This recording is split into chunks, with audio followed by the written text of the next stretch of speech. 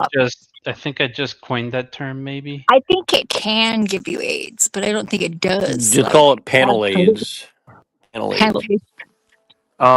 No, I just will say this, like honestly, like I've been looking around for like other uh conversations and places to go, and there's really not a lot of places that you can have Uh, interesting conversations out there for sure. So Few and far between. we have, I think we just have like some of the coolest people, honestly. And I'm not just saying that, like I genuinely mean that. Even people I don't like, or don't agree with, like I think that we have some of the coolest people with the coolest ideas around here. You know what I mean? So That actually seems to be a fact. Like we've created it like Justice League of I don't know, like it's kind of weird. Like Not that we're like superheroes or anything, but yeah, I agree. yeah, but it's I not can been see that it. much time, right? And it's already like not, good we're amount of not people saying, superheroes yet. We will be though one day. Well, I think everybody has that potential for sure. Even those people that you disagree with that are like totally like that's something I've been like really like trying to ponder the last few days is like all those people that like, whatever the so-called elites that are like pulling the strings and stuff. I hear a lot that people are saying like they're monsters, and I think that that is like part of the game. I think that is part of the script that we're being fed in a way, like somehow to separate them from us. Like, but they're humans too. They're just doing what they think is the right thing to do, and they're just wrong about what that is, maybe. And they're unaware of it, really, because they really think what they're doing is okay. I don't know how, but Or they I'm just trying. don't get, or they just don't give a fuck either way. yeah, it's too Well, much trash to like think like because see, if you actually push back for a while, you realize these people actually know the difference between right and wrong. They just don't care, like Neuro said. So Yeah. but doesn't mean they Just can't care. They just psychopathic. don't right now, right?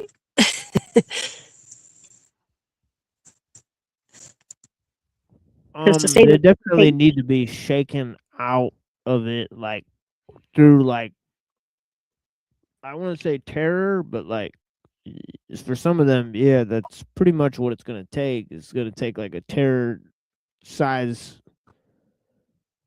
um predicament for them to actually you know I'm Shake pretty out sure those that there's demons. going to be a reckoning like I'm pretty sure I feel it. Like I don't know what it's going to be, and it's not my job. But Well, it is yeah, interesting. Like I've been looking at, Sophia's correction.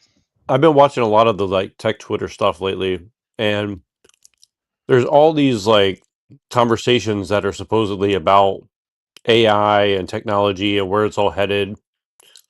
And you can the reason I like Twitter is like you can see like it all is PR and propaganda, but at the same time, like I think you get some sense of like the inner workings of some of these people's minds who have all this money and power in tech, at least. And they really do just seem to be so disconnected from the consequences of what they're up to, and I don't know. I just don't know how that's going to be sustainable in the long term. And it's interesting. Like I was just looking, and there's like this guy who's a he's what do you call it? A supervisor for like San Francisco, and he's like, I'm a rabid Zionist. I'm very proud to be a Zionist, and one of the few people following him is Elon Musk and stuff, right? So I don't know if that means he endorses him or not, but it is very interesting. It's like you just get all these people who are like, you know, wielding all this money and power and technology, and they just don't seem to really care about how you know things are going. I mean, I don't know. And like you said, maybe it's not our job to impose that on them, but I do think that there has to be some sort of like it makes you wonder like what would make a person re-examine their life, right? If they had all the money and power and status, and protection around them. Can anybody be a good person in that sense? I don't know. I don't know if that's possible.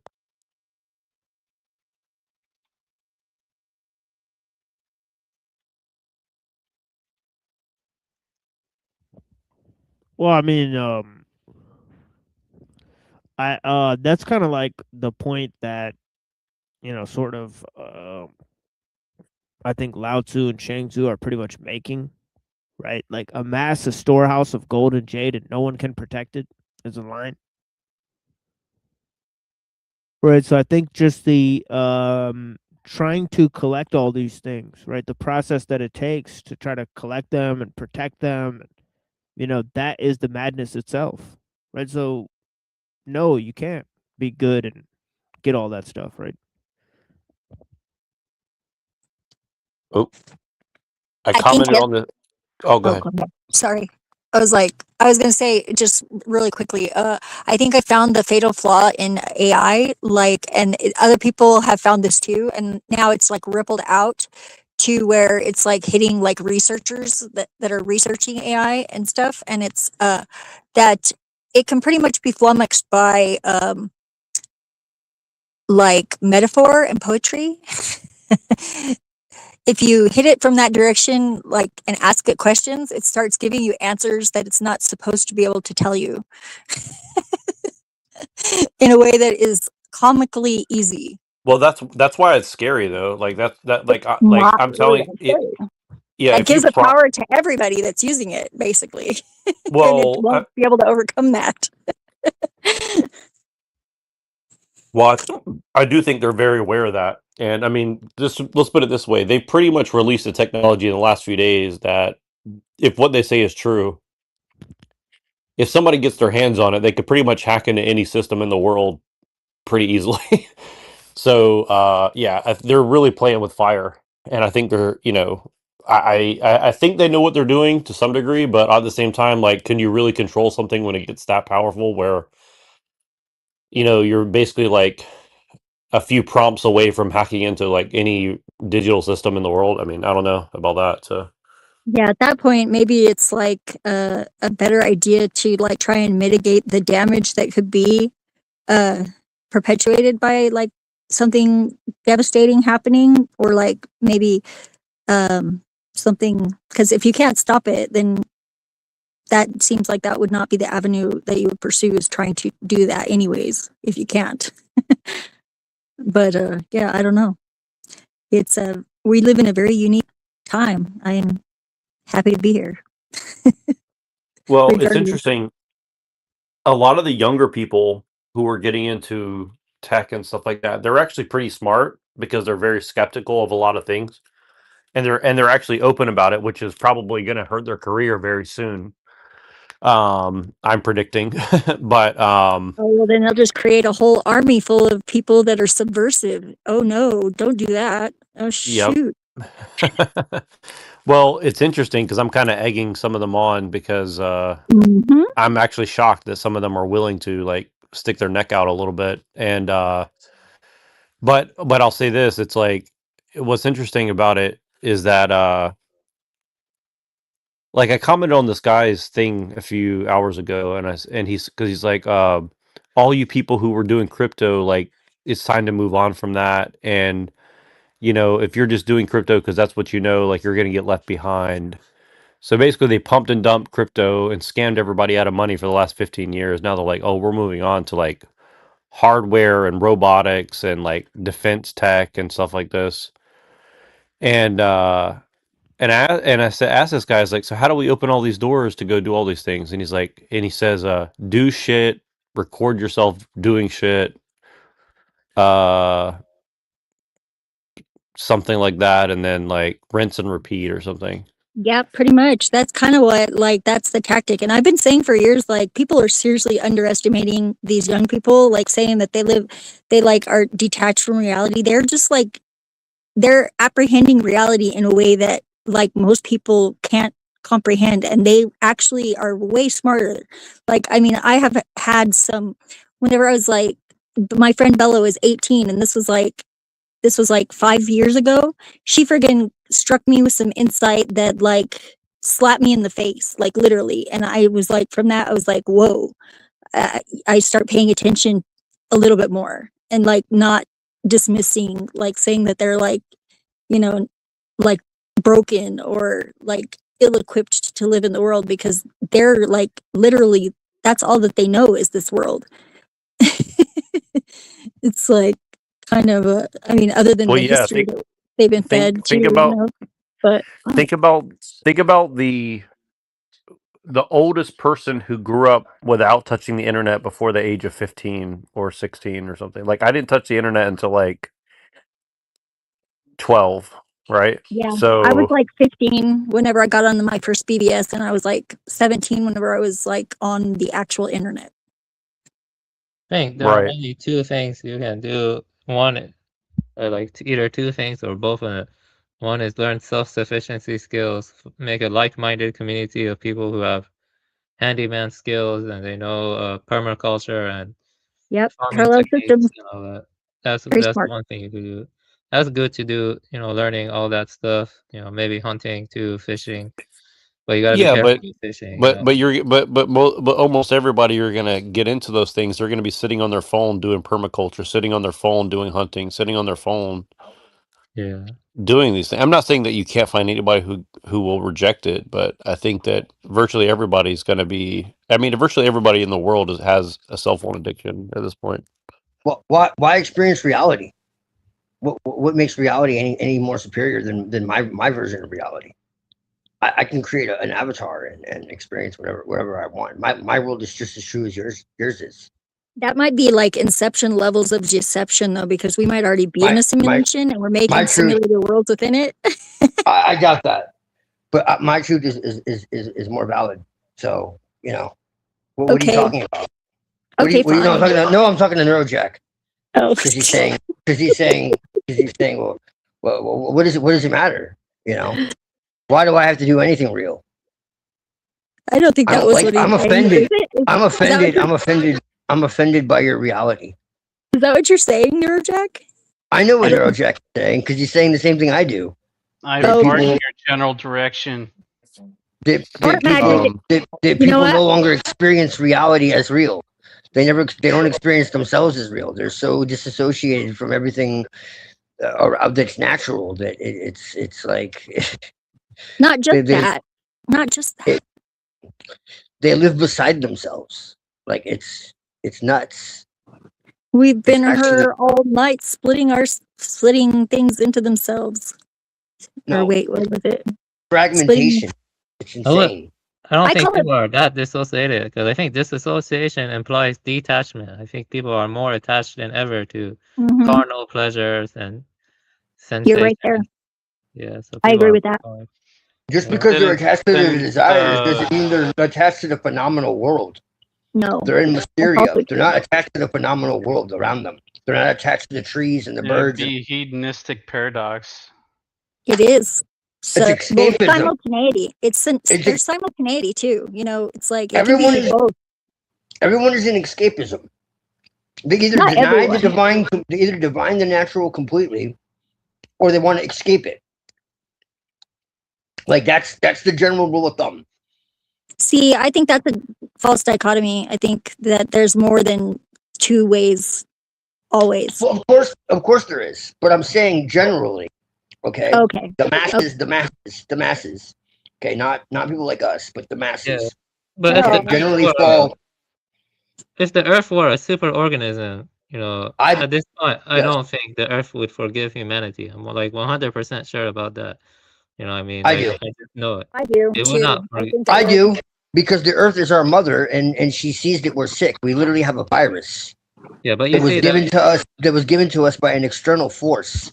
Yeah, but you know that some mother birds, their nestlings, when they're sick, they kick them off the nest. That's a part of nature. You see what I mean?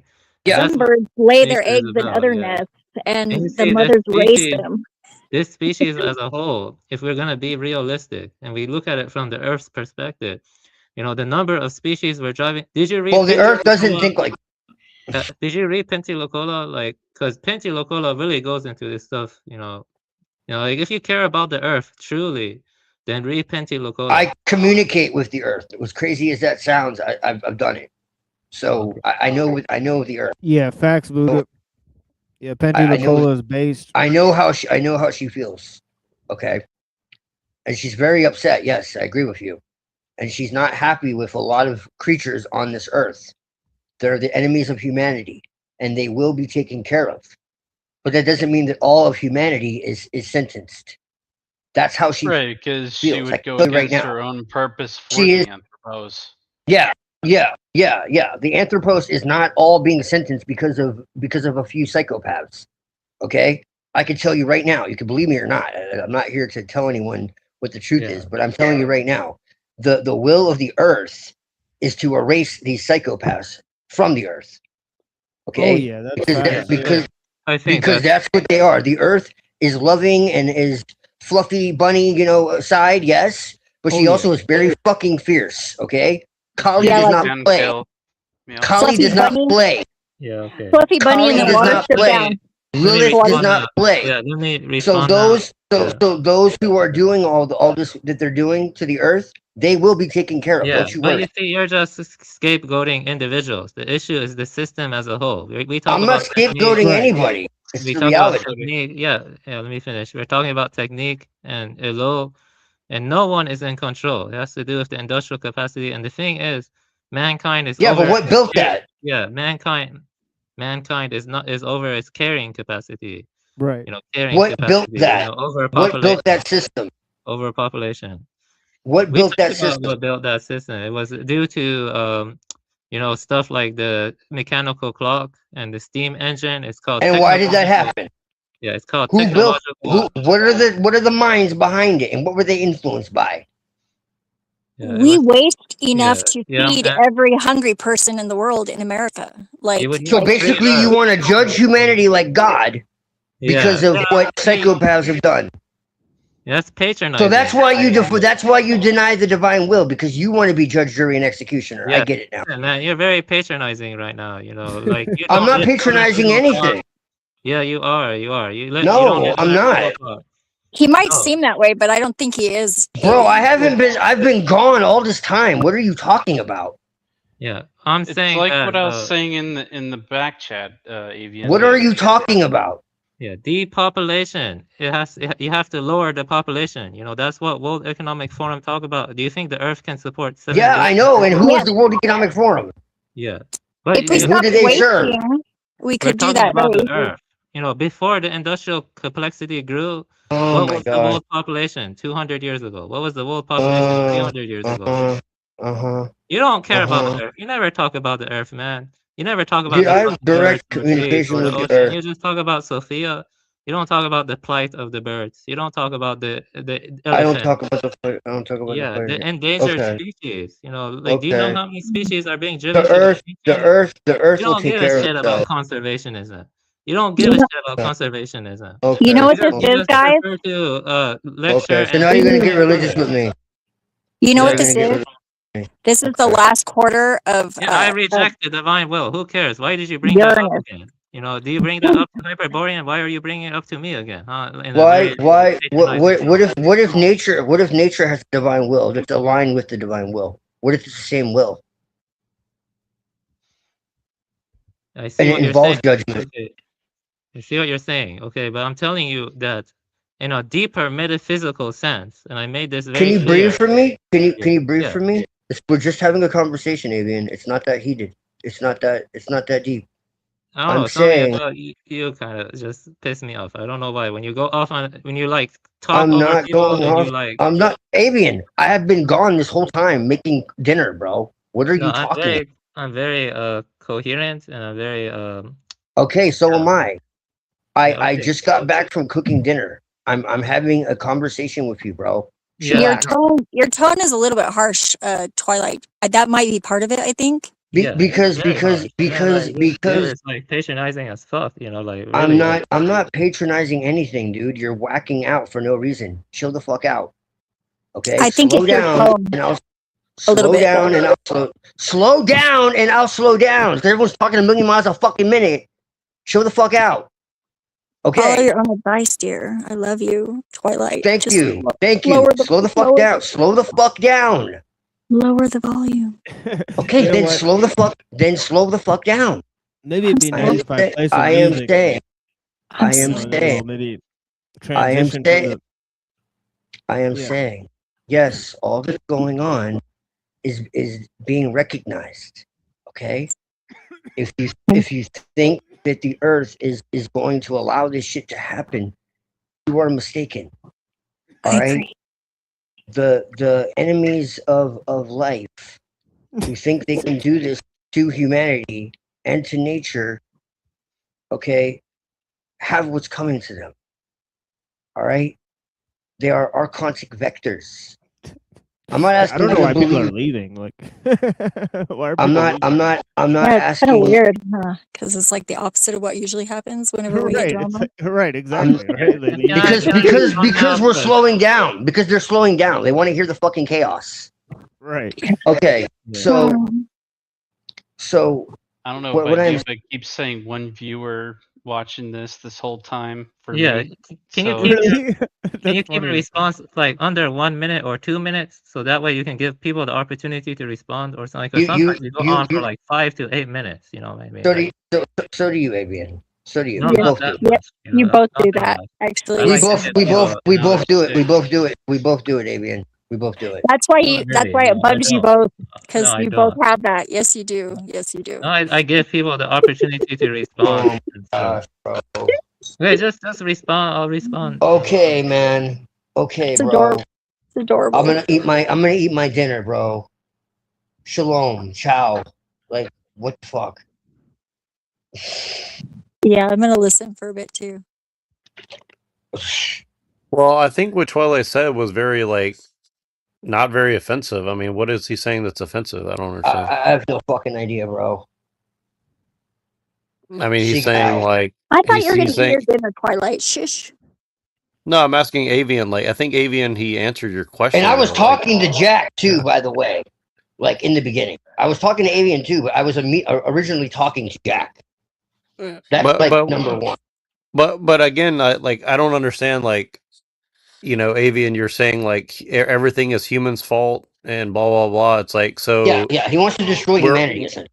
Like, we're all born. No. We're all born into the situation. So you're like, well, we need to kill off humanity because No, He that's wants not to what play I'm God. saying. That's To not be what I'm fair, saying. he was not saying that. He was saying Yeah. that basically that But it's let the it die, fault- though. Yeah, that the technical complexity avails that there's like no particular person that's the problem. So it's like Yeah, that's what I'm saying. Let me exactly. no. make my views clear. Wait. Hold on. No, what you said No, was he didn't say it now, but he said it before. I'm not saying he let said it me now. That say is what very I'm clear. saying. Hold No, on. That is Avian, very- you- that you is said- very He sort true. of mentioned. Well, he did sort of mention That is- the that idea is very of true. Elul and the technological determinism. So he Yeah, threw that in is- there. That No, is but very what he true. said was that Let me humans respond. are the let me problem, respond. Hey, and he hey, straw hey, man. shut up. Hold Let me on, fucking Ed, let me respond, finish man. what I'm saying.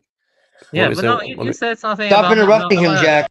No, let me respond. Okay. Stop interrupting him, You Jack. didn't even let Yeah, me that- get my yeah. point across, but okay. Yeah, Yeah, you're I'm not gonna- allowed, I'm gonna Jack. answer you said because okay, let me respond. Okay, let me have like 2 minutes to make my views clear. Jack, we'll okay? talk later, bro. Yeah. This guy is ridiculous. I'm saying that what you're using right now is an archontic vector. The Lubin. computer you're using is an archontic vector. The water system you're using is an archontic vector. The electricity you're using is an archontic vector. It's everywhere, okay? And you know what the archontic vector does? It leads to overpopulation. It leads to surplus of human population, okay? And no one is in full control, like the power grid and all of that, and the supply chains that lead to overfishing, okay? All of that. What's the definition of how do you get to define what's an overpopulation of humans? Are you And high? what do Yeah, you it's real. suggest to solve this problem? That's what I'm wondering. Well, no, That's hold on. what- Here's the no. they Here's the talk question. about. No. Here's the question. Yeah. You're asserting without evidence dear. that there's too many humans on the earth. What's the evidence for your assertion? Actually, it's called carrying capacity. You can read Ecologist, okay? And That's not an argument. That's yeah, not if an you look argument. at- That's yeah, not if an you look at argument. That's not an India argument. and the places where human population is dense, it's called overcrowding. That leads Bullshit. to biodiversity. that leads to fucking biodiversity loss. Okay, and you can read about the biodiversity loss across the world, and there's a correlation with overcrowding. And Teddy talks about overcrowding too. Teddy, he talks about overcrowding too, right? Yeah, but you're just asserting Twilight's something. audio is kind of Yeah, something's going on with his mic. Is You're just asserting something with no evidence, though. There's no evidence for what you're saying. Teddy He's been researching. He's been listening to the Club of fucking Rome, apparently. No, that's what they do. overcrowding. You have issue with Teddy also because he talks about overcrowding. It's a fiction. Well, They have so much abundance, it's ridiculous. They lie. I think what he's trying to say is this idea that Alchemos is bringing up, which is a fact, which is there's too many humans for technological society to support.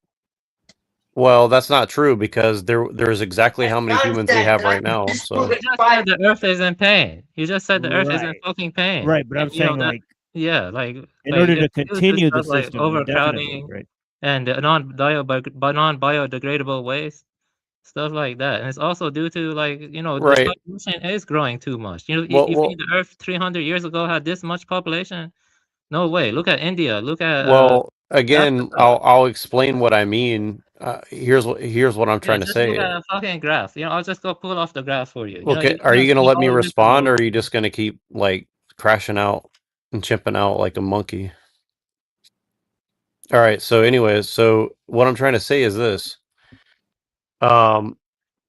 It's not necessarily the number, right? It's the way in which we have the number. That's the problem. So what you're doing is creating like a false dichotomy, saying there's no way that 7 or 8 billion people could live on this planet with relative, harmony with nature, right? And again, relative because what's the definition of a harmonious existence with nature? What you seem to be saying is that basically the closer we get to zero amount of humans, the more in line with nature we'll live. It's like, well, you're separating humans from nature. So I think that's kind of bullshit. You know what I'm saying? In my opinion. Yeah, let me respond to you. The reason why we have this much population is due to technology. Okay, it's due to now again, you're just chimping out like a fucking monkey rather than responding to what I'm saying. So respond to what I'm saying rather than chimping out. Okay. I am responding to what you're saying. I'm saying that no, actually, you're not. You're totally sidestepping what I said. So are you going to respond to what I said, or are you just going to chimp out? I'm saying that the reason the Earth has this many people is due to technology in the first place. Okay, you repeating something is not making an argument. So are you going to respond to what my point that I just made? I made a very sophisticated argument against what you said. Are you going to respond to it or not? I'm saying the Earth cannot support this population without technology. That's what the. How would you possibly know? How could you possibly know that? Because I mean, look at all of human history. We haven't had fucking 7 so that's not an argument. Whatever happened in the past is not an argument for whatever's going to happen in the future. Yeah, it's an induction. When humans don't live in low tech society, and they're homogenous and they're living in connection with the land, blood and soil or whatever, the population cannot reach this amount. Even with permaculture techniques, you need power grids. You need. So you're saying that you're saying without some level. So are you saying that there's no way to like organically terraform the earth with more trees or less trees or more water flowing here or more water flowing there?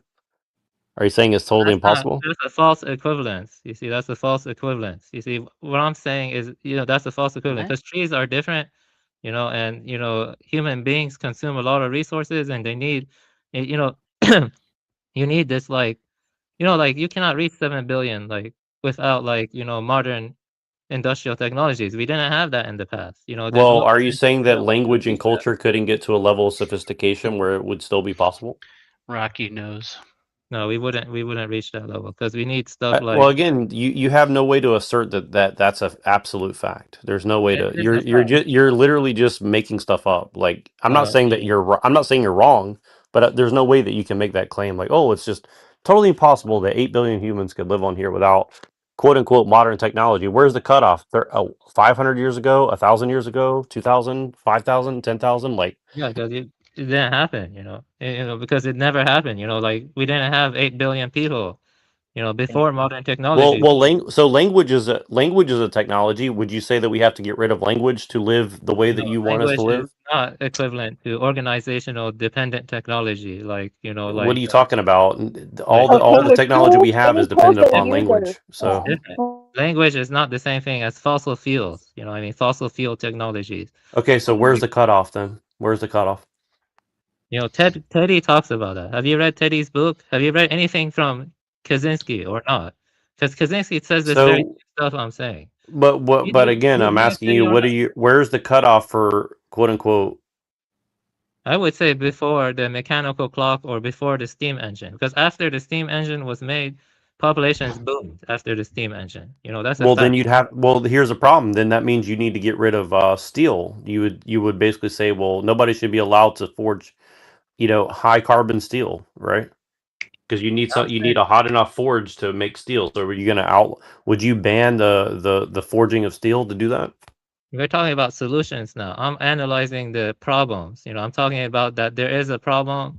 If someone claims they care about the Earth, it's a super organism, they need to be focusing on the hard facts, like the technological evolution, like like the steam engine, like the mechanical clock. All of that led to population. How are you going to outlaw the mechanical clock or the steam I engine don't know without? the solution. There's no easy solution. But I do think the elites, they want to do shit like, I don't know, depopulation or whatever. That's kind of crazy. So but do you. Well, you want to depopulate the Earth too. You. No, me, You just it's not You that should I join want them. to, a You different should join them. reason why you want to do It's it. not that I want to. It's more that I see. Let me think. Let me explain this better. Okay, you see, Well, look. Here's the thing: is you care more about birds than humans. So, I mean, how could I Yeah. trust anything that comes out of your mouth? I mean, it doesn't make any Yeah. sense to me. No, You I are human, like, right? So, Yeah. no. It's Right. more complex than that. My views, my views are a little bit more complex or nuanced than that.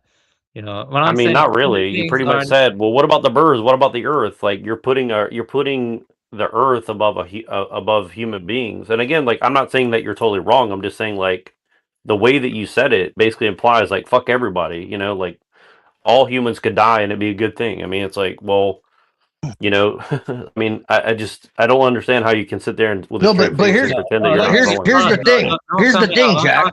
He talks about the Earth in one breath, but then in the next breath he denies the creation itself. Listen, So it's completely insane. No, listen. If you claim the Earth is a superorganism, then I know it is. then life should all be valued. And the fact is, driving species to It should. extinction, destroying old growth forests, that's worse than like minimizing human population. Because Except with nature, cancer Overpopulation is my bullshit. body. It's propaganda. I just shared a graph that we have 7 billion people now. We didn't have 7 billion people 200. Yeah, so did the Club of Rome. So did the Club of Rome. It doesn't mean it's true. You think that graph is fake? You just dismiss all empirical evidence that go against what you believe. A graph is not empirical evidence. It's not empirical evidence of anything. It's a graph. The fuck are you talking about? I can draw a graph too. That's a totally different conclusion. Oh, it's a graph.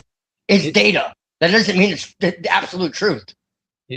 Teddy and all these like oh my God. researchers, they say you can see in like places like India and like Africa, they're fucking dense, they're overcrowded. I mean, it's a fact, like I mean.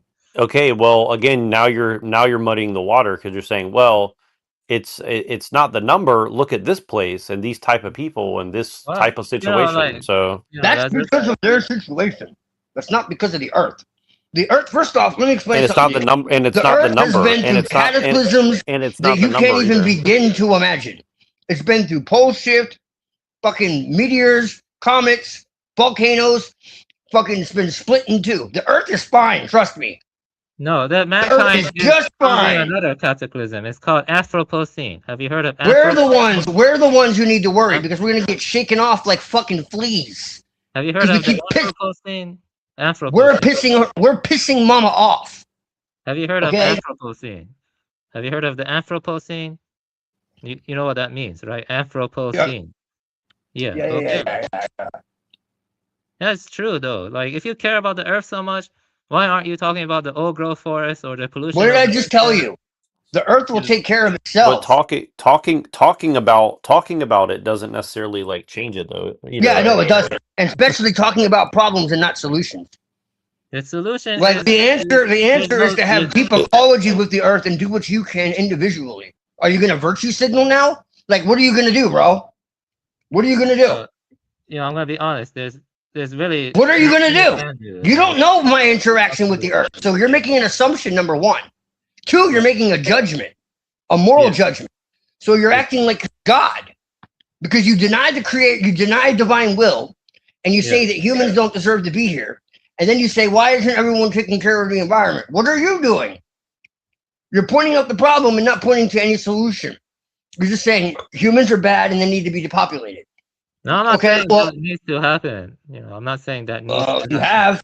Like, You certainly I'm have saying in the past, so it's not I'm a saying threat. that one, like you see, it depends on one's metaphysics. How they derive and ethics, We're not talking metaphysics right now. ethics, how they derive and normative ethics and other stuff. I still have to. I'm saying if there is a divine will, I lean closer to like an apathetic mysticism or something like that. That's not. Then I don't. Okay, really, well, Hyperborean believes that nature is fucking evil. Okay. Yeah, I can So- sympathize with that. I can sympathize. Okay, well, if you sympathize that nature is evil, then why are you telling people to protect it? Well, That's a logical fallacy. But no, it's not. It You're means telling that me I don't care about the earth, but you want it destroyed. What the fuck are you talking about? Yeah, you have to think about it more. I'm saying No, nothing to think about. You think Yeah, the to earth is be evil. fair- You think the earth is a prison. You think the earth is fucking trapping you in matter. That the Yeah, but to demiurge be is trapping fair- you in matter. You and Hyperborean actually believe that the fucking divine creator is trapping you in a fucking prison. I'm telling you the prison is in your fucking mind. Yeah, but to be fair, I think for Hyperborean, that's matter and not nature. So we made that. No, he distinction says that, earlier. no, he denies nature completely. this Right, way- right, but he this thinks fucker, nature he and doesn't matter get are the Trust same me, thing. we've had that conversation. No, And I I know, respect no, him. no, I know, have but he deep thinks respect for him. nature- Listen, Right, listen, but I'm he gonna- thinks I'm gonna- nature and matter are the same thing because he's a dualist, right? So I know that. Right. Trust me, we've had deep conversations on it. my- The point point is, he sees the phenomenal world of matter as fucking evil. Okay? I have deep respect for him. I've been there before. Okay, there's no conflict. But he's not sitting here virtue signaling, telling me, oh, well, you need to do this about the earth. You need to read this about the earth. First off, you don't know my fucking connection with the earth, number one. Okay, so don't even try. That's number one. Okay? Number two, 1 minute out your mouth, you're saying, fuck this world and fuck creation and fuck all this. But then the next minute, you're like, oh, we need to take care of nature. Well, make up your fucking mind, dude, because you're inconsistent. Yeah, let me make my point clear. Okay, you see, when mankind was in low tech conditions, there was no dangers of stuff like water scarcity. That's our content. I agree with you. Just stop fucking interrupting me, god damn it!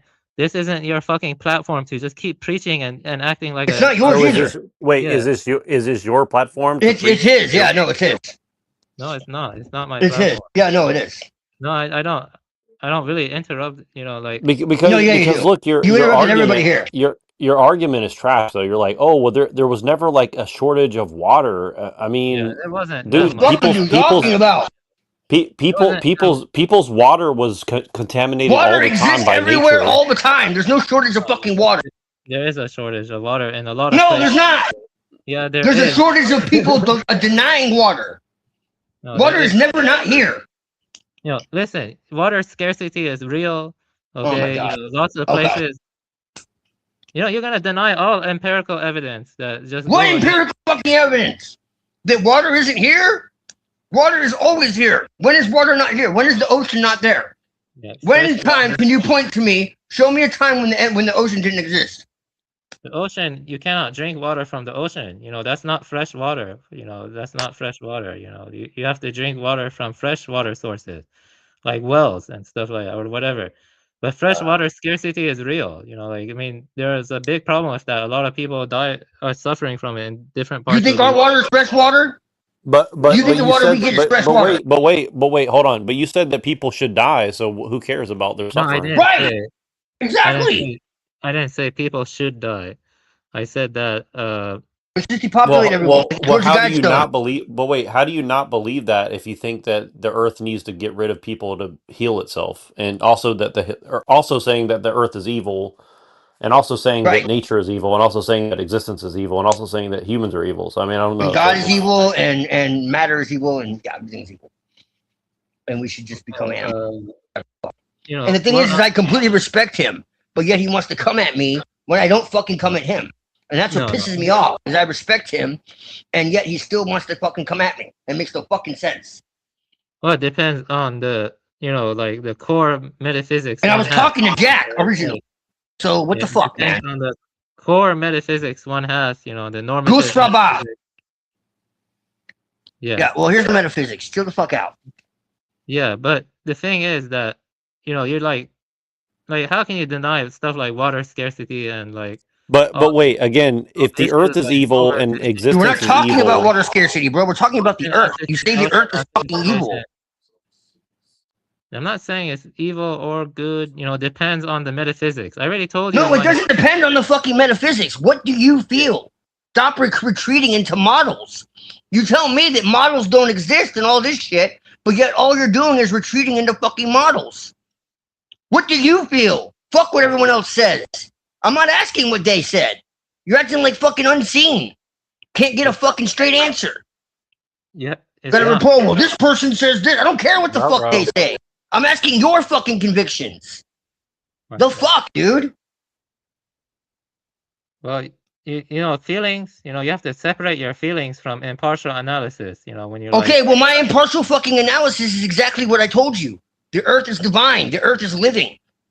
Okay? Through my personal experience. Can I tell anyone else that? No.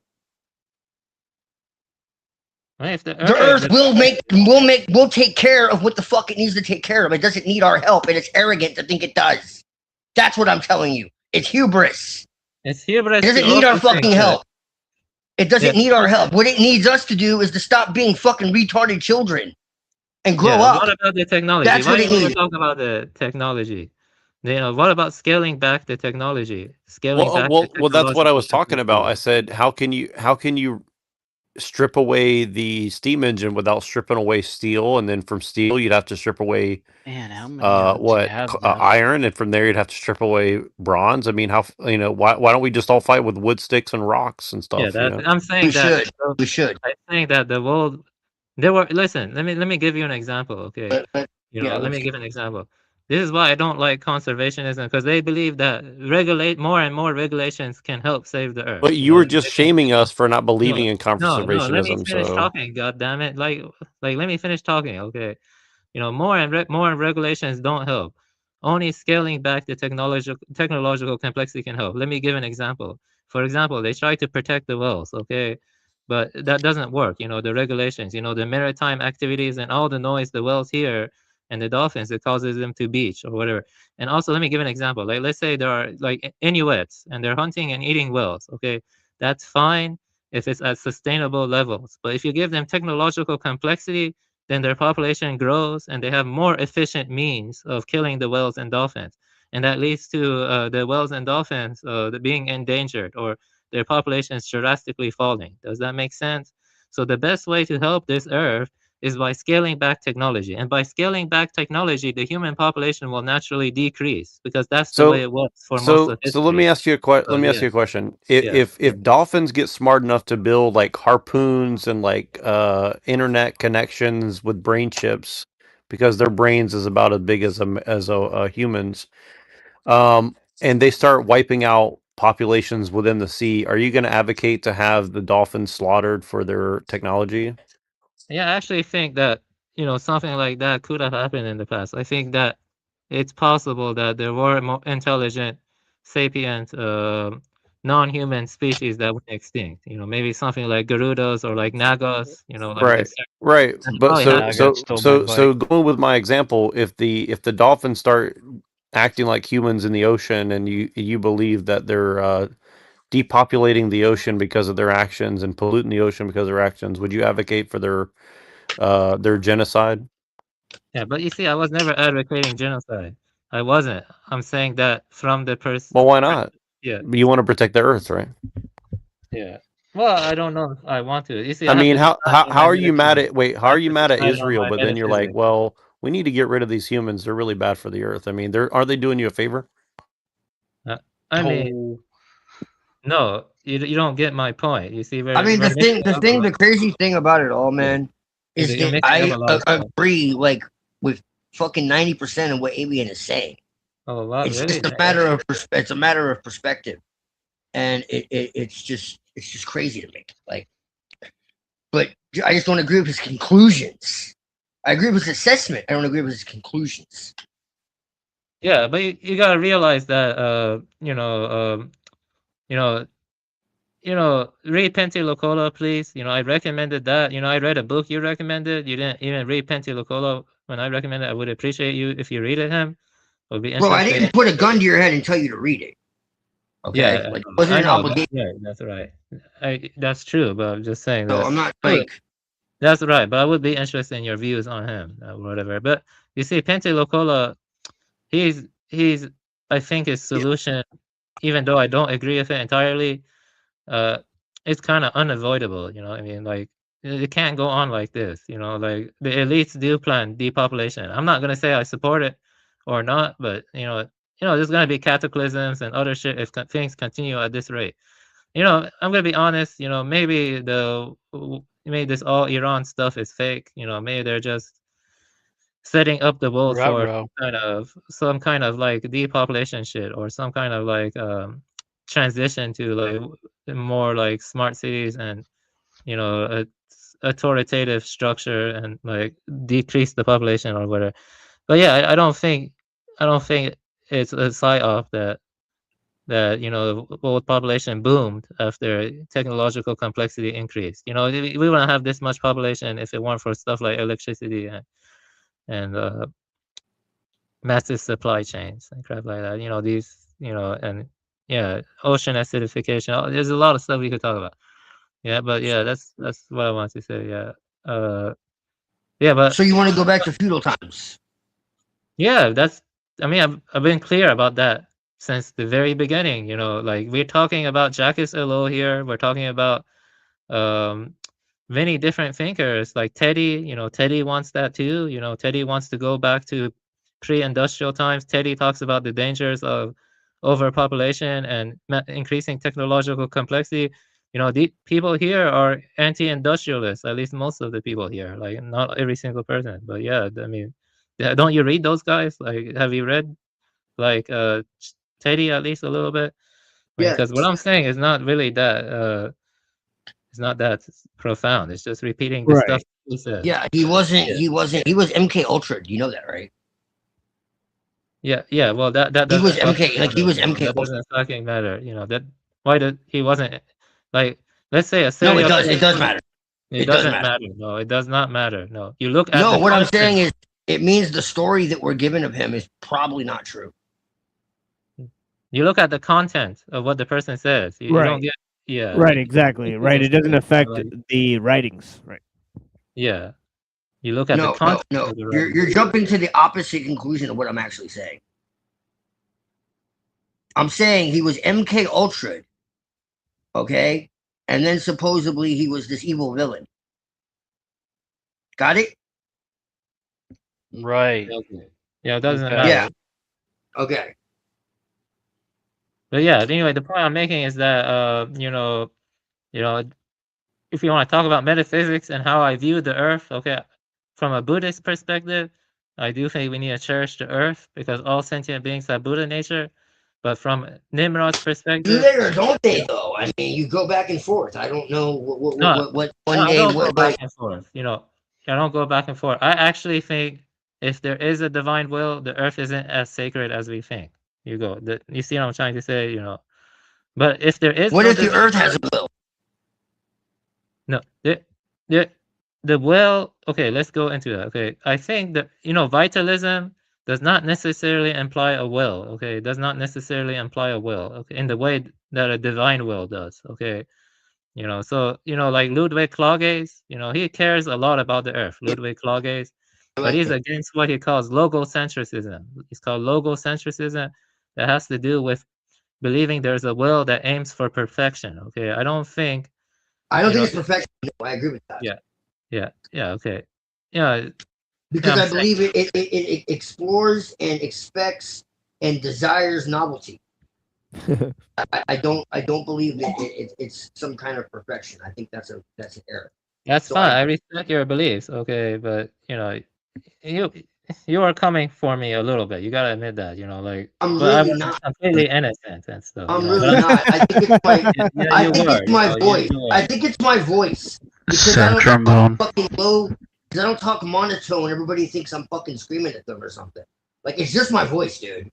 If you were here, it would be the same. Like it's just my voice, bro. Like it's just my voice. I'm Yeah, not fucking screaming. I'm not yeah, just. yeah. It doesn't matter. how I, I don't hold petty grudges. You know what I mean? So it like doesn't it's matter. just how I talk, man.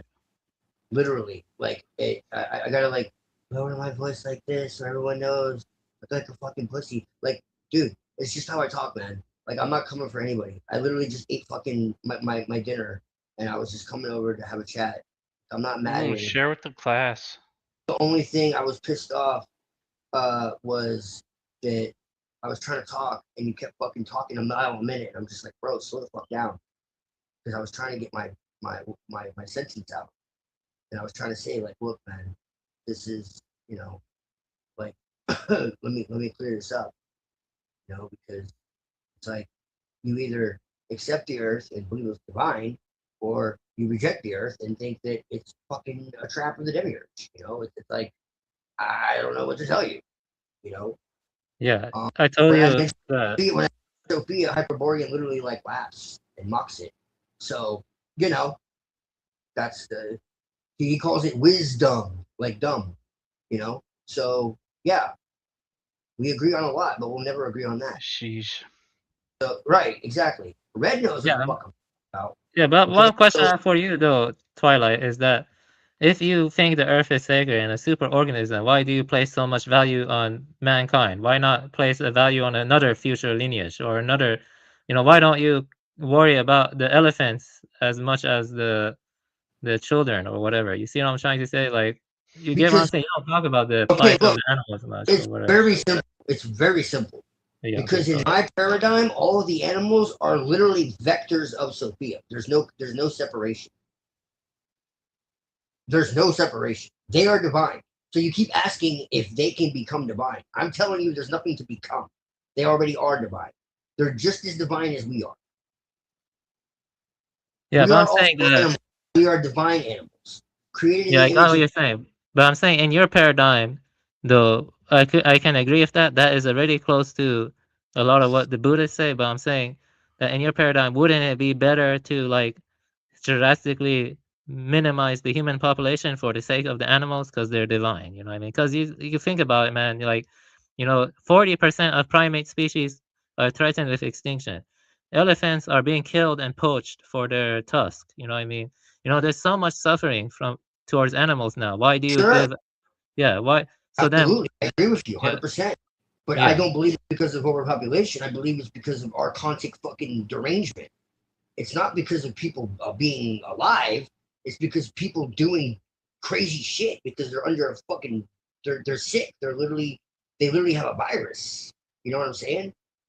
It's yeah. like But let me give you an example. Okay, let's say an African guy he goes and hunts and takes the tusk of an elephant. Okay, he's not doing that out of malicious intent, but because of the global economic system or capitalist system, which right. is sustained by the industrial network. Okay, and so he does that, and he does it because he wants to get money. And currency is fake. Fiat currency is fake. It's maintained by IMF Absolutely. and Yes. forex and It's stuff like all our that. content. Yes. Yes, our contact, yeah. And the point is that we're enmeshed in our contact system. We're enmeshed Yes. in it, yeah.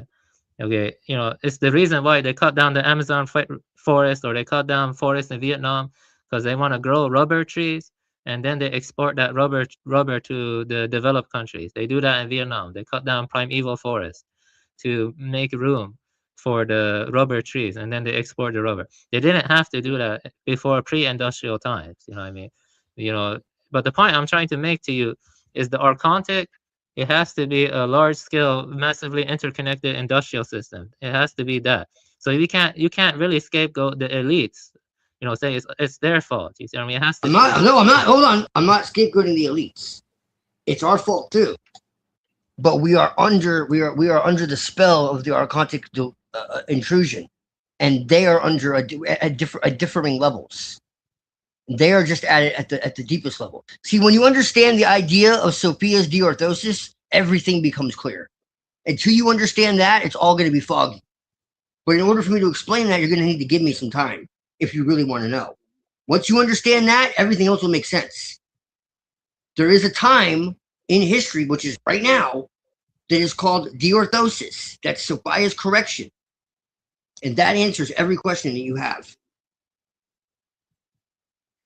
Yeah, but I feel like And her Sophia's time is correction not our time. has to be applied to just scaling back technology. That's really what the technology is the root of the issue. The technological complexity, that is the root of the issue.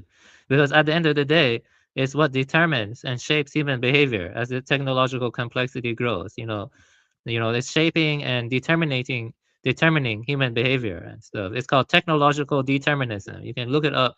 That's what Jacques Ellul argues for. That's what even Teddy Okay, that's great. But you're giving too much power to the fucking archons and the demiurge and the enemy. This is what I'm trying to tell you. This is where we all branch. I am telling you, they cannot fucking win. Okay? They can't. It will not work. They have fucking they only work by intrusion and delusion. Okay? AI will never be conscious. It's not gonna happen. Okay? In fact, a lot of what's going on in AI right now is it's fucking self-destructing. Okay? So they have to convince everybody of all this bullshit. That's the reality. So what they want to do is get people to fucking accept it so that they can create a system that they say is self-intelligent, that's self-aware, and then they can be the ones behind the fucking screen pushing the buttons. That's what I'm telling you. They are delusional. They're insane. They think they can become immortal and upload their consciousness into fucking, whatever. I'm not screaming at anybody. I'm being passionate. Let me make this clear again. This isn't anger. This is passion. Because they're insane, and I'm identifying their insanity. Okay? They think they can live forever. They think they can escape karma. They think they can do all this shit. Okay? They're insane because their fucking leader is insane. Okay? And that's what it says. Okay? Sophia's deorthosis is the correction of the human mind. Not the correction of the earth, not the correction of everybody is going to be judged or whatever. No. It's the correction of the human mind. The correction of the human mind from what? From the archontic virus. We're literally traumatized children. Okay? And so by aligning with what is real, that brings you closer to the earth. Listen very closely. By aligning and focusing on what is not real and not organic, that puts you in the field of the archons. It's that simple. In the Telistic tradition, the field of the archons is anything artificial. Period. As soon as you step into anything artificial, you are in their realm. So nature, animals, the real fucking life, touching, feeling, your five senses, okay? The phenomenal world, that is what's real. Everything else is man-made. That's it. What about the dream realm? The original metaphysics has very little to do with outside worlds. Okay, this is the reality. The original mysteries, the organic light, the apprehension of the deepest mysteries was physical. It was immediate. It was empirical. You want to use that word? The approaching of the mystery. Okay, the witness to be a witness, to be an autotops, which is the highest level. Okay, of the organic light, was to see with your own eyes, not in a trance, physically, okay, the arising, okay, the manifestation of the organic light, which shows up as a light, but not a light like you would normally see, okay, that literally speaks to you like a telepathic communication. And it appears like a honeycomb dew that you can feel, tangibly feel in your hands. Okay? Yeah, it vibrates. It's crazy. Yes. The light that has no shadow. So this is what I'm talking about. This isn't metaphysics like that. This isn't something you have to train for. This isn't. No. If you want to experience her, she will show herself, but she will not show herself to anybody who is not for real. Okay, and that's not ready for it. Interpretation. It doesn't require any philosophy. This is tangible. Yeah, about you. Anyway, let me give my response. Yeah, guys, it's a nice, passionate response. You know, I've read John Lashlam. I sympathize with your view, you know, but ultimately, I just think scaling back the technology is sufficient. You know, because it's not good to, you know, idealize. I agree. Yeah, that's it. We don't disagree, but what I'm saying is, what we need to do is worry about our fucking selves and how what we do personally. And I mean, yes, I think we should, you know, find like minds and I'm not saying we shouldn't like try to make changes.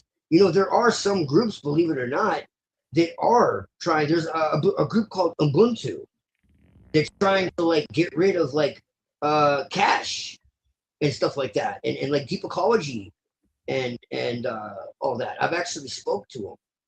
So this is what I'm trying to tell you. There are options out there, man. It's not all is fucking doom and gloom. This is what I'm trying to tell you. The Archons want people to think that everything is doom and gloom. That's why they released the Epstein. Anyways, you know what I'm saying. That's why they released shit. It's not because they got caught. It's because they want to traumatize everybody. They want them to know how fucking sick they are, and they also want to normalize the shit. We were just, oh well, you know, whatever. It was in the file, so why is it so bad? You know, because I know that's like weird, but unconsciously, you know. So this is the thing, man. Like, they want people. This is why I tell LARP all the time. Like, stop buying their bullshit. Like, they don't have as much power as you fucking think. Well, I have a question real quick. I have a question. I have a question really quick. Avian, do you believe in the O9A? We need to retain our power, not grovel to theirs. Avian, do you believe in the O9A? Stop giving the demiurge all the fucking power. He's on some shit. The motherfucker is a little kid with blocks. Yeah. He's a blind kid with blocks, and he's about to be thrown in timeout, and Sophia's gonna fucking spank him like the little kid he is. Okay. Yeah, I get your views. I'll tell you what my views are. I just want to restate them and flesh them out. Do you believe in the O9A? Just forget. I was wrong. Do you believe in the O9A? Okay, about the O9A, I was wrong about them. No, wait. Do you believe in their infiltrated and stuff like that? You know, I was no. wrong. Do you believe in their theology? No. Why are you promoting that guy from Finland, the bird watching guy from Finland? Okay. The eco-fascist. I think me and Avian just need to have a drink. I think we get along really well. Why are you promoting eco-fascism? No, I'm not promoting eco-fascism. I actually do not agree with Penticocolo's solutions, but I like his assessment of the problems. I think Teddy's solution makes more sense, actually. Or David Scribino's solution makes more sense. I like that. I like that, personally. Yeah, I think we would get along really well if we just had a drink, Avian. Yeah, but and watch some anime.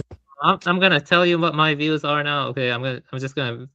Are you sure you reject O9A though? Like you sound very similar to O9A, so like I think that's interesting. Like your arguments are very similar to what they say. I don't know why people just love to scream over me or whatever. They just go on and on. You know, let me respond now. Okay, these are my two. So wait, are you gonna denounce the O9A right now, or?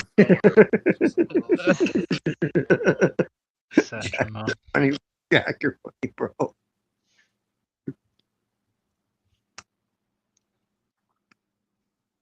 Yeah. Okay. So here are my views. Okay. You know, my view is that, you know, these are just going to state 3 views. I'm going to keep it concise. I don't want to go on for too long.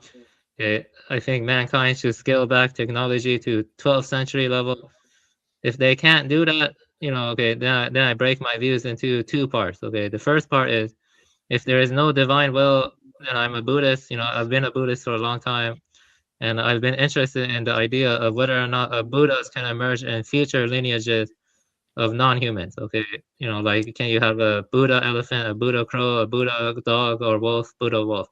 Okay, and I don't care if mankind goes extinct. I don't have any attachment to mankind. I've been married for over 10 years, and I chose not to have kids. Okay, so I don't care if mankind goes extinct. That's my first one.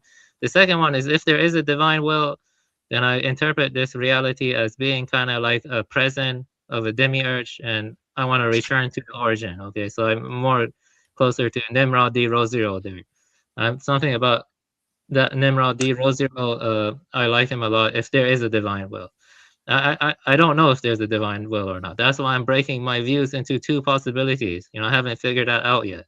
You see what I mean? That's it. I'm sticking to those views, and I'm not a humanist.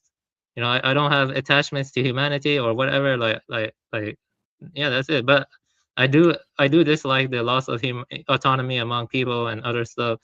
If mankind can't scale back technology, there's going to be a cataclysm. Lots of people are going to die.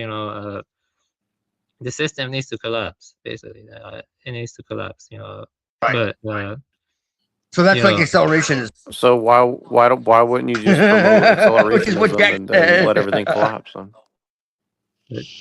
But you guys When do realize, I call on Jesus. you guys do realize we're talking about Teddy here and stuff. Like, we're talking I about mean, Teddy, but you're so worried about Israel, but then you're like, well, if everybody suffers Right. and dies, it's good. So I mean, Yeah, no, it's I don't cool. understand. No, it's Which about is exactly what we said earlier, and he said no.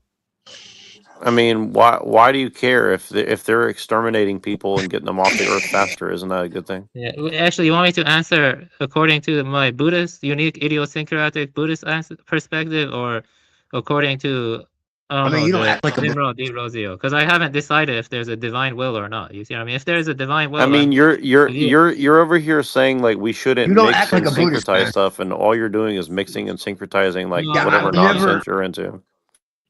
What do you mean I don't act like a Buddhist? I've been reading like the sutras. No, I said you're Yeah, acting. you can read it all just you want, but syncretizing I've all never your heard of a stuff. You're like, Buddhist oh, I that believe wants in to Buddhism, like but also humanity to like die. Nicotera, whatever his name Oh. is, De Rosio, Nebuchadnezzar, whatever his name Into my is. Buddhist perspective, from my Buddhist perspective. Yeah, but that's the thing is like Yeah. you just change your hat every day and like, well, I'll use this perspective and I'll use eco-fascist, but I don't not have all the way. everything And figured out. Like, I don't have everything figured out. Okay, that's my point. I don't have right, everything but figured you're just kind of like mix it. You're making your own little syncretic religion, like like your own cult essentially. No, I haven't. I have some metaphysical issues I have to Yeah, work out. no, you're just blending. You're just putting everything you want into a blender and mixing it, and then saying you're No, stupid no, because you I'm- don't believe in I'm my saying- blend of No, nonsense. that's why I say either or. Is that It's Ahmed? conditional. It's a conditional statement. I don't know All everything. things are possible. I mean, are you just here to troll for some person or I something? can Or what's No, up? I'm not trolling. I'm not trolling. What I think talking you are about? trolling because you're just saying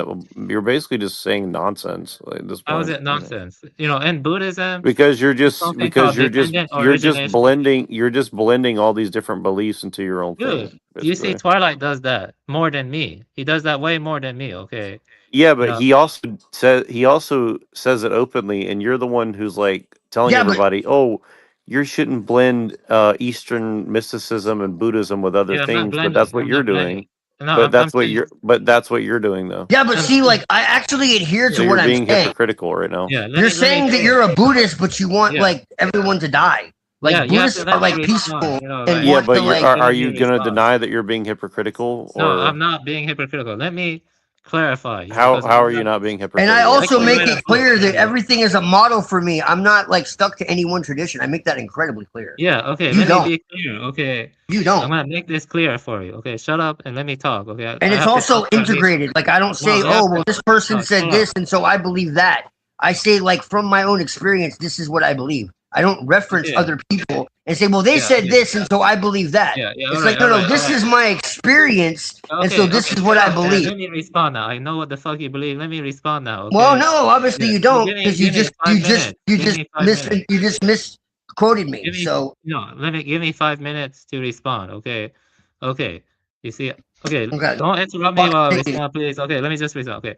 So I don't have everything figured out. Okay. I'm saying that No one does. if there is a divine will, okay, then okay, let's say there is no divine will. Okay, let's start off with that. Then We I know am you're a against the Buddha. divine Yeah. will. Okay, shut up, man. Just shut up. Gosh. We know you're like, against the divine will. Well, you said it yeah, like 5 okay. times. We Yeah, know. okay. All right. I'm gonna explain my than fucking 5. views now. Okay. You can Okay. explain So it. if there's no divine will, then that in Buddhism you have what is called dependent origination. Okay. You have things arise on dependence of other things. That ties into what is called shunyata, emptiness. Okay. And basically that would mean that mankind awakens. You can look, the emptiness refers to awakening to your true nature, which is imperishable, unborn, and it's ungenerated. Okay, that's your Buddha nature. Okay, and all sentient beings have Buddha nature, but human beings are unique in that they have symbolic capacity, and so they can like renunciate those symbols or let go of those symbols and look into the projectionless. That is the realm of pure awareness, and the Linkavatra Sutra and many other sutras talk about this, and that realm is your true nature. And when you're in that realm, which is like nirvana, and you were to like physically die, then you go into peri-nirvana and you end the cycle of rebirth. Okay, so there's a cycle of rebirth, life and death. Okay, and my point is that this cycle in the Buddhist, from my interpretations, in the Buddhist paradigm, this cycle extends beyond humanity. There are other, in the future, maybe some other organismal lineage, like, I don't know, elephants or wolves or whatever, they can evolve towards the capacity of awakening to their original nature. So my point would be that we're at the terminal stage of civilization with the industrial complexity and with the destruction of the earth and with all of that. So I don't have attachment to humanity or its continuity or persistence, from if there's no divine.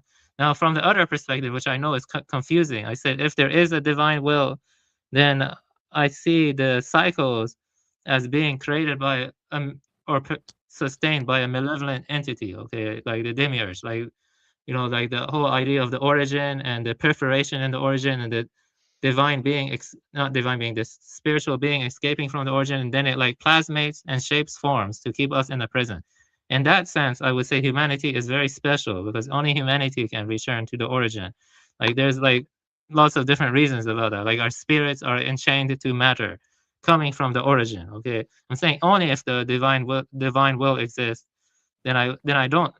If there is a divine will, then I don't think Earth is that sacred. To be honest, I think the whole it's more at least that's how I think about things philosophically, and I give you the reason why. Because you know, um, the cycle. Then because even in Buddhism, you have rebirth, and even in Hinduism, you have reincarnation, right? And so that means something is trying to keep us in the cycles of rebirth and reincarnation. And that means love towards the earth or love towards anyone keeps you more enchained within the cycles. So the only way to break from the cycles then is through detachment. You know what I mean? So what I'm trying to say, that's what I'm trying to say. So I haven't decided if there's a divine will or not. Okay. That's what I'm saying. But I'm saying that that's an important aspect to the philosophy. I'm Why giving would you, it be you to decide? yeah, because their metaphysics does inform how you construct the rest of your system. You know what I mean? How Reality just is. You can't just No, decide I it to think be one reality or another. one thing I'm really sure about, based on my experience on shrooms and based on my experience meditating, is that rebirth is true. I'm like 100% sure about that. That we're stuck in a cycle of life and death, and that goes beyond our present incarnation. Okay, I know that 100%. You can choose to be reborn by clinging more, and then you have habit energy, and that influences the trajectory of your future rebirth based on the sprouting of the volitional seeds and dispositions that you get from attachments and grasping. Okay, but if there's something like a divine will, then I see that cycle as being sustained by something more malevolent. Okay, and those are just my views. Okay, I think things through and stuff, and I'm fine. Twilight can believe whatever he wants. I respect him, Sophia and other stuff, but I'm just not personally convinced by it. I mean, I did read John Lash Lamb and other stuff. It's not good to yeah, it's just what I think, okay, and Oh yeah.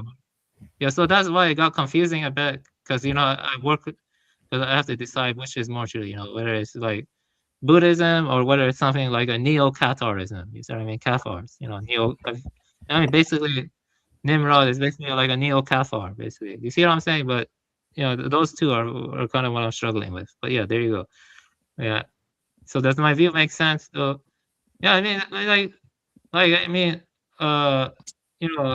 like I said before on the channel, like if mankind can't scale back the technology, then I don't care if they go extinct. Like what, like why should I? Like I mean, I don't owe mankind anything. You know what I mean? Especially if life go beyond this present incarnation. Who knows? Like the Flower Garland Sutra says Buddhas exist in all worlds. There are uncountable Buddhas and stuff.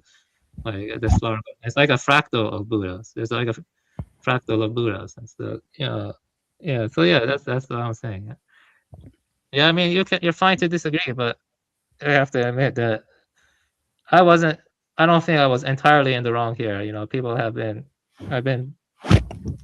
That wasn't. I don't think You're all right, I bro. don't think You're anybody chilling. said you were. You guys like my sun catcher? My sun catcher. I made it like a curse word because I thought it would be funny. Here's I've the seen thing. Here's the thing, Buddha. yeah, I've I seen have some no evidence issue- for rebirth. For Yeah, sure. no, for sure. Yeah, Definitely.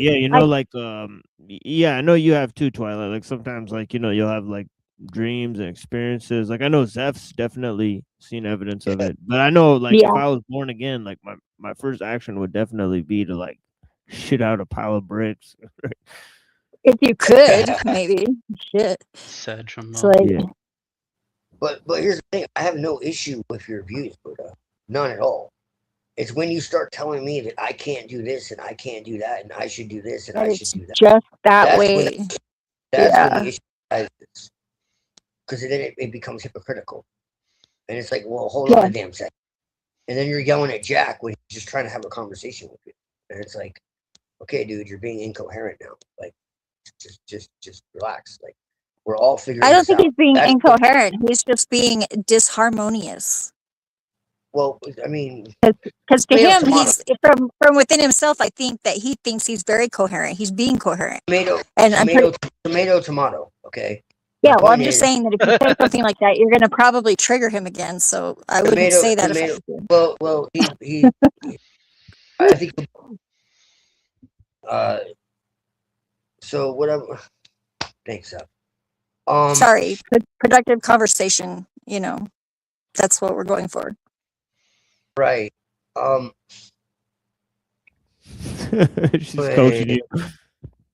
No, I just know him. I know them both pretty well, and I know It's okay like, sometimes, but if they're triggering each other, like that's probably what's going on. Is they see something in each other that they both Yeah, have you're like that like they that don't guy like. who trained Mike no, it's Tyson. not him. It's what he's saying.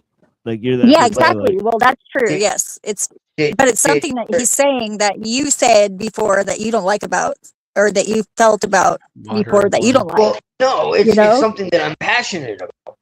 Yeah, You yeah. know. And But how?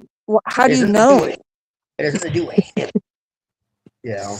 No, it's not personal. I believe that for sure. And I not think that's personal like at all. if we And it can remember becomes- that, It becomes Yeah. personal. And that's it not becomes intentional. personal when we take it as personal, and it's never personal really. I don't think it is personal because we know each other, but it's like simultaneously impersonal because you're not saying it to somebody directly. I'm like, I tell Dan, I say, if I want you to pay attention, Sometimes you gotta I let will shit settle, say Dev. Sometimes you gotta let your shit yeah. settle. Yes, I know. I hear hardly you, say but anything. sometimes you jump too quick. Too quick. Let Yes, shit settle. But I hear you. I do Okay. agree with I'll shut up now. 90% of the time I agree with you. But sometimes you gotta let shit settle too. I'll shut Uh, up now. What I'm saying is It has nothing. It is nothing personal, and I never mean it that way. I really don't. Um, it's just something we're both passionate about. That really is the truth. So I'm not trying to disrespect anybody. It's just Can we we're agree that it's not just one way? And I think that would probably yeah, fix no, it. yeah. Well, that's exactly my point, Zeffy. Is that's one thing we would definitely agree on is that we're all trying to figure shit out, and that's the reality. And when someone tries to say, "Well, you can't do this and you can't do that," well, who the fuck are you to tell me? Yeah, Or I'm anyone? not Yeah, and like telling you what you can't do or can't do. I even told you in the beginning that you have absolute freedom. You have the Buddha nature in you and other stuff. I didn't tell you what to believe or what to do. Like, Yeah, I'm you pretty do, sure. but then you contradict yourself the next sentence, man. No, Like you might not I even be don't I conscious did of it, notice but that. You No, said you no, were an no, no. anti-humanist, Avian, and then Yes, you I are am. a human. So, but you're a right, human. How does right. that work? Yeah, How does that? that's I don't know. retarded. You even know what human Yeah, is or you're like being fuck is like. nature, but then you're like, well, you need to like do this and you need to read Yeah. that and you should be doing this Okay. with nature. Then it's So about what explain I that to said. me, Okay. please. So you're against my freedom. That's what you're ultimately saying. No, No, I'm explain to completely me fine with how your you Yeah. can. freedom. I'm not telling you what to Playing the do. victim. I'm No, I completely want you to fine with your explain to me how you can be a human and be anti-humanist. Like, I'm I saying just I'm completely explained. fine with Yeah. your freedom. But No, you're like, no, well, if I'll you go. believe this, you're questioning my convictions. You're saying, No, I well, want you to cared about understand it. nature, you would do this and you would do that, and you would read no, this you and can you believe would do whatever you that. want. I wasn't questioning. I was just. I Yeah, wasn't trying to tell you well, what you to know believe. that. What? Okay, let me clarify about the humanist stuff first. Okay, Okay, thank you. go again. Okay, in the Buddhist perspective, okay, all sentient beings have Buddha nature. You know, uh, They human have beings. Buddha nature, but you want them eliminated. Yeah. See, This is what I'm what saying. pisses me off about you, man. But no, You, because you, I'm you. pointing out the Yeah. inconsistency. No. This is what I'm fucking talking right now.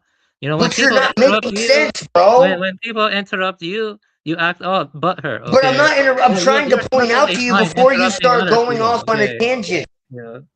No, I'm Just not You let going him don't off say on it real a listen, quick. tangent. bro. I'm You answering don't the want to fucking listen. You want to question. hear yourself talk. No, Oh my dude. god. Never mind, dude. I'm No, not gonna say. shut the fuck up and let me talk This is already. my Yeah. point. This is my point. We're Like, trying to show let me you what we're talk. talking about. Yeah, I'm trying to answer the talk. The humanist crap. But you're not listening. Yeah, I am listening. Oh, Buddhism is not necessarily respond. humanistic, okay? Because all sentient beings have Buddha nature, okay? And human beings are unique presently. Presently, we're unique because we can awaken to the Buddha nature and we can end the cycle of death and rebirth, okay? But that doesn't necessarily mean other creatures can't reach the point of doing that themselves, okay? So that my point was that, if that's the case, then I don't have attachments to humanity.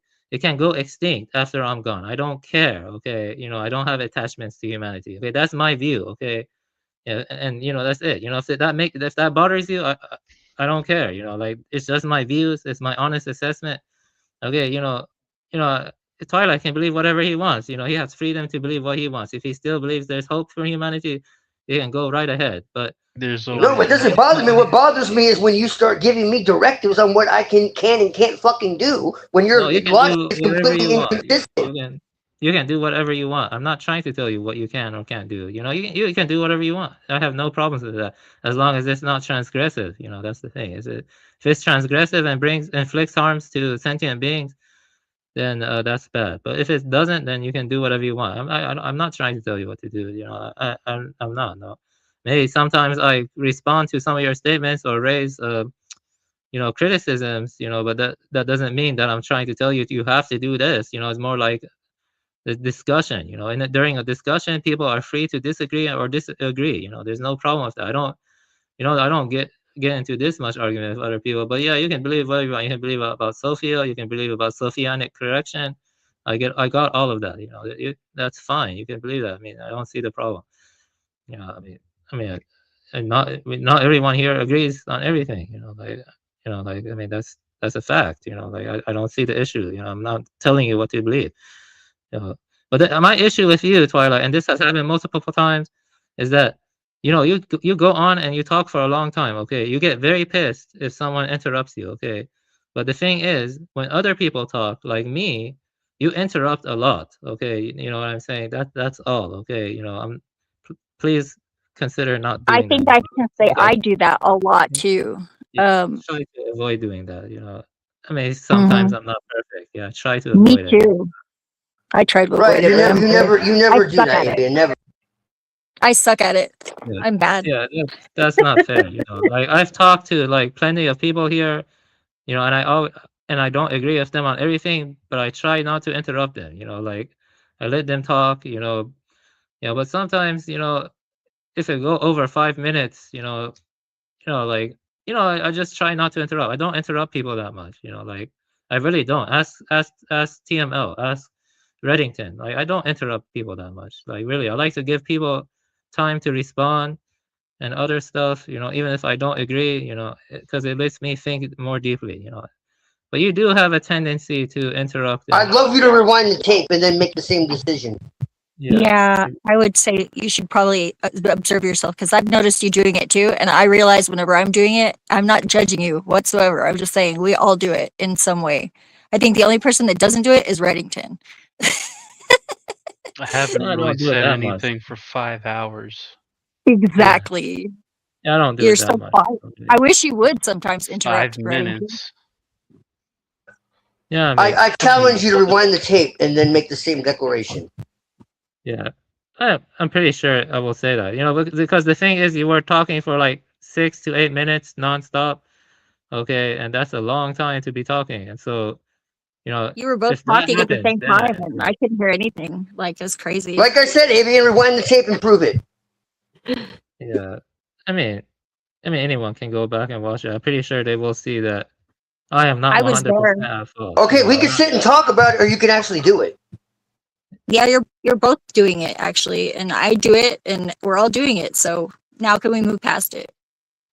Yeah, I think it's best to move past it, really. Like, if someone can go watch the videos if they want or whatever. I was Yeah. there, so I remember. I know what happened. Yeah, this is about conversations about conversations. Yeah. And I I'm can not say 100% at fault. You know what I mean? That's my issue. No. Another issue is that Nobody's you are 100% making at it fault. seem like it's 100% my fault, Twilight. But it's okay. I don't think he's doing that. I don't think he's doing that. It's not. Yeah. I'm He's not not the doing one that. pointing fingers. Yeah. Oh. No. Okay. I think you're feeling that way. It's best to Adrian. drop it. It's best to You're drop feeling. it. Then. It is. Yeah. You're right. It's best. Yeah, that's what real men do. They drop it. Everybody gets a gold star tonight. I'll tell ya. We're all doing pretty good Oh, considering this participation energy. trophy. This energy right now, though, like wow. This is the last quarter of the Uranus is like moving into.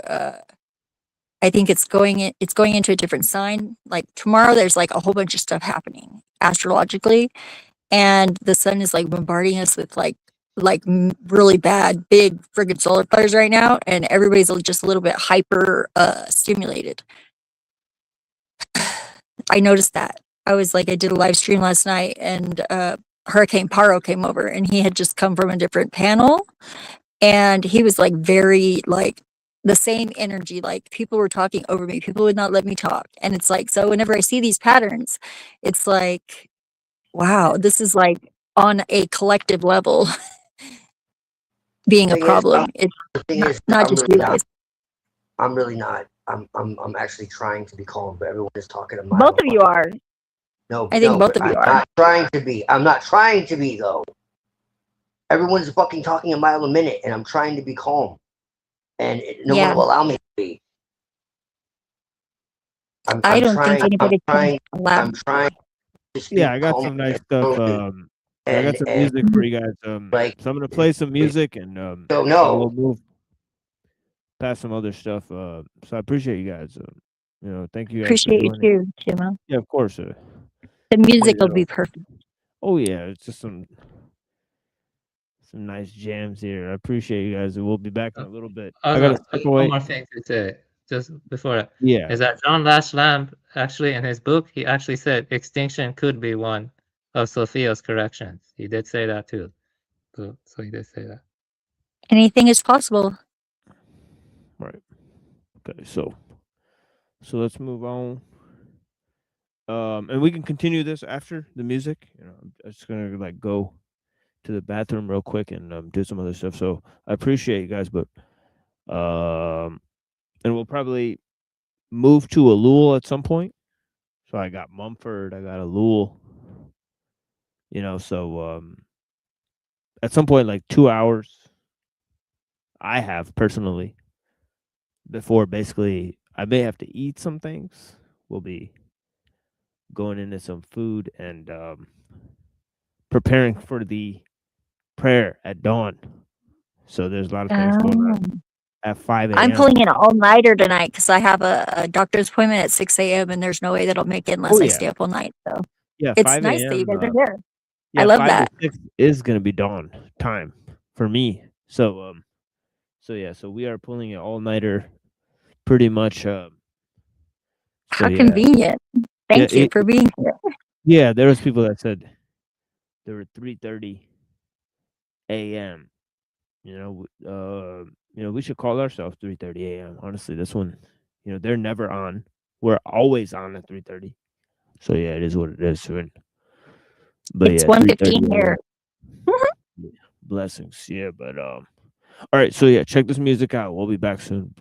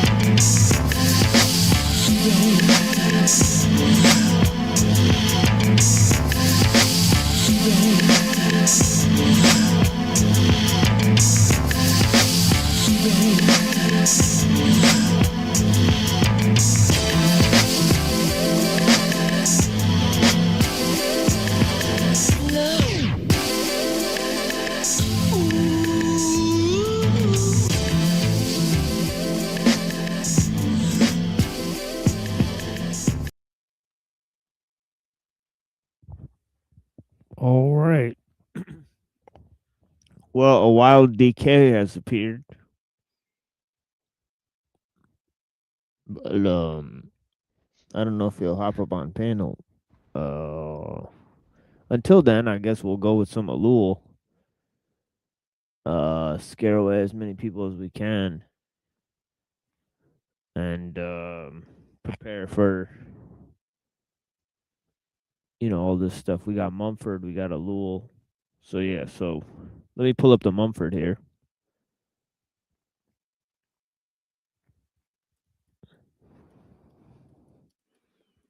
Authoritarian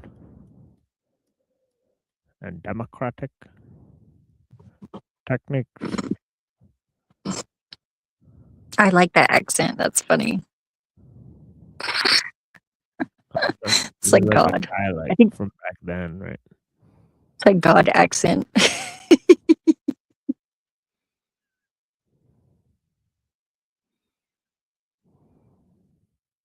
Like Norman Freeman as God. I mean, like.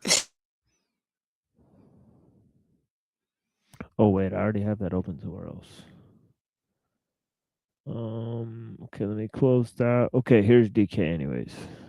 So let's not get to that just yet. Let's get to DK. Hey everyone, how you guys What's up, doing? man? What's up, New Zealand? going on? See, he's remembering. Or what's down? Is it I love it. what's down? Is it what's down there? I mean, I don't know. I don't know what to say. It depends if it's flat or round or which way is up and down. What if it's all the shapes? What? Yeah, well, yeah. What if it is round, but they've got it upside down, and we're actually on the top? Oh shit. And like, how would that be affected if the pole It's splits? like, Does that mess it up? hang on, what? Big wires going across. Oh shit! Oh shit! Fire! Exactly. It was just a blank screen. So how have you been doing anyway, and what is your current conversation up to? I joined voice chat damn near straight away without my usual actually listening to what is going on. Oh, you missed a great debate, yeah. Overpopulation. I know, but I've only been here for like 2 minutes type thing. Yeah, so you want to weigh in on that? I know you got opinions on overpopulation. Well, I'm actually starting to lean towards that way. What? What? That's a surprise. That's funny. Yeah. But That was Okay, go not on ahead. my It bingo needs card. I to know, be right? done by Right, IQ Reddington. level. But by IQ level, everyone under like 90 IQ, so fuck it, we're done. But then who will work and do those things that it takes people that have that capacity the to people do are them? going to be at 90 because the rest of the people are still at 150. Yeah, I really suck See? at like, yeah. Yeah. I'm at 130. You're just- I'm at you're 135. You're going like- to be one of the ones under 90, aren't you? No, I'm 130 as far as I've been tested, but I don't believe in the. Oh, no, IQ Yeah, test. actually, DK is right. Let me say this because the white people are not reproducing enough, but it's actually the people Oh, outside shit. of Europe who are reproducing too much. Yeah, no, it's definitely the minority of the planet that isn't reproducing enough. Oh, sorry, Okay. is reproducing too much. The minority is reproducing too much. It's not India. It's not China. It's not Africa. Not the Right. Middle East. It's like, no. Who is it then? Just say who it is. The white. I don't. We're gonna go mob them. Oh, I look at it this way. D Live has just declared that they're shutting down in about a month. Dang. Did you not hear this? Nope. This is news to me. Oh, wait, hang on. So D Live's shutting down in about a month. It's Chinese, right? The owner is, but he got refugee status in America because he fucked off the CCP or some shit. Right. So he actually bailed on them and went to America. And now he's still fucked everything over because basically it was just trying to cover the losses from his other companies. But besides the point, you motherfuckers, you need to come to my new website. I have a website. Me and a friend. Partnership, yep. Dun, dun, dun. Where you can live stream, you can upload videos. There are chat fucking forums. There are blog forums. We're trying to actually even work on a video chat thing on our own site, so we don't have to use, an extra thing. I'm not being smart, but so we don't have to use Discord or StreamYard or Jitsi or Telegram or whatever. So we're trying to actually implement that now as well. Yeah, man. We're trying to take the best of everything that we've found so far, and the only thing that isn't working right now is the video chat. We got everything else working already. Did you say you're not being smart? I like when you're smutty, though. You like what? When I'm smutty? Yeah, you said I'm not being smart. I'm not being smart. I am being a lot smarter than that, and a lot smuttier as well, my dear. Cut it out.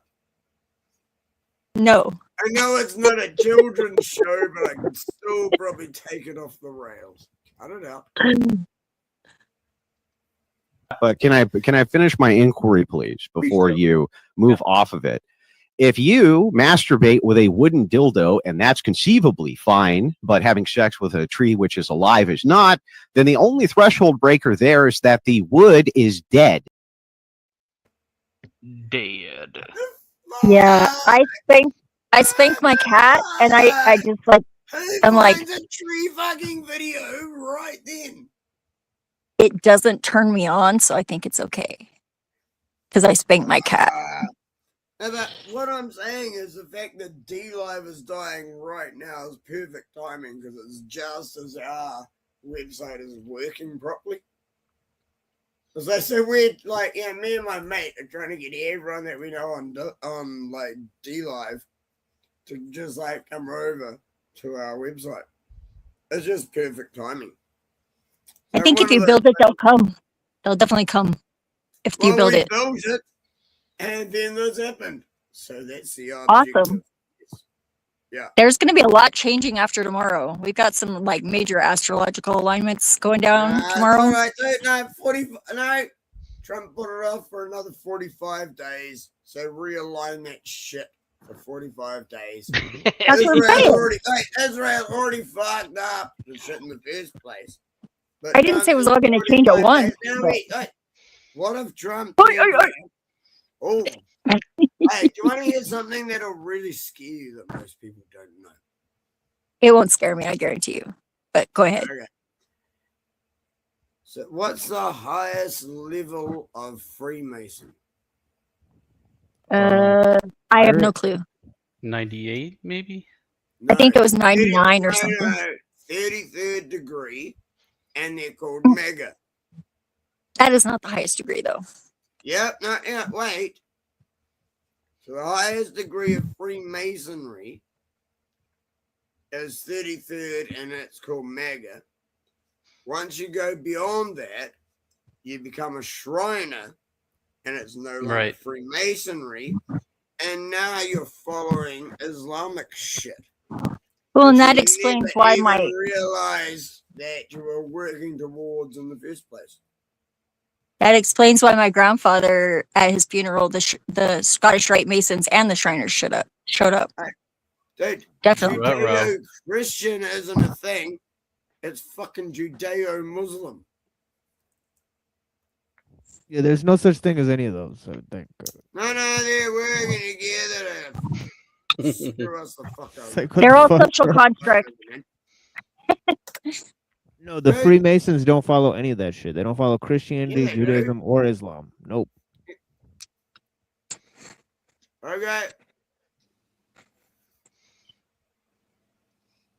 Okay. I mean, they only tried to recruit me. It's all right, though. Yeah, they've been doing that for me for years. But I'm a woman. I'm like, excuse me, Yeah. you can't recruit Yeah, me. no, Eat your Yeah, trust me. See, you know that's a fake group. Yeah, trust me. You can't recruit women. I know people who are like into Freemasonry. I've looked into it. It has nothing to do with Islam and Judaism and Christianity. No, it's not. Totally Till different. you get above 33rd degree and you become a Shriner. And that's when they I don't know. I start think there's some wearing those weird crossover, circles. but I don't think they have anything to do with each other necessarily. No, they do. Well, they openly That try to moves contradict on. those That's things. the next Yeah, no. level. Masonry is based on the mystery traditions, and it uses all of that as a disguise. They say Once you they get past themselves the claim they're Scottish older. degree, no. You have what's called Memphis Mizraim that goes to the 99th degree, and then you have the Shriners, and then above the Shriners you have the Royal Order of Jesters. Yeah, but what I'm saying is that you and a million other occultists have all said that whatever you guys claim to teach is way older than Judaism and Christianity Correct. and Islam. So Correct. I don't know what. So this is what I'm trying to explain to DK is that no Freemasonry with a spine would actually claim that, right? Correct. That's Correct. what I'm trying to Correct. explain to you, man. They use a Basic perversion. science to you, They use a perversion of. They use a perversion of. That is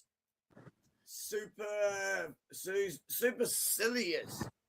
As in, you believe that what you're saying is above everything that I've gone and found out already. They believe in a perverted version of Kabbalah and Babylonian and Mesopotamian tradition. It Yeah, actually Twilight's goes got into it for you. Quran once you get past 33rd degree. That's what I say. Once they become Shriners after 33rd degree, it actually moves more into the Quran as well. The No, Kabbalah there is and the no. Quran They are more contradict the closely Quran. They don't believe in Allah. They and contradict most the people don't. Quran. fucking realize. No, they're not Muslims. They contradict the Quran. That's not Islam. I didn't say False. they're Muslims. I said that's what they try and use once they move. No, they past don't. 33rd No, they don't. degree. They use the Really? mystery traditions. They use the mystery traditions. They don't use the Quran. Nope. They don't. I think that that's correct, actually. Yeah. Yeah, that's false, DK. No, it's not. Yeah, it is. Well, then we can agree to I disagree. mean, you get the sad There's stuff. not You like get have you scared, ever read the Quran? There's not that much in you there. spend 10 minutes trying to look it up. Yeah, Does the it Quran matter? is like it's like the Tao Te Ching or something. It's very No, mysterious. Like, honestly, you guys spend 10 minutes trying to look it up, but I probably wouldn't be allowed to play it. No. They use the Torah. They use the Talmud. They use the Bible. They use the Quran. They use all of it, but Yeah, they but- use it in their own way. yeah, but the Yeah. Quran is like it's No, it's very all simple. of them. It's All- like Hesiod all and of stuff. them. It's like it's Every very different. single Right. one of them. It's like very The simple Brahmic explanation for shit. religions have been used as a method of control since their inception.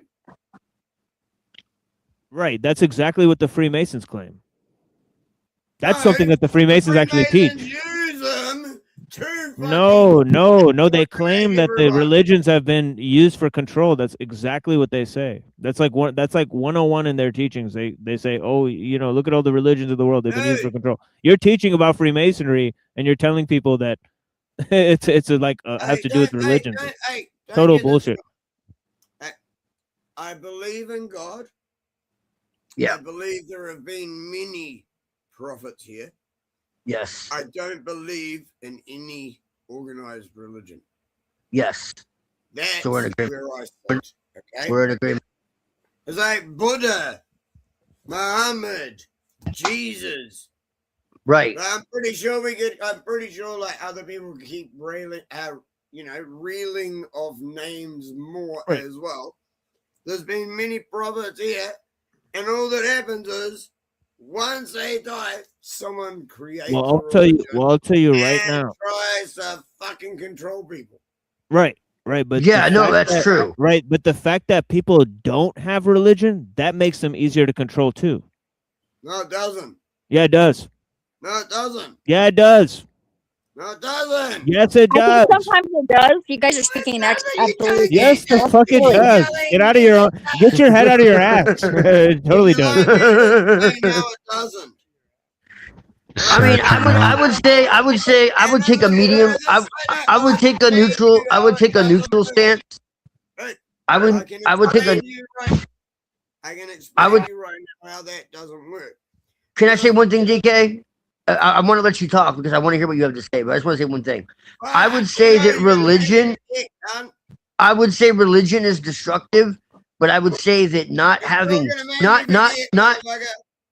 not religion, but not having spirituality. I'm trying to listen. Not having spirituality or not having God is very corrosive. Atheism is incredibly corrosive. Like, so not having spiritual principles, not having a belief in a higher power Thank you. is very damaging. I Is agree. very, Just very that. damaging. We're saying everything I Equally. already said, I fucking agree with. Okay, For well then sure. why are we arguing? Why are we yelling? Right. Because he just said that to stop me saying the next thing. Oh no, I can't even hear this guy. I gotta turn him up. How would he know what you're going to say next? He's I don't lower think than so. usual. So I couldn't carry on with what I was going to say. That was a fucking comment. Yeah, to there we just go. sidetrack my train of thought. Motherfucker didn't like where I was going. I don't even know who the motherfucker Hey. is at this point. Well That's kind done, of presumptuous. cunt. He's talking about Twilight. Wait, what? No, he's probably talking about me. No, not you. No, it's Twilight. Motherfucker Twilight's did chilling. it. I think Yeah. Twilight That's agrees all. with you. You're just a dickhead, TML. You're okay. Yeah. And you're a cunt, man. Oh my god. Dude, I'm a dick. Shit. Holy crap. You're way too tough What to I be a am. dick. Oh, no, but no, that motherfucker turned up just to try and be a fly in the ointment and fuck up the conversation. Oh, that is not what he does. King No, that- Stephen, bow down to Dolphin Jesus. I love that one. That was so funny. We need to clip some stuff from the Juiceable because there was some good stuff in there. Holy crap. I probably need to send you some of the dumb shit that's been made about me. You wouldn't be able to play it all. Men have nipples. Do you want to milk me? Remember that quote? Meet the fuckers. Yeah, it's really classic. Hey, Yeah, just to let you know. by one of the gayest actors. Yeah, it's really good Yeah, though. good. Good quote. Yeah, but by one of the gayest actors. You probably And? actually wanted it. Yeah, but just to let you know, we're gonna shut this down soon. Like maybe like half an hour or some shit. No, Then I'm gonna every read some time he shit. says this, he pretends to, and then he like keeps it going and gets more people back on, as long as I'm not here. I've watched No, them I think do he this. plays with other. Yeah, He no, plays it's a other trap. things Hey, before. it's a Yeah, trap. those are replays. It's Yeah, a the trap. replay. No, It's a replay. it's a trap. Yeah, there's No, it's people who not. show up backstage on the replay though, for real. They try I to do sit sometimes backstage. too. Yeah, there's people who Yeah. do that. They don't get it. Hey, to But I be think- honest, this is actually early for you, TML.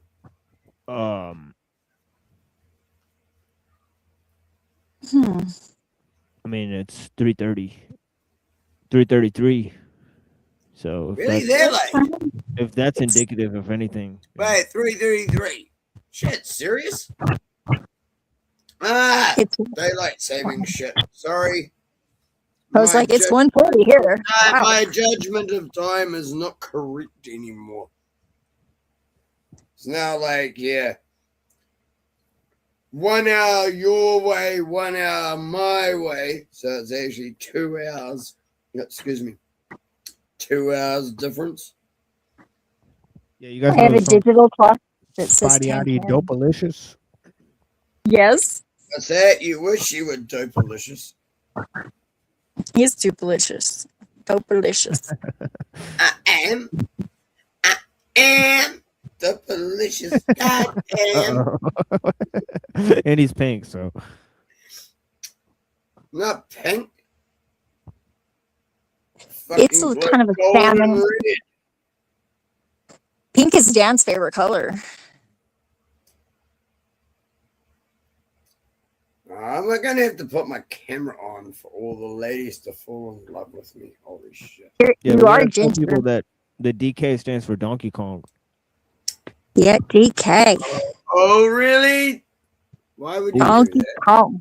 Because Because you throw barrels at him. Hey, you really I think want me Avian to said it find earlier. something for TML? Like Avian said it, I'm just rolling with Do it. you really want me to find something for TML? DK is Dairy Queen. Yeah. Or no, Dairy King. Here too. DK actually stands for drunk cunt. Yeah. With a K. And yes, cunt is spelled with a K. Yes, drunk cunt. And it's one word. There isn't even a space. That's what DK actually stands for. And then after I did that, I find out it stands for like fucking almost everything else. And everyone wants to abuse me about everything else it stands for. How about the good thing? Dead Kennedys! Yeah, that's true. Everybody has those tattoos. My initials are BS, and it really bothers me whenever people say BS instead of bullshit. Oh yeah, DK knows. Hey, just He's that, Bones just Maxon. that. No, what you have to tattoo on is BS, motherfucker. Yeah, DK is hashtag Bones Maxon. Yes, he is. DK is hashtag fuck you. Right there you Actually, go. I'm not. I should. Yeah, let it all out. You'd have to have a really long appendage to do that because you're very far away. I'm actually really, really bad for using hashtags and shit. I mean, dude, I stream on Rumble, and the only people I meet is through word of mouth. It's like there's no other way. Yeah. Everyone I've met here is through word of mouth. I think Zephyr first invited me to TML's YouTube chat, and then like started chatting with everyone. I was like, oh, this is actually interesting. Yeah, no, cool. I'd like to get on a panel and talk with everyone. And people didn't hate me, at least not all the time. So that's a rare occurrence. Yeah, dude, I can be honest. Dude, I know I've been too drunk sometimes. Yes. Tonight I'm trying to just be fun. I mean, you are. Shit, I only shelled out like fuck $1,100 today. Wow. I hope that pans out. It's a lot of bread. I know that was just paying rent and then buying a bit of food. Oh, geez. You mean that wasn't beer? Not today, no. I did buy a cheap $10 bottle of cider. Because Dan I spent wasn't $1,800 on sure a if I had motorcycle. enough beer to last the whole day, so I did buy a bottle of cider.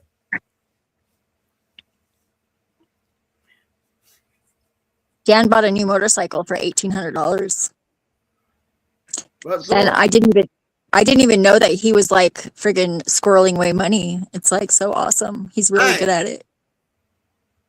Shush! Allow your man to be allowed to do fun shit. Oh, I didn't say he couldn't. I'm happy about it. I've been riding around on the back of it. It's Well, friggin' awesome. don't raise it like it's a problem. I didn't. Say there's no problem. I just said I didn't know, and I didn't say it was a problem with that at all. That's all right. That Yeah. You got a I love problem. it. It's awesome. No. You got a problem. What? I do not have a problem. You have a problem understanding. Voice.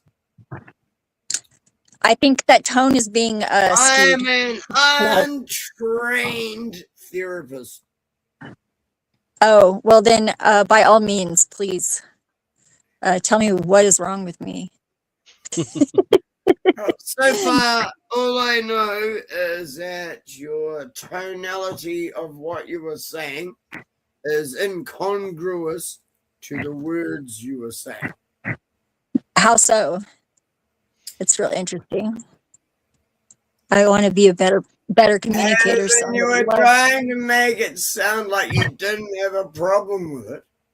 I don't. You didn't have a problem with it, but no, the tone I don't have a of problem your with it. voice was guttural and angry, and you really do. Not at all. What the fuck? Now it is. My dear, I have actually done this lots. Come on. Well, you're not very good. Yeah, no, don't. So. I'm not. Yeah, don't. Because I have actually done this lots. I did it with an. Are you gonna call me a groomer again? Dude, I did it with an SRA survivor for 2.5 years.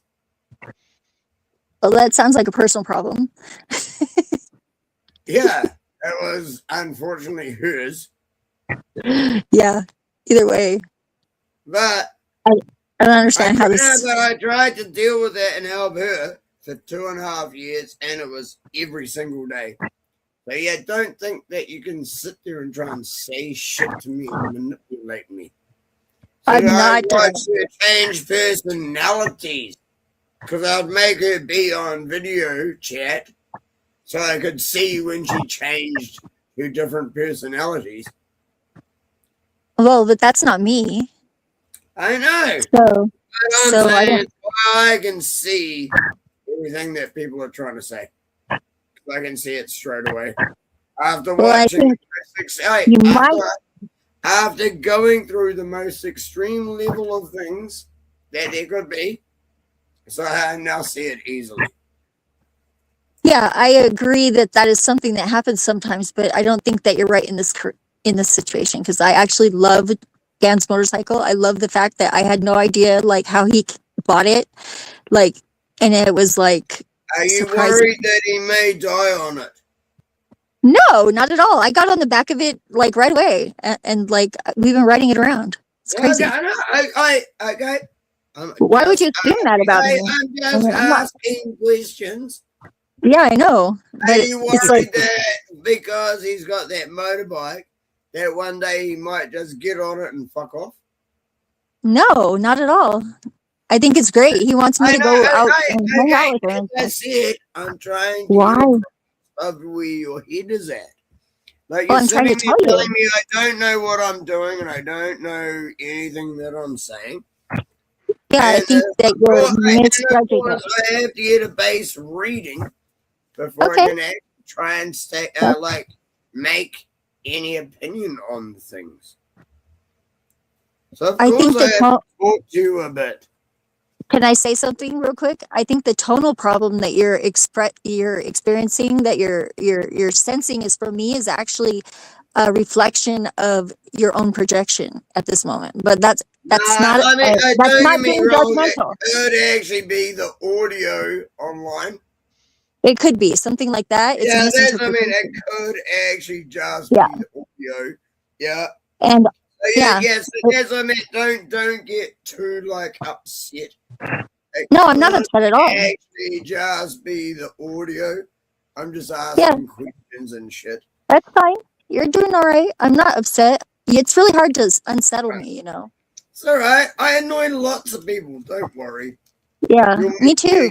You'll meet me again. I come here quite often. Sometimes I annoy people to the point where they actually end up like thinking it's endearing. It's kind of weird. Oh, no, I make people rage quit. Yeah.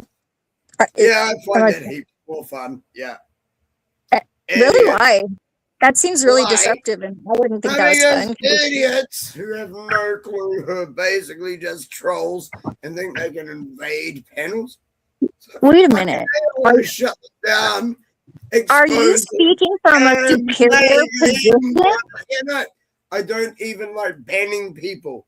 I make them want to leave. Okay? Yeah, I can see that. I can see that. Yeah. Facts. Yeah. And the thing is, I am actually a mod on this YouTube channel. I don't think I've ever banned anyone unless someone was making like an actual threat. I think. Yeah, I'll time somebody out for like 10 seconds. I think those are the only times I've banned anything on this channel. Is when someone was making an actual direct threat at someone. It's like, dude, you can't do that. Like, the fuck are you doing? I always try and get in between people when they're disagreeing. I don't know why. It's like a sick pleasure of mine or something. I don't know why. I just want to like everybody to get along. Sick pleasure? Sorry, say again. I get in the between people when they're arguing a lot. Oh, I do that too, way too often. And I don't know what's wrong with me, like why I do that. Like, but yeah, I feel shit, girl, you're like me. It's that autistic thing where it's like, yeah, I fucking know. I'm pretty sure I can jump in the middle and fucking fix this. I think it's trauma related. Yeah, but it's because you think you can fix it. No, I'm not kidding you. Because I'm trying to. Same as me. It's because you think you can jump in the middle and fix it. Guess what? Well, I'm just trying to minimize the damage, actually. I'm not trying to fix it. Hey, most of the time you can fix it initially, but it becomes a bigger problem later. Probably true. Yeah, but I don't think I can fix it. I don't think I can change other people. I think I'm just trying to minimize the damage. I always do. It's like, no, it's just instant. Yeah. Like, I can fix this right now, and then it becomes a bigger problem. A lot of times it will, yeah. Sometimes you're not helping by doing that, for sure. I will realize that, yeah. You're as awesome as me. Shit. No, I don't. You're so full of shit. You don't want to be as awesome as me. No, I want to be as awesome as me. Why wouldn't you want to be as awesome as me? We're equally awesome, in my opinion. So, like, in different sorts of ways, of course. But, like, I'm not speaking from position of superiority. I live in a different country. You're safe. True. Yeah. Country. Yeah, I live in New Zealand. You crazy land. Yes, I know. There's still there's like I heard there's less. Don't worry, you're safe. I'm just giving you shit.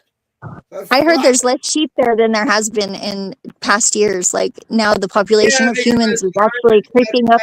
Over the farming industry and tried to get everyone into dairy farming, saying that they would buy it for like some price, and then fucked everyone over. So they replaced the sheep with cows? There's less sheep, and the farmers got fucked over. Yeah. See, I thought that they replaced the sheep with people because they were running out of space, but they replaced the sheep with cows? That's stupid. Cows are not efficient. Now I do want to come over there and slap you. Well, you could try. I would love for you to do that, actually. That would be wonderful. I'll slap you on the ass, because then you'd like it. If you showed up over here, like, and knocked on my door, I would let you slap me. It would be freaking fun. Because I would be like so superior that I would be like slapping my own mama. I don't want to slap you in the face. At least not yet. Well, you'd have to ask Dan permission if you wanted to slap me anywhere else, because it's his ass, technically. Sorry, no, it's all on, and you're next. Turn Well- around, you're getting slapped on the ass as well. Good luck with that.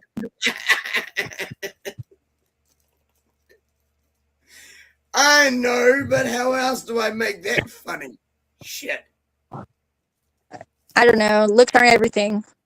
No, but that's what I mean. How else would I make the outcome of that story funny? I don't know. Shit.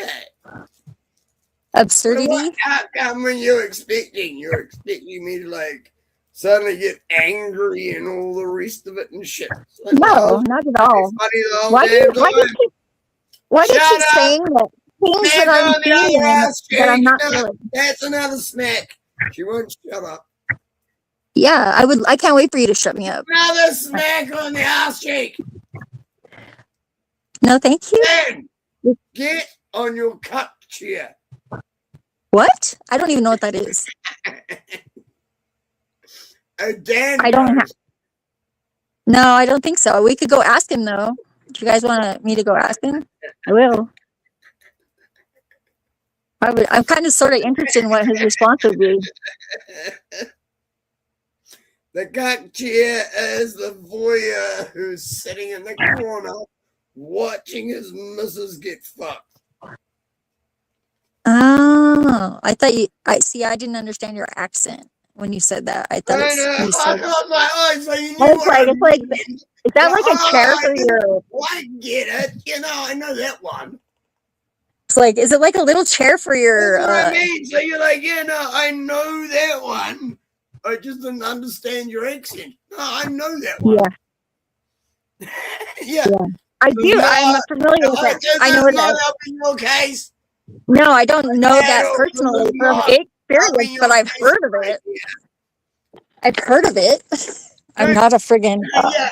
We've hit under a rock. We've hit gutter level, and we decided we'd keep digging. Not through personal experience, though, just to clarify. Do you want to see my sun I catcher? wasn't asking. I was just bringing up something and making it a funny comment. You're the one who's getting defensive about it. I'm just not laughing. That's all. See, be I'm not careful defensive. about how words can get played with. Very easy to do. Yes, that is actually the key to fooling the AI. I've discovered. Don't worry. I'm not like clipping anything. I'm not being a dickhead. I'm not trying to fuck over. Are you sure? Are you sure about that? Just kidding. Oh no, like I'm definitely trying to be a dickhead. Yeah. I thought you just contradicted. What the hell? You just contradicted yourself. I'm not fucking clipping anything. It's like, yeah. I mean, this is already streaming on my Rumble show. But my Rumble stream is now like at 8 days. No, but it's like at 8 days long. Why the hell not? I don't. How the fuck is anyone going to find this? If anyone finds this, it's like I would want to shake their hand myself. Well, I found it. All of my streams are like 7, 8, 10, 11 days long. The poor motherfucker who has to watch through all of my fucking streams to hear one thing that he can try and catch me out on. I fucking feel sorry for that motherfucker.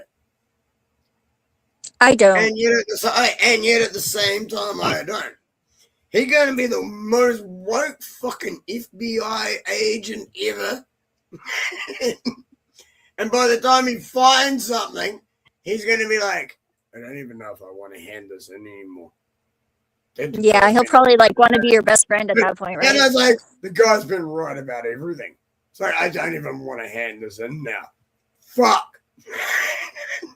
That's pretty much like how I like dox myself and like freaking like. Nah, it's all right. Other people dox me. Don't worry. I've I don't have also to worry had about it. threats. I've had hits put on me. You know, life be good. Yeah, I it is got good. upset when they threatened my son, though. That fucked me. Yeah. That's pretty much the only thing that upsets me is whenever people mess with people that I love. And then I get mad. Yeah. I've only ever been in fights for that reason, like physical fights, except for like with my ex, like that I tried to. I didn't want to. I didn't want to let him. I didn't want to let him leave without it I've being been in resolved. physical So. fights generally because someone hit me. Yeah, I've only been in fights. I for was other probably people. being a dick and took it too far. And a lot of times people back down. Every so often they don't. So someone punches me. No, fuck it. I have to punch them back. Yeah, you know what the dumbest reason I ever got into a fight was because like somebody asked me Someone because they took were your 18. lipstick. No, it was because they were 18 and the person that wanted to fight them was a minor and they didn't want to get like in trouble because they were technically an adult, but they were just barely 18, like a few days 18, and I wasn't quite 18 yet. So they were like, "Will you fight them instead of me?" And I actually did. Oh, It wasn't like you had much of a no fight. idea Yeah. it was to one of the first fights I was ever in. That is. So my mate and a dude got into a fight. My mate actually fucking kind of pummeled the guy. And it was like me, my mate, and his girlfriend, and about 8, 9 other people. And I stupidly thought I was friends with like most of these other people. But because I was friends with this other guy, apparently I was now against all these other 9 people and I didn't realize it. Yeah, that's lame. I hate that. Whenever people like. Yeah, same thing. So the guy turned around and goes, "Nah, no, fuck it. No, I'll fight you." I'm like, "What?" He's like, "Yeah, nah, I'll fucking fight you." After my mate had just beaten his ass twice. Like, "Yeah, I'll fight you." I'm like, I'm thinking So this. I'm I'm not kidding you. I'm thinking this is a joke.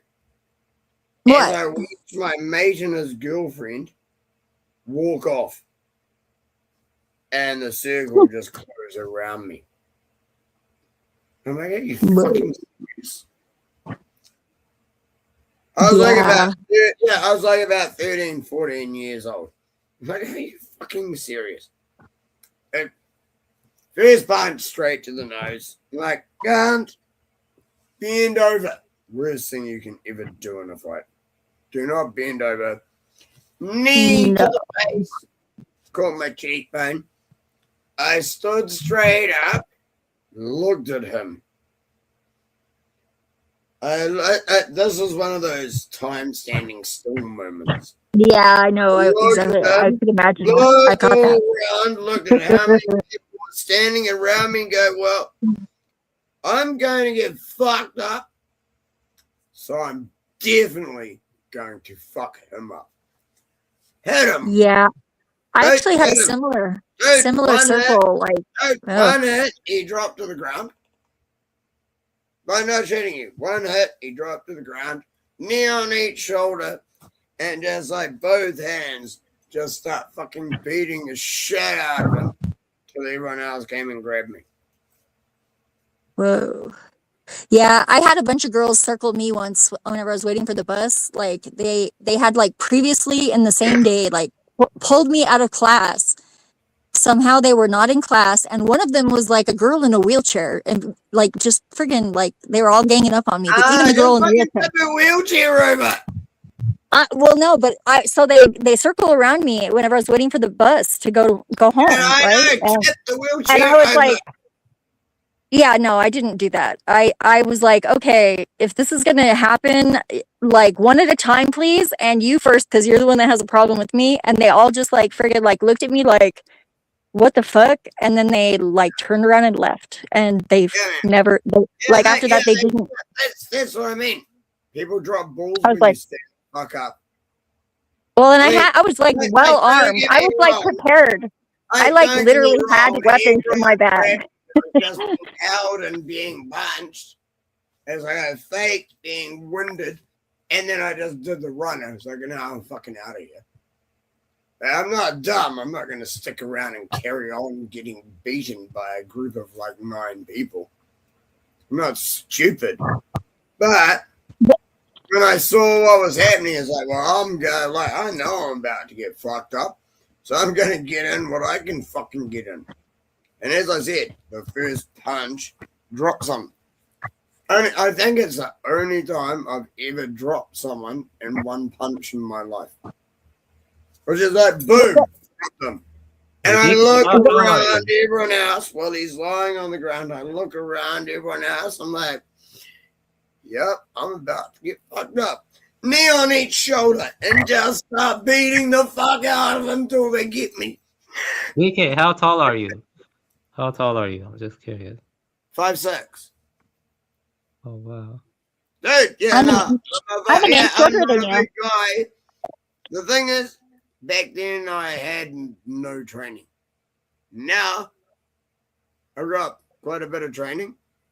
Only problem From a is girl. the only problem is the only thing that anyone teaches me is fucking instant kill moves. It's like parry, block, chop, death. Like, stop teaching me to kill people. It's like you can't stand up and have a fight. You have to actually take people straight down. Like, I'm a dirty fighter. I'll like stick my fingers up your nose and pull you around by your head. I'm actually not kidding you. No, the person who was training me, I actually said this to him. So fucking stop training me to kill people. Fuck. This is honestly all the training I've had. He's black belt in 2 different You're roboting. disciplines. Yeah, black belt in 2 different disciplines, and a master in a 3rd that doesn't use black belts for rankings.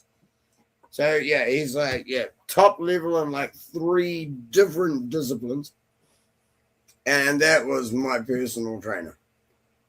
And yeah, all he taught me was how to instantly kill people. And like fuck. Now I'm not allowed to get in fights. Who says? Well, because I don't want to fucking kill someone instantly and go to jail. So you're allowed, but you just choose not to. That's it. No, I'm not allowed. Dude, you can't kill someone. The self-defense law is fucking really Is it under weak threat of in like being my arrested? country. Dude, no, in New Zealand, the self-defense law is really weak and shit. So yeah, I'm more likely to be the one that gets fucked over. That's what I mean. I don't like it at all. So it's like I have to try and like hold the final swing, and then hope it does enough, but not too much. And if it's not enough, then I'm about to get my ass kicked. And if it's too much, I'm about to go to prison. Yay. I think now if somebody tried to get into a fight with me, I would just try to get away from them as quickly as possible, and unless I was cornered, and then I would just like try and talk my way out of it, and, to be honest, and do everything that I could not to actually have to hit them. If I taught you this and you practice this every day, it's like you'd be just as worried about using it as me, but you'd also know that you yourself are safe. I know that I'm safe. I can defend No, myself. I mean, I prefer not to have to fight. This is that quick and that instant. Like, as in, there's like 3 moves. Boom, done. They're over. Yeah, is one of them punching somebody in the Adam's apple? Because that was one of my tactics. They try and throw a punch. It's like you just move it off the one side a little bit, lock up the arm, chop straight up the throat. Like straight up your arm all the way to the throat. Boom, done, out. Yeah, nice, good, well aimed slap to the ear with a cupped hand works really good too. I learned that. Yeah, I've been told I can't fight with people. I'm too small. Like, I'm Yeah, truly that's not. not true. I'm small too. I'm like an inch shorter than you. I Yeah, don't like but to I'm fight a them. guy, and who do you think I fight with? I don't fight with fucking women. Not even for fun? Keep that in mind. I'm a guy. I don't fight with women. If I'm in a Dan and I fight, wrestle yeah, sometimes. I've never been in a fight with someone shorter than me. Like, ever. Not even an inch shorter. I'm an inch shorter. No, never. Dude, I'm one of the shortest guy I know. What the fuck are you on about?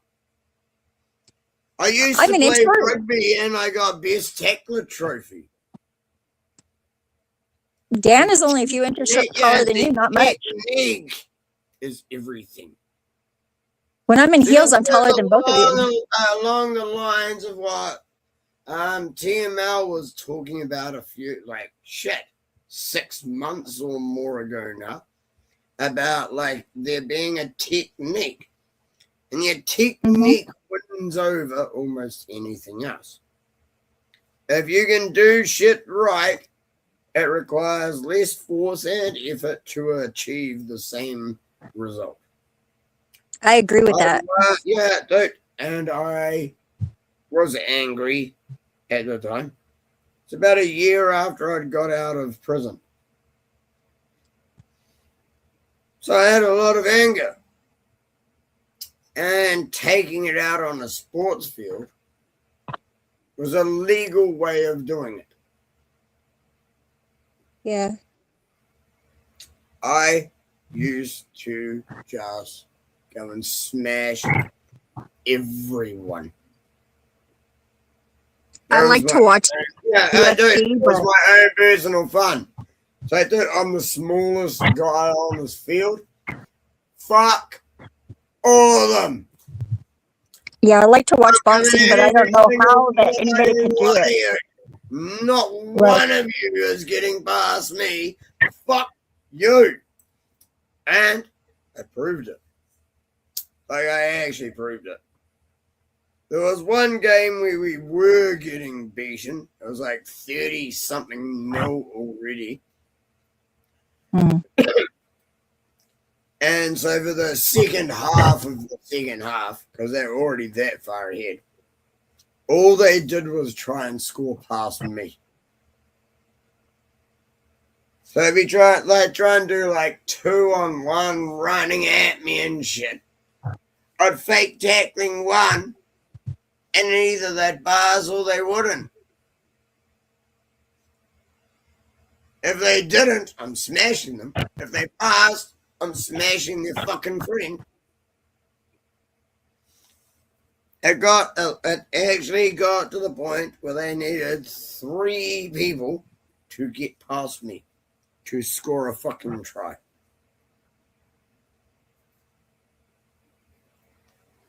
I've done some fucking awesome legendary things in my life. I don't need to try and make any damn thing up. Who said you were? I didn't say you said I did. I just. I'm like, why are you telling us this though? That's what I'm wondering.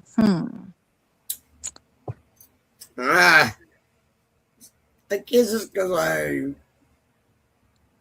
You're sharing who you are? Is that what you're doing? How awesome I'm trying to be. Well, you don't need to try, dude.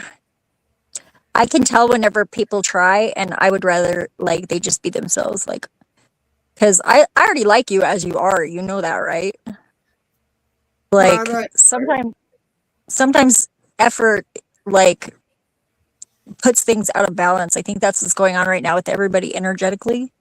I know, just because I drank a bottle of cider today, and I don't usually. Well, that's part of it. That's not an excuse.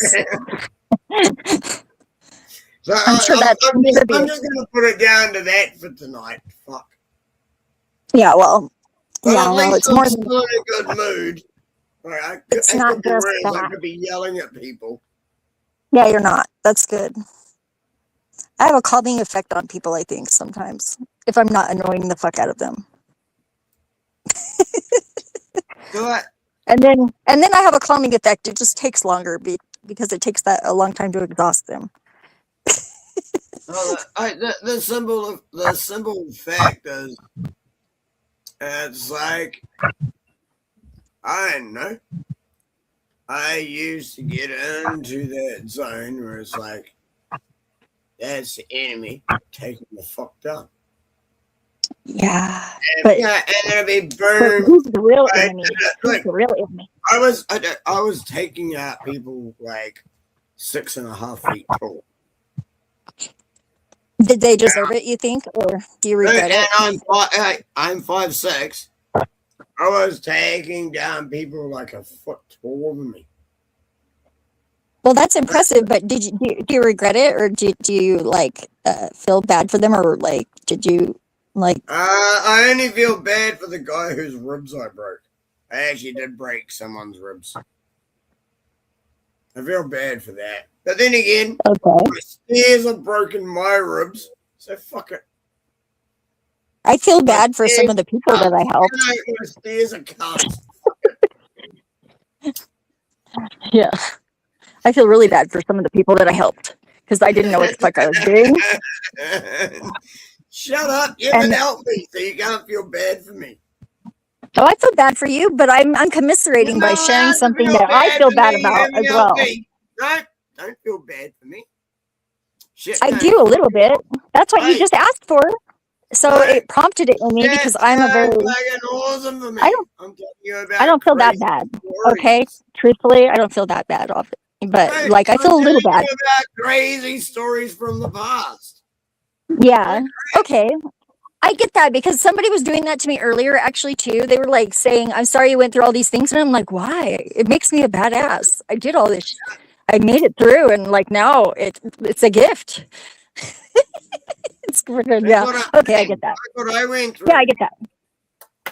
Yeah, that's what I'm saying. I went through fucking prison, then fucking started playing rugby, and ended up actually being. Hey, hi Dan. good at it. No, actually ended up being good at it. I never expected that. I always thought I was too small and I was going to get fucked over as well.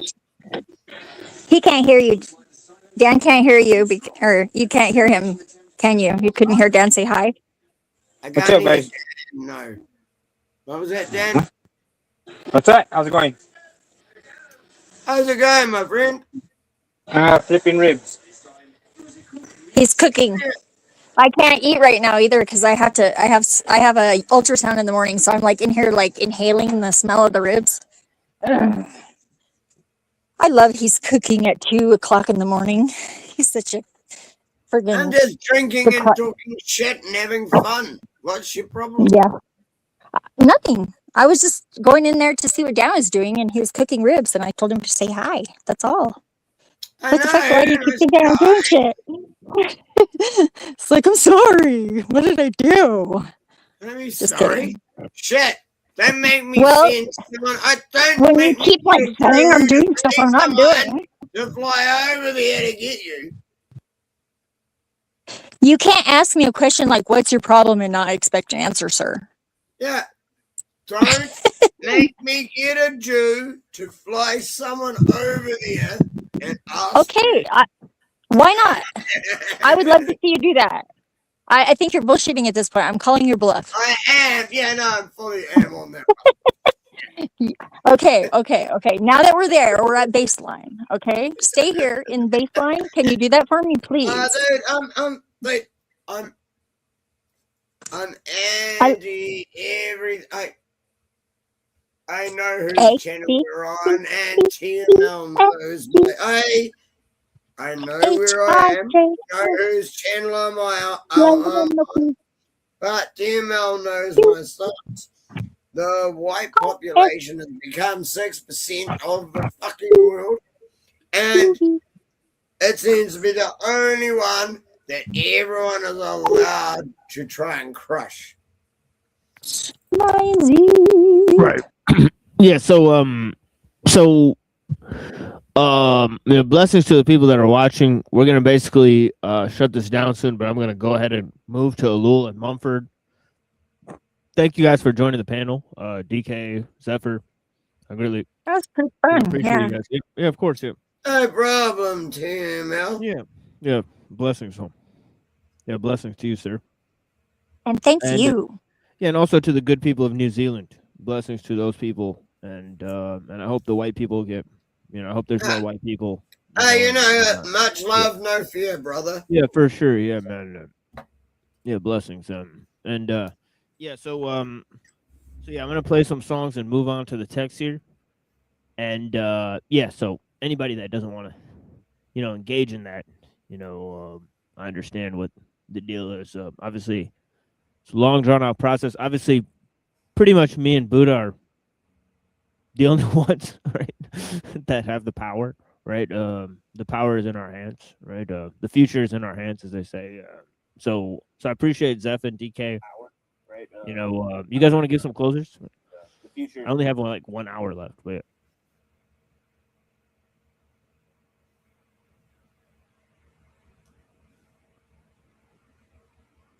DK. I can be quiet, but are you saying you would like us to go? Is that what I'm understanding? Or you're just gonna like talk? Yeah. Sorry, was I just supposed to do a sign out and leave? I'm just asking. Is that what you want? It's up to you guys. It's up to you guys. Okay, because I can. Come I'll find be me quiet. on fucking Rumble, motherfuckers. DK Spiracy on Rumble, and also on my new website, because D-Live is actually shutting down. So now we're trying to drag everyone from D-Live over to either Rumble or our new website, which is MNLF. Stands for Much Love. Oh, wait, did I say it wrong? MLNF. Much Love No Fear.net. And that is our new website. Feel free to come. Hey, you can actually stream there, my friends. If you're using the right restream shit that allows you to pick like whichever thing you want, you can actually start streaming on our channel. Yeah, we might start doing that soon. Yeah, for sure. Yeah, man, dude, I'm actually not kidding you. So we're trying to get people over. This is new. We're actually also trying to get video chat on the channel as well. So you wouldn't even have to use like StreamYard for the video chat. He's creating his own D-Live. So yeah, so go check him out. Definitely. I'm not on fucking D-Live. Fuck D-Live. I know, I said you're creating your own D-Live. We're creating our own fucking better than everything. Exactly. What would be That's all I gotta say. Love you. What Bye. would be the point in creating something inferior to everything?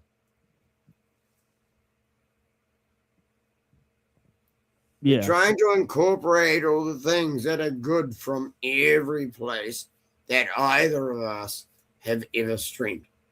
Yeah.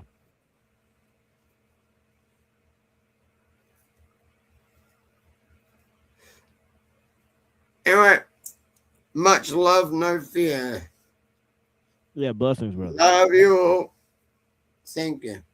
Yeah, talk to you soon, DK. Much love, brother. Have a good day. Yeah, great talking to you, man. Yeah, nice day. All right, let's move forward here. And here is a jazz remake. Yeah, I would like some final remarks. Yeah. If you want to go to sleep, Buddha, yeah, it's up to you, man. Yeah, go ahead. Here are my final remarks. This was a heated stream. It's pretty heated. Yeah, for you, a little bit, yeah, too heated. Yeah, for sure. Yeah. There are a lot of people with different perspectives here, and I don't want to impose on anyone, tell them what they ought to believe or what they should believe. People are free to believe whatever they want as long as they don't harm anyone, Right. So yeah, I mean, yeah, so what I want to say is that that oh, I don't know what I want to say, but I mean, like, I guess ultimately, just look within yourself and decide what you think is true based on your own intuition and your own experience, and just stick to your guns, I guess. Right. Because a lot of people always come after you for your beliefs, and you might unintentionally piss off people too for your beliefs. I mean, that happens to pretty much everyone, though. So just remain steadfast, and Yeah, absolutely. that's it. Yeah, that's all I have to say. Yeah, great stuff, my brother. Excellent stuff as always. Bringing to attention the Elul idea of the mega machine, and moving forward with those ideas. I know we got into a heated discussion after we moved into the Parmenides, and obviously the cosmology is interesting.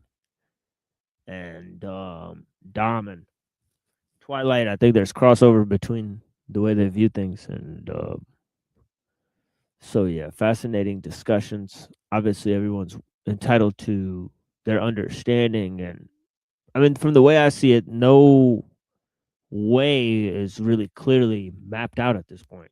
So there's a lot of questions to be had. There's greater mysteries, right? And I think people look down on the great traditions of the world, but they have dealt faithfully with a lot of these problems, right? So it's surprising, right? So yeah, we shouldn't dismiss anybody's viewpoint, right? Even the atheists and the scientists, they have lots of things to offer in the way they think. So obviously we're on a journey to understand more things. But yeah, obviously you have more depth than most people, my friend. So I think you're well on your way, to be honest. Right? But yeah. Yeah, same to you too. I like how you never really scream over others, or you impose your ways on others and such.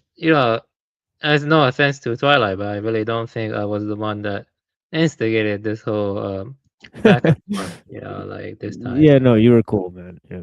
Thank you. Got into it. Yeah. Yeah, you're cool, man.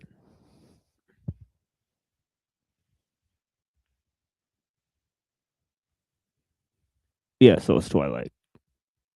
Yeah, Twilight's a deep thinker, for sure. And yeah, he's got a book or two in him. I know Avian's got a book or two inside of him. I got another one coming out soon. So yeah, we're doing a bunch of crazy stuff, and we have people with extreme depth. Obviously, get passions, and the passions rise high as they were, and it's good. Obviously, it's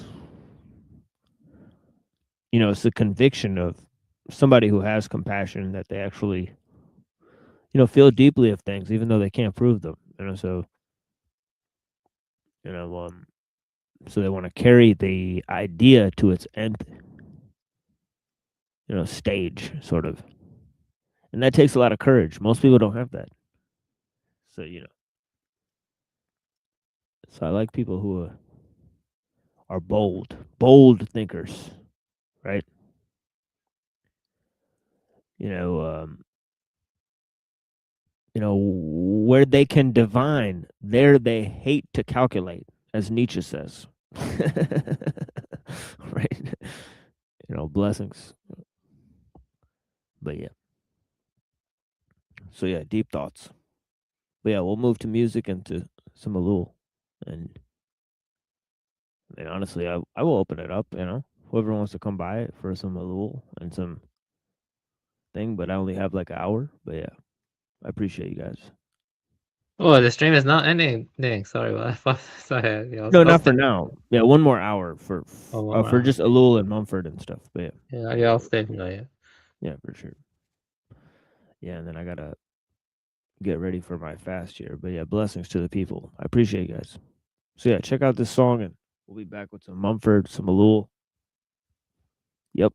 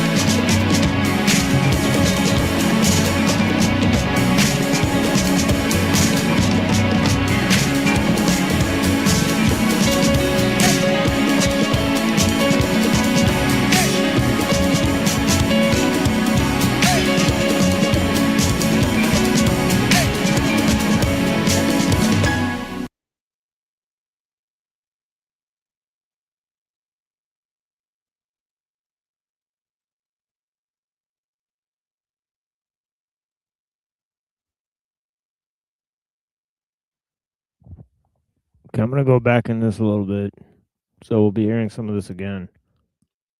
But I think he puts up some salient points here. Ultimately, control over man himself, the key.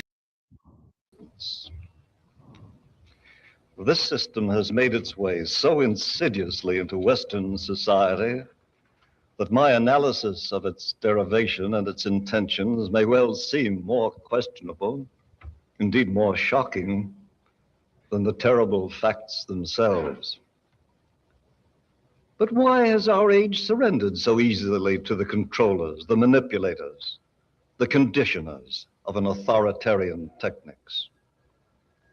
The answer to this question is both paradoxical and ironic. Present-day techniques differs from that of the overtly brutal, half-baked authoritarian systems of the past in one highly favorable particular. It has accepted the basic principle of democracy, that every member of society should have a share in its goods. By progressively fulfilling this part of the democratic promise, our system has achieved a hold over the whole community that threatens to wipe out every other vestige of democracy. The bargain we are being asked to ratify takes the form of a magnificent bribe. Under the democratic authoritarian social contract, each member of the community may claim every material advantage, every intellectual and emotional stimulus he may desire, in quantities hardly available hitherto, even for a restricted minority. Food, housing, swift transportation, instantaneous communication, medical care, entertainment, education. But on one condition: that one must not merely ask for nothing that the system does not provide, but likewise agree to take everything offered, duly processed and fabricated, homogenized and equalized, in the precise quantities that the system, rather than the person, requires. Once one opts for the system, no further choice remains. In a word, if one surrenders one's life at source, authoritarian techniques will give back as much of it as can be mechanically graded, quantitatively multiplied, collectively manipulated and magnified. Is this not a fair bargain? Those who speak for the system will ask. Are not the goods authoritarian techniques promises real goods? Is this not the veritable horn of plenty that mankind has long dreamed of, and that every ruling class has tried to secure, at whatever cost of brutality and injustice, for itself? I would not belittle, much less deny, the many admirable products this technology has brought forth, products that a self-regulating economy would make good use of. I would only suggest that it is time to reckon up the human disadvantages and costs, to say nothing of the dangers of our unqualified acceptance of the system itself.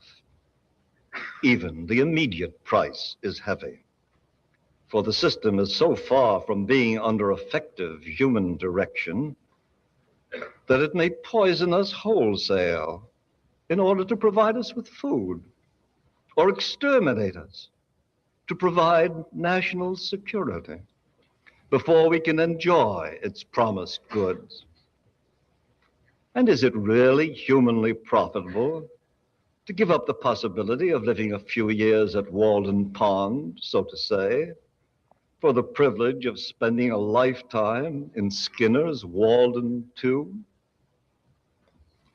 Once our authoritarian techniques consolidates its powers with the aid of its new forms of mass control, its panoply of tranquilizers and sedatives and aphrodisiacs, could democracy in any form survive?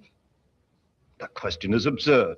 Life itself will not survive, except what is funneled through the mechanical collective. The spread of a sterilized scientific intelligence over the planet would not, as Teilhard de Chardin so innocently imagined, be the happy consummation of divine purpose. It would rather ensure the final arrest of any further human development. Again, do not mistake my meaning. So this is part of his main point, is that in Teilhard de Chardin, right, and Marx, they're reading back into man's history, right, the fact of this technological progress, right, that's appeared in this modern age, right, and they're saying that this has been a gradual process that's occurred throughout human history, right, but the fact that Mumford shows that that is actually not what's been driving human achievement, so to speak, right? What's driven this idea, right, has actually been this idea of the mega machine, and like obviously it has its own mythology, and as he said, it sort of uses human beings for its organizational capacity, right? So the fact is that when technique makes man its object, right, then it unlocks this sort of authoritarian quality, right, which he says has always existed. But the fact is that for most of man's history, right, what's propelled man's development has not been man as tool making, but symbol making, right? So this whole idea of what has civilized man, right, that gets into some interesting territory. Yeah, symbol making, the origin of it is very difficult to figure out. Yes. So how Mumford came to this conclusion is pretty interesting, right?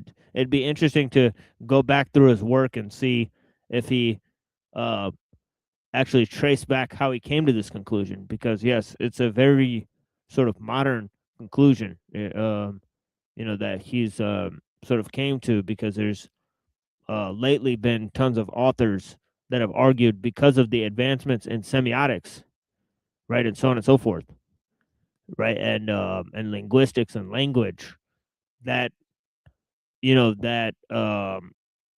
this the origins of this could not have been some sort of accident of history, but it's actually been something that's quite strange, right, in its development. So because after all, it seems to separate us from the animals, right? So this is one of the things that Mumford points out, is that animals for a long part of man's history were much better at tool making, right? And then the tool making did not serve the development of machines, right? But for a long period of history, the tool making just served the symbolic dimension of man's capacity, right? Through his ritualistic and symbolic forms of expression. So and then he furthermore contemplates how our sort of expensive misinventions, such as the space programs and so on and so forth, are equivalent to myth making in the department of Egyptians building those pyramids. This is not a prediction of what will happen, but a warning against what may happen. We are gathered here now, I take it, to see what means must be taken to escape this fate. In characterizing the authoritarian techniques that has begun to dominate us, I have not forgotten the great lesson of history. Prepare for the unexpected. Nor do I overlook the immense reserves of vitality and creativity that a more humane, democratic tradition still offers us. What I wish to do is to persuade those who are concerned with maintaining democratic institutions to see that their constructive efforts must include technology itself. There, too, we must return to the human center. We must challenge this authoritarian system that has given to an underdimensioned ideology and technology the authority that belongs alone to the human personality. I repeat, life cannot be delegated. So that's one of the ideas, right? That once you delegate life to the authoritarian techniques, right, and to the myth of the machine, right, then you surrender man's authority, right? You lose a man-centered society, right? So this whole idea where, as I was pointing out in the beginning, right, that humanism, universalism, liberalism, right, it's and the democratic way of life, even capitalism, right, because it relies so much on the private decision-making process, right, it both falls to the wayside, right, when the authoritarian techniques come through, right, because it basically positions man, right, creates a sort of individual man that's divorced from family and religion and nation, right, the perfect sort of man that can be susceptible to the authoritarian techniques, right? So this whole thing about how the man centered, right, that this is actually a reversal of what is subdued under the technical system, right? Because the technical system, again, the whole project, right, it cannot function without having man as its object, right? So this is interesting, right? Because the technological system does not aim for the destruction of man, right? It just aims to exploit man, right? Yeah, So in a way, it aims to make man a disposable asset that they can easily be exchanged, kind of right, like currency in some sense. exactly, right. So it's like its aim is really the creation of a new type of man, as Lul says, right? So, one that can serve the needs of the system. So, Curiously, the first words in support of this thesis came forth with exquisite symbolic aptness from a willing agent, but very nearly a classic victim of the new authoritarian techniques.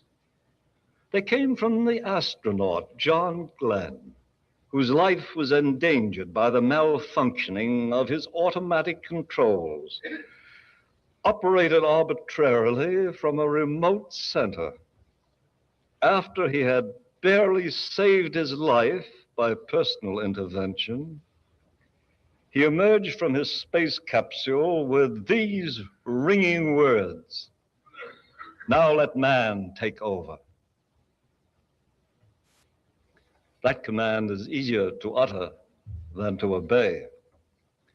But if we are not to be driven to even more drastic measures than Samuel Butler suggested in Erewhon, we had better map out a more positive course, namely the reconstitution of both our science and our techniques in such a fashion as to insert the rejected parts of the human personality at every stage of the process. This means gladly sacrificing mere quantity in order to restore qualitative choice, shifting the seat of authority from the mechanical collective to the human personality and the autonomous group, favoring variety and ecological complexity instead of stressing undue uniformity and mass standardization.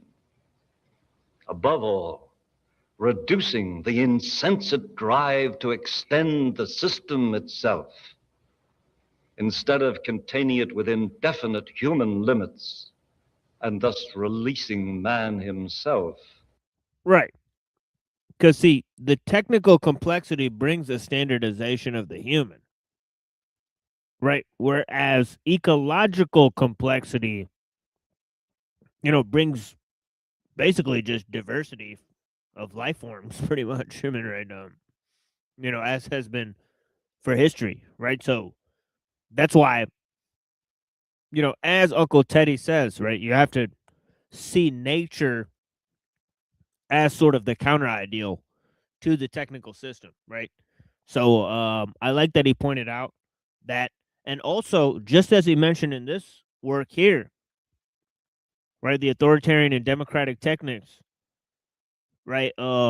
He also mentions in techniques and the nature of man, right? This the works of Samuel Butler, right? Because he's basically saying, right, back in the 1800s, right, that technology is going to evolve way past humans' capacity to manage it.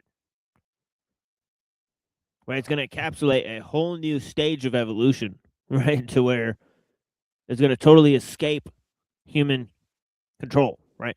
Also, Teddy is against romanticizing nature. So, but the point is that what we're moving towards, it involves a greater loss of autonomy, making people disposable assets.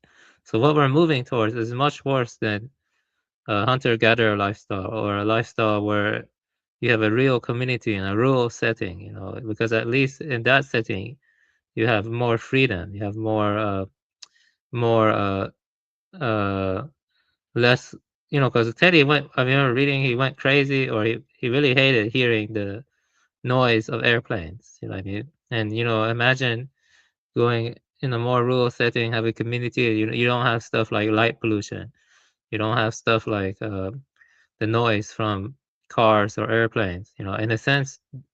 I think symbols, we need to look at it differently. Like, it's not about how well it quantifies things, how well it can measure things. Their power doesn't come from that. Their power comes from making you look more inward in a way that is non-mechanistic, because the psyche or the mind or even the spirit is more numinous than what the quantifiable mega machine can produce.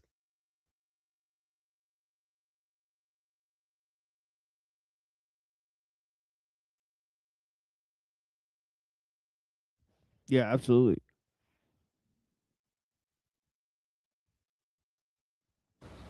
For other and higher purposes.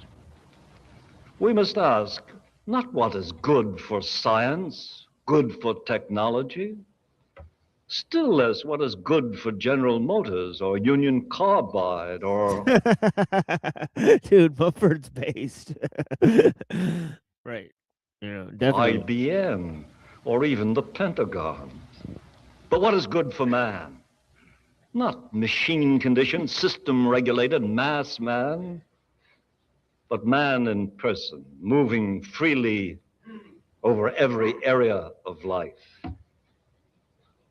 There's another thing that we've talked about in the beginning here is this idea of the creation of the mass man, right? The technician works towards a generalized abstraction, right?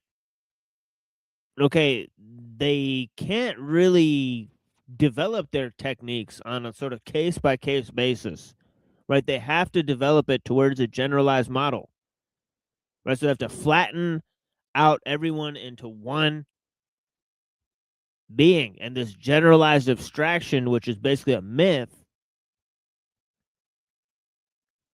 right, is who they sort of work for,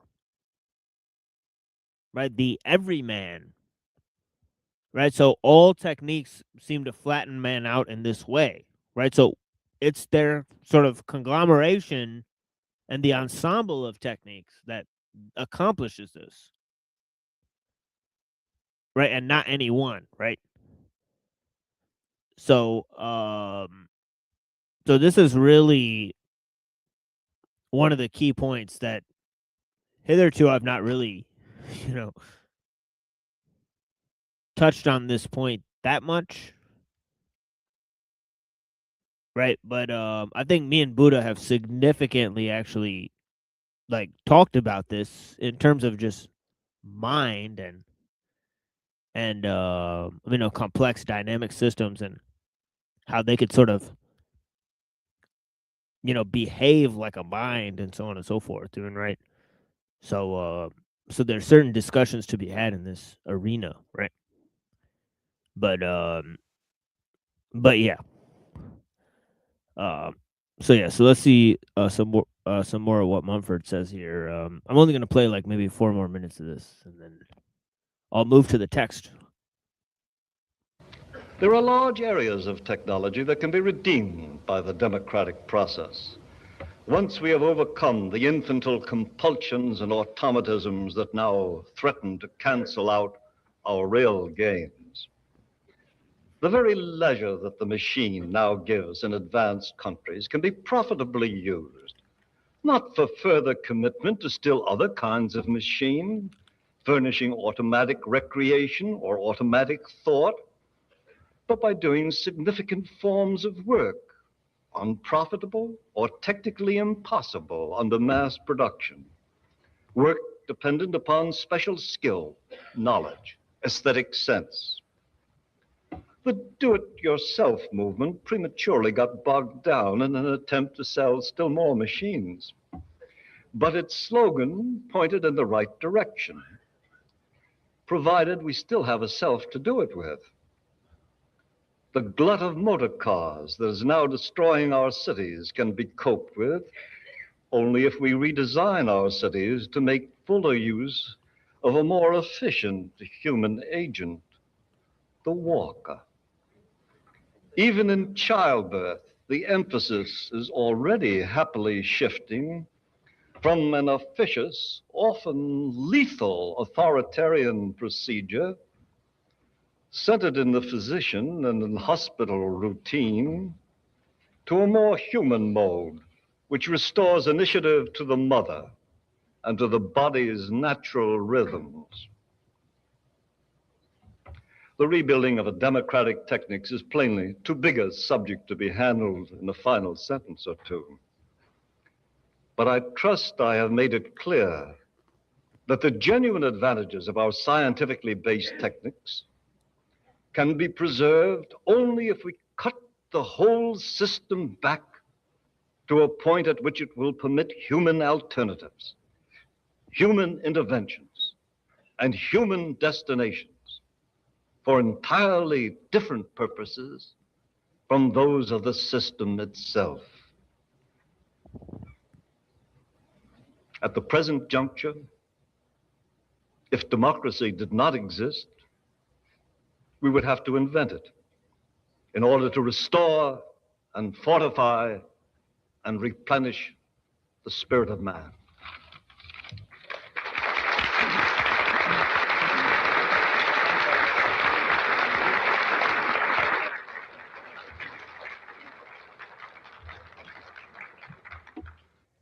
That was Louis Mumford speaking on authoritarian and democratic techniques at the recent convocation of the Fund for the Republic. Now, Admiral Hyman G. Rickover of the Atomic Energy Commission comments.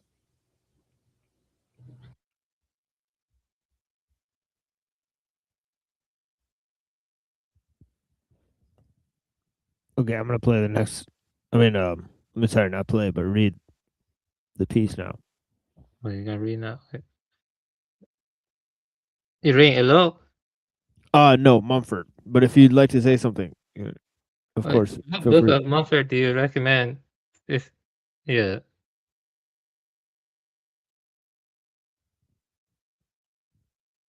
Well, he sort of wrote a trilogy on these topics, right? I know there's technics and civilization, man and technics, and The City and History. That sounds very interesting.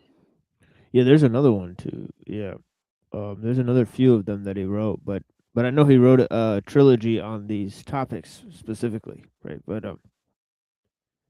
But yeah, I have two of them, the PDFs. But I know I sent you one of those. But yeah. But yeah, yeah, it was him talking. Yeah, that's right. Yeah. But yeah, here's yeah, we've listened to quite a bit of audio of Mumford. We've listened to over you know, I think like 2 hours of just audio of Mumford, right? So quite a bit of audio exists, from Mumford. But yeah, let's go to his idea here.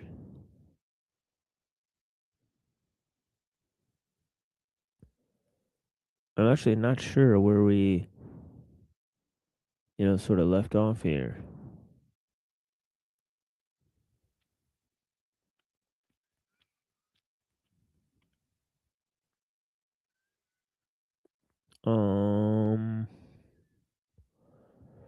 So yeah, I'll read this part again. I'll just go up a page here and read this part again. Because this gives the main idea here. He says, for what is a space rocket but a precise dynamic equivalent in terms of our present day theology and cosmology of the static Egyptian pyramid? Both are devices for securing at an extravagant cost a passage to heaven for the favored few, while incidentally maintaining equilibrium in an economic structure threatened by its own excessive productivity.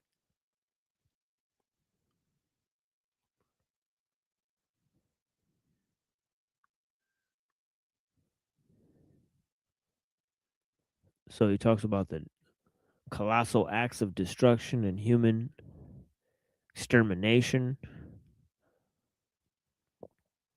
Do you think, in a way, that these ancient wise sages, like, I don't know, Vedic sages or whatever, when they prophesize of the Kali Yuga or the Dharma ending age or whatever end of the cycle, in a way they saw it as presaged in certain semiotic landscapes that were present at that time. Like they could see that the semiotics have a kind of like they could see the past, future, present blur into one another or something like that. Because it seems like it's almost prefigured or something. Like I don't know if the prefigured is the right word, but in the actual semiotic landscape. Because I remember talking to my friend who was also into magic. He did magic. My friend, he claimed that if you take an idea into your head, a symbol, and you imagine it becoming true, and you feed that idea of your energies, then it does materialize in some shape or form. Like you imagine you wanting to fly like a bird or something, then people create airplanes, and so in a way they create a profane materialization of those fancies or something like that. Because what he said about the pyramids, the ancient Egyptian pyramids, and the rocket and its connection to the economic landscape, the equilibrium, seems to tie into what I'm saying and stuff. Like, you think that what I'm saying is true? Or does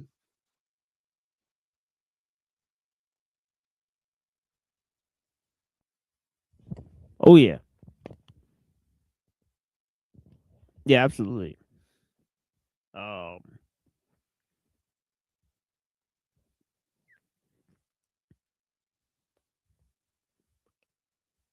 And a lot of it also has to do with manipulating time and you know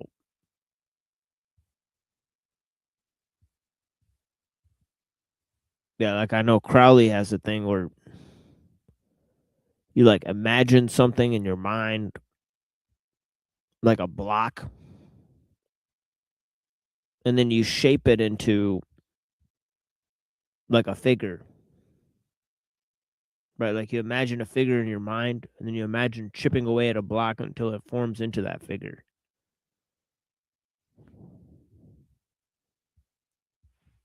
What's crazy when you think about it, there are like computer simulation programs where they can like you're making robotics. You know, most robotics are not just made from schematics they draw up. They have to run it through simulation.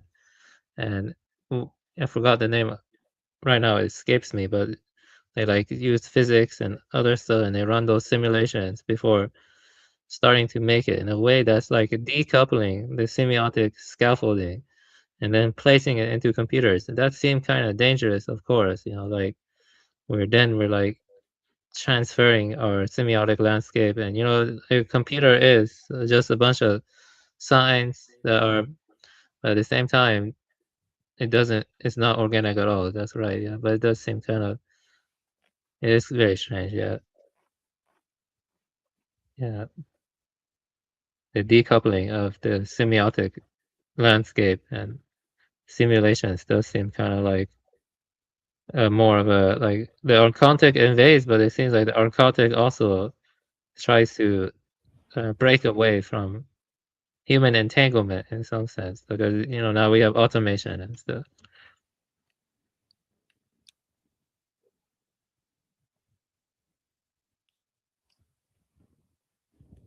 Yeah, it's interesting.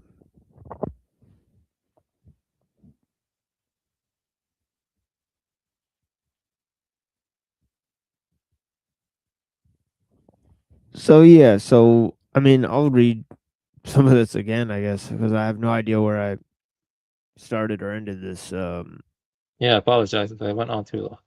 Oh no, it's fine, man. Yeah, no, I'm just struggling to figure out like, and I'm not going back and figuring out like it's been too much time, but yeah. But I'll just start reading from here. It says, having indicated the beginnings of this process, I must regrettably pass over the actual institutional forces that have been at work during the past 5,000 years and leap all too suddenly into the present age, in which the ancient form of biotechnics are being either suppressed or supplanted, and in which the extravagant enlargement of the mega machine itself has become, with increasing compulsiveness, the condition of continued scientific and technical advance. This unconditional commitment to the mega machine is now regarded by many as the main purpose of human existence. But if the clues I have been attempting to expose prove helpful, many aspects of the scientific and technical transformation of the last 3 centuries will call for reinterpretation of judicious reconsideration. For at least we are not bound to explain why the whole process of technical development has become increasingly coercive, totalitarian, and in its direct human expression, compulsive and grimly irrational, indeed downright hostile to more spontaneous manifestations of life that cannot be fed into a machine. Before accepting the ultimate translation of all organic processes, biological functions, and human aptitudes into externally controllable mechanical system, increasingly automatic and self-expanding, it might be well to re-examine the ideological foundations of this whole system.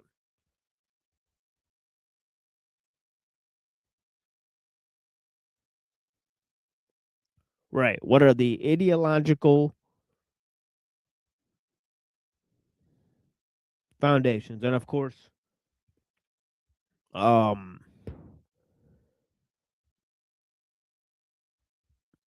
you know,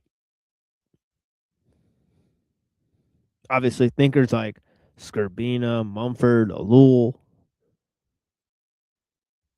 and Uncle Teddy, they all come to different conclusions about what the solutions are, but they have the same problem in mind, right? It's like either way you slice the pie, you come up with the same issue.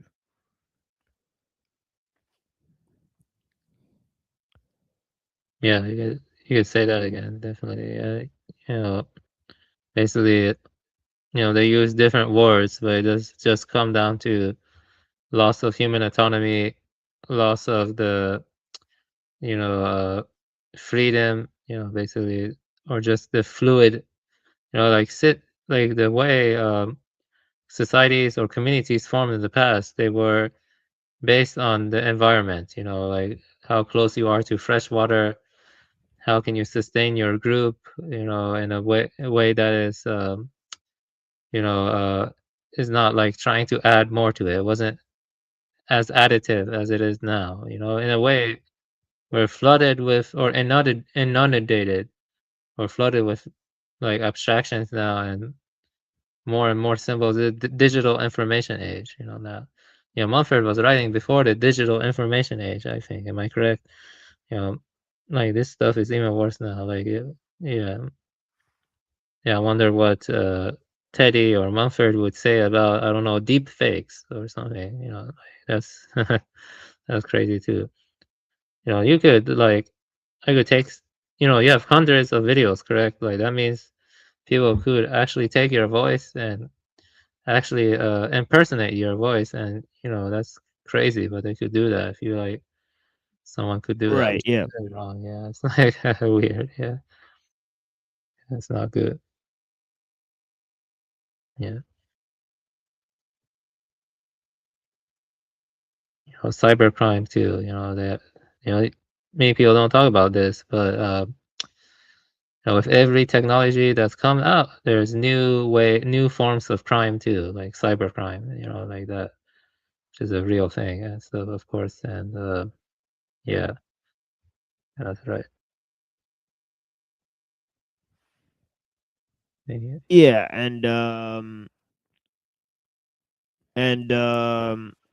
so yeah, in terms of the videos and the personal messages, right? You're going to have to really verify. See, this is the thing, is that one thing that, as we were talking about before, is like they may not be able to duplicate, right? And you can kind of scope this out when you conversate with like a sort of language learning model or something like that, is that they think in a highly specific way, right? So these systems, they seem to fail to replicate something about the human, or extremely smart people can sort of distinguish. But there are a great mass of people who cannot distinguish it from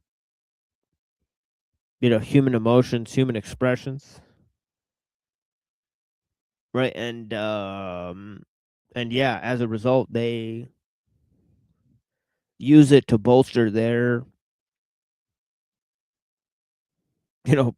plans and ideas about themselves, right?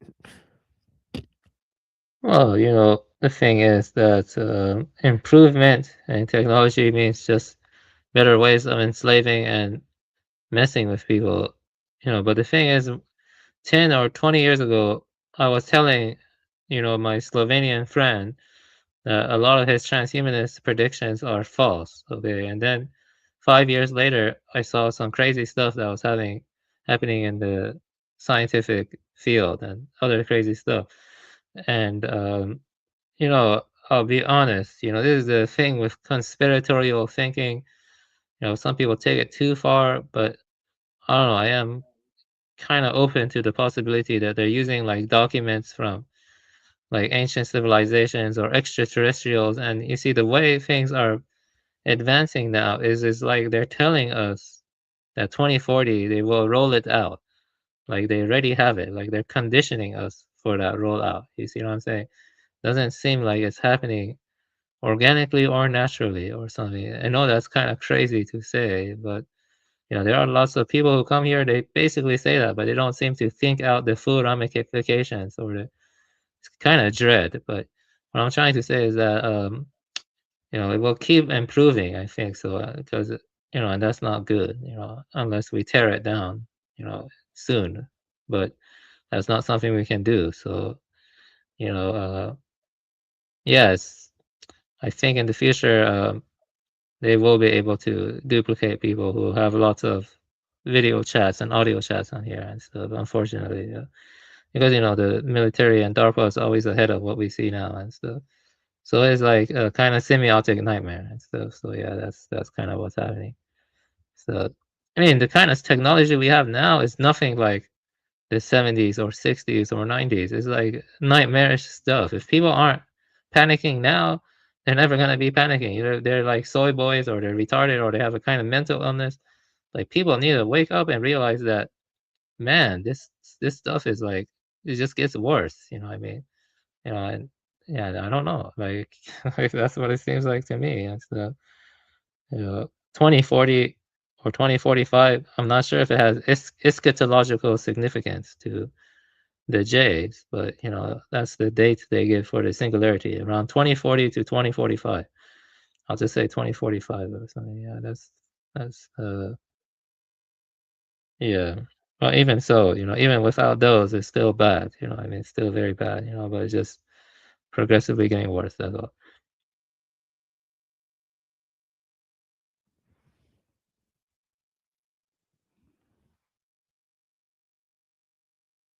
In Iran, the Iranians shot it down. We shot it down, and then they found that pilot based on his heartbeat. So I'm thinking, how did they do that? Like, it's so far and it's in mountainous terrain, and they were able to detect him based on his heartbeat, and then they rescued that pilot who was shot down. Yeah, that's what they said. The Pentagon admitted to that. I have to look for that source again. But yeah, you know, like I showed that article once, the lethal autonomous weapons, you know, why are they talking about that unless they're trying to prep us for it? They're like, oh, we don't have it. So then write about it on the Congress page. You know, yeah. Yeah. What I'm trying to get at is that, you know, the pure awareness is greater than anything, but I feel like the egoic consciousness can be kind of highly imitated. It could be highly, I don't know, yeah, that's not good stuff, but it could be highly imitated. Yeah, that's what they're doing. Yeah. And I wonder what Mumford would say about that. And so he'd probably say it's a kind of mega machine that's more digitized or something, or that's having a life of its own. It's inimical to life here or something. Yeah. Sorry for going on. Yeah. I mean, you probably already know all this. Yeah. I mean, just kind of preaching to the choir or something like that. No, it's good. It's good. The people need to hear different versions of, you know, so, you know, could be something you say hits them, could be something I say hits them, but either way, this is, you know, way adventure and, you know, propagandizing, I guess, for lack of a better term, right? But yeah, but yeah, in this, I mean, he's talking about the ideological foundations, and just as that, he mentions the over concentration about centralized power and external control. Right. So obviously externalization. Right. Centralization is a key feature of large scale technologies. Right. And externalization is just a key feature of the entire process of enframing. Right, that technology uses, of using nature as a standing reserve, right, creating an alternative to nature, right, and making man reliant on the technological system rather than reliant on nature. Yeah, but right, and also really through the commodification of man himself. But yeah, go ahead. Yeah, that's good. We know that nature is constantly in a state of communication. Like everything in nature is communicating, like the alarm calls of birds, other stuff. There's like tons of communication. The thing is, when the technology starts communicating with itself, and that's what is happening, thanks to cloud computing technology and IoT. See, IoT devices are kind of like an ecosystem. And, I have a friend, he got his degrees, I mean, not degrees, but certificates in AWS and Azure and, stuff like that. It's basically an IoT ecosystem. And this is what the technicians, the technocrats want to do. They want smart cities now. They want graphene tattoos. They want to create an ecosystem where technology encases us and can communicate our vital information, or can better monitor us. You know what I mean? And that ecosystem is kind of like overlaid on nature and stuff. So, but is that that new technological ecosystem, is it ontologically continuous with nature, or is it in antagonism? I would say it's an antagonism, and also it really destroys our autonomy more. It makes us more like hamsters in a cage. It's like putting sensors in a hamster cage and monitoring the hamster at every opportunity. And then when the sensors say, "Oh, there's something wrong with the hamster," you go help them. I mean, yeah, or you're monitoring the hamster, and maybe you're doing stuff like, I don't know, electroshock therapy to try to manipulate the hamster's behaviors with positive reinforcement or crap like that. I don't know, that kind of stuff is evil, but it seems like that's the direction we're heading and stuff. It's a new, I mean, Klaus Schwab and Yuval Harari, at least they tell us this. They say it's the fourth industrial revolution and Yeah. stuff. Yeah, Yeah. but they rely on, sometimes they rely on the fact that there is a dualism, ontologically between, technique and nature. Right. So sometimes they reinforce this idea, right? And sometimes they want people to believe in virtual reality and so on and so forth, that you can create your own reality, and and that there's another world behind the computer screen. And there's powerful people who want people to believe in this, right? And Yeah, but actually, both yeah, and actually, Elul himself warns against this, right? Because let me actually read this part of Elul, right?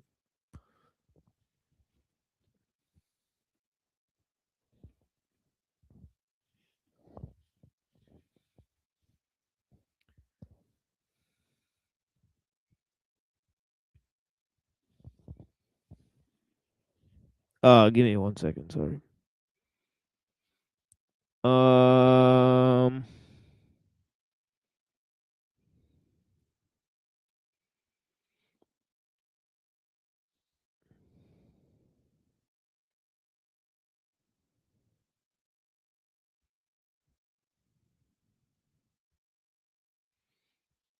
Okay, I'm losing where I put this here. Find it? No, but were you gonna say something? You go ahead and say that while I try to find this. Sorry about that. Yeah. Oh yeah, here it is. I found it. Yeah, Yeah, that's good. Yeah. Yeah, sorry guys. Yeah, he says but we cannot declare that it is unimportant if technique permeates everything human, so long as it does not reach the unreachable center. This dualism is impossible, because this quote unquote center is not abstract but concretely embodied. If the quality of human being if the quality of being human depends on it, and if this quality is embodied by the ways in which technique mauls man's body and soul, we have no right to say that what is essential remains unscathed. There is, on the contrary, every evidence that what is called quote unquote person is being dangerously impaired. Similarly, it is escapism to say that what can be laid hold of in man is itself the result of many influences, many social currents, and collective habits. So why worry about the influence of technique? Yeah,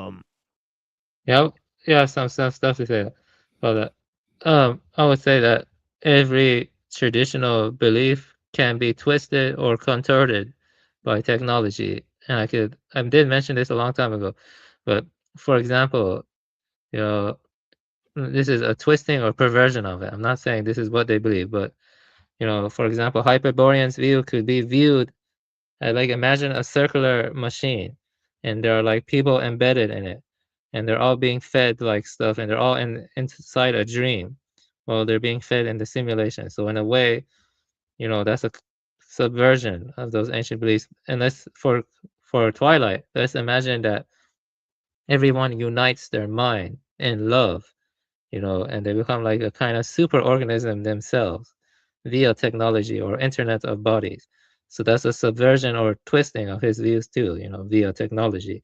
And in your case, I would say this is idolatry. If you were to create a supercomputer and worship that supercomputer like God, that is idolatry. That's a twisting of what is monotheism. But that could be done, and it's a twisting, a corruption.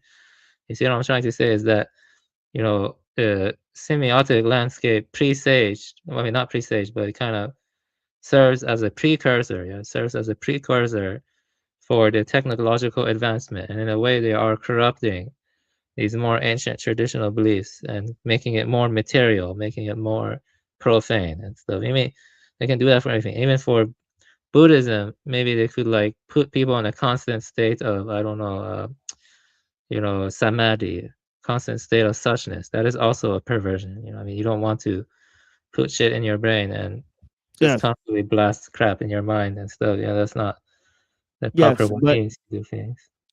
yes, but you know, sort of some of this idea that you know that basically that the technological world is of a completely different order,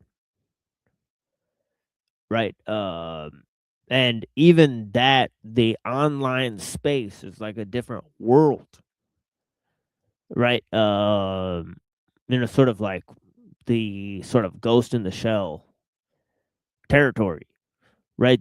That could be, you know, a dangerous thing to assume, right? And even thinking that there's some part of the human that they can't get to, right? That people who think that, right, sometimes they're waiting too long, right, for something more to emerge, right? Because it's like, look, dude, like people are already sufficiently controlled, right, to where like there's no like special kernel left that they need to get to that they'll never get to in order for them to have this control, right? So that's what Alul's kind of warning people about, right?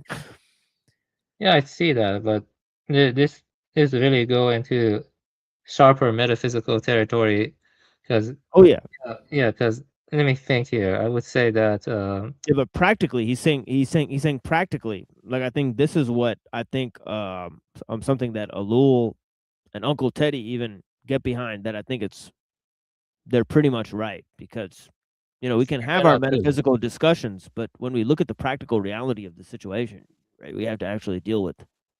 yeah, Scribina too. Yeah, Scribina's Pantechnicon also Well, effectively. Scribina sort of basically dealt face forward with this dilemma, right? And he said that, you know, that there's no incongruous dualisms and there's no ontological separation in terms of Alul.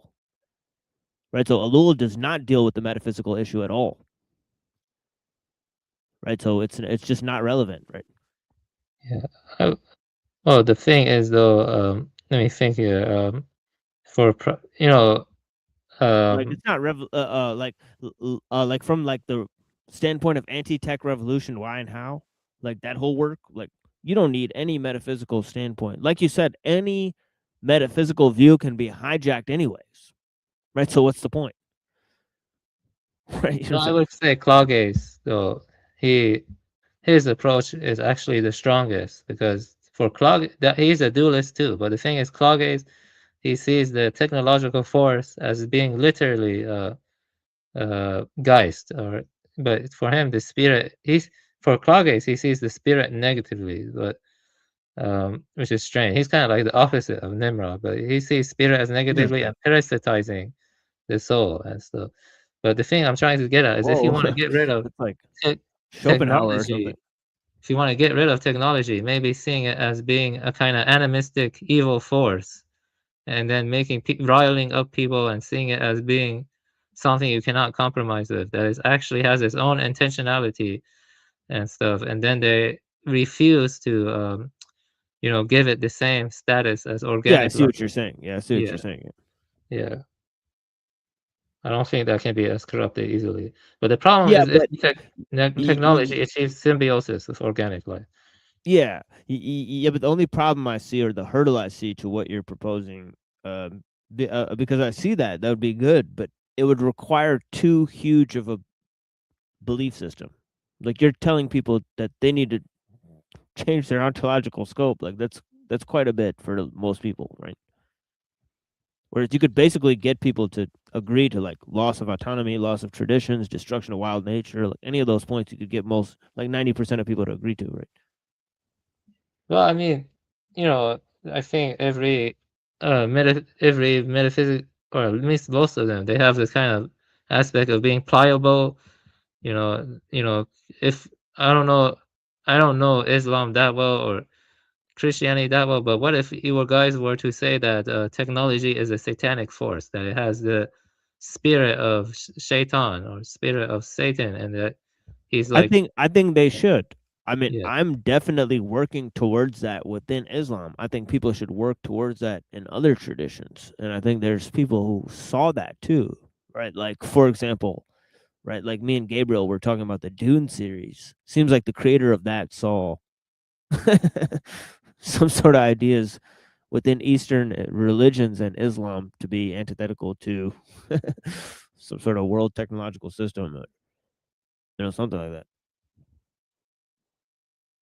and I think if you do that and you focus on multiple dimensions, like how it's like destroying human freedom and autonomy, but also destroying nature and stuff, you can try to like find common ground with let me Yeah, see, yeah, people. but see, the thing is that it affects everyone all at the same time, and we can't like go about it by just trying to convince people inside of our own tradition, right? So that's the thing, is that it's a world issue, right? That you need to get as many people to focus on the issue, then you can have your own tradition, right? But there is not going to be any tradition because the technological world system, it threatens to re-engineer what it means to be human, right? So you're not going to have traditions when there's no humans, right, left to have them, right? So that's the point, right? Yeah, fitness to re-engineer more than just humans, all of life, basically, at this Right, point. exactly, right. So this is the thing, is like there's no one that's part of a tradition that doesn't affect, right? You know what I'm saying, right? Right. So, Yeah, I know what you're saying, but I was just speculating that, maybe uh, persuading traditions to, more qualitatively see the technology as evil, like, Buddhists could say well, that's why. Oh yeah, Samara. yeah. Well, that's why, like as we're doing, we need to look at the teachings of most of the traditions, because it turns out that most of the traditions do actually say that, right? So if we're actually being honest, right, Christianity, Islam, Taoism, right, Buddhism, they say something about how nature is good, human contrivance, that can be seen as evil, right? That technique is basically evil, over reliance on technique, over reliance on man-made things instead of just human simplicity, human goodness, human virtue, right? That these things are actually salvific instead of contrivance based on technique and laws and wealth and power and all these things, right? So you know so it's pretty easy to exemplify parts of the traditions, right, which say, well, you should go towards asceticism, you should have the virtues of a warrior and a saint, and so on and so forth, right? So Yeah, it seems like it's possible, yeah, but that would require that would require a lot, like, but I think it could be done, like a religious fervor that makes people reframe technology as an expression of Right. evil within their own metaphysical schema or their own theological system. Right, but That could work.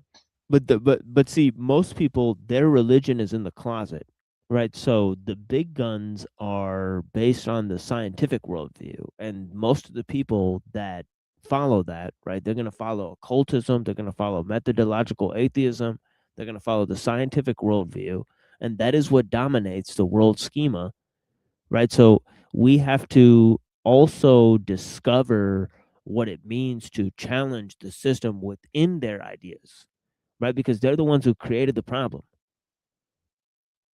right? So we can't just, ignore people of that mindset, right? Because they're driving the entire schema of the present situation, right? So the fact is that, we have to master the ideas or the philosophy or the worldview of the scientists and the atheists, to try to then, talk to those who are of a traditional mindset to get them out of their spell, right? Out of like the sort of spell of, of the myth of man, the myth of progress, the myth of the machine, right? They're inundated with all these delusions, right? So then we have to burst their bubble, right? Get the common man, right, to speak with the understanding of what these people have created, right? So it's like, it's a very complex game here. Yeah, it's not easy and stuff. Yeah. Yeah, because like how like Mumford and and Uncle Teddy, right? They've put their arguments totally in secular terminology. Right? For example, authoritarian versus democratic. Right? Up till now, man has evolved under extremely low tech conditions, and they put it in the secular form. Right? So you could look at the history that the secularists and the atheists provide and look at that most of man's history, he lived in a low technological state. According to them. Yeah, but that's what they believe. You're correct, yeah. Right. So this is when we turn their entire thing against them.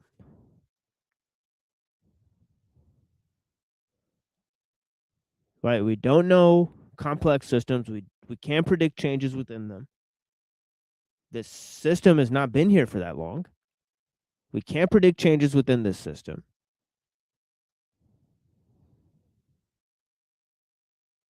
And most of man's history, he evolved under extremely low tech conditions.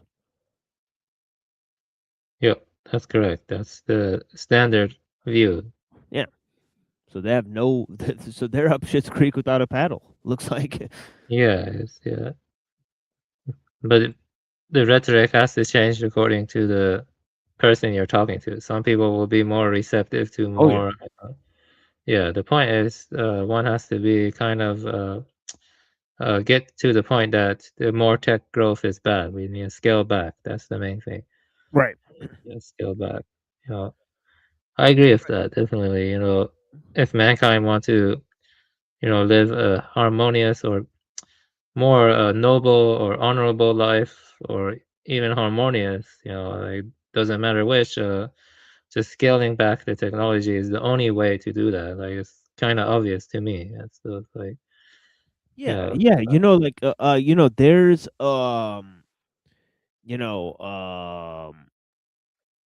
not enough grain, and the wives are complaining in the village and stuff. Who do you go to talk to, right? Like the village elders, right? They're gonna have a council meeting, right? And then like then there's all of this issues, and you know, and you know, we're gonna have a war with Great Britain.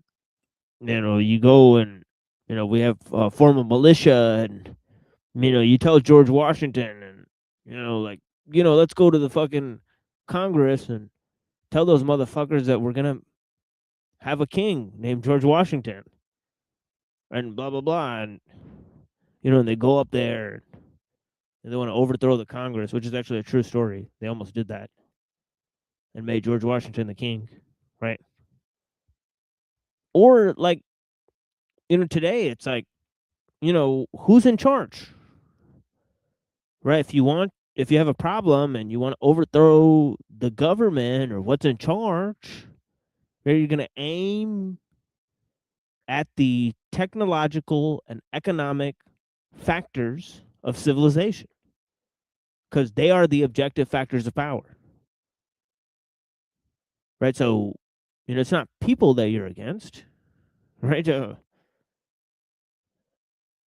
know, and Yeah, but the thing is that ultimately the system domesticated people, most people, not every single person. oh yeah, You know, that's not good and stuff. You know, like power grids and you know people had to work to get running water in the past. You know, and of course that led to a more fulfilling life.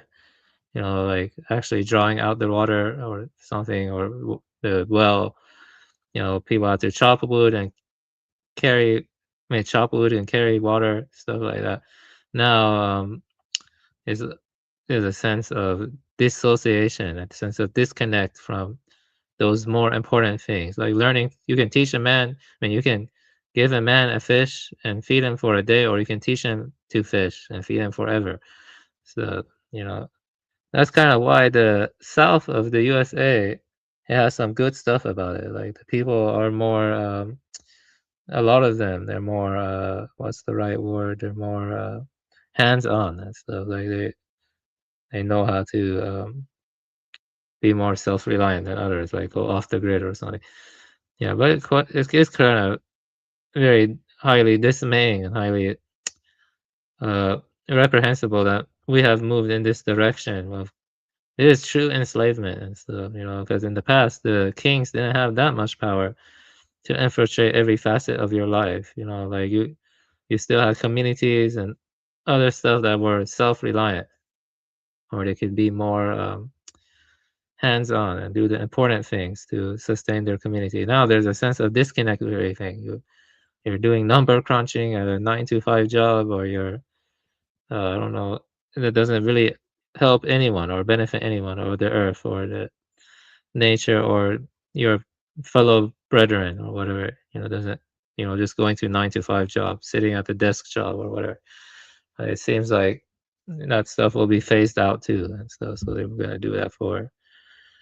They're gonna be automating more white collar jobs and stuff. So you know, yeah, I don't know what's gonna happen. I'm not sure if you ever saw the anime Wolf's Rain, and that anime, most people did revert back to pre-industrial life, but they are the nobles who are like bioengineered and other stuff. They live in a big skyscraper or something, or like a citadel that's barricaded from the average people, the regular peasants, and they like hoard all of the like augmentations to themselves. So they still rule over the people, but the technology is more concentrated onto them and stuff. So it's like a kind of neo-feudalism.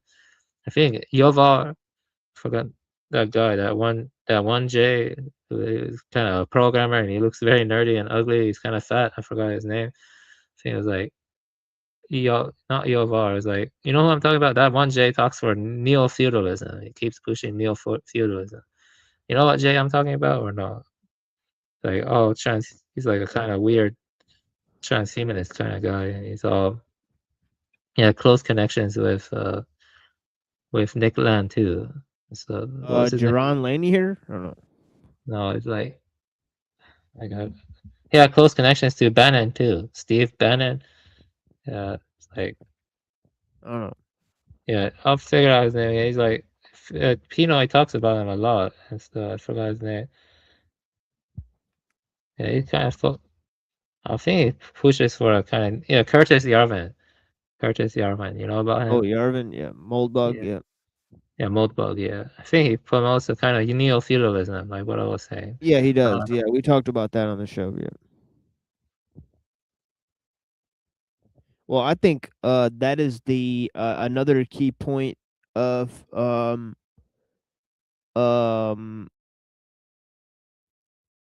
commonality between the Discordians and the Accelerationists.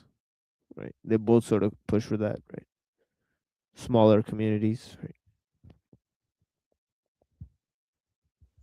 Yeah, it seems like I don't know what they're planning. I can see many possibilities. Maybe different parts of the world will try out different stuff. Like maybe they want to concentrate the technology and wealth to a certain elect or a few.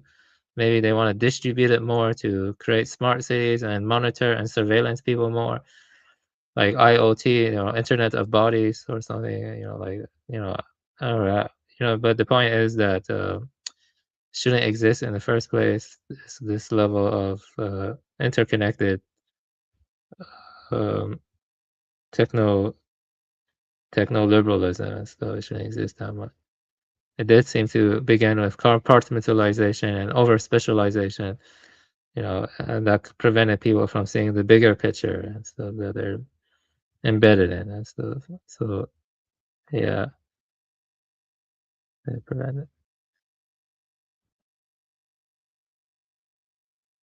I think one thing people need to know for sure is that longer lifespan does not mean a better life. It doesn't. That's not. That's not true. It's just longer life expectancy. Doesn't necessarily mean anything better or good. It's the longer life, or you know, and people use the kind of banal matrix like that to judge the prosperity of a country or their health or whatever. Like if they live longer, that means if the average lifespan is longer, then that's good or whatever. But I think that's very disingenuous to assume it's like that. Like there's a lot more to a community than that's also at least the weird stuff like boomers living longer and hoarding more of the wealth and assets and other stuff and not passing on valuable skills to their offspring. It's valuable skills. I think elderly people in the past were very important to communities. Like the skills they had to teach, like hunting and like fishing or even foraging, that kind of stuff. That was important. But now, what do the elderly have to teach? They just tell their kids, "Oh, go get your degree in this. Go do that. You know, talk to your boss or something. And trust the system." That's what they teach. That's the elderly now. They teach is trust the system on average, and that's not a good thing to teach your kids. And so, because this system is very volatile for one thing. Second, it's very unsustainable. It consumes so many resources, and also it destroys human autonomy and stuff. So yeah, it leads to mental illness in the long run. I'm not. Yeah, actually, I don't know if I should say this here, but one of my yeah, I'm not gonna say here, but yeah, the point is that yeah, we're living in unprecedented times, yeah, in many ways. So even though there may have been precedents in the past, yeah. So yeah.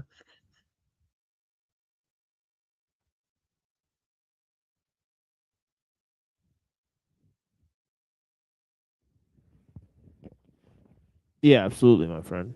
Yeah, I want to say one more thing. I think it's strange that when I think more about this channel, it's interesting how it has attracted a lot of occultists and other people, but they seem to forget sometimes, a lot of them, that this channel is about being critical of technological growth and expansionism. Expansionism. Like, I think that is what this channel is originally about. Am I correct? I mean, that's the thing we should be focusing on above other things and stuff. I think so.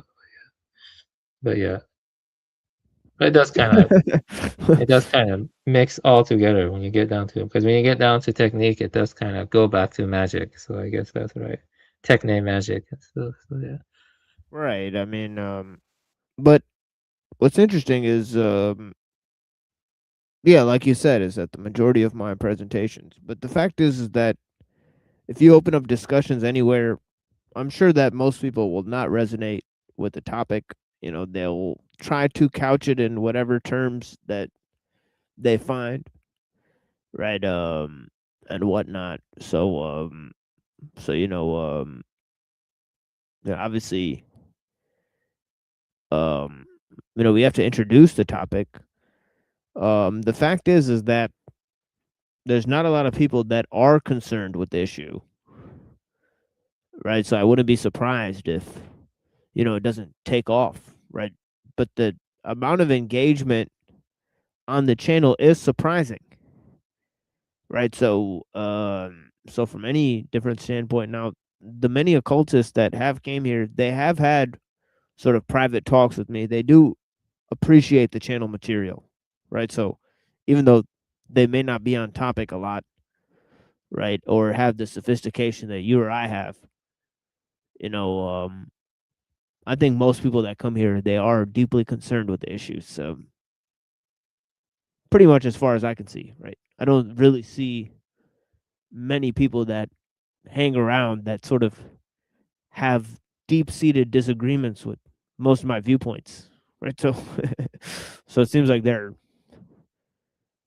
pretty much on board, right? Obviously there's a close cadre of individuals that we resonate with that can have deeper discussions about some of the topics, right? But yeah, Yeah, I'm as you kind of see, the a bit the general tipsy. public, yeah, So I'm a bit tipsy, but yeah, I think you're pretty much right. Yeah, right. yeah, it's fine, yeah, Yeah, I'm tipsy. Yeah, yeah, I yeah, would say cool, yeah. ultimately, there are many angles you can approach this problem, and you could probably fill volumes upon volumes of all this problem from different angles, and yeah, it's unending, and but the point is that only scaling back can help things. More and more regulations don't help anything.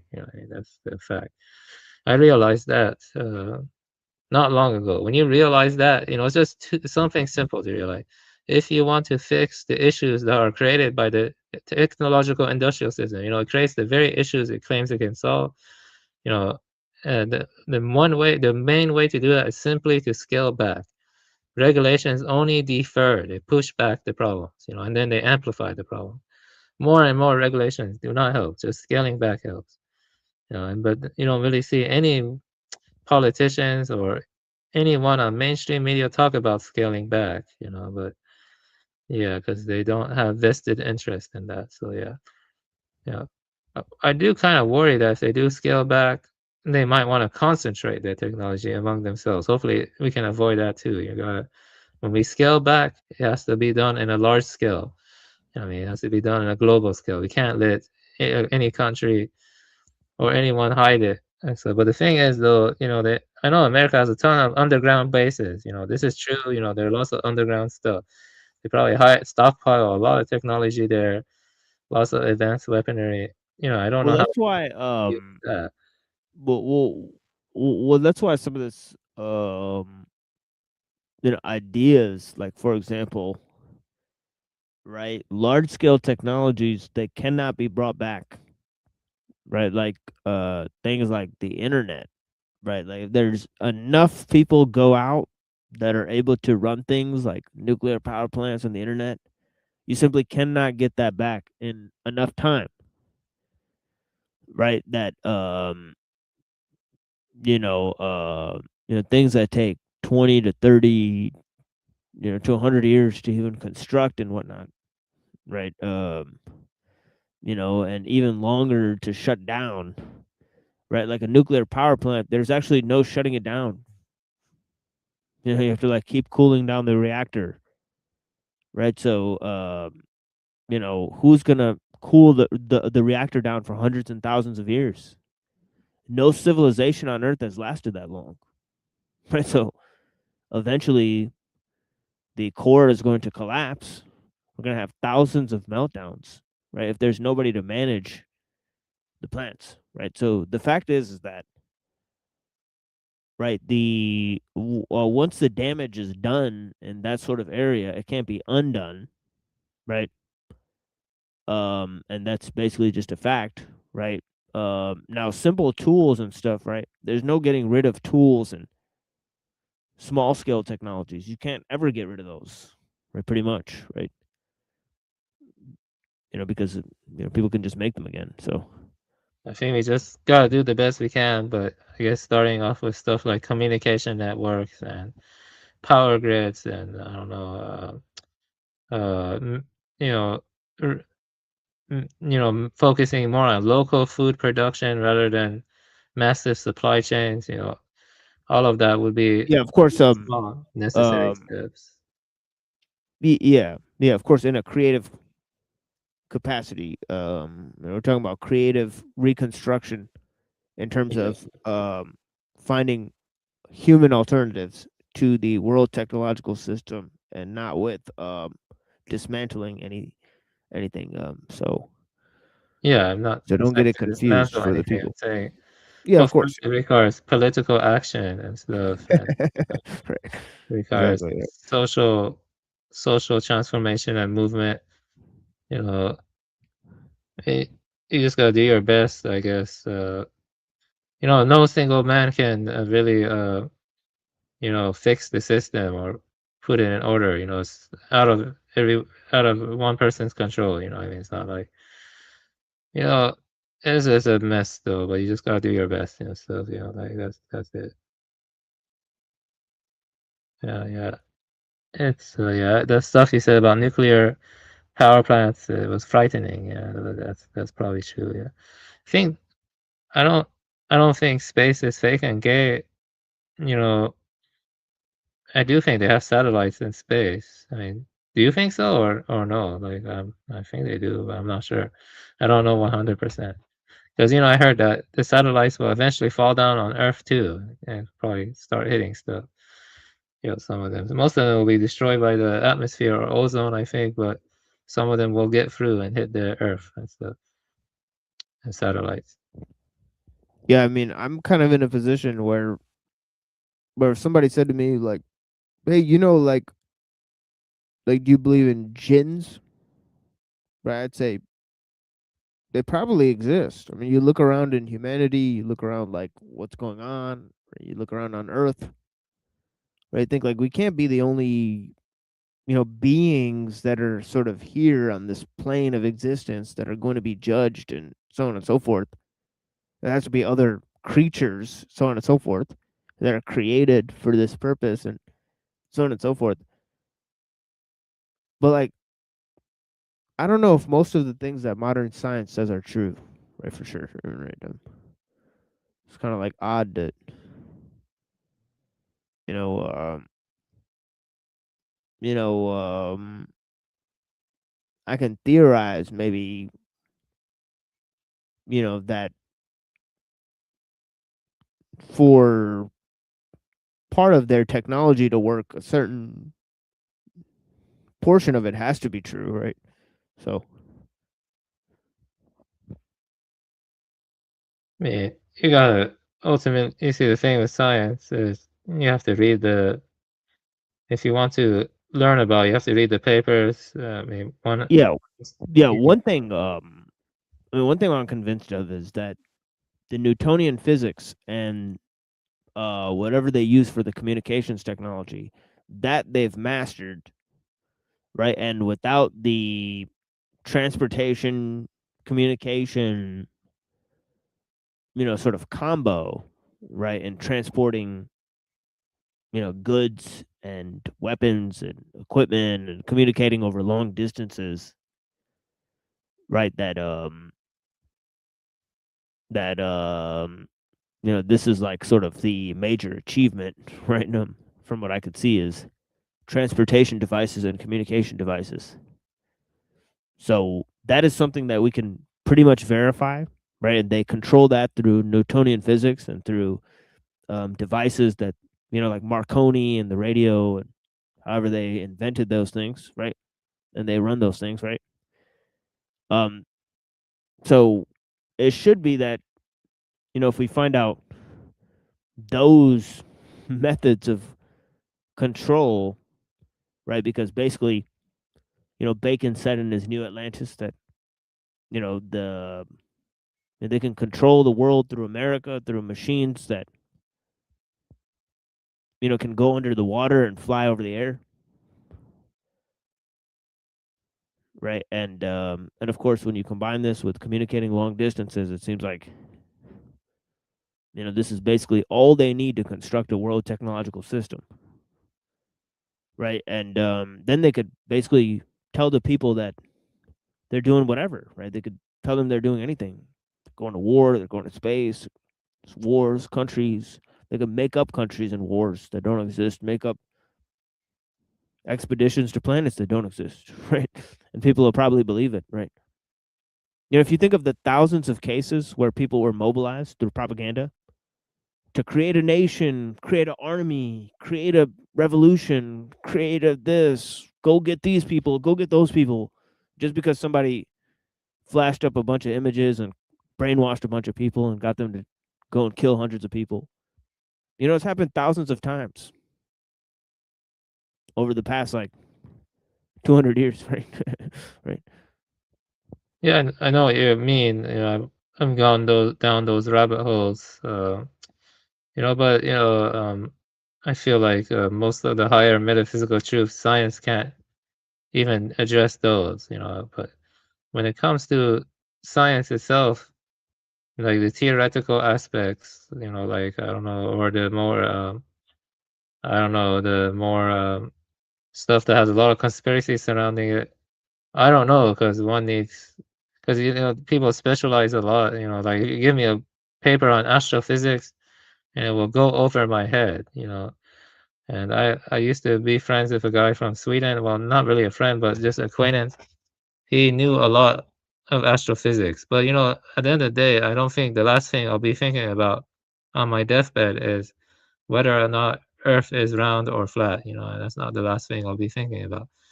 So it doesn't really ultimately matter, because I feel like like I said, the PR awareness or whatever other metaphysical thing you want to believe in, I think it's like closer to Parmenian being. So these are just contingent facts. They're just contingent facts. People are learning. Like, for example, your body is composed of cells. It is composed of cells. It's trillions of cells communicating with each other. People didn't know that. Did not know that 500 years ago. Right. They Right. did not. It doesn't matter that they learned, though. It But doesn't here's the matter. question, though. Where did the mitochondria come from? Yeah, see, they sequence the genome and then they look at the other bacteria. It used to be a free-floating bacterium and stuff, but that's what they conclude. So it used to be a bacterium that formed endosymbiosis reaction with the prokaryotes, whatever. So But why though? I don't know. Like that's like why is not a scientific question. That's like. But the question is, does it matter? Like, I mean, if you want to look into it, you can more. There are books you can read about it, and you can. This is like technical stuff. Yeah. Well, I guess what I'm trying to say is that they don't really know what a cell is, do they? At the end of the day, right? They kind of do actually. They do know what a cell is. Yeah. I mean, the point I'm making is that people 500 years ago they didn't have microscopes where they can see a cell. Like they didn't have that. They didn't even know what a cell is. But all I'm saying is, does it matter though? I don't know.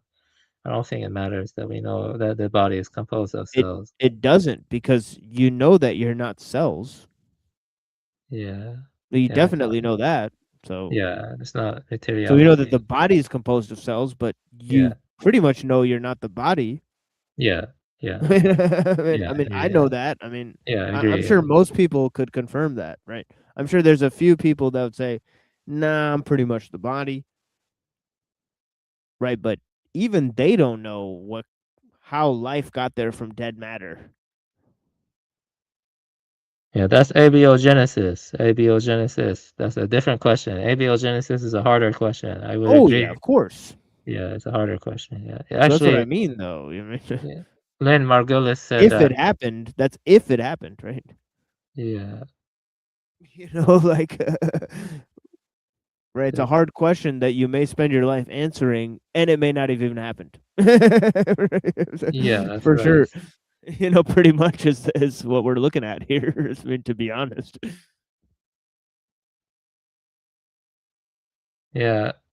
I see what you mean, but at the same time, if we're not the body, then there, we have like the epistemology or the epistemics we can use to ask what is true. It doesn't necessarily have to rely on replicable empirical evidence. It doesn't have to rely on empiricism. It could rely on different dialectics. It could rely on different epistemological means. You know what I mean? So one could even discount the discovery of contingent facts by pointing to something higher, metaphysically speaking.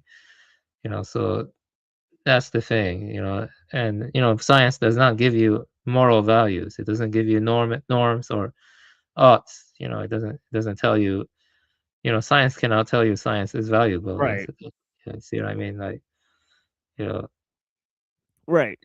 Yeah, just said like it's good to know things because when you know, it's like okay, nerd, right? But the thing is that other than knowledge for the sake of knowledge, and I saw one of these atheists, right? Neurojack was having a conversation, with one of these atheist guys, right? And they said to him, right? They said, for God, right? They said, you have to absolutely have knowledge that God exists, right? I mean, you have to experience God, right, face to face, and so Neurojack asked him, I said, so what would it take for you to believe in God? He said, well, God would have to show himself to me. Right? And that's a standard of proof, right? And then for atheism, right, kept going down the rabbit hole. He said, well, what do you have to know for atheism? Right? He said, we'll never know. Right? So in one case, for God, right, he says absolute knowledge is this absolute standard for what it takes to know something. For atheism, you absolutely can't have absolute knowledge, but their knowledge is fine. It's perfectly stable. When you say atheist, do you mean he's a physicalist, like a reductive physicalist or something? Because pretty much, yeah. Oh yeah, I see. I would say that, to be honest, I do sympathize with his view, but at the same time, when you meditate, because different traditions have different approaches. In Buddhism and Advaita, you meditate, and there are states of mind you can go into that are kind of like, like pure awareness or like higher jhanas. They're called jhanas in Buddhism. And when I took the shrooms, I did see some stuff that resembled divas and resembled rakshasas, stuff like that. But the point is that meditation, there is a state of mind that is more luminous. It's called a luminous mind.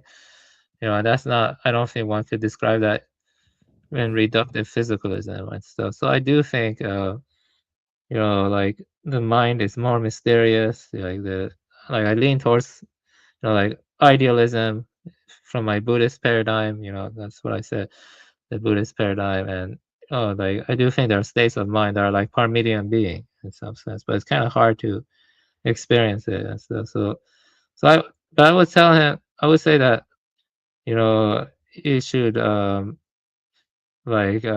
be more open to the possibilities of what can manifest for the mind, because I feel like I feel like dying will be a kind of very spiritually transforming, depending on whichever way it goes. I don't know what happens. No one knows 100%, I think, what happens after you die. But the point is that I'm pretty sure you don't just lose consciousness and you're just your causal continuum ends or something. Something happens. Like, it doesn't have to be a self that passes on. It could be your repository of karmic seeds or something.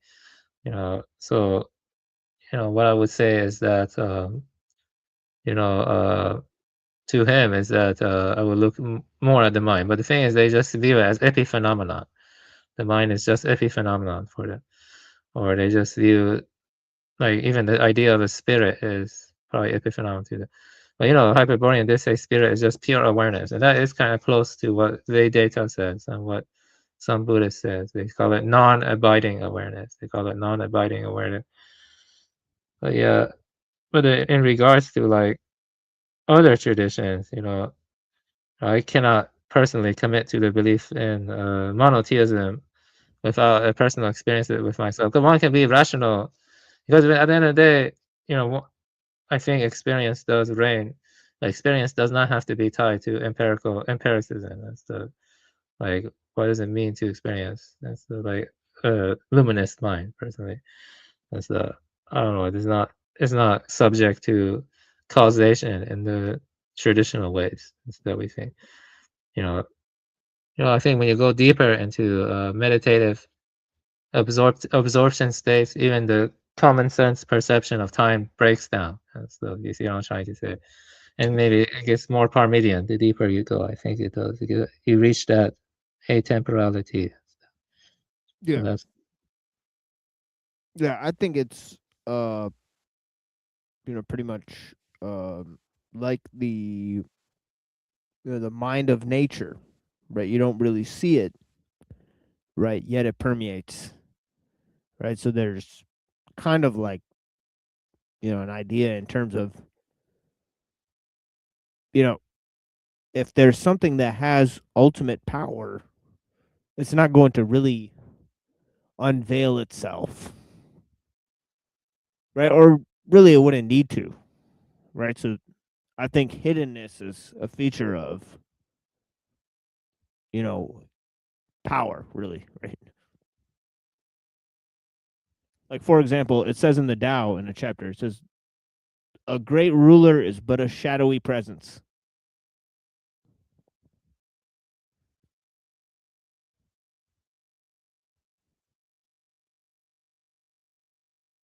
Yeah, but ultimately one can awaken to the Tao. You know what I mean? Like there is the atemporal experience, or the Tao.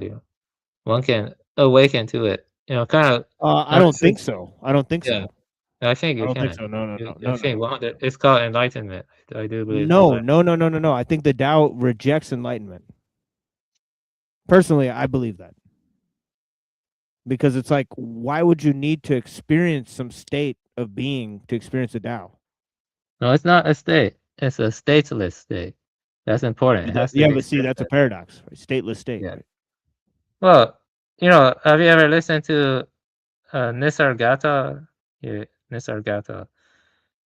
That guy was strange. Yeah. No. There was once Nisargata was an Advaitin. Once someone came to him and he was crying. There are people dying in my country, blah blah. What can I do about it? Nisargata said, there's nothing you can do about it. And so he's like, why are you so insensitive? Why don't you care about these people? He said, in pure awareness, nothing happens. He said that.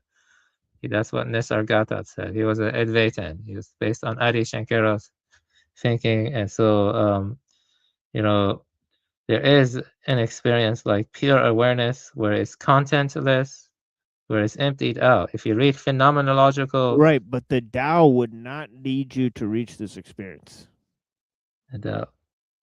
Like, why would the Tao? Like, the Tao permeates all of existence. Like, the Tao is even in the poop. It's in the piss and the shit. That's true. Yeah. So the piss and the shit isn't going to have an experience. It's going to bring it to enlightenment, right? Oh, some of the commentaries I read, like the darkness beyond dark, and they like describe it metaphorically as a kind of transcendental experience, a kind of more. Yeah, I think there is an equivalence of the Tao in the Buddha, but it's not in terms of enlightenment. It would be some type of nature that permeates all of existence. Yeah, I don't know. That's not how I interpret it from my translation. I've interpreted it more. Like, for example, like you wouldn't awaken to, like something that is already the truth of existence, right? The reality of existence, right? You would just sort of align with it, right? What you would be getting out of is the illusion, right? Is that right? Yeah. Right? So it's you're getting out of an illusion, right? You're not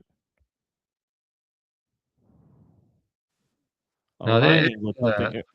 it's called, you know, some doubt, some parts I read, it comes close to the experience of suchness, or what is called kensho or something, some of it, and like it feels like time does stop. Sometimes when you feel like extreme awestruck by a moment, or you're walking alone, sometimes you feel time comes to a standstill, right? And you know, I feel like when one meditates more, or they do internal alchemy or whatever, not internal alchemy, but more like whatever other practices they have. Time starts to feel more unreal. It starts to feel more still. You feel kind of like a witness, like a witness awareness. You're just observing the body, Right. and it just feels Right. more like, But don't some of the Buddhists say you shouldn't seek enlightenment? yeah, they don't, yeah. The thing is, once you try to seek it and you try to grasp it, it goes far away. That's But right. once you see, yeah, but So that's what I mean, right? Is that yeah, it's not something it's a state of being that one does not try to grasp, like and some of them even argued that you suddenly come into this, right? So like you said, it's timeless, so you've always been there. It's not something you come into, right?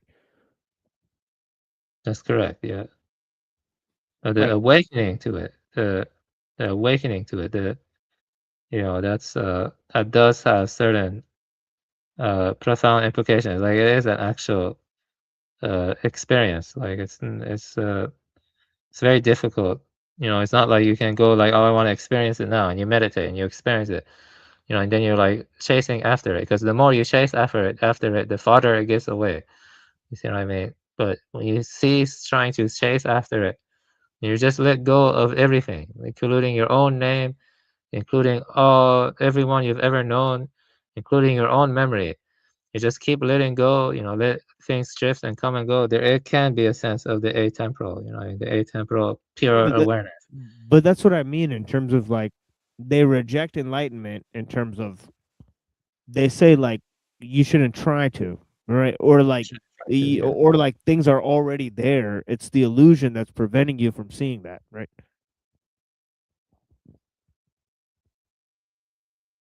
Yeah, that is correct. But what I feel like is, I have this own view, but of course this one is not aligned with Taoism. I do think that if the illusion continues, it does kind of affect the storehouse or repository consciousness, and the illusion persists after one dies or in rebirth. But I think you can end the illusion and end rebirth if you want to. But the point is that all of this we're experiencing now, all of it is an illusion and stuff. Like, all of it is an illusion. Is what is not, what I mean? But what is kind of like the actual experience of what is kind of not like an experience. It's kind of like pure awareness. Like I said, I kind of repeated that a lot, but yeah, that's the thing. So there is a kind of experience of all that, because the Taoists did believe, or at least think, I'm not sure the Tao Te Ching said, the Tao Te Ching didn't say it, but they believe that you can hold onto a white crane and fly into the heavens, and that kind of symbolized immortality for a lot of them. And so they did believe in a kind of elixir of immortality, a kind of channeling into immortality. Some of them interpret that differently. So there is a kind of tradition surrounding all of this. Even Taoists would debate each other. So not all Taoists were in universal agreement. Same with the Buddhists, same with the Hindus, Vedanta, same with pretty much every tradition. Right. Splintering and sects and other stuff. Right, but I Different think there's a interpretations. guy named Lao Tzu for sure. And personally, I believe that he existed. Right. Yeah, I think he did, but it's very hard to tell 100% what he was arguing for with everything and stuff. I don't think he believed in a telos though. That's one thing I'm sure about. He didn't believe in a telos. Uh, any kind of great will or telos, he did not believe in and stuff. He did not.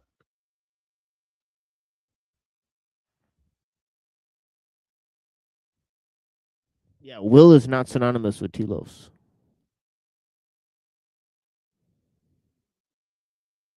Yeah. Yeah, I know. Will is not synonymous with telos, but wait, let me think. They do kind of. They have some. Telos is the final cause. Yeah. So it's But one of the roots to causality, right? So will like has a more capricious aspect to it.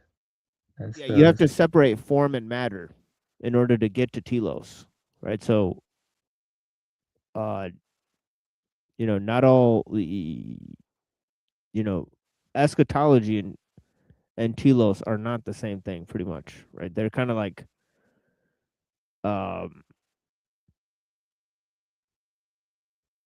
you know, it's like telos is just like purpose. So it's much more simpler of a concept than something that's drawing on an eschatological scheme, right? Because that scheme could be towards anything, right? It doesn't have to be for a purpose. I do think will applies a kind of telos, but not necessarily a kind of strong telos, but it does kind of have a kind of directionality to it. Will. So like, I mean, how can you have a will without directionality or intentionality and stuff? You know, so there's that. I think by will, I mean it can be traced back to intentionality. Basically, that's right. You know, because even when I take actions, you know, or I speak, there's an intentionality behind the words. But I would say the Tao is without intentions. So there's that. So it cannot have a will. The Tao. So you need intentions to have a will. I don't know. I think you're thinking about thoughts, right? But you know, I think you can have a will without thinking, pretty much, right? Yeah, they see all that. We have a will without thinking. That is true. Yeah, you can have a will, but not without intentionality. You don't need thinking for intentionality. You know. What do you mean? Well, like let's say you're walking and you see a pebble on the floor, unconsciously or whatever, you can avoid that pebble. You know, intentionally you avoided that pebble, and so you didn't have to think about it. It's just like muscle memory or something. You just respond to it or something. But there is a But how do you degree of. know then? How do you know that? It's like that is a good question. Like, how do you know? Like let's say You you're didn't think walking. about it before you did it because we act without thinking all the time, is what I'm trying to say, right? Yeah, that's true. Yes. So But there's a that will involves behind that intentionality, action. But that does involve intentionality, though, I think so. That's a difficult topic. Intentionality is debated a lot in philosophy of mind. I do think it involves an intentionality. Most things we do involve an intentionality. I think the will, it has to involve some intentionality. So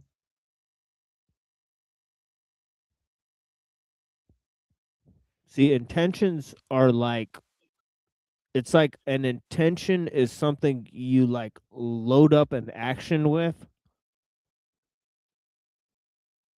that could sometimes falsify the action itself. that's true. Yeah, some So intentions it's like can be inhibitory.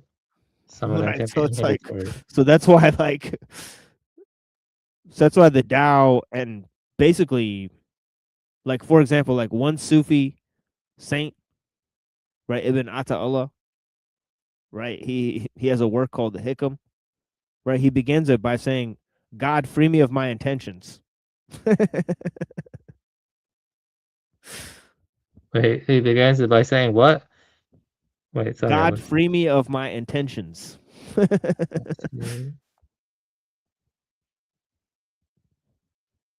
But the ultimate question is God or Parmenian being, does it have intentions? That's what I mean.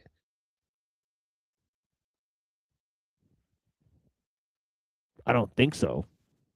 Why would it? Why would something that is the final creative will have intentions? What would it intend to do besides what it can do and what it does? The intentions, like, you give the commandments, to Moses No, no, on no, Mount no, no, no, Sinai. no, no, no, no, no, no, no. Say it No, involves it's no, intentionality. no. See, God, right? in my tradition, right? He wrote down, he created a pen and he wrote down everything. So there's no intentionality, right? Yeah. It's simply just like it's like just like here's what's going to happen. It's not based on anything, right? It's not for anything. Of course not, because if there's one existence that's totally unique, right? Why would it be based on anything? And then we're getting into like multiverses or something.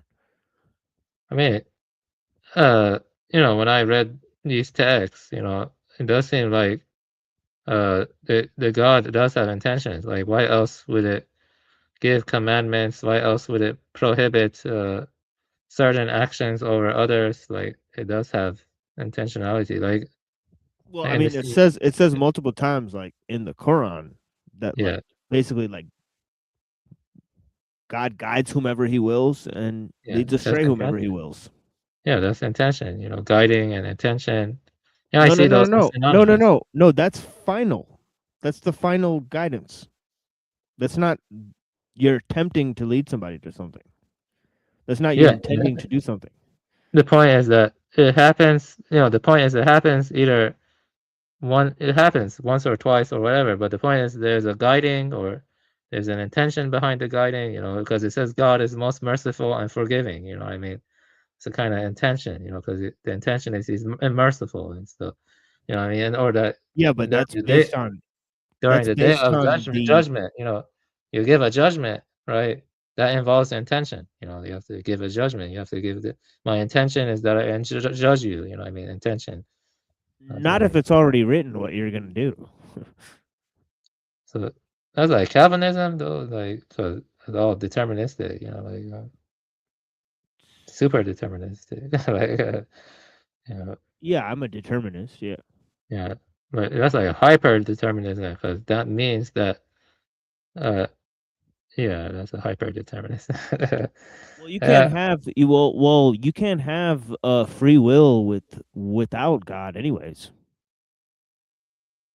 So you can't just have free will. I don't know about that. I don't think it's not magical. It's not magic powers. Yeah. Yeah. Where does naturalism give you free will? It doesn't. You're totally determined with naturalism. Oh yeah. I'm not 100%. a naturalist, though, but yeah, but then different traditions that take different things. But overall, I do take issue with a more monotheistic conception and because that involves intentionality. I don't really like monotheism. I don't think it does. I don't think it involves intentionality. I don't think you've demonstrated that. You said that there's a guidance, right? Okay. No, I didn't. At the end, at the day of judgment, there's a guidance or something, and then it doesn't matter if it's in the beginning, end, or future. I mean, if it's in the beginning, present, or future, yeah. There's eventually a moment of judgment. There's and to me, I see stuff like judgment, judgment and guidance. All these words. Well, what about the hungry ghosts? What about the hungry ghosts? Are they not being judged? The thing about the Buddhist worldview is that it has to do with the repository consciousness. There's no judgment. There's no guiding. But it doesn't matter if you grape people, if you steal things, if you kill people, if you kill a bunch of animals, if you steal a bunch of things, if you're a corrupt ruler, if you're a thief, if you have a bunch of sex with a bunch of people, like you go to the same place. No, there's a repository consciousness. It keeps the karmic residues of that.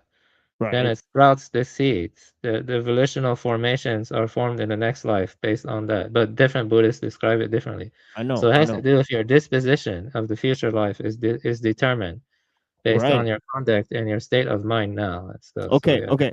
So in my tradition, my future disposition of my future life is determined by my conduct. Yes. By your conduct?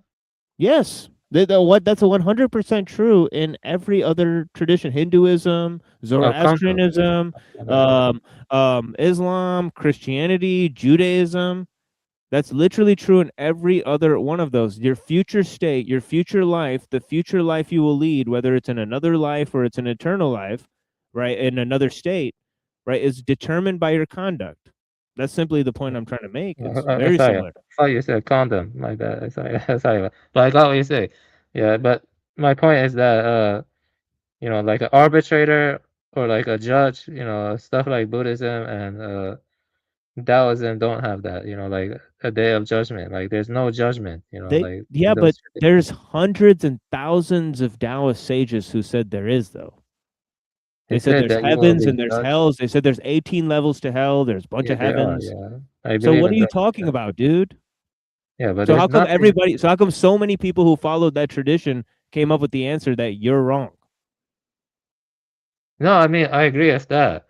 Right. But So why are you conclusively declaring that there's no judgment? Like obviously they believed in virtuous life. They believed in so many different parallels, right? Yeah. You know, we even saw that the ancient Chinese, they had Shangdi. They had a monotheistic creator deity. Are you a They literally perennialist did. now? Like really? Are Wait, you a what? perennialist? Perennialist. Why would me pointing out what their tradition is, but you're saying it I'm saying wrong? that. You're Well, I'm falsifying saying. what their tradition is. Why would I be a perennialist because you're falsifying what the ancient Chinese believed? What are you talking about? They didn't have. Well, you know, the thing about Taoism is I read a few books, you know, No, but hold on a second. Have you heard about Shangdi? no, I haven't.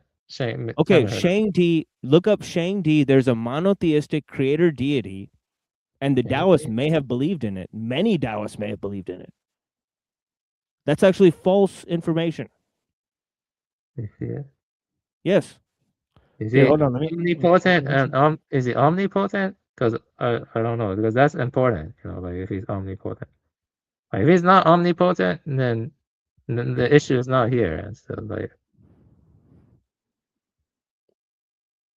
yeah, it's different. Looking it up and it doesn't say that he's omnipotent. I don't think he's omnipotent. Let me double check.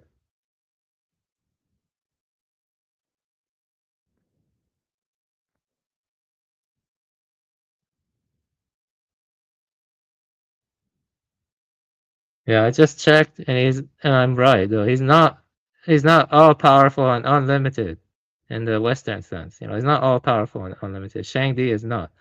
So even if he's the authority of heaven, you know, that's So what? You don't have to omnipotent, have. then I You don't don't have have an to have issue. that to have telos. You don't have to have that to have telos. So what are you talking about?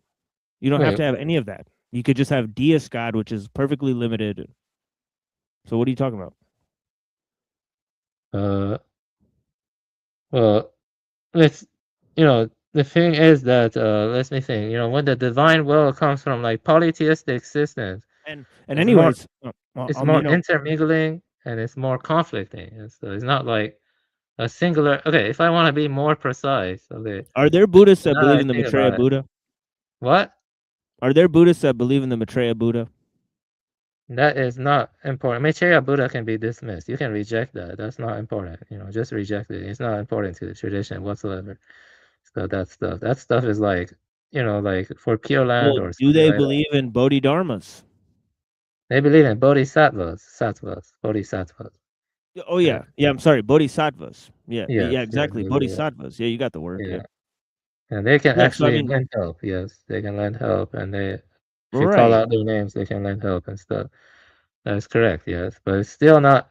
But I wanted to be more precise. I have an issue with more of a singular divine will that stems from a omnipotent deity or something like Well, not I like mean, what a creator. what do you get from that other than just preference, or what happens if people believe in that? Hey, I mean, it's just something about, you know, Nimrod D. Rosiro. It's just you know, like I'm saying, in that event that stuff is true. That I just think that's more correct. That's because you see, Nimrod D. Rosiro system starts with a polytheism. and from that there's a deity that emerges, and it considers itself the prime authority. And then from considering itself the Sure, prime sure, authority, sure. it But why is passes. that more correct? Like, For example, right? Like if there was two heads of a village, they'd always be fighting with each other, right? yes, that's true. Yes. So how would 2 or 3 or 4 guys all get together and be gods of a place? I mean, Pretty difficult to think about it, wouldn't it? you can have 2 heads of a village. I mean, that's fine. But I mean, the point. I don't think you can. I don't know. It's not worked ever in history, but I don't know. But yeah, but somehow all these gods are existing together. All right. I mean, and they're sharing their power. Oh, even more surprising. yeah, but let me ask you this: from the perspective of Parmenidean being, why do we even have one? It's one. It's one. Parmenides being is one, I believe. Yeah, it's one. Yeah, so why do we have that comports more with monotheism than it does with polytheism, for sure. For sure. Okay, so, but I think it kind of, let's say it is one. Okay, wouldn't that be closer to Advaita Vendetta, like I don't know, like a monism or a non-dualism or something? Not like a monotheism, but more like a monism or something. I don't know. Like that makes more sense. I think like as a one. Yeah, I think monism makes more sense than dualism, and I think that dualism makes more sense than a pluralism, right? Yeah, I see it. I don't know. This gets into. I think the world is one. I think the universe is one.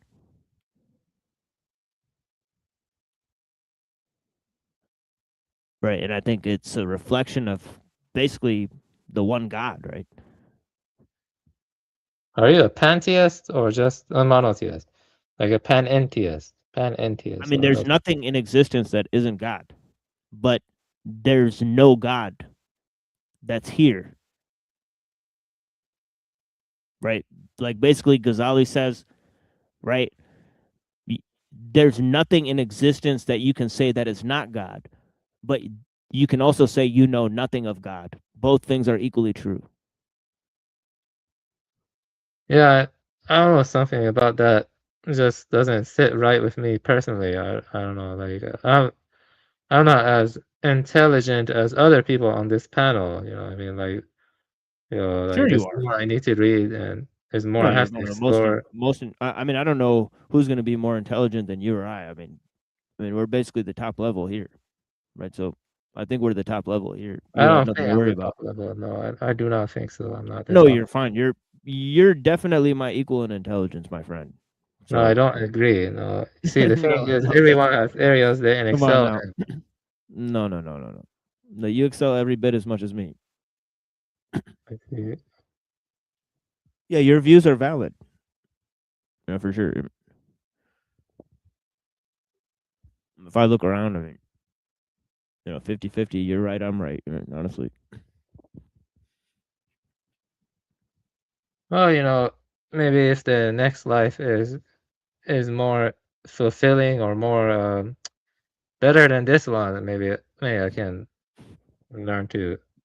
I don't know. Just don't you feel like life is kind of like a, I don't know, present or mistake or something, like, or maybe malicious or something, or you think it's all good or something, like deep down or something like. I think this is the best of all possible worlds. Yeah, I see. I cannot personally agree with that, but I can Because respect. think about it.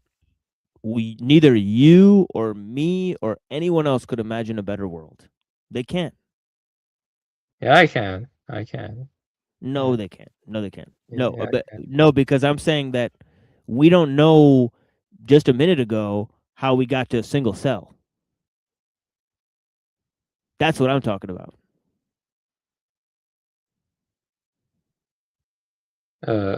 Yeah. So yeah, you cannot imagine. You have no capacity of imagining how you got from dead matter to life. Nobody, not one person on this entire planet does, they cannot describe the wonder of existence. They have no capacity to describe the simplest mystery that abounds. Right? They could Yeah. not create a better model of existence. Oh, but some artwork I play, or I watch or read, like you get really into it, you immerse into it. Sometimes you forget about this existence. Like you go into that piece of artwork, and I'll be honest, I preferred a lot of those art pieces over this life.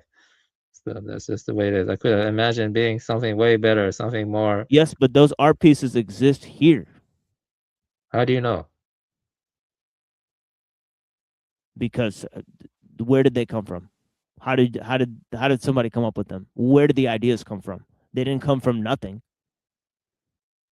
How do you know that they're not like fragments of past lives, emanating from other planets? They're like Sure. trickling. Sure, They're that's one way to emanating. look at it. Sure, that's one way to look at it. That's one way of saying that they exist, or one way of ascertaining where we derive their existence. But I don't think that they're just made up. They're not fabricated and they're not made up. They could be kind of reflections or pointing to other Sure. worlds. Not other worlds, but different time periods, different places, or other stuff like that. They could be doing that. Different planets, I don't know, different lifetimes, art pieces. So Well, we don't know all of reality. They could exist here now at some place, and just that we cannot see, right? yeah, but I would rather ride the waves of that artwork to a better reality, better time, than this, because this is not my ideal world. Basically, I can imagine, or not world, but I don't know, just better setting. I could imagine crafting something better or more profound than this. Basically, I mean, like even personally, I mean, this is not great. Well, I do my best when I wake up every day and I see I'm still alive and I wake up to this body.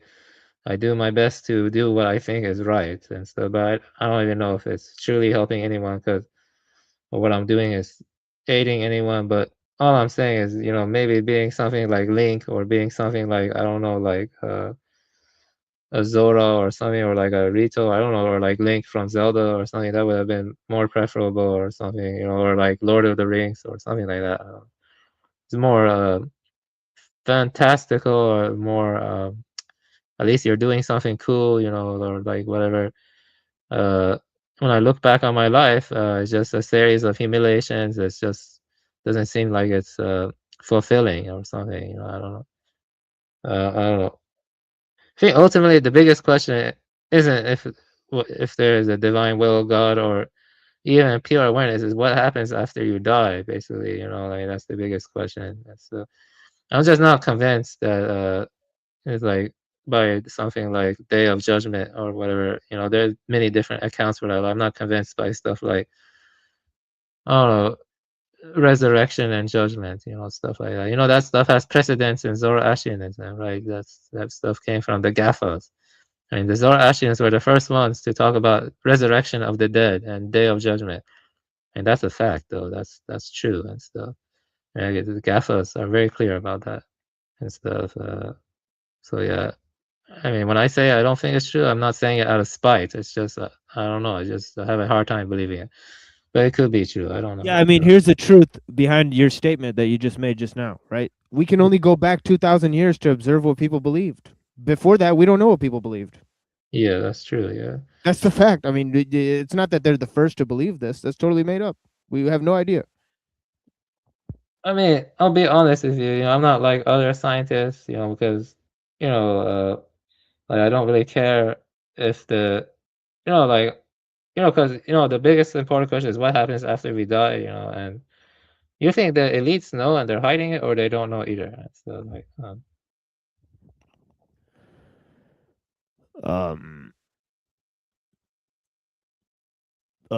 I think that they're more trying to hide,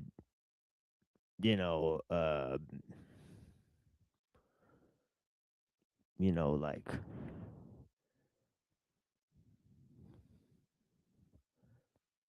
I think the attack is against life, right? For sure. They're trying to take away people's life.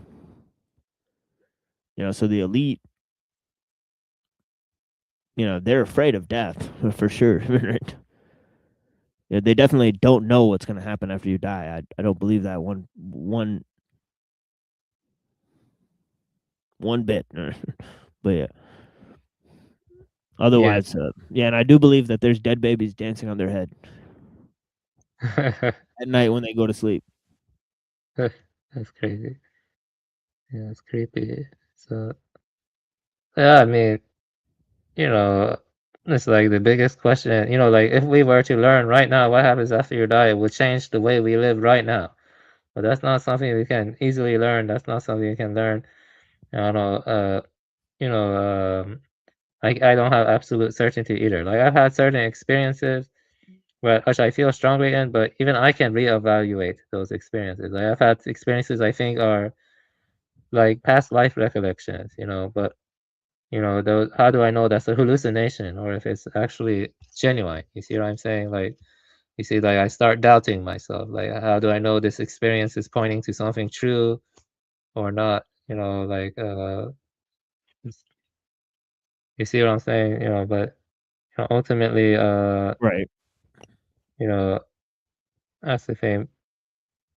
Yeah, I would say that ultimately,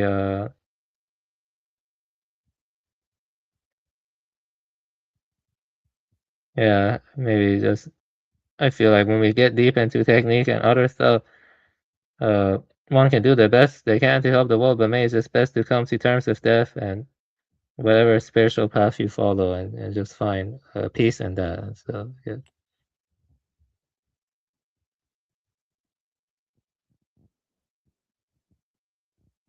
Pretty old. My life is like almost halfway done, basically, or probably maybe halfway done, or maybe a little bit more than halfway. Stuff like that. I don't know.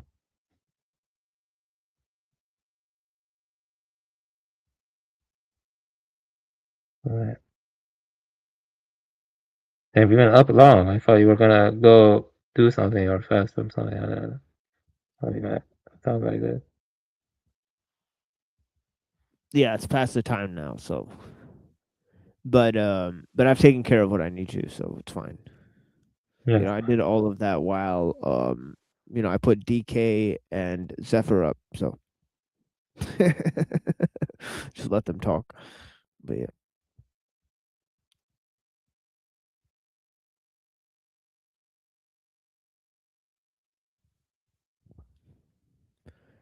I kind of wanted to hear them riff for a while. But yeah. But DK got a little creepy and weird. But yeah.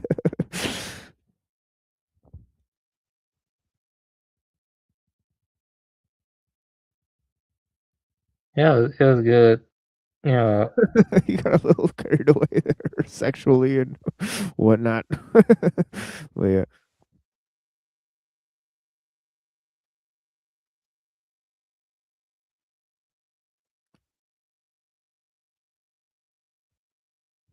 And also all those stories about him fighting people.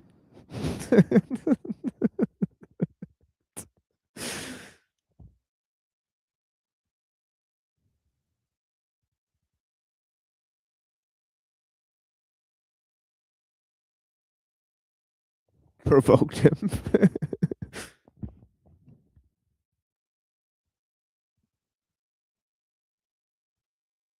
Yeah, I kind of exhausted now. I think I should stayed up very late tonight. So, yeah, kind of tipsy too. And so, you want to talk about anything else, or I'll go now? Any other final words or any question you want to ask before I go, or something? Or No, my friend. Please enjoy yourself and be safe. And whatnot. yeah, you too. Yeah, you too. Yeah. Enjoy yourself and be safe. Yeah, blessings, brother. I'll talk to you soon. Shut this down as well, But yeah. But yeah, blessings to all the people. I greatly appreciate you guys. We got little carried away their discussions and whatnot. But we began the show talking about Mumford. Now, Mumford really influenced Jacques Ellul in writing The Technological Society. And the Technological Society really influenced industrial society in its future, right? By Uncle Teddy. So read those 3 works, right? Get your hands on them, right? Lewis Mumford, Man and Technics, right? We provided several videos of Mumford's talks, his documentary on the city, right? Go get a book by Lewis Mumford, right? Get a book by Jacques Ellul, either his Technological Society or his book on propaganda. These are the ones that we're studying, right? Or the work Industrial Society and its Future, or the work Technological Slavery, or any one of these works, or Anti-Tech Revolution. Any one of these works will start you on a ability to see or understand even Metaphysics of Technology by Dr. David Skrbina, right? Can go on Anna's archive or go on any of the websites or go on the scour the websites and stuff, right? You'll find yourself a copy of one of these books, print out PDFs, give them to your families and friends. Come to this show and have discussions. Bring more people to the show to have discussions with us about your role, okay, in, taking a critical stance towards a world technological system that seeks to engineer human beings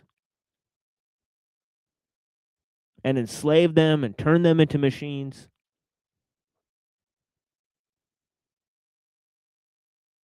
We greatly appreciate you guys. We greatly appreciate your time and your correspondence. Yeah, take care, Squirrel. Blessings. And of course, we have an open panel usually starting at 9:15 p.m. Eastern Time on Tuesday, Wednesday, and Saturday night. Come join us in the discussions. Okay, and of course, we'll be doing a special show on the Cyber Caliphate channel, which is an alternative network where we have tons of original material there, right? So yeah, come check us out at the Cyber Caliphate. Okay, which is the alternative place where you can find these streams as well.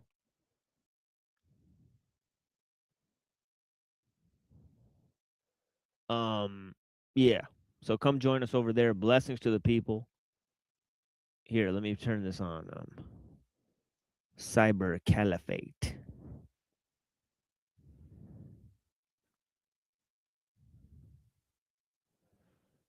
Hold on.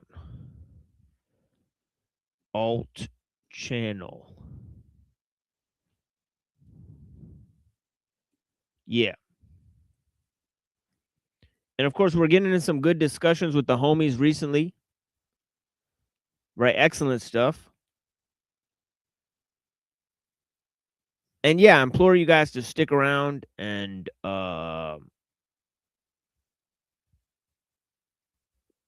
and enjoy the material. Number of talks we've given. But yeah. Here is a show we did with NPC the game I will play.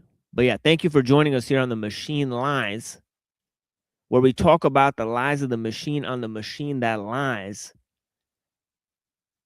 And I hope you guys have clarity to see through the lies. The first step to blinding somebody is getting them to open their eyes. And the first step to seeing beyond the programming is to realize how you've been programmed. And, what most people think is real is just flickering shadows on a screen. Images of things that aren't even real. But yeah, I hope you guys have clarity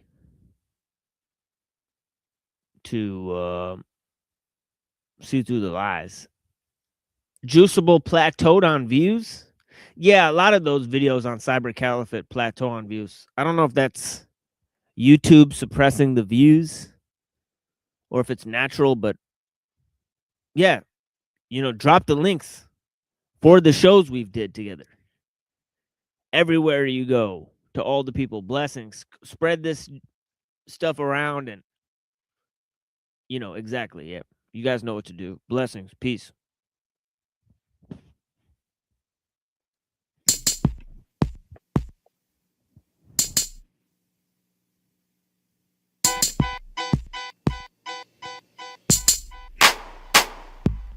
Shook in a Casper, illustrate beautiful disaster. Fly to the mothership, lift a badge of the malefactor. Marionette versus the threat of wire cutter function. Stereotypical Grinch bashing your pumpkin. Plug. By the count of your warrior had slim batch before gestation segment ended and had a platoon of embryonic remnants to the Game Boy. Released Japanese beetle swarm to counter the spread of bitch crops. Demolish the harvest and herd colony out of media. One massive attack, on it confronted and gutted. Most pungent component cloned in outrageous bunches. Grimacing faces to the knots of my shoelaces. I'ma show you all the phases of a fuck up. Blocking the pedals, but every rose had its thorn. Consider that first warning, second will be good times, laughs, and epitaphs. As a matter of basic principle, next I set my boat to sail. I won't always be there for you tugging on my coattail. Family, stuck, voids of the SS Mortar. Who you think put that unseen iceberg in the water? Manufacture flotsam and jetsam from out your charter. We got the ones pushovers, pushing back a little harder now. Blink, I think I can. I got grips, muckrake, I made you spin circles round sucker chips. Walking invisible city, I lost clans, and he's jealous cause my silhouette had more dimensions than his game plan. Fascination, and everything I do I'm fascinated with. That's why I pass the hated wasteland with a grin, cause in the end I got my passions. While you splash in a puddle of trying to pick apart the puzzle. Fascination, and everything I do I'm fascinated with. That's why I pass the jaded grips to competitors who initiate disturbance with a smirk. Cause I feel I got direction, and everything I touch magnificent. Picking apart a drunken township, sitting in the rain, busting the nails my crown's bound with. If I had an anchor, I would lay it in a dirt and mark to data. Earth stood still while I complete my search. You wanted delusions and falsified life comfort systems. This boy in the bubble huddled up the simple Simon subtle born tomahawk. Shock the peanut gallery loopy, the basic cutesy groupie Cupid dog community. And I'm hung in a virtual skin and bones emaciated ringworm circus freak bloodthirsty intern trainee urchin feast with a delectable style compiler that would stand above a child's yellow brick vision of slick living. I observed the stories from my fire escape observatory. First I heard the glory, then desert the herbs that worded poorly understood. Well, maybe a pat on the back for the lucky losers who truly felt they were born to touch the music. I catalog cats as welcome mats, and for the ones insisting on dimming the stars, I want my sneakers extra hard. I wish upon a penny toss that every servant will betray his gatekeeper and leap to reap the freedom fighter mad galaxy. Puff the war gas vapors and cram hard for tomorrow. Brother, I own twice my weight in patience. Be it paddock, cubicle, or beautiful tomb, I'll be listening to you whistling that more suitable tune. It's fascination, and everything I do I'm fascinated with. That's why I pass the hated wasteland with a grin, cause in the end I got my passions while you splash in a puddle and trying to pick apart the puzzle. Fascination, and everything I do I'm fascinated with. That's why I pass the jaded grips to competitors who initiate disturbance with a smirk, cause I feel I got direction in my work. Fascination, and everything I do I'm fascinated with. That's why I pass the community using me to no avail. Fascination, and everything I do I'm fascinated with. Know what I employ, and they somehow match this polar opposites track. Fascination.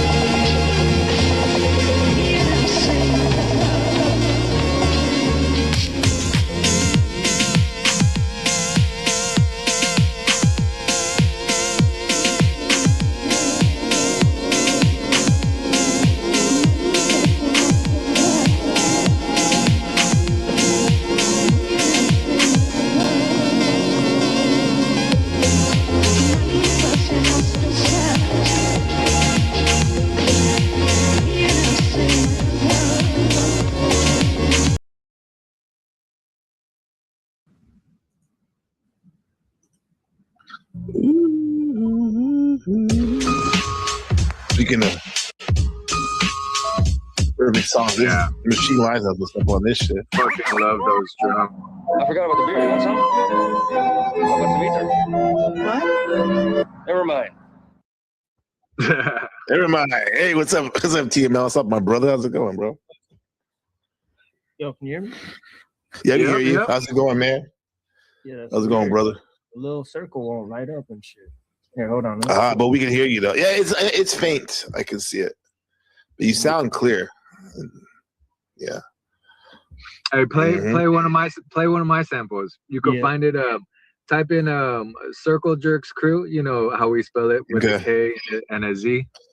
Okay, yeah.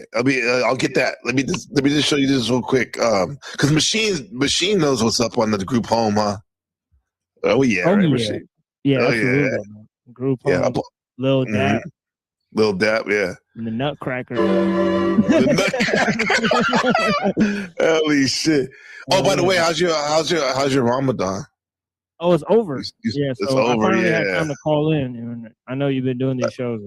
Haven't had a minute. Okay, you can listen. I've been like, "Where's Machine?" I know what he's doing is fast, man. Yeah. Where are you at? I'm around Detroit. Yeah, so. Oh, okay, yeah. So the sunset already here. I'm waiting. I got like another 40 minutes. You 40 minutes. Huh? No water even, huh? No water. Yeah. Yeah. Machine dude, like Sean, he's like Kendrick Soul probably because he's a definitely hip hop head, bro. Big time hip hop head, bro. Yeah. So yeah, I want to play your beat in a second, but check out some of these beats right here, guy. Yeah. Danger. I'm real frustrated with so much anger. Express myself violently. That's how I think. Where do you get that from? Back, I'm hitting harder than a fucking tank. I just cut my jeans and keep stepping. I'm getting respect for the damage I've been wrecking. The Nutcracker and I have there you go, Machine. Nutcracker. That's how it is for the kids. Nutcracker. Yeah, they had this one track called Words from the Nutcracker. The beat on that one was off the chain, dude. It has to be like one of the greatest.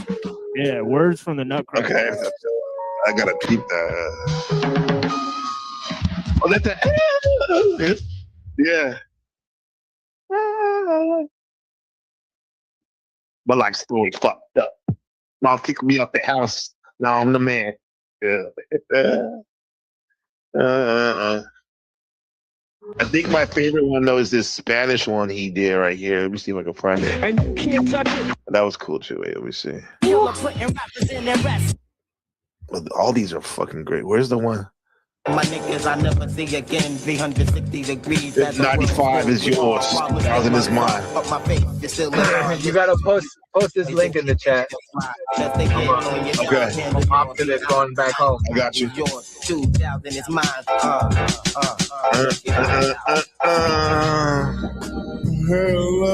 Holy shit. Isaac Hayes. Hot Butter Soul.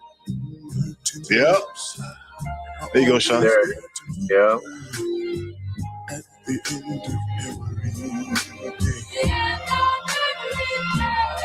You know it's always.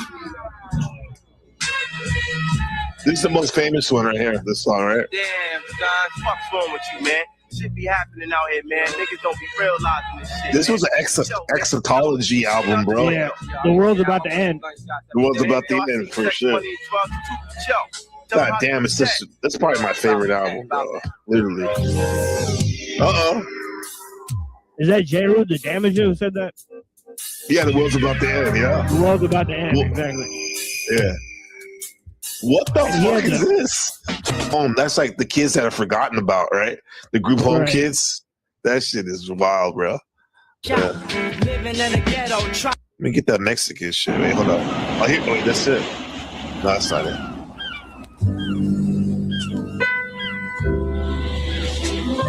Oh, you got some jazz on there. Yeah, Grooves, Jazzmatazz. Like some of the shit, dude. Right. They had Donald Byrd on there. Donald Byrd is one of the greatest musicians of all time. Right? Recently. Yeah. Donald Byrd. Yeah, Donald Byrd is huge. Massive. Donald Byrd, let's see. I got you, Sean. 1 sec. Let me see. It's all good. The kids are running right now. Are they coming out? And if you're doing that, the crooks be crooks and the sons be sons. Yeah, that's one of my favorite songs. Yeah, those drums, man. Well, this one? Can't go wrong with those type drums. Well, this one? Oh yeah. Yeah, this goes hard.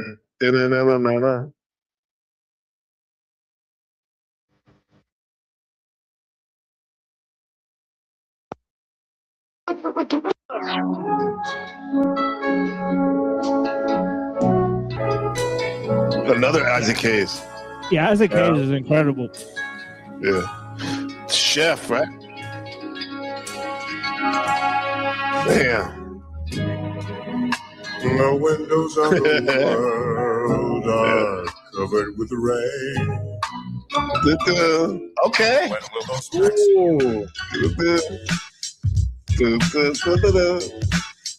I'm like a Black Panther all up in your dreams.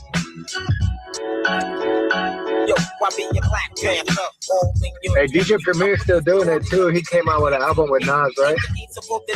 Yeah, he did. One of the best ever. God damn.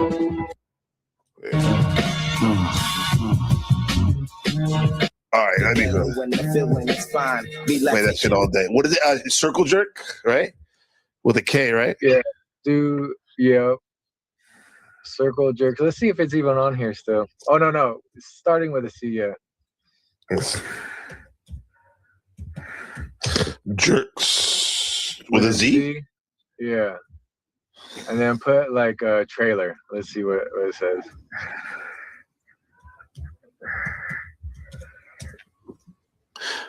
Oh yeah, okay, that's it. Yeah, that one. Oh yeah, I remember that Daily City. Hey, this is his crew, Machine. We're in the Yay area. All right, look at this. You're gonna like this, Machine. So you made the beat too? Yeah. Okay, you made the beat, and this is Chema and them? Yep. That's dope. Wow.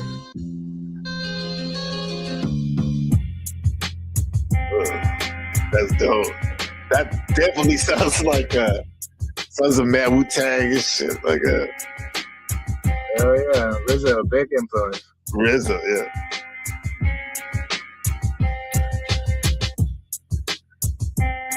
Yeah, Marcos? That's Chema right there. That's Chema. Oh yeah, he's doing the cannibal. Yeah. That's Chema.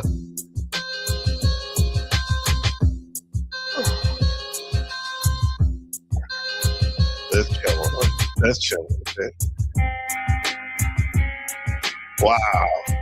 Damn. What the fuck was that? My boy Tonkai. This is Chris. Remember Chris? I remember Chris, yeah. It's Chema. Is that CSN? That was in Seattle. Was it Seattle? Oh.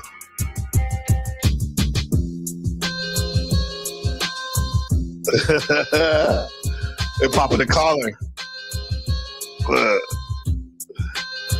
He's fast. That's CSM right there. That's CSM right there, yeah. College of San Mateo. Yeah.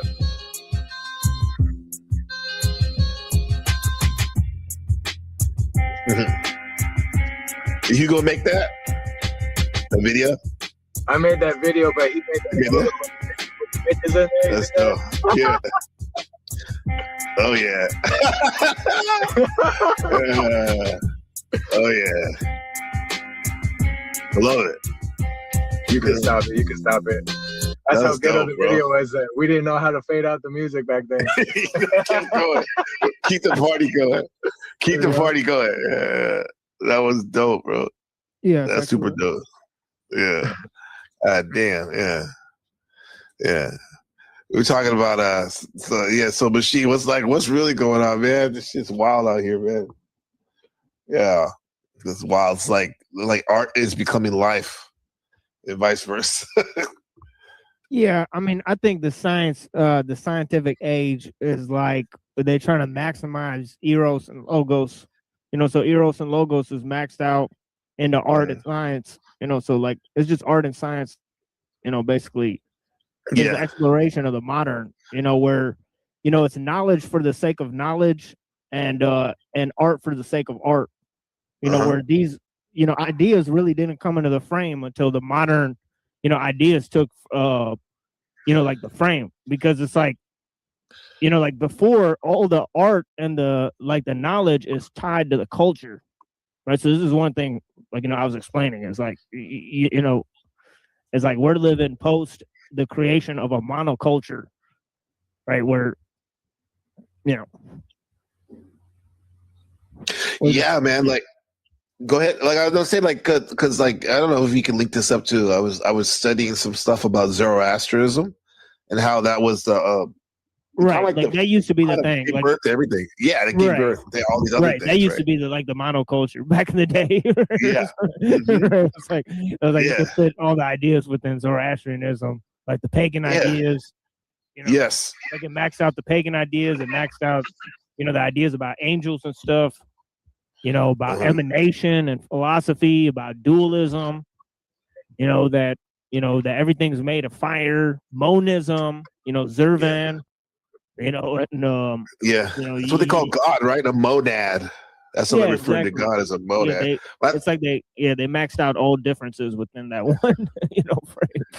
Right. Yeah. So and that's funny you started with Terence McKenna, because remember his whole thing is like culture is not your friend. Yes,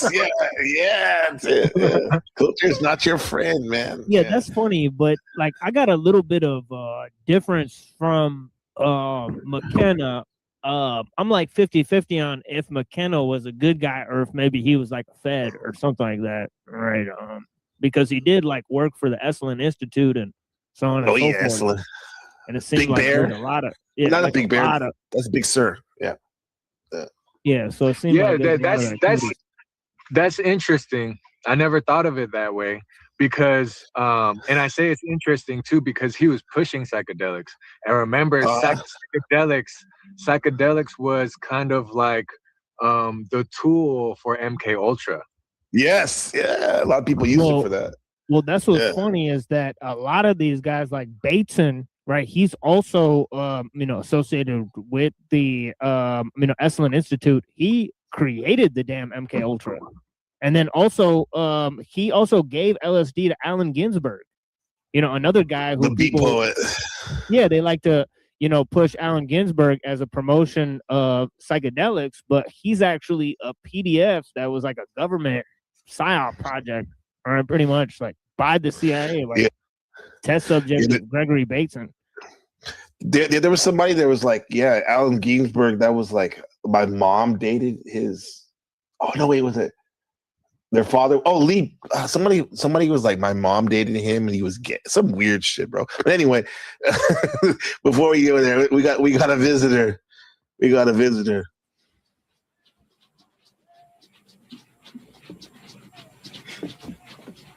Dylan, you son of a bitch.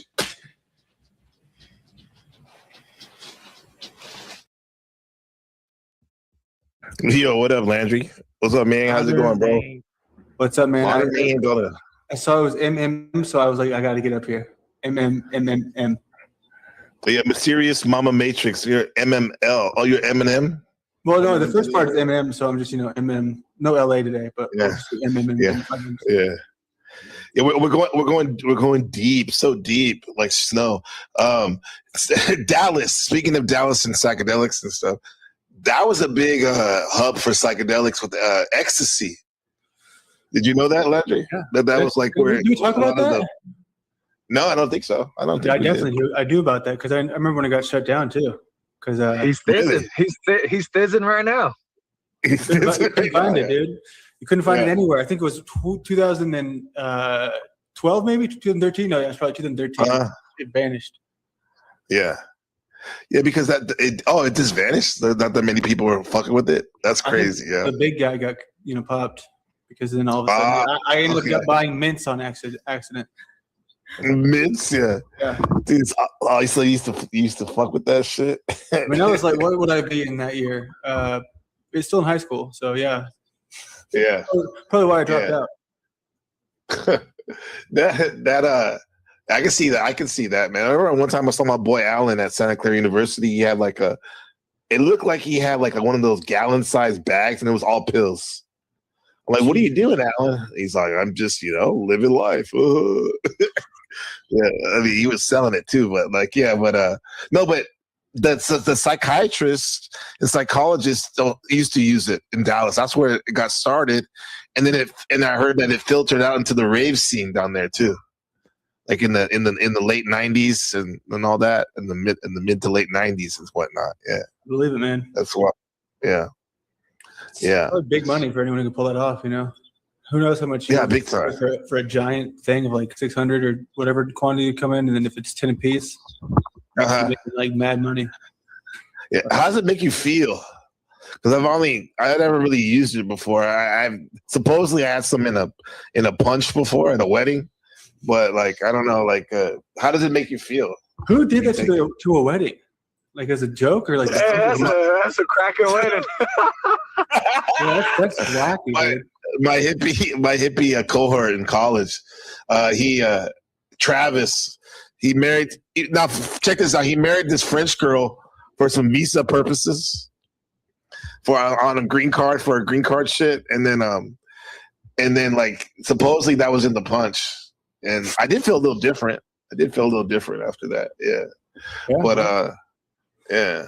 I just say it's like hyper emotions, right? Like you feel like a woman, like for sure. You're just like, oh my god, I like love this, I love that. That's what a lot of gay dudes do, I think. What? Nope. Hey, have you guys heard of Big Homie CC? That sounds familiar. Who is that? So he was a bodyguard for Puff Daddy and shit like that, and that's what they would do, right? Yeah. That Tunchi shit. What is Tunchi again? It's ecstasy and cocaine. But he was like, he's like, yes. Everybody that I know that have fucked with that shit, like on the daily, they turn gay. They at least fuck with a trans fool, That's what I'm saying, dude. Or they at least convince their girlfriend to do anal that night. Damn. That's what the homie would say all the time. He said, like, that's one step.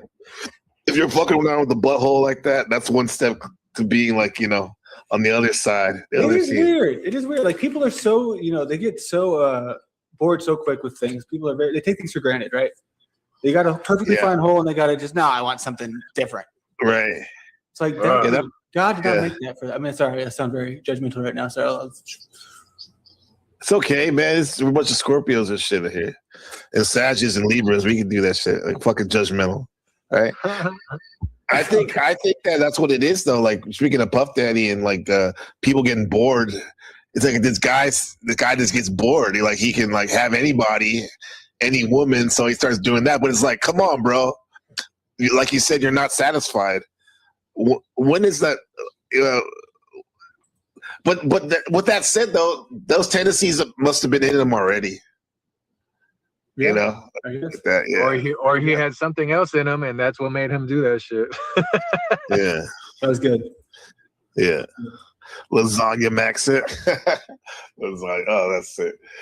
Machine Lines, bro. You ever experimented with the ecstasy before? Oh yeah, definitely. Yeah. Took some MDMA, yeah. crystals or whatever. All right, for sure. Yeah. Yeah, definitely. You go hug everybody and stuff. Like, oh, it's so great. Yeah.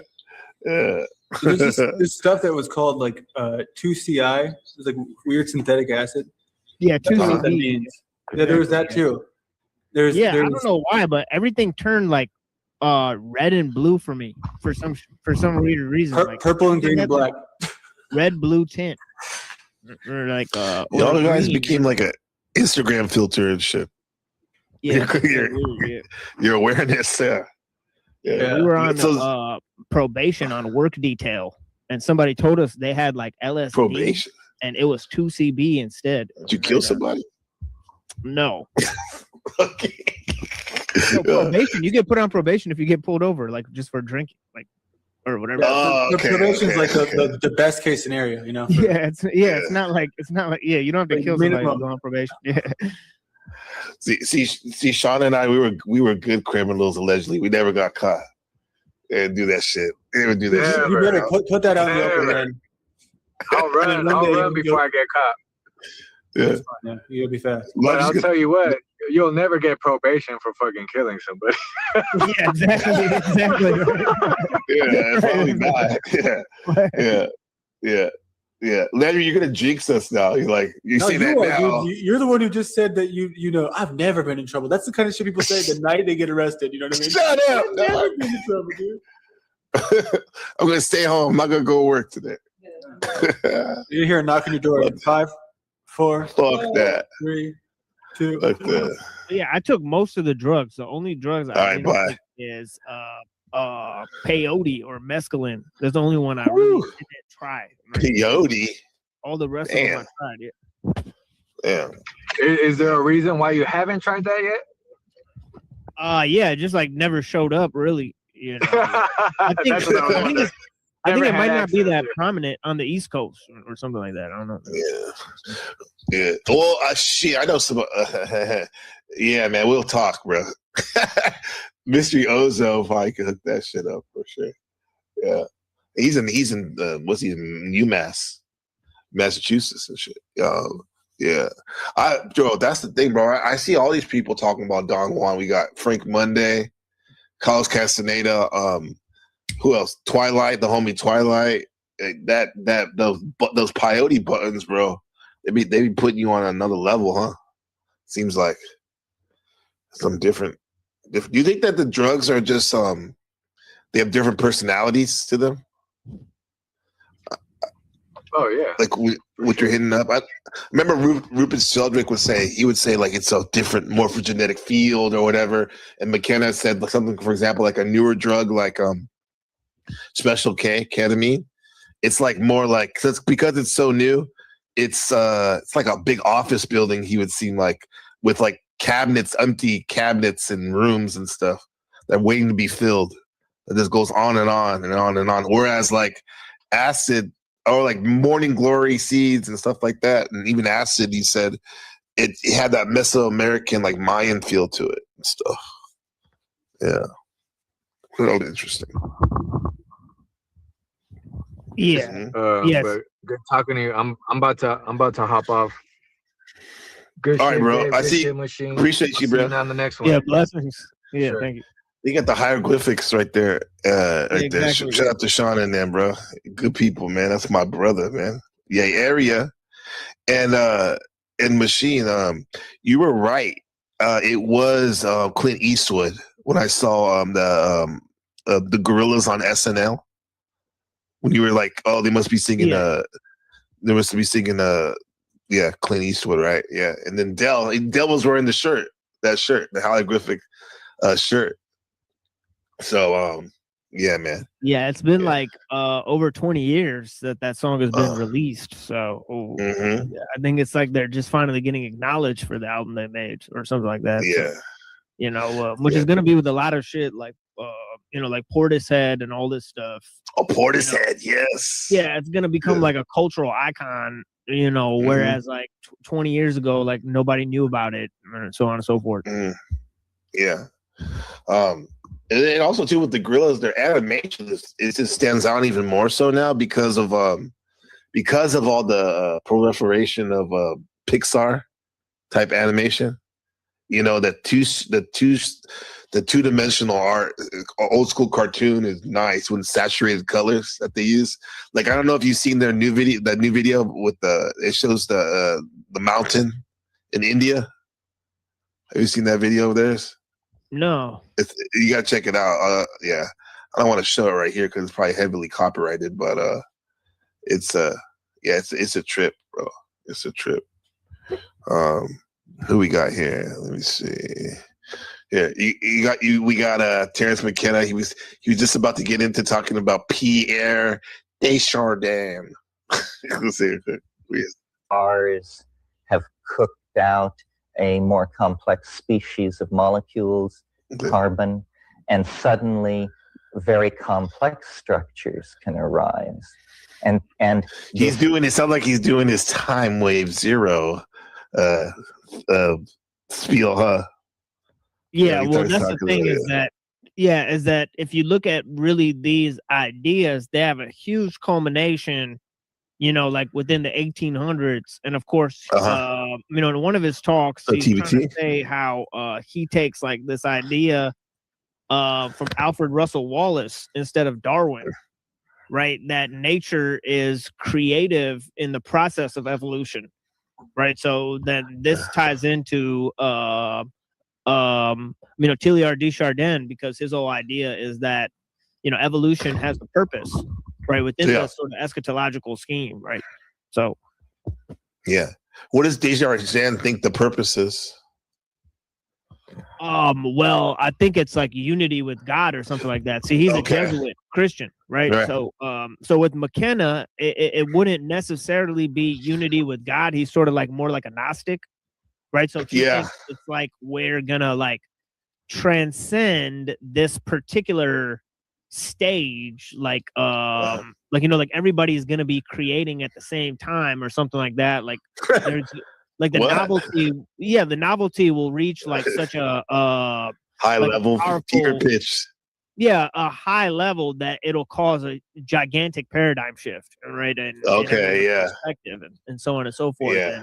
And that this is more how here we go. Yeah. Keep going. No, you're right. It goes to his history is ending because the dominator culture has brought humanity to the brink of existence. Whatever. Yeah, so it's a Discordian nature worship. It is that he's pushing. Yeah. So, yeah. Which you said it's a 1v1 versus those people versus the transhumanists, right? Or is he on that side of that? I think so. I think it's an inner battle within the occult, right? Recently, they just had a conversation between Nick Land and John Michael Greer, where things that I've been talking about for over 2 years, they start basically coping about. So this actually, where we're at is that you got John Michael Greer, who kind of represents the Hermetic, like sort of nature worship, and then you got Nick Land that sort of represents the transcendental, like sort of Kabbalistic accelerationism, right? And so that's kind of like where we're at. And Nick Land and them, they're becoming more and more. Even pretty much everything to the left of your show is like, I'll call it normies, even if it is kind of out there for other people. Some of these like other channels, but because you've been talking about it first. But Nick Land is popping up everywhere now, bro. You can't hide anymore, bro. You can't hide anymore, man. Nick Land. Who was the other guy you said? Nick Land and who else? John Michael Greer, I believe. John. Yeah, he's a member of the Order of the Hermetic. The Hermetic Order of the Golden Dawn, right? Holy shit! Long name for the organization, but look at these guys. Hold on, we gotta see some. Yeah, they try to look like Jews. They try to look like they're wearing white robes. The fuck, man! And they look stupid. I'll play some of this. Go in the middle of that. Witch burns. I'm not trying to caricature what you're saying. No, it's like this potential for persecution. Observer. Obviously the first wave of witch TBT, hope you're feeling better. Exactly where you identify that in terms of religious orientation, but it's clearly. Would you say Nick Land's a man of God? And I'm that is the. I think they'll admit that they want to like summon Cthulhu through hyperstition. What? Right? And so on and so forth. Yeah, so they believe like if you believe it, like basically it'll happen because there is no substance to reality. It's just a series of narratives, right? So they're accelerationists for sure. Huh? Yeah, so they believe you could summon Cthulhu if you really put the sort of forces out there that sort of will, kind of bring that type of energy forward, right? So damn. I get the same lines of some of the theories about the God particle smashing machine, right? The accelerator, right? opening portals, that Manhattan Project, all that stuff. And then you get it in the you have it in the pop culture. Yeah, with I think that Stranger guy. Things. Yeah, I think that guy Nassim Haramein. I think he hit the nail on the head. You know, right with that. You know, you could just keep on smashing. You know, right. You know, you're not gonna get to the bottom of that well. You know, Exactly. It's too smart. It just it just fractals out more and more. Right. Exactly. Either way you look at it, with the telescope or the microscope. Subsequent This guy. beyond the capture of the CCRU. And So yeah, sorry, this doesn't really go anywhere particular except just to say that it's what you were saying about the Numeran. Really, it's like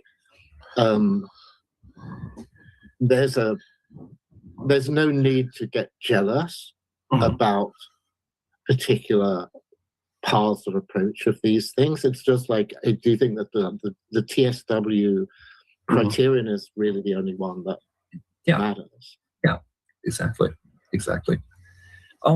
I liken some of the quarrels that you see in the Kabbalistic scene with quarrels. Imagine a Frenchman and a German and an Englishman having a big knockdown, drag-out fight over whether the four-legged animal barking at them is un chien, un hund, or a dog.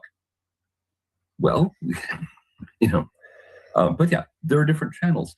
Alan Greenfield has written several books pushing this really exotic Thelemite gematria system, which he uses to interpret communications from UFO occupants. Well, the reason why these guys are hooking up is because Nick Land believes more or less that that like the reality is kind of based on the Kabbalah, and but using cybernetics and like technology, right? Like it's right. He and overlaid the Thelemite guy is saying that this guy, like the Thelemite guy's like, well, you know, I know this Thelemite guy who invented his own Kabbalah, you know, gematria system to basically communicate with aliens. So I don't know where he's going with this, but see, this is a tripped out conversation for sure. Yeah, that's what we were talking about the last episode. We're talking about chaos magic and like they talk about gnosis and chaos magic, which means basically putting yourself in a trance. Right. And it's funny, like the mainstream, which a lot of times, it could be like sleep deprivation and all that, but a lot of it, these guys are getting they're getting zooted up on some psychedelics and other things, right? Probably. Right.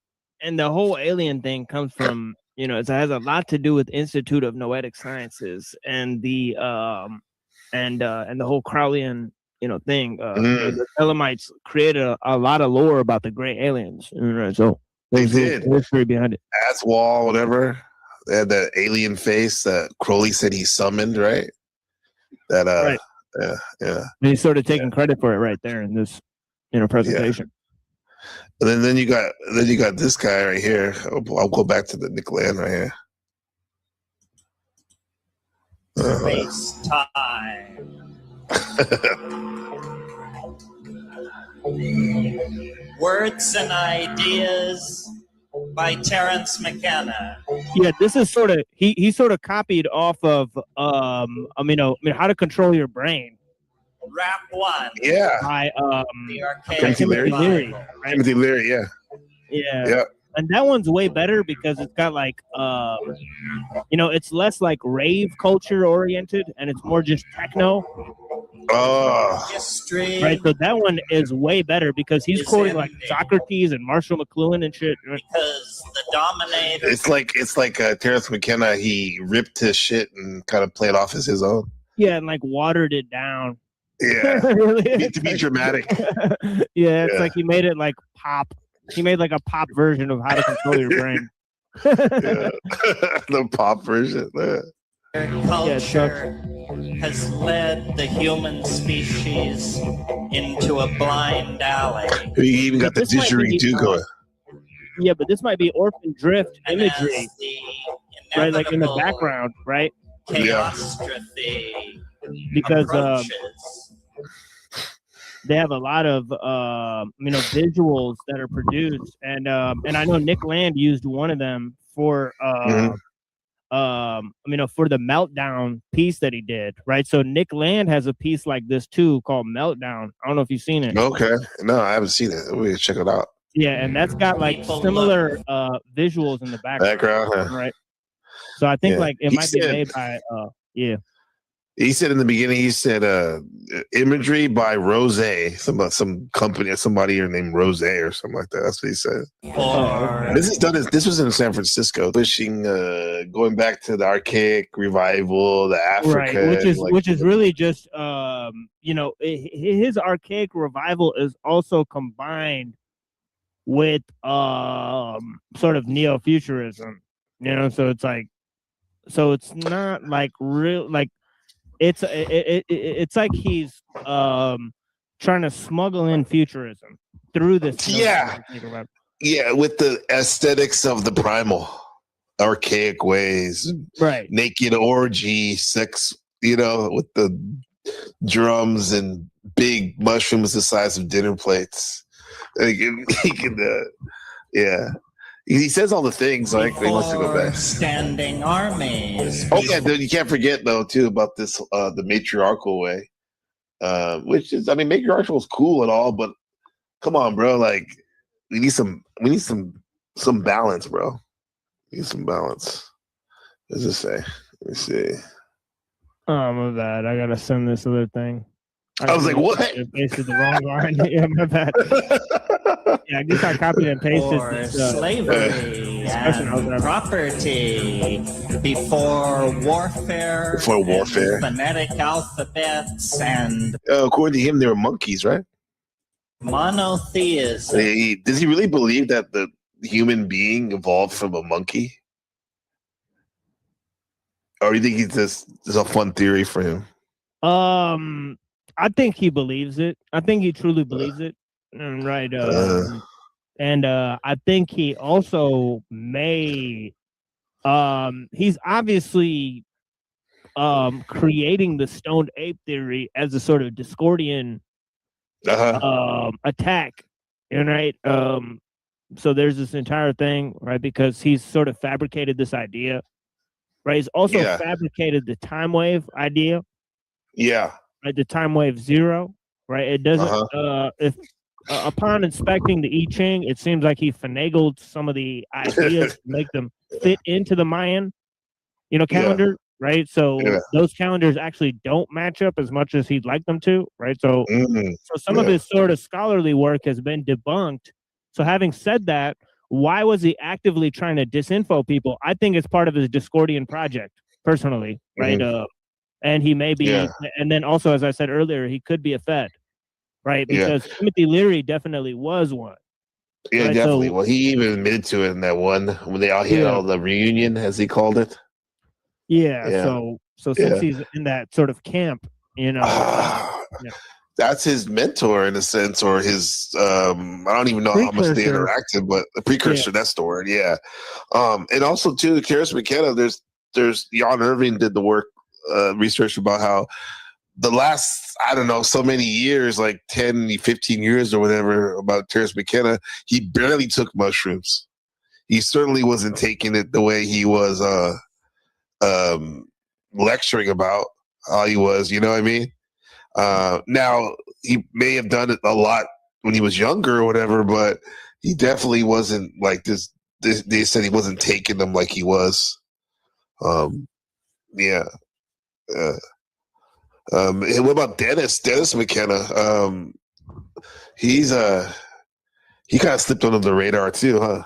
Kind of like took over. He's like a more boring version of him, but more technical. He doesn't. Obviously, he's an official scientist, doctor, or whatever. I don't think he could link like a bunch of different areas. Like, I don't think he pulled off the multidisciplinary. That's why I like McKenna. Yeah, as McKenna did. He pulled it all together, bro. It's ridiculous, huh? Yeah, and that's why like he's special, is because his sort of perennialism is sort of brought into the frame through sort of him understanding like the zeitgeist, and that's why his ideas have lasted more than somebody like, some of these other guys, right? Yeah. He's one of the biggest YouTubers, and he's dead. Like he's the most clips, so many clips of Terrence McKenna. I like listening to him; it's fun. But then I'm glad I got to balance it out more and be like, wait a minute, like you said, he may have been working for the, as he would say, the man, the feds, right? Like, yeah. Let him operate the way he did. Come on, bro. He had a psychedelic reserve in Hawaii. Yeah, and they think the state is liberating them because they think the state is basically liberating them from God, and so on and so forth. So the man that they think is that they're talking about is actually God in the sky, or the sky God, right? So some of the anarchists, they are actually more vehement about like, how they want to oppose the power system, and actually that's religion, and how he's using sort of neo-paganism to do that. So I think like McKenna was possibly more forward thinking in that way. Yeah, I think he was. Or Nick Land.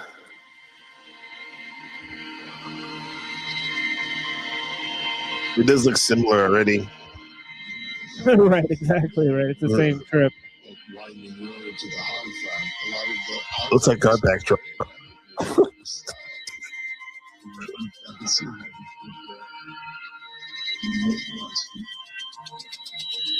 What the hell?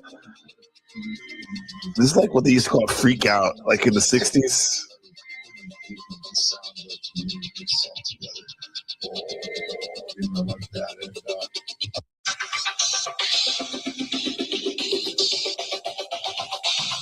The story goes like this. Earth is captured by techno-capital singularity and Renaissance rationalization and oceanic navigation. Lock into commoditization takeoff. Logistically accelerating techno-economic interactivity, crumbled social order and auto-sophisticating machine learning. As markets learn to manufacture intelligence, politics modernizes, upgrades paranoia, and tries to get a grip.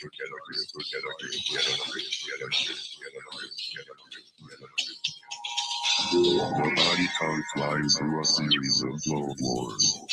Emergent planetary conversions matches the Holy Roman Empire, the Napoleonic continental system, the Second and Third Reich, and the Soviet International, ranking the world disorder through two pressing phases.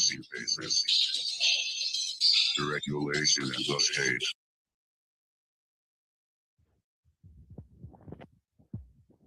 You're muted if you're talking.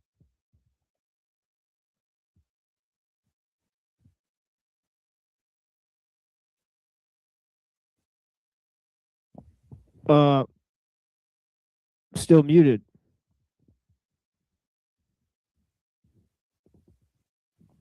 Yeah, maybe you're having technical difficulties, but I can't hear you. I don't know if they can hear you, but I can't hear you.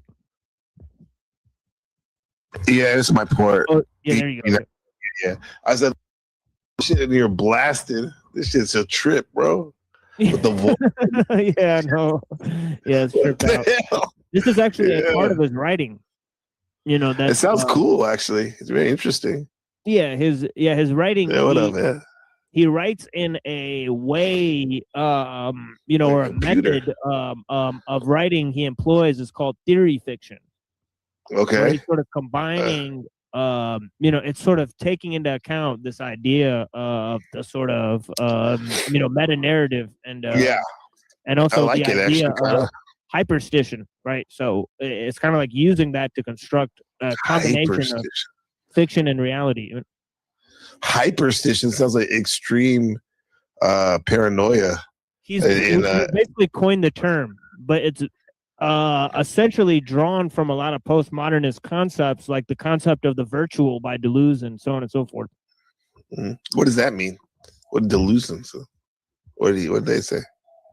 Like I'm like Deleuze and Guattari they wrote a work called Capitalism and Schizophrenia, or the Anti-Oedipus. Right, that's basically hugely influencing accelerationism, right, and the whole ideas of accelerationism, and even the writing style of theory fiction in Fang Noumena. The work that this is drawing from is called Fang Noumena by Nick Land. Nick Land, okay. Yeah, I could send you a PDF of it. Yeah, that's fucking dope.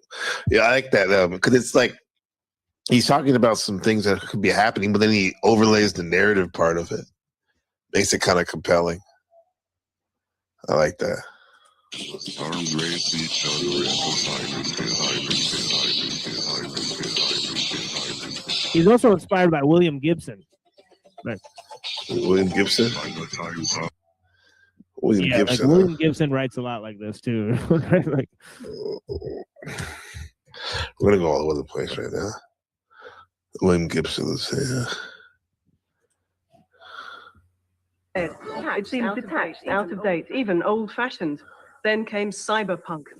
Cyberpunk was more than a science fiction writer's fad. It was literature's first real response to the information age. Its concerns were down to earth rather than stuck in space, and it coupled high tech with low life. The writer who inspired this movement is William Gibson, American-born and now living in Canada. His fourth novel, The Difference Engine, was co-written with fellow science fiction writer Bruce Sterling and is published this week. Tonight, Ben Woolley explores the imagination of the man who many see as the savior of science fiction.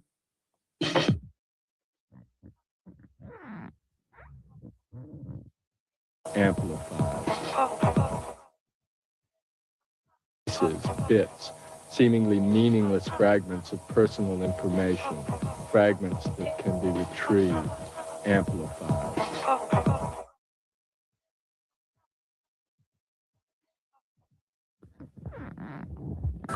A pair of goggles, a slip-on. Of the cyberpunk. Now, the cyber means pilot. here's the guy, right? So isn't that interesting? Because Timothy Leary was hugely influenced by like Gibson, and actually he considered himself the patron of the cyberpunk culture. Like he considered himself fully like the foremost expression. He also considered himself a reincarnation of Aleister Crowley. Timothy Leary did? Yeah. Yeah, it makes sense. It makes sense. He praises him in that book, the Book of Life he made, where he did like kind of like his version of 777 and other Kabbalistic teachings of Aleister Crowley, where he tries to resonate everything like astrology, Kabbalah, periodic table, you know, all this like epochs in time and Roman gods and Greek god. Like, yeah, I can see that. Yeah, Elif Gurdjieff too. It's like all these people, like, but that's fascinating how that came full circle, right? Right. Yeah. We went from McKenna and I mentioned Leary, and then we went from Land to Gibson, then back to Leary. So back to Leary, yeah. It's a fucking it's a club. What does George Collins say? It's a club, but you ain't in it. Yeah, and I've never seen this documentary, so this is crazy. Good find. And the cyberpunk is the Robin Hood, the Japanese Ronin, the free agent, the freelance, who, because of he's a great marketer and knowledge and technical skills, uses high technology, not for the CIA or not for the corporation, see, for his or her own. That's the trip everybody's on. Isn't that the trip everybody's on, right? We're going to use technology to defeat the government. That is literally the trip of QAnon, right? It's like the white hats, you know, it's literally the whole trip of, it's the trip of the century, you know? Right. Like on Code 2020, on Code 24/7, he was obsessed with that group. What are they called? Anonymous. Yeah. Personal whim. Larry loved computers. He loved, and this is like when they weren't even mainstream really yet. Personal computers, they were just coming on. Personal growth, and it's. I think that the '60s revolution in America and in England was not a political revolution; it's a revolution about individuals. Don't want either side of the political factions. See, they don't want to let go of individualism, right? Even though collectivism proved it basically just defeated individualism every time it popped his head out. So, it's been sternly defeated, but they want to hang on to it. Yeah, it's because it's kind of like the oligarchs of communism. Like, yeah, they think it's like the collective, but then again, they want to be in the collective, but them at the head of it, right? Well, techno accelerationism has a connection to like basically Fabian like socialism and so on and so forth, because the ideas of postmodernism like Deleuze and Guattari, they're associated with those of the Frankfurt School, right? So right? So it's kind of like like they're fully influenced by like the German and the French and that sort of philosophy. Yeah. Of existentialism and then also postmodernism. Yeah. Which is the individual, right? Like there's your right, exactly conundrum of being alive. Yeah. I grew up in 2,000 people. That's a village, really, with nothing at all to do. And I've spent the rest of my life looking for environments with a lot going on in them, and a lot of different things going on in them. And that's what really what I like about cities. And to some extent, most real cities don't have enough of it to keep me happy. So I think I made up a place that had enough going on. There's plenty going on in the sprawl. It's a vision of the city without limits. Boston, New York, and Atlanta have become bloated by development to form a seamless urban zone. In Gibson's world, countries have disappeared, leaving just cities and multinationals behind. That's basically right. That's the correct model of the state, and it's also the correct model of techno-futurism, right? Because there's not going to be a singularity. It's just going to get more weird, right? Where people are going to combine with machines. They're going to be designer drugs. There's going to be increase in subcultures that are, and more niche and yeah. Right. It's I guess the poetic way to look at it is like Aleister Crowley's unification of opposites and the Book of Law and all that. Like, all the worst of the worst is going to come together. Well, they knew that. I think like Crowley was influenced by Blavatsky, and Blavatsky's students were basically globalists. They were Fabian socialists, right? They believed like you should unify all the world's cultures and religions. So, where'd they get that idea other than from their teachers, right? It's pretty obvious. And obviously Crowley, he may not say that. He may say, "Oh, Thelema is a rejection and rebellion against all the world's religions," but he's taking from a lot of world religions in order to create it. Right? So he's the ultimate smorgasbord dude. Right. So that's why he's so popular.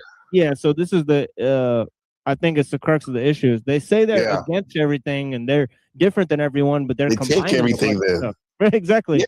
Right. That's This is the commonality between all the men we mentioned: McKenna, Bleary, Land, Crowley. The real problem is you don't want to be yourself. You hate your dad, and so on and so forth. Right? It's fucking gay. Oh yeah, I learned that about Nietzsche recently. Like his, I don't necessarily. Well, he probably hates his dad for the fact that he died when he was 5. That'll fuck somebody a few years. And that was I found would question the why do we have these beliefs, particularly Christianity? Why do we let this predict inform us, right? Because he was a big dude in this all too, right? Nietzsche. Yeah, you kind of cut out some of what you said. Oh, sorry about that. No, it's all good. But yeah, in terms of Nietzsche, I think Rudolf Steiner was on Nietzsche's deathbed, right? And Steiner and Steiner and Blavatsky were hugely influential on like the subsequent occult and so on and so forth, right? So like Nietzsche's whole idea of like the will, that wasn't just like something that was knew from him, but the occult had always had used a dialectic between sort of will and reason, right, to sort of display this idea about how will is like the core of all things, like they kind of say that in the Kabbalah as well, right? So yeah, this notion of like will is, being the primary sort of structure of like what causes like movement and change and so on and so forth, that it's all collectivized under this will, right? Right. Like that's kind of like, that's a very occult conception. And of course he's borrowing it from Schopenhauer, who's directly borrowing it from occult concepts, right? So so you have to remember that there's a direct delineation between all these things. And of course, why do I mention that is because Crowley and others, they said, do what thou wilt. Right? They said will is the ultimate expression, right? So which is kind of very individualistic. It's kind of like a hallmark of the sort of democratic age, the age of the Enlightenment, and so on and so forth, right? That they kind of understand this, right? So so it seems like they're not really so new. So no, they're not. They're just they seem new for people that never seen it before. Right. This is a thing that happens a lot in places. Right. Whereas like ideas are basically repeated like every 300 years, like for the past 2,000 years, and nobody really notices unless they read shit. Right. I mean, that's the Zygai, with the whole thing, the sun god, the different like Jesus and Horus and all these Mithra have very similar stories, stuff like that. I don't know. Here's something about the will right here.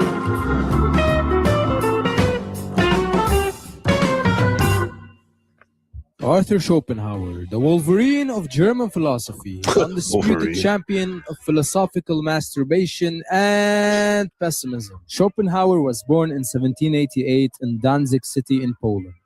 In his famous work, The World as Will and Representation, Schopenhauer discusses the will to live as being an irrational, blind, incessant impulse without knowledge that drives instinctive behaviors, causing an endless, insatiable striving in human existence in which nature could not exist without. Does Eastern traditions talk about something like that? I mean, he's kind of combining, right? Combining things, yeah. So this is the thing, so this is his whole thing, and he's trying to construct a philosophy of mind through this, which I think is actually the best one on the table. Oh, right? really? It blows everyone else out of the water, pretty much. Right? Like Nietzsche doesn't put forward a philosophy of mind, right? So he just borrows it from Schopenhauer, right? Kant and Hegel don't have a good one. Right? Their philosophy of mind sucks, right? So I mean, that's just my 2 cents. I think that Schopenhauer, at least, right, puts forward something that is more in tune with, something that could justify individualism and justify like your own mind and so on and so forth. So you said Nietzsche is, I don't know, his thing, he said will to power, right? So that's not a philosophy of mind. What would you call that? Philosophy of power or power dynamics or something? Well, the will to life is his sort of borrowing, like he's in a sense borrowing from Schopenhauer and then rejecting him, right? Rejecting it, yeah. Because Schopenhauer came to the conclusion that the will to life should be denied, that it's the cause of suffering. Right, so he went to that level, right? Whereas Nietzsche inverted that and said, no, the will to life is the basis of all, basically everything, goodness, right? And its expressions are power, health, beauty, strength, and so on and so forth. And it doesn't borrow from sort of slave morality that thinks that, suffering and poverty and you know, like ugliness and all these things are gonna be, you know, combined with some sort of goodness. Interesting. And that makes me think of so where is he? Where is he? Always goes back to clavicular. What's that? When you said about beauty and all this stuff, this is like this Yeah, I'm not too keen on him, but I think what Nietzsche meant by beauty was more like creating like buildings and stuff. Like not like you know, like Doesn't working this on yourself. You know, so I think say that again? What was that? it was more like architecture and stuff and art, right? You know, I see that type of beauty, yeah. Yeah. Like creating beauty, right? Not using yourself as the stone to create the beauty. Yeah, that might be a little bit. That's what what's his name's doing, those looks maxers and stuff. Yeah, that might be self-destructive. Although Nietzsche did destroy his body in order to produce his works, right? You know, with opium, and shit. You know, he was you know, said to have contracted syphilis, to which he took incessant amounts of opium, which drove him mad. So wow. So this is Nietzsche's terrible life, right? But that is horrible. That's horrible, machine. You can syphilis and you can take opium to numb the pain, huh? Yeah, and the lady that sort of you know, I believe like she was also with Wagner. You know, the lady that gave him syphilis or something that's fated. Yes, yeah. Able to have gave him syphilis or something. But the other story is that he may have got it from going to some sort of gay brothel. So who knows? Right? You went to some of those other places in the sector, machine. Yeah. So, YouTube sector. Yeah. Also, too, it's funny that story that a lot of the black pillars will use that Nietzsche got cucked by his grad student or one of his assistants or something. Yeah. Like it's you heard about that? Like he thought, hey, can you watch this girl I like, the student I like? I'm gonna be gone for a while. I gotta go teach over here. You know, he ended up banging her. And then like he was like, yeah, but it wasn't really his girl. So I think it wasn't. No, yeah, you're right. That's a good distinction. Yeah, she just straight up rejected him. Yeah. But in his mind, he probably thought it was, right? God damn, this shit is wild. These guys, that's why it's you got to know their backstory, huh? These philosophers. It's good to know.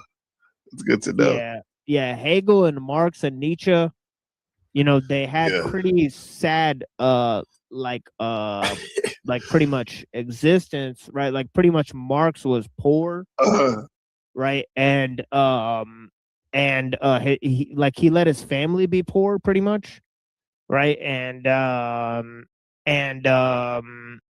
him and his family suffered a lot, like in poverty, like while he composed a lot of his works. And then I think Engels told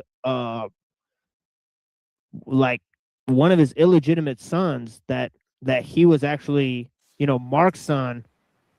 You know, like so I think this is like after Marx died or something like that, or like some shit. So like he didn't find out about his illegitimate son. And then Hegel, like I believe he like had sex with a maid. Or some shit. So, like Marx and Hegel, they like kind of like had sex with the maid, right? And then like they're Eskimo. And then and Nietzsche's like not very, not a very prominent love life. No, he didn't. No, he didn't. Yeah, especially if he's going to those gay orgies, allegedly. Yeah. Allegedly. Well. Yeah, Zahim said she met Timothy Leary before. He said he seemed like he had done too many drugs by the time I met him. Yeah, seemed like a puppet of sorts. Mm-hmm. You definitely. It's interesting, like how when he was at Harvard, they didn't call it like the marketing department or whatever. even I think even psychology, they didn't call it that necessarily. Well, either one, they call one of them public relations or something like that. Public relations. I don't know. It's like they were to the point back in the day. More to the point. The Fed department created by Edward Bernays. Exactly. Basically. Yep. Check this out. This is going to be in the philosophy books when Ben goes to college. Guys like this, watch. Coke junkie Sigmund Freud and his pleasure principle. Rhetorical Speaking of question. Edward Bernays, Schopenhauer argues that the world we Yeah, his uncle, right? Right. experience around us exists merely as representation, dependent on the cognizing subject's will to live, not as a world that can be considered to exist in itself independently. Schopenhauer identifies the thing in itself, the inner essence of everything, as will. The world as representation is, therefore, the objectification of the will. In other words, our knowledge of objects and the world is thus knowledge of mere phenomena rather than things in themselves. Based on this, Schopenhauer concludes that to convince a man, he must appeal to his self-interest, his desires, his will. It is as if he's saying that you must appeal to the way a man views the world in order to convince him. Schopenhauer considers that aesthetic experiences like producing or perceiving art releases a person briefly from his endless servitude to the will, which is the root of suffering. Aesthetic perception thus transforms an individually oriented state of consciousness to a universally oriented state of consciousness, since art is universal. This universally oriented state of consciousness is what Schopenhauer calls a pure, will-less, painless, and timeless subject of knowledge. Schopenhauer believes that the true salvation from our miserable existence can only result from the total ascetic negation of the will to life. The state of composure in which this negation ends is a state of willlessness or the absence of will. The will is characterized as including episodes of desiring and striving towards ends, and affective states that result from the attainment or non-attainment of ends. In willlessness, all such states are conceived as absent from a subject's consciousness. Okay. Now, I want to ask you: would you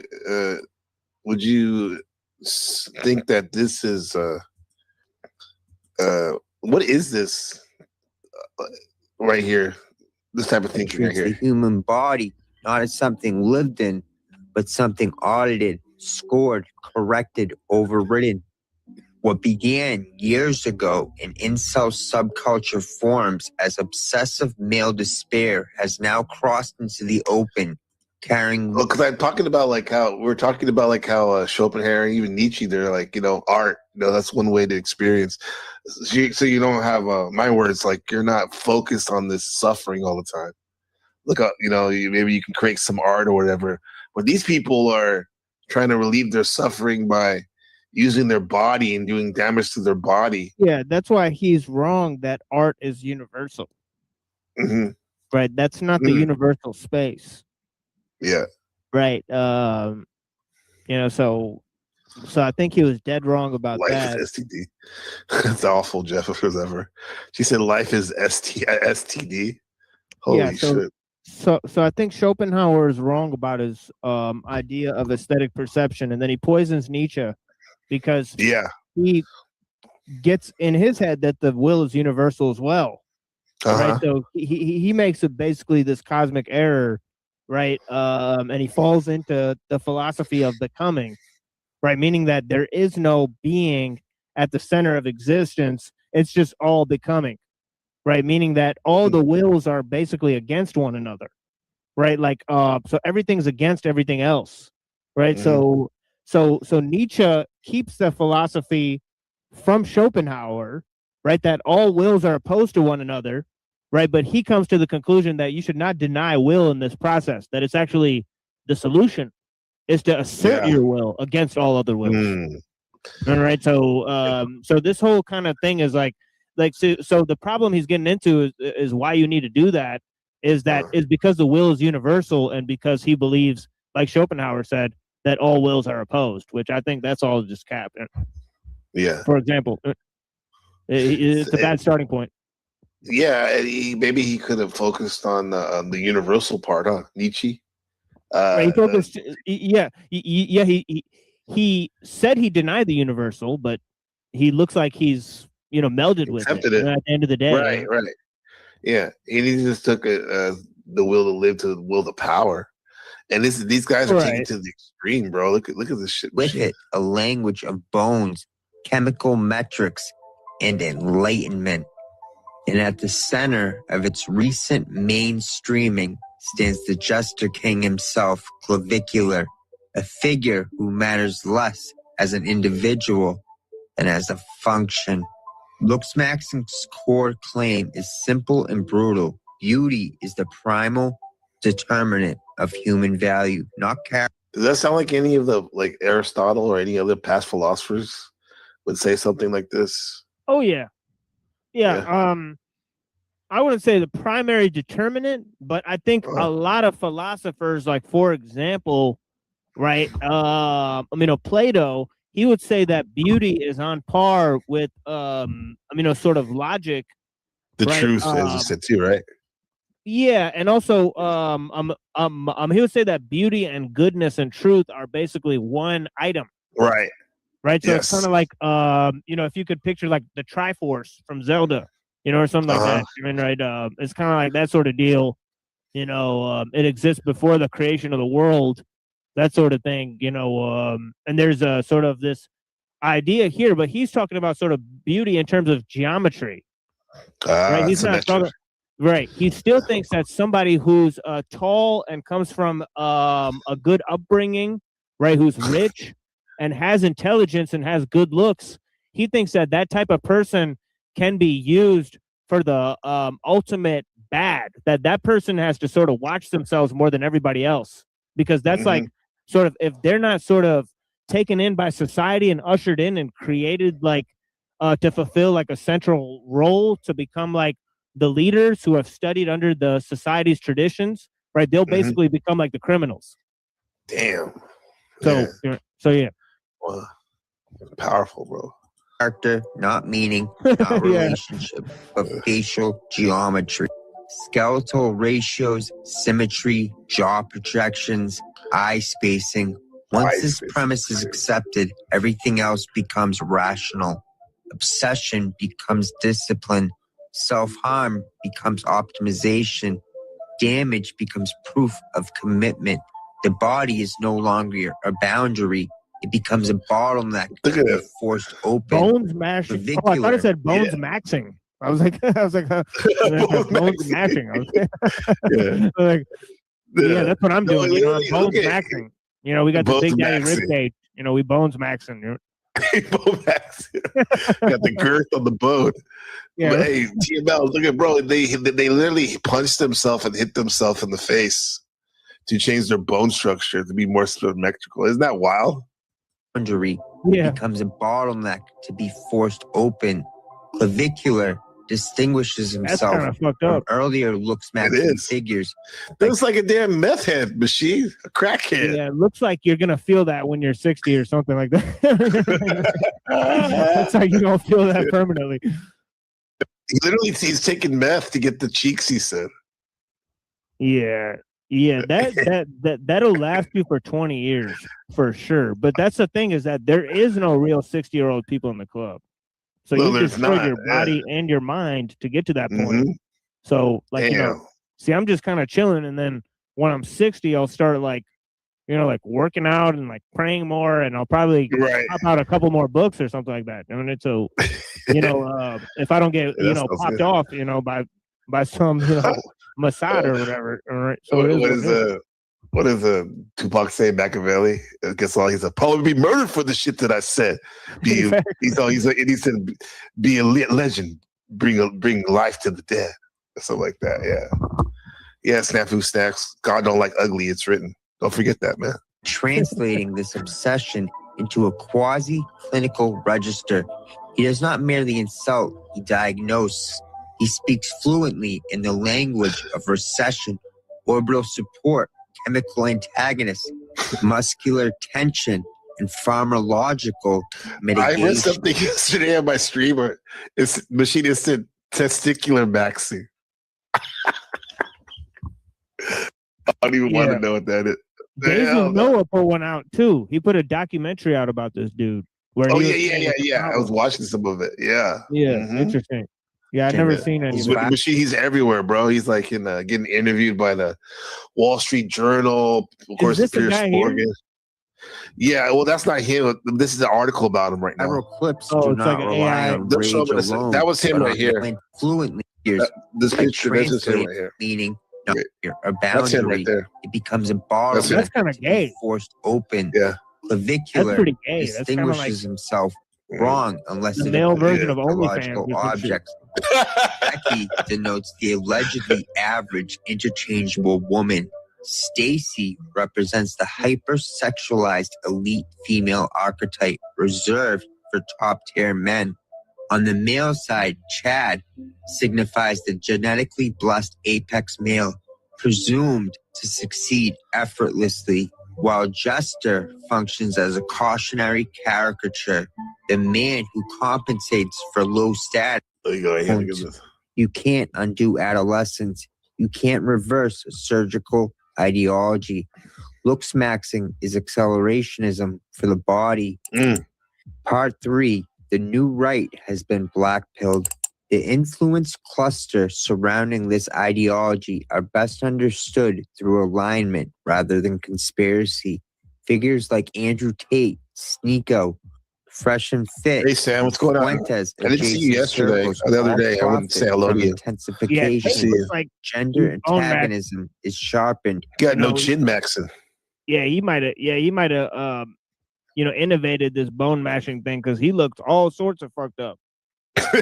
He looked like a goblin, like when he comes out. Like, oh yeah. You see how he used to look, machine. He looked misshapen, right? So I don't know if that's attractive to people, but like, yeah, he looked like he did some serious bone mashing. They need to investigate. Don't get you started on those clowns, he looked bro. all mashed up. early. Oh, you said all mashed up. Dude, Andrew Tate. Check this out, shit.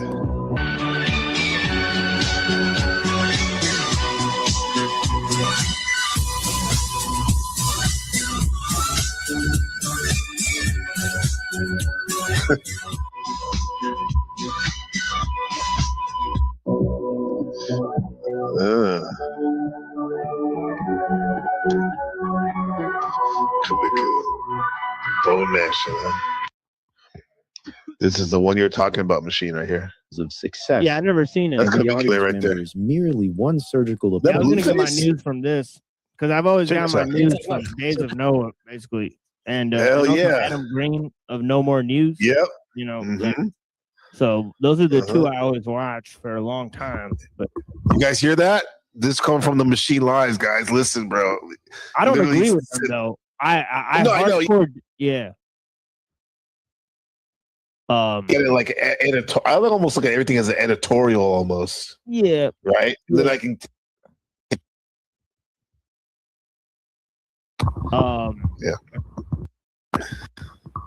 Yeah, you're kind of cutting out. Again, it's because her face has no support.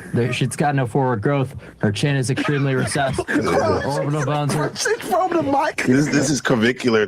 He's roasting these girls' faces like a plastic surgeon, a mean-spirited plastic surgeon. Yeah, I mean, some of them do look kind of weird. They do, right? Yeah, some of them do look kind of weird. I mean, the one in the middle is pretty. You know.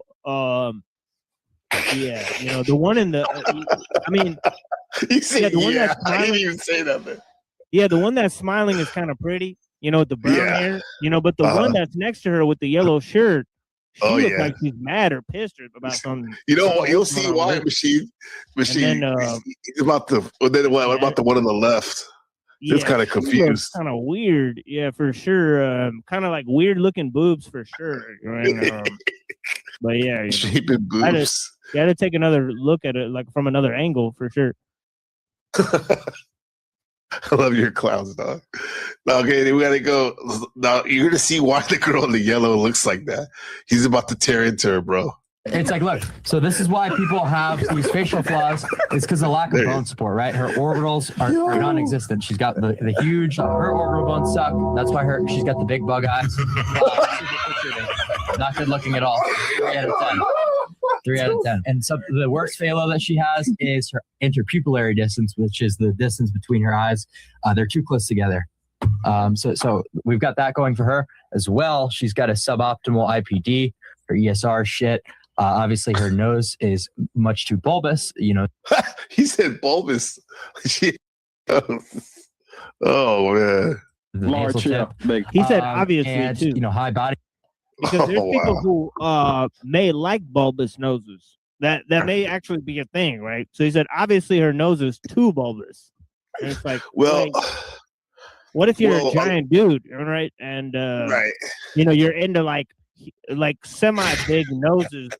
Like you don't like you know, like a huge like pigeon pecker, but you like okay, like you know, you like a little like, you know, like a little like African like you want her to look like an Incan like statue or something like that. I don't know.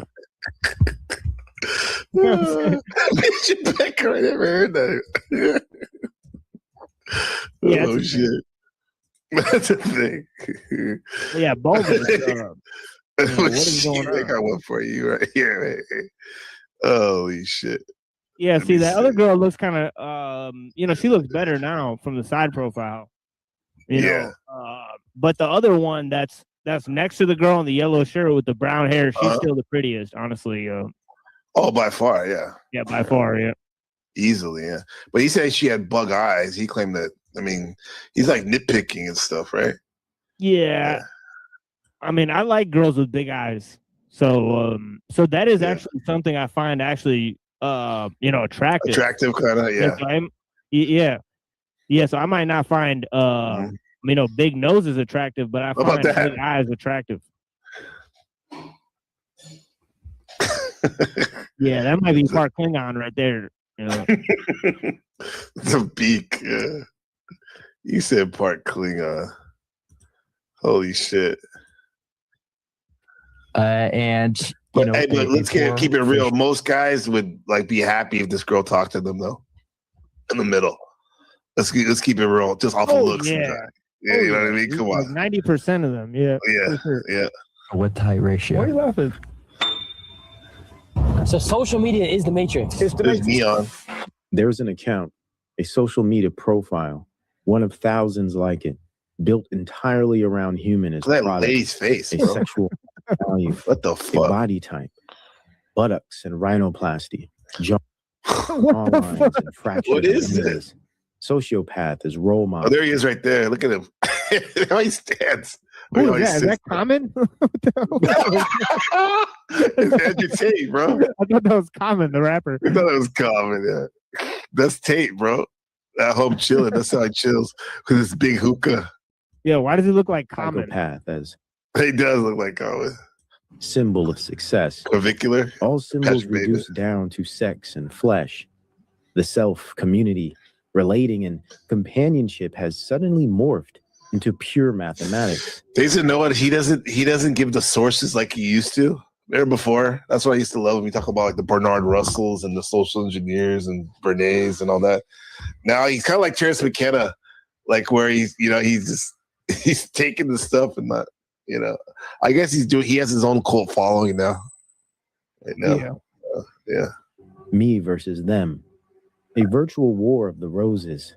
A state of objective competition. Super hot chicks. No longer are we. I heard that. He said, look at what's the matter. He said, I have a thing for super hot chicks who are slightly cross-eyed. Yeah, especially redheads redhead. are definitely off the chain. Yeah. You know, Mhm. I'm a huge thing with redheads. I was looking up the Poison Ivy cosplay. Oh, shit. Yeah, that's one of the best. That's a good one. For sure. Oh, did you see what I put in the Discord? I think I actually sent it to you, that red-haired chick on that dating show. Did you watch that little clip? I don't know if you watched that. Here, I put it on my shit over here. There it is. Yeah, this chick is ridiculous. To me, she's ridiculous, bro. Like, you're gonna be like, oh, You're gonna be like, when you see this, you're gonna be like, wait, where is it? Where is it? Yo! Remember that? Yeah. This shit. That shit was funny. Yeah, I got you, boys. Gotta feed the bros right here. This girl's ridiculous. I'm stressed. Look like a Disney character. Hi. Hi. Hi. I'm sorry he chose you. It's nice to meet you. What's your name again? Olivia. Okay. Hi, nice to meet you. Do you approve? You guys want to see my Machine? talent? Yeah, she has a lot of makeup on though, but yeah, She does have a lot of makeup. She does. Yes. Okay. For sure. What are you about to do? What is happening? Can I have some? definitely freckles are. you Okay. know, she might have makeup on to hide freckles. To hide the freckles, yeah. You want to see the freckles, are right? definitely a plus. You know, right? You want to see the freckles, yeah. Yeah, it's better. Yeah. So, You're like, don't hide it. are you doing like a? Oh, okay. Okay. Don't ask questions. Oh my gosh. Oh, okay. She hooked on the, Is that good? hooked on the D. That was impressive. I can't. Okay. Don't ask questions. Oh my gosh. Oh. Is that good? Wow. That was impressive. I can't do that. I definitely suck at that. Good job. Of course, she has to pull her pants up to expose the camel toe, right?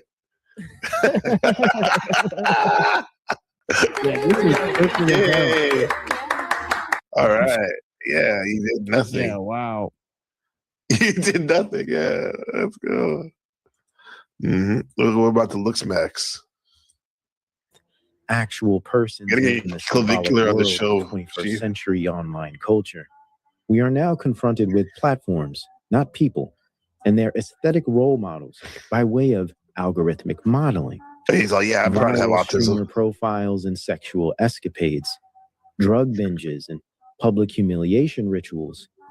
The contemporary culture slowly kills itself without violence, living vicariously through mentally damaged symbols of success. He said, freckle me The up. audience What's member the is matter? merely one surgical appointment away from potential perfection, 1 centimeter removed from mogging supposed opponents and the revered narcissism. Oh, machine. That was the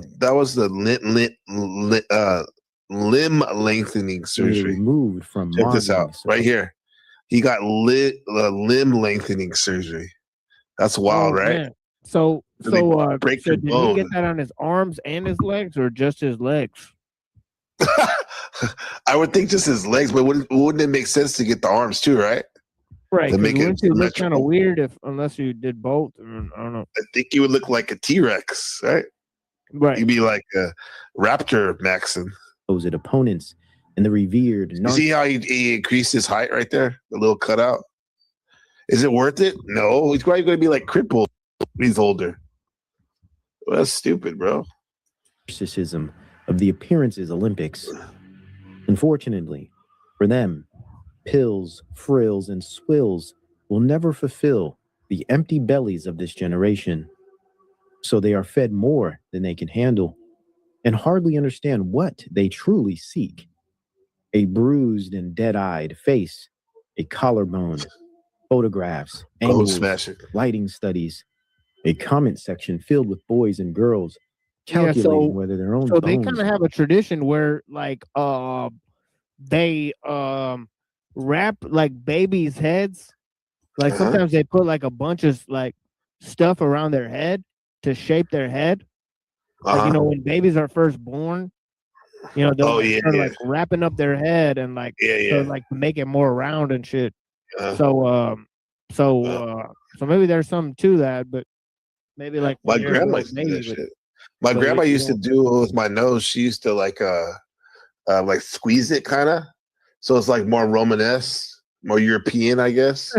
She's Spanish, right? Like so, like that's why my nose it looks like it don't look like my dad's nose. My dad's African, right? My mom's Spanish, right? European, and so like yeah. So my grandma would always do that with my nose. When I was a baby, I guess. measure up, adjusting their personal worth to the standards of organic science. These growing like a dog, bro. Like, yeah. Profiles are hollow as they are popular. Oh, my These bad. accounts do not hide what they are. They present themselves as aspiration. Let's take some steroids and Botox as a goal, as the thing you are supposed to want to see, that's the become, thing. Like, to be. There's no biological free lunch. Right. So you do have organs like, your livers and your kidneys and stuff that are actually getting toasted as you're consuming all this shit. So you can't just be like Ray Kurzweil taking like 200 pills a day. Like, I was thinking, like, what is he shitting out? Like, just pure minerals at this point? I mean, like, it's just wild. Yeah. Like, that's like these people, like my friend, he got like purified water, but his machine hit it up so much, he took all the minerals out of it. Right? So he had to have another machine. He had to drop eye drops of the minerals. It's like, okay. It's insane. Sometimes you go overboard. These viral accounts are engineered to reach millions of devices instantly, daily, and systematically. I'm living it at home. Okay, Gavin Newsom, the real American Psycho, next president. It's not on the internet. It's in the physical world. I mean, he was the mayor of our city, San Francisco. Peptides. My son says, "Hey, Dad, what about peptides?" And then he literally, this whole thing about the jaw. I'm not kidding. My son says, "Hey, Dad, you ever do this with your?" I was like, "What are you talking about? I didn't know where the hell this came from." Oh yeah, that's the new thing, machine peptides. They're not promoting steroids as much, testosterone, but these things called peptides and stuff. Massive audiences grow as an outcome. These new age symbols become the face of modern culture. Yeah, Neurojack's on that one of its future. Yep. Yeah, he's on the case. He's on the case, yeah. And millions of people, not passively but actively, receive it this way. Their perceptions, their wants, their desires, all curated and scripted for them. I thought this media was social or good for society. Yet all we see today are popular representations of behaviors one would read about in a DSM manual. Popular influencers that match the description perfectly of psychological disorder frameworks, and value systems that align with perspectives of criminals, villains, beasts, and miscreants. What are these devices and network systems turning our future human mothers and fathers into? And who controls these systems? Far from coincidence or accident, this is the product working exactly as it was designed. An experience machine of sorts, a corporate-controlled mechanism. What is that right there? What's going on here? Everyone has their shirt off. Of desire. Yeah. In the morning.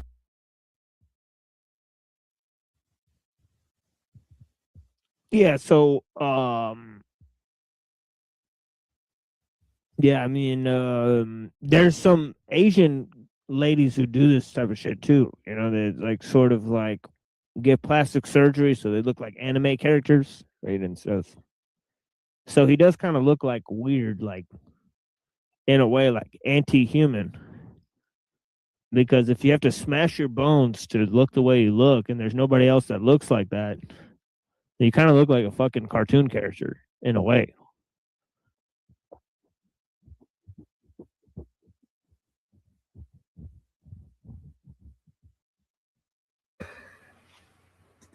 Okay, one sec. There we go. If my jaw looks a little weak, I'll bone smash to strengthen it. My ratios are nearly golden now. Yeah, it's funny. Shadow Buddha says it's funny because Patrick Bateman's skin routine is a modern man's skin routine nowadays. Right. It's like normal. That's what they call soft maxing. Yeah, it's not the hardcore shit. It's crazy. So Westerners are forming the Koreans. It was only a matter of time. Yeah, I love that plastic surgery in Korea, man. Yeah, Marilyn Manson is a freak. Yeah. Testosterone for muscle growth. Oh my God. That's fucking stupid. Disoxin, as for appetite suppression. Glutathione for health maxing. This is sad because like all these young boys are like looking up to this guy, machine. Like they're gonna do all this shit, bro. Peptides for anti-aging and collagen production. Melanotan 2 for healthy glow. IGF. You know what I think it might be? I think it might be that it's kind of like what they did with the cigarettes, right? Like with Bernays, right? Where they had to sell them to women. Yeah. Right. So they like made it okay for women to smoke cigarettes socially. So I think they want to sell beauty products to men.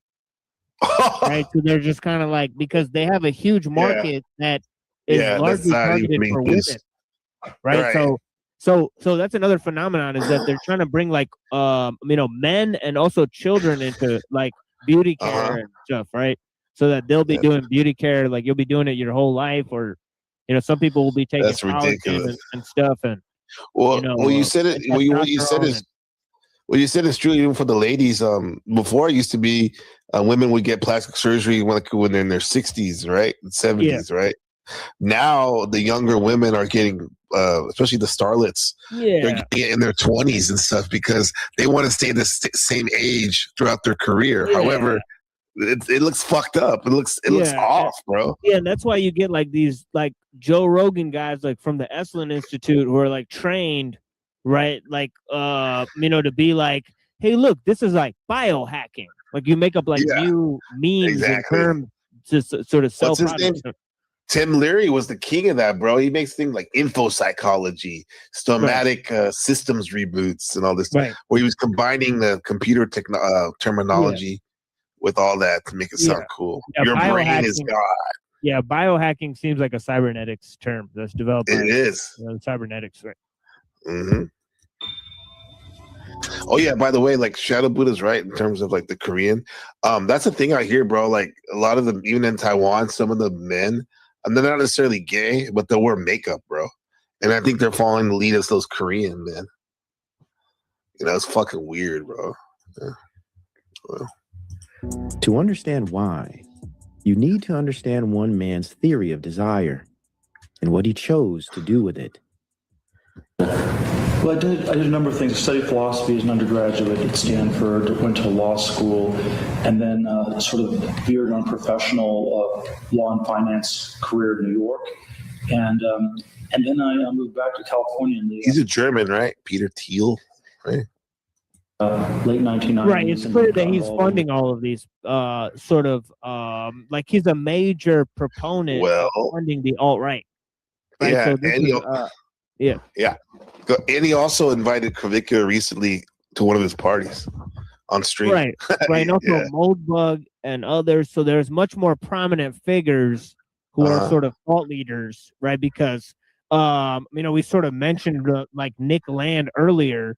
Yeah. Right. Well, he has a guy who he's championed called Moldbug, who's a Jayish kid that has a blog that basically is, supported by Thiel and others.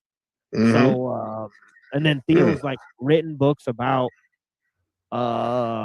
basically about how, we're in a sort of phase of stagnation in terms of technological innovation that we need to cause. Right, that we need to sort of accelerate technological progress. He says that that's my favorite word that you taught me in the last month, bro. It's so many places to use it because it's everywhere, huh? You start looking at these situations going on, huh? Right. And they're trying to accelerate the bad, right? In their mind, they think in order to bring the good. Is that what it is? Yeah, it's to change things in the future or to keep things the way they are, right? So there's a certain amount of people who think like if you cause chaos, then new things will emerge in the future. Right? But there's other people that sort of think chaos. So there's other people that think like if you kind of upset things, they'll sort of stay the same. And so on and so forth, because chaos is sort of the mother of order, right? So you can think of like different ways where,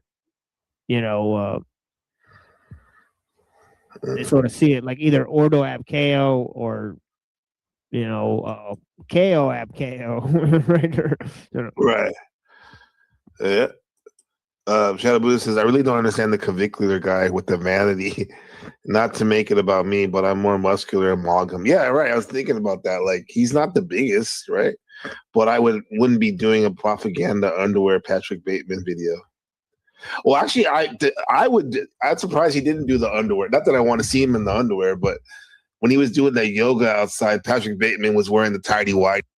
If you want to be true to the original thing, but it's probably better we didn't see him in his underwear. You don't want to see that. The technology boom of the time.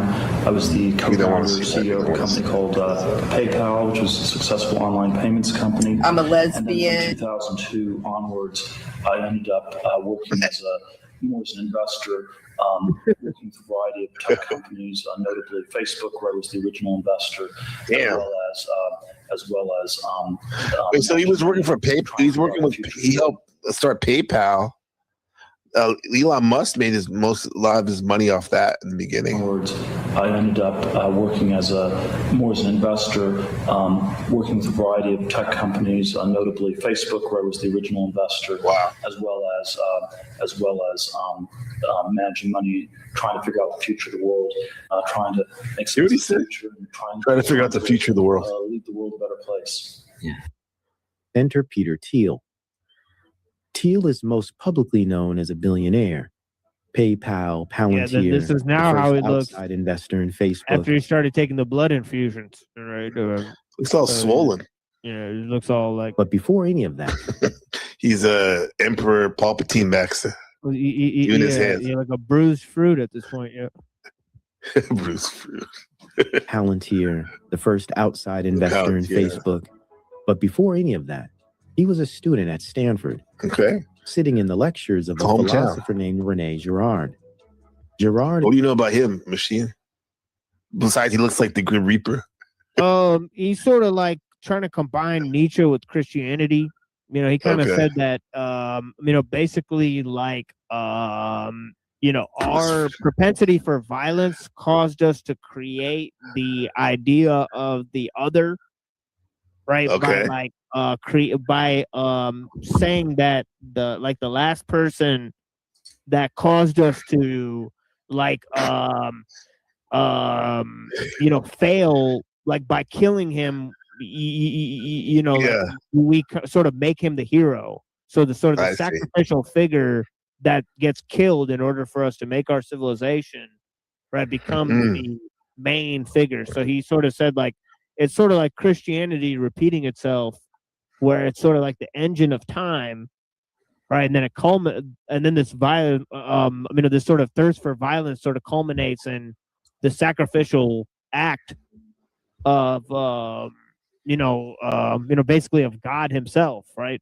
So he's sort of combining this idea of the propensity for violence, right, and how the genealogy of violence causes our moral framework to emerge.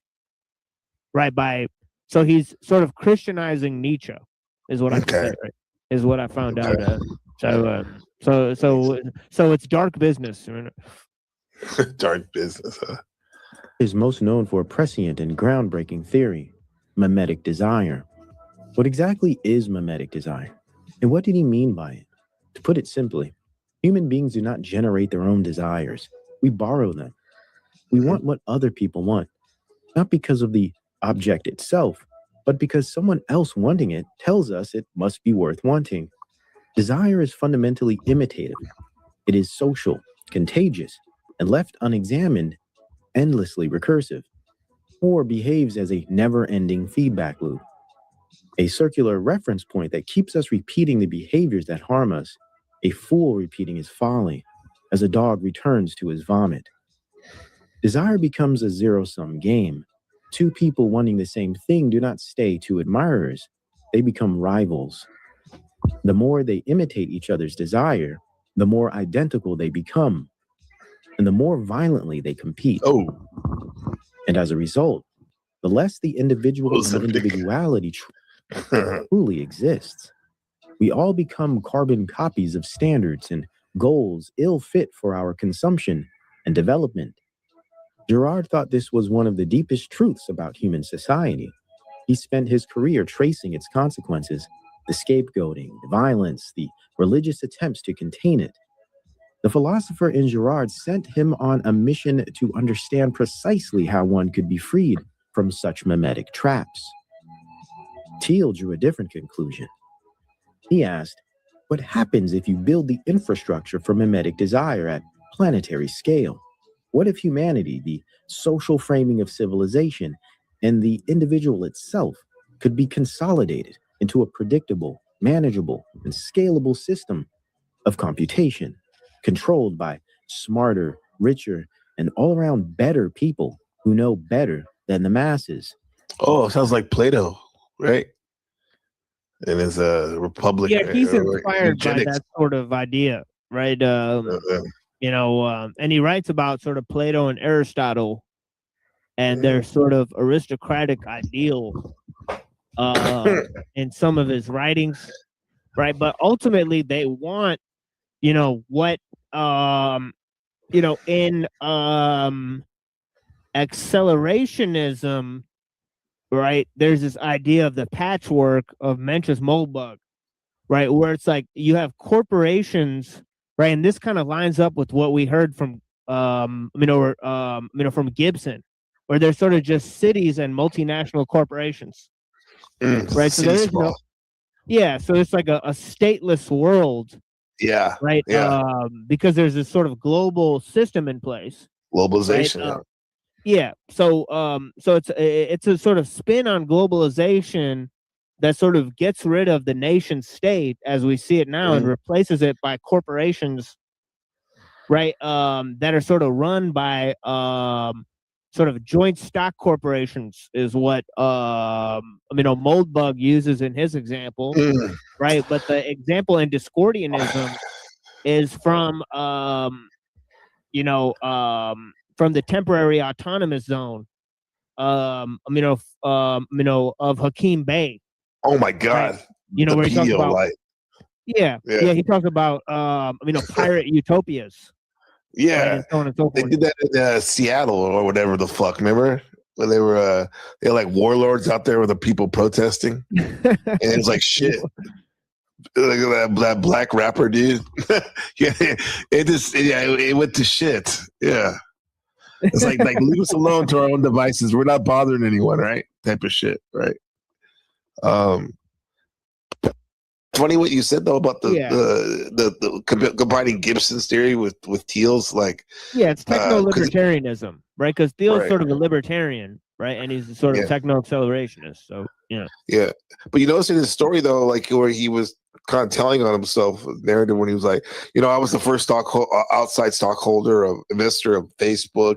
I did this with PayPal and all this. So he's influencing it. People like him would be like the oligarchs, right? Probably like trying to you know, dictate whatever what everyone else is doing. Like, Well, he has one your would, best. yeah, I mean, history sort of bears this out, right? That whenever people don't acquire power on their own merits, but because they sort of hack the system and so on and so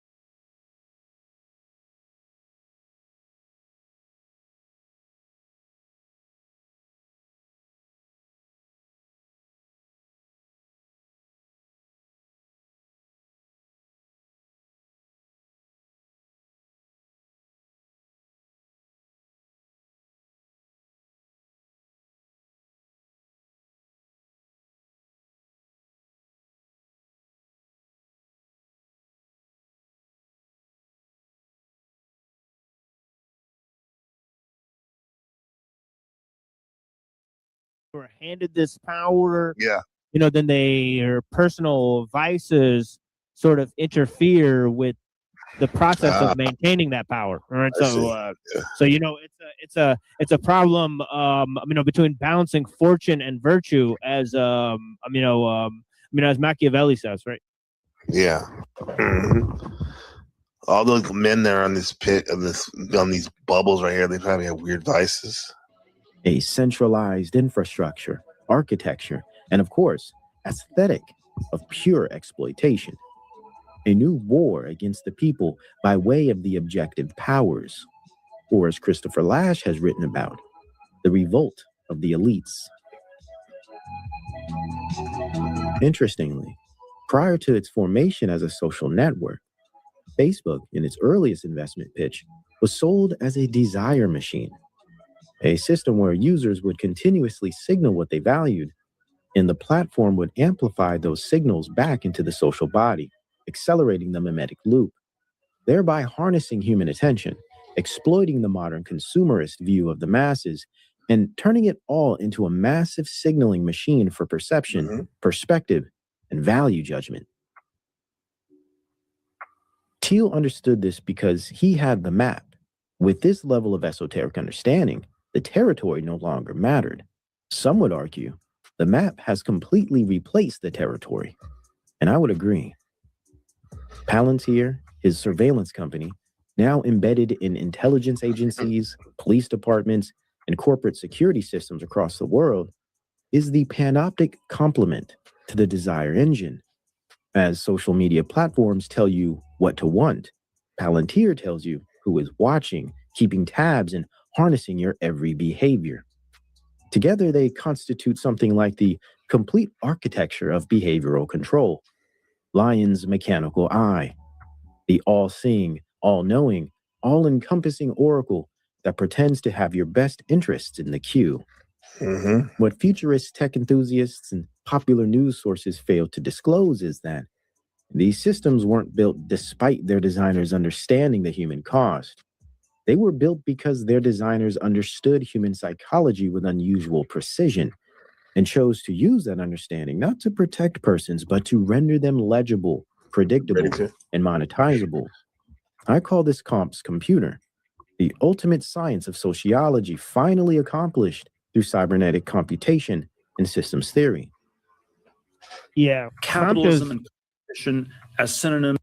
Yeah, Compton's pretty evil, for sure. Because he sort of said that like metaphysics and religion are sort of pointless and useless, right? Because we sort of move past them with science. Right? So August Comte was sort of the idea that he had was called positivism, right? And it's sort of quite a dastardly approach, where man becomes sort of like cut off from that way of thinking, that is pretty much natural to man throughout his history, right? If you investigate. So yeah. Yeah. Oh, that's fun. Some theory. Capitalism and competition as synonyms, and I believe they are antonyms. I believe that a capitalist is someone who's in the business of accumulating capital. A world of perfect competition is a world where all the profits are competed away. So if you want to compete in a crazy way, you should open a restaurant. You will never make any money doing so. And at the other end of the spectrum, what I think everybody who is a founder or entrepreneur should aim to do is build a monopoly. Though and often chalked up to conspiracy theory, this is documented strategy. Thiel has said openly that competition is for losers, that monopoly is the ultimate and optimal goal, and that the political realm... He wants to go for the knockout blow, huh? Yeah. The realm of genuine human conflict. Oh, it's bad there. That's a newer video machine, I think. Look at it, he looks like he's deaf. Right. Contestation, choice, and democratic tension and debate is something to be superseded by technological systems that makes the mess of human disagreement and fallibility obsolete.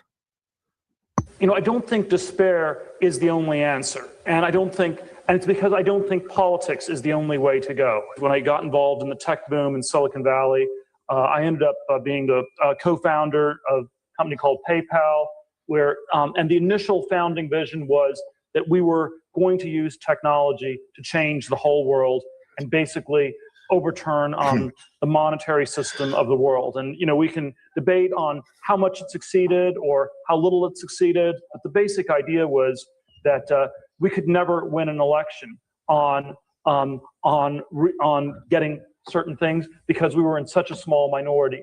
But maybe you could actually unilaterally change the world without having to constantly convince people and beg people and plead with people who are never going to agree with you through a technological means. And this is where I think technology is this incredible alternative to politics. And there are a number of different technologies we can outline, but the task in this world where politics has become so broken and so dysfunctional is to find a way to escape from it. It's not a way to fix it, it is a way to escape. But I think technology is the vehicle for how we should be looking to escape and move beyond politics as we find it today.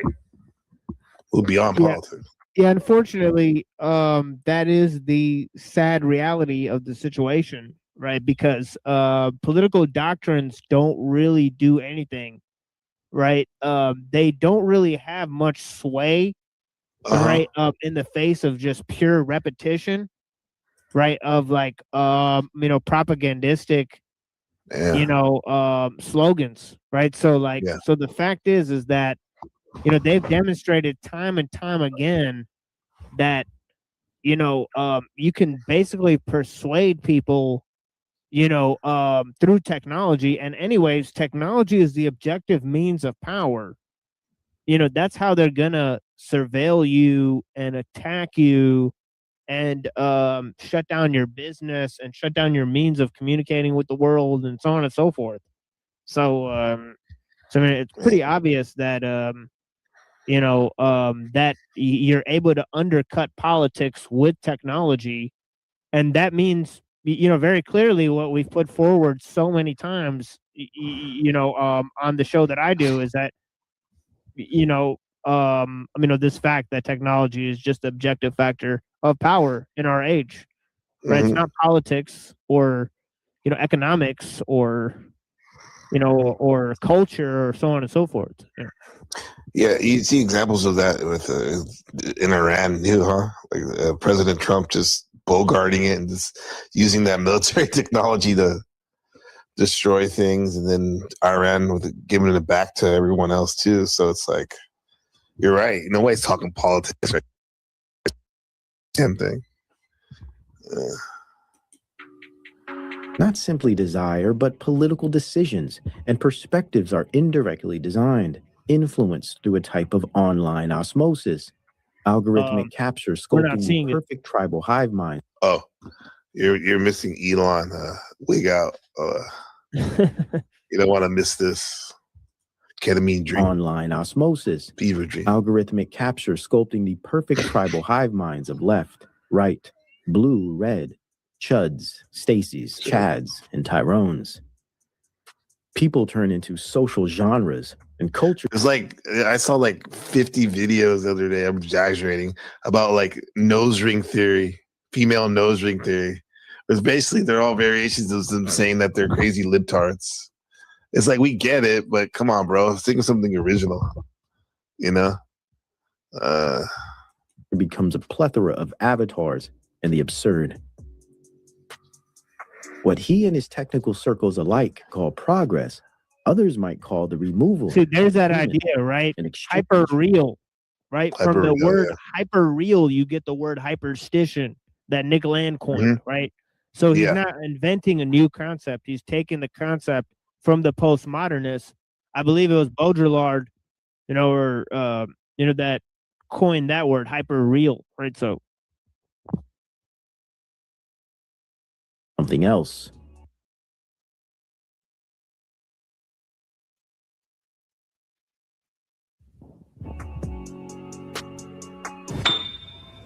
weigh themselves. You see that? Hold on. Yeah, so there's a scale. That's insane. If they don't pass the body index. The body index, yeah. They're fucked. Okay. They can't even. Hello. Hi. Hence popular and flavor of the month, influencer and streamer, clavicular. What is actually being transmitted there is not beauty advice. It is a desire instruction, a signal telling the viewer what the body or being should look like, what it should aspire to become, and implicitly, what it currently is not. A delusional standard is presented as ideal, a social stencil used to shape not just appearance but identities for those with broken identities. Peter Thiel is? Peter Thiel, yeah. He's a billionaire that owns Palantir. I got invited to a Peter Thiel party. You think that's going to be a Diddy party? Probably. Whew. Billionaires, they get a little creepy. Yeah, dude, I don't know. I don't want to get diddied. The mimetic mechanism runs perfectly. The viewer does not think, I am being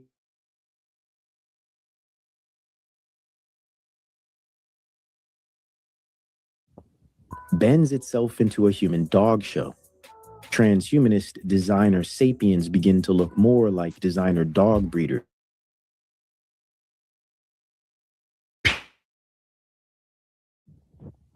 I don't know if you're talking right now, but I can't hear you if you are.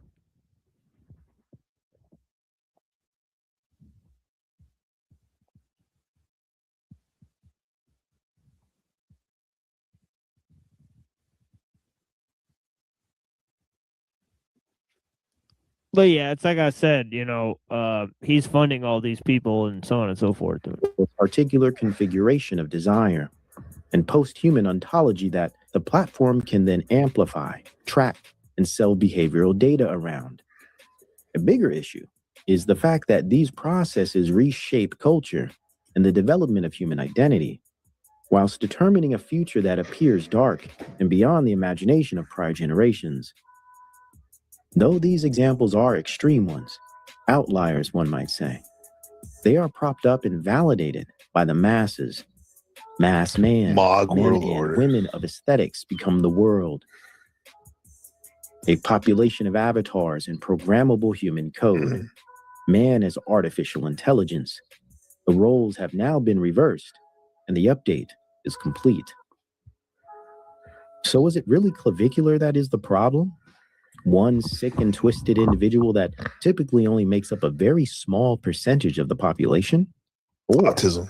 Is it the millions of viewers and supporters who make him real? Possibly this says much less about how truly sick and depraved this young man is than it says about the severely corrupt and warped nature of the masses in general. Can one rotten apple spoil the bunch? Or is the tree in fact already dead at its roots?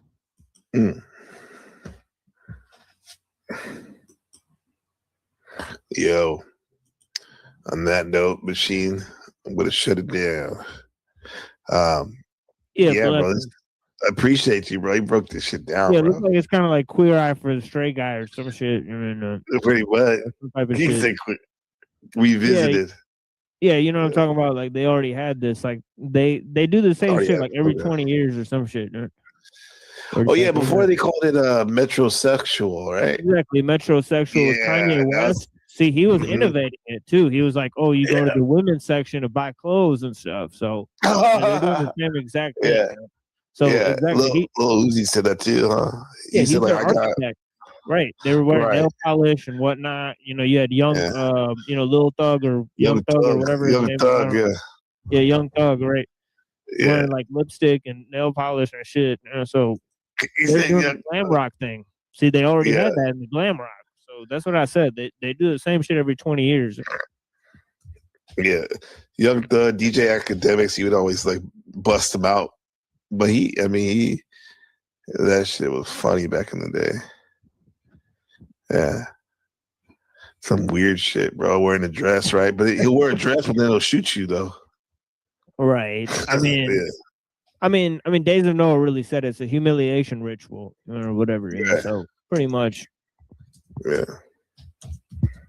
Mm-hmm. Keep on being played out.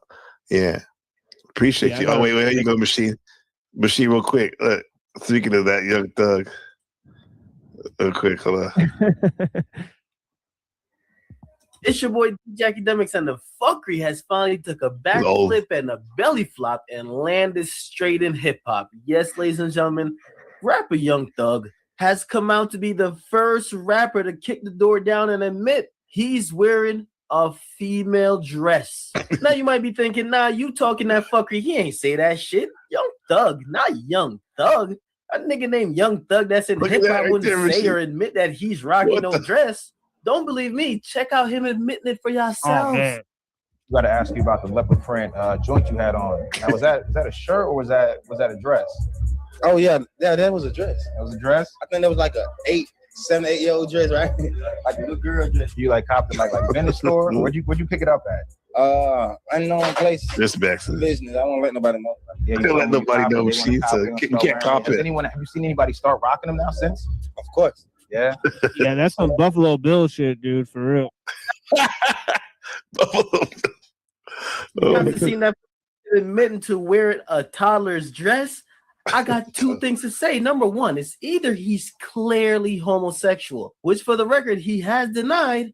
But if he was homosexual, this makes it completely fine. He could get down with the whole train. The homosexual rap is getting some steam. He could make songs and keep doing his thing and indulge in the fuckery like throw that boy pussy. Go ahead. Wait a minute.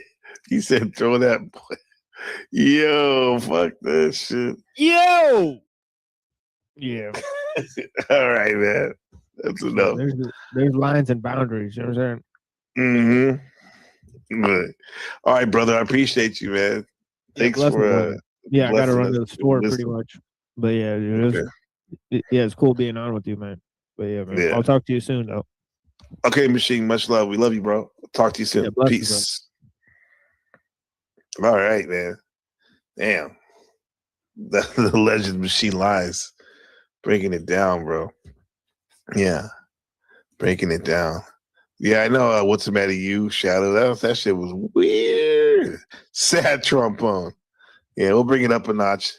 Zephyr, we'll bring it up a notch, bring it back up to some positivity. Shout out to them, to the Mysterious Mama Matrix. Coming on.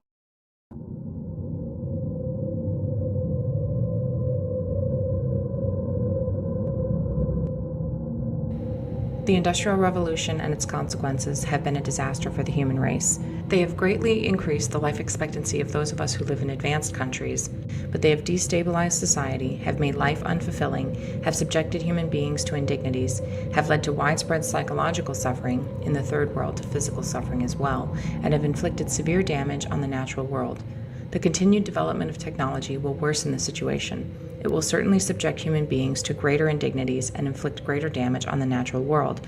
It will probably lead to greater social disruption and psychological suffering, and it may even lead to increased physical suffering, even in advanced countries. The industrial technological system may survive or it may break down. If it survives, it may eventually achieve a low level of physical and psychological suffering, but only after it passes through a long and very painful period of adjustment, and only at the cost of permanently reducing human beings and many other living organisms to engineered products and mere cogs in the social machine. Furthermore, if the system survives, the consequences will be inevitable. There is no way of reforming it or modifying the system so as to prevent it from depriving people of dignity and autonomy. If the system breaks down, the consequences will still be very painful, but the bigger the system grows, the more disastrous the results of its breakdown will be. So if it is to break down, it had best break down sooner rather than later. We therefore advocate a revolution against the industrial system. This revolution may or may not make use of violence. It may be sudden, or it may be a relatively gradual process spanning a few decades. We can't predict any of that. We do outline in a very general way the measures that those who hate the industrial system should take in order to prepare the way for a revolution against that form of society. This is not to be a political revolution. Its object will be to overthrow not governments, but the economic and technological basis of the present society. In this article, we give attention to only some of the negative developments that have grown out of this industrial technological system. Other such developments we mention only briefly or ignore altogether. This does not mean we regard these other developments as unimportant. For practical reasons, we have to confine our discussion to areas that have received insufficient public attention or in which we have something new to say. For For example, since there are well-developed environmental and wilderness movements, we have written very little about environmental degradation or the destruction of wild nature, even though we consider these to be highly important. The psychology of modern leftism. Almost everyone will agree that we live in a deeply troubled society. One of the most widespread manifestations of the craziness of our world is leftism, so a discussion of the psychology of leftism can serve as an introduction to the discussion of the problems of modern society in general. But what is leftism? During the first half of the 20th century, leftism could have been practically identified with socialism. Today, the movement is fragmented, and it is not clear who can properly be called a leftist. When we speak of leftists in this article, we have in mind mainly socialists, collectivists, politically correct types, feminists, gay and disability activists, animal rights activists, and the like. But not everyone who is associated with one of these movements is a leftist. What we are trying to get at in discussing leftism is not so much movement or an ideology as a psychological type, or rather a collection of related types. Thus, what we mean by leftism will emerge more clearly in the course of our discussion of leftist psychology. Even so, our conception of leftism will remain a good deal less clear than we would wish. But there doesn't seem to be any remedy for this. All we are trying to do here is indicate in a rough and approximate way the two psychological tendencies that we believe are the main driving force of modern leftism. We by no means claim to be telling the whole truth about leftist psychology. Also, our discussion is meant to apply to modern leftism only. We leave open the question of the extent to which the discussion could be applied to the leftists of the 19th and early 20th centuries. The two psychological tendencies that underlie modern leftism we call feelings of inferiority and over-socialization. Feelings of inferiority are characteristic of modern leftism as a whole, while over-socialization is characteristic only of a certain segment of modern leftism. But this segment is highly influential. Feelings of inferiority. By feelings of inferiority, we mean not only inferiority feelings in the strict sense, but as a whole spectrum of related traits: low self-esteem, feelings of powerlessness, depressive tendencies, defeatism, guilt, self-hatred, etc. We argue that modern leftists tend to have some such feelings, possibly more or less repressed, and that these feelings are decisive in determining the direction of modern leftism. When someone interprets as derogatory almost anything that is said about him or about groups with whom he identifies, we conclude that he has inferiority feelings or low self-esteem.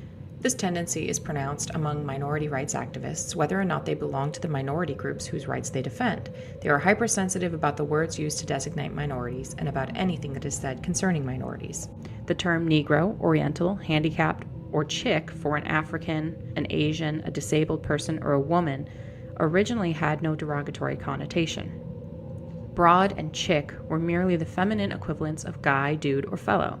The negative connotations have been attached to these terms by the activists themselves. Some animal rights activists have gone so far as to reject the word pet and insist on replacement by animal companion. Leftish anthropologists go to great lengths to avoid saying anything about primitive peoples that could conceivably be interpreted as negative. They want to replace the word primitive by non-literate. They may seem almost paranoid about anything that might suggest that primitive culture is inferior to ours. We do not mean to imply that primitive cultures are inferior to ours. We merely point out the hypersensitivity of leftish anthropologists. Those who are most sensitive about politically incorrect terminology are not the average black ghetto dweller, Asian immigrant, abused woman, or disabled person, but a minority of activists, many whom do not even belong to any oppressed group, but come from a privileged strata of society. Political correctness has a strong hold among university professors who have secure employment with comfortable salaries, and the majority of whom are heterosexual white males from middle to upper middle class families.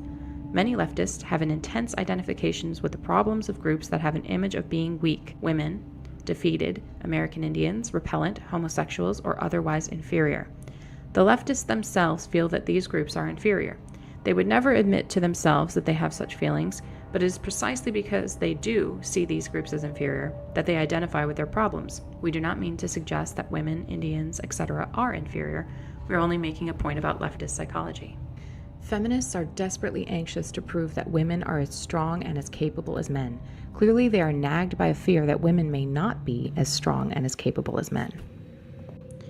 Leftists tend to hate anything that has an image of being strong, good, and successful. They hate America, they hate Western civilization, they hate white males, they hate rationality. The reasons that leftists give for hating the West, etc., clearly do not correspond with their real motives.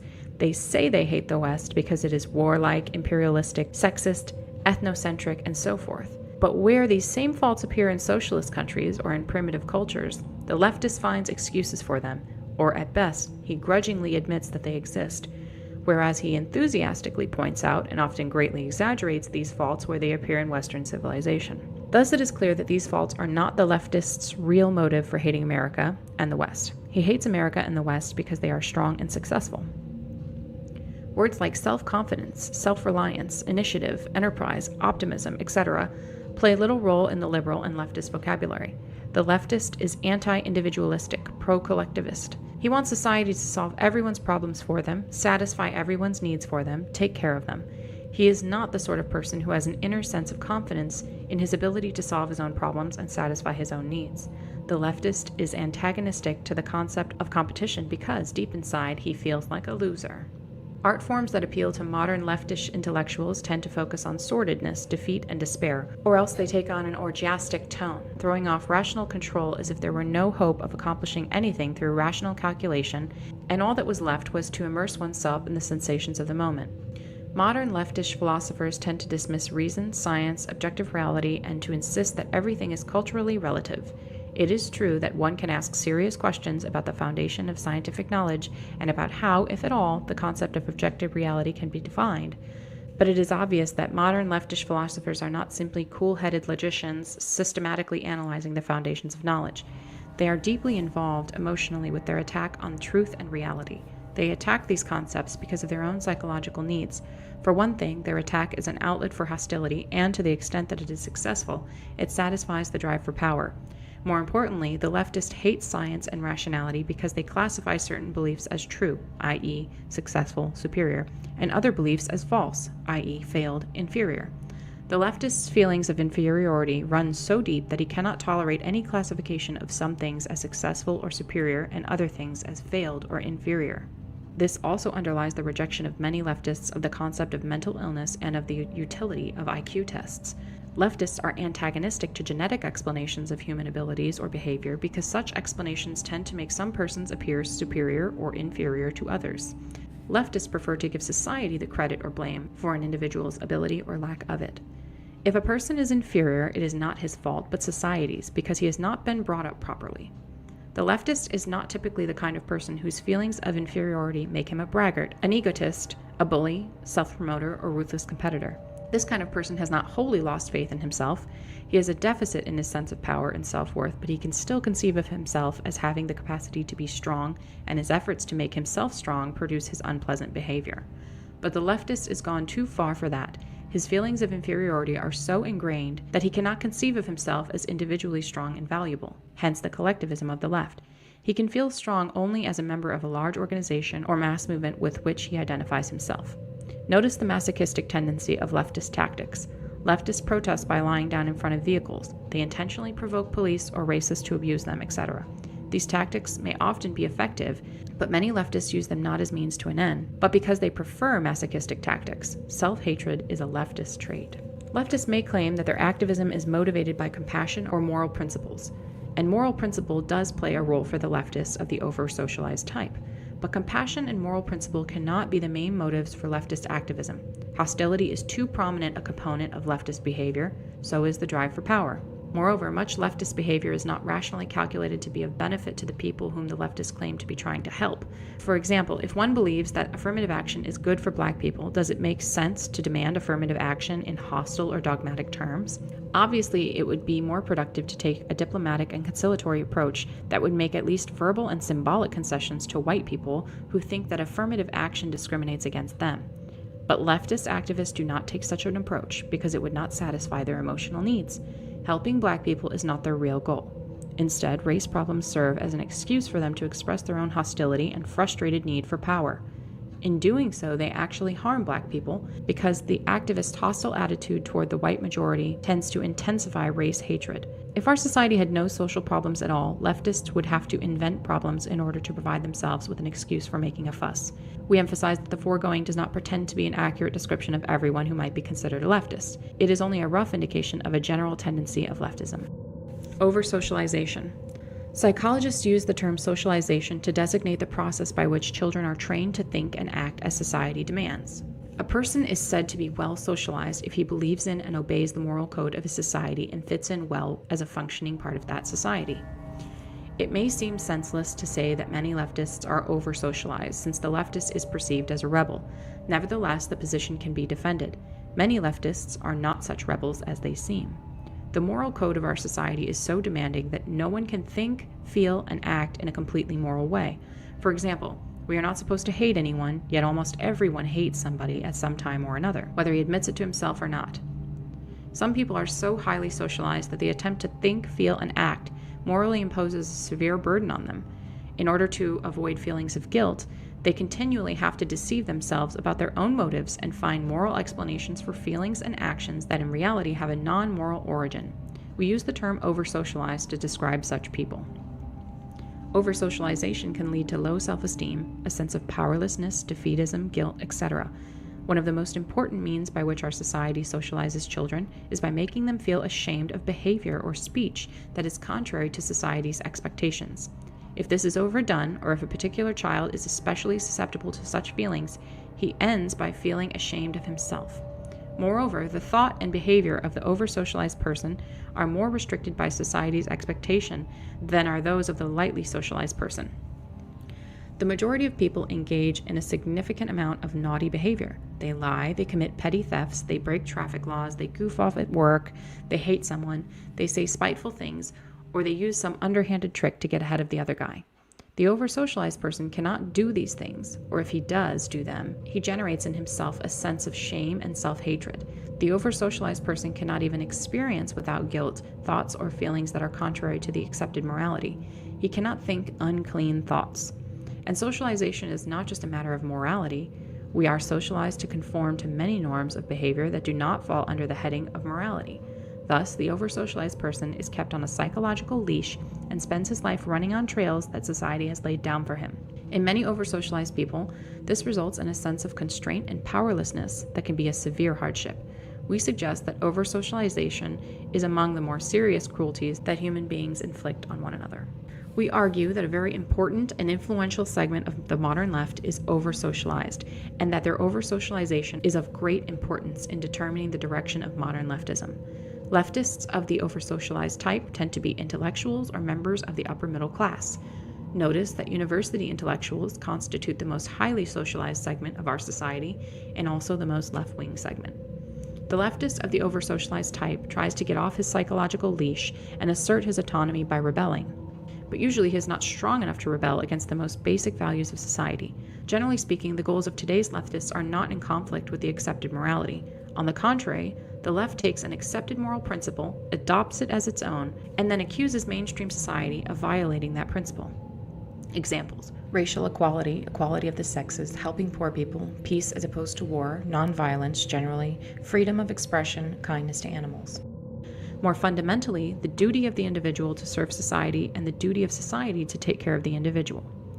All these have been deeply rooted values of our society, or at least of its middle and upper classes, for a long time. These values are explicitly or implicitly expressed or presupposed in most of the material presented to us by mainstream communications media and the educational system. Leftists, especially those of the over-socialized type, usually do not rebel against these principles, but justify their hostility to society by claiming with some degree of truth that society is not living up to these principles. Here's an illustration of the way in which the over-socialized leftist shows real attachment to the conventional attitudes of our society while pretending to be in rebellion against it. Many leftists push for affirmative action, for moving black people into high-prestige jobs, for improved education in black schools, and more money for such schools.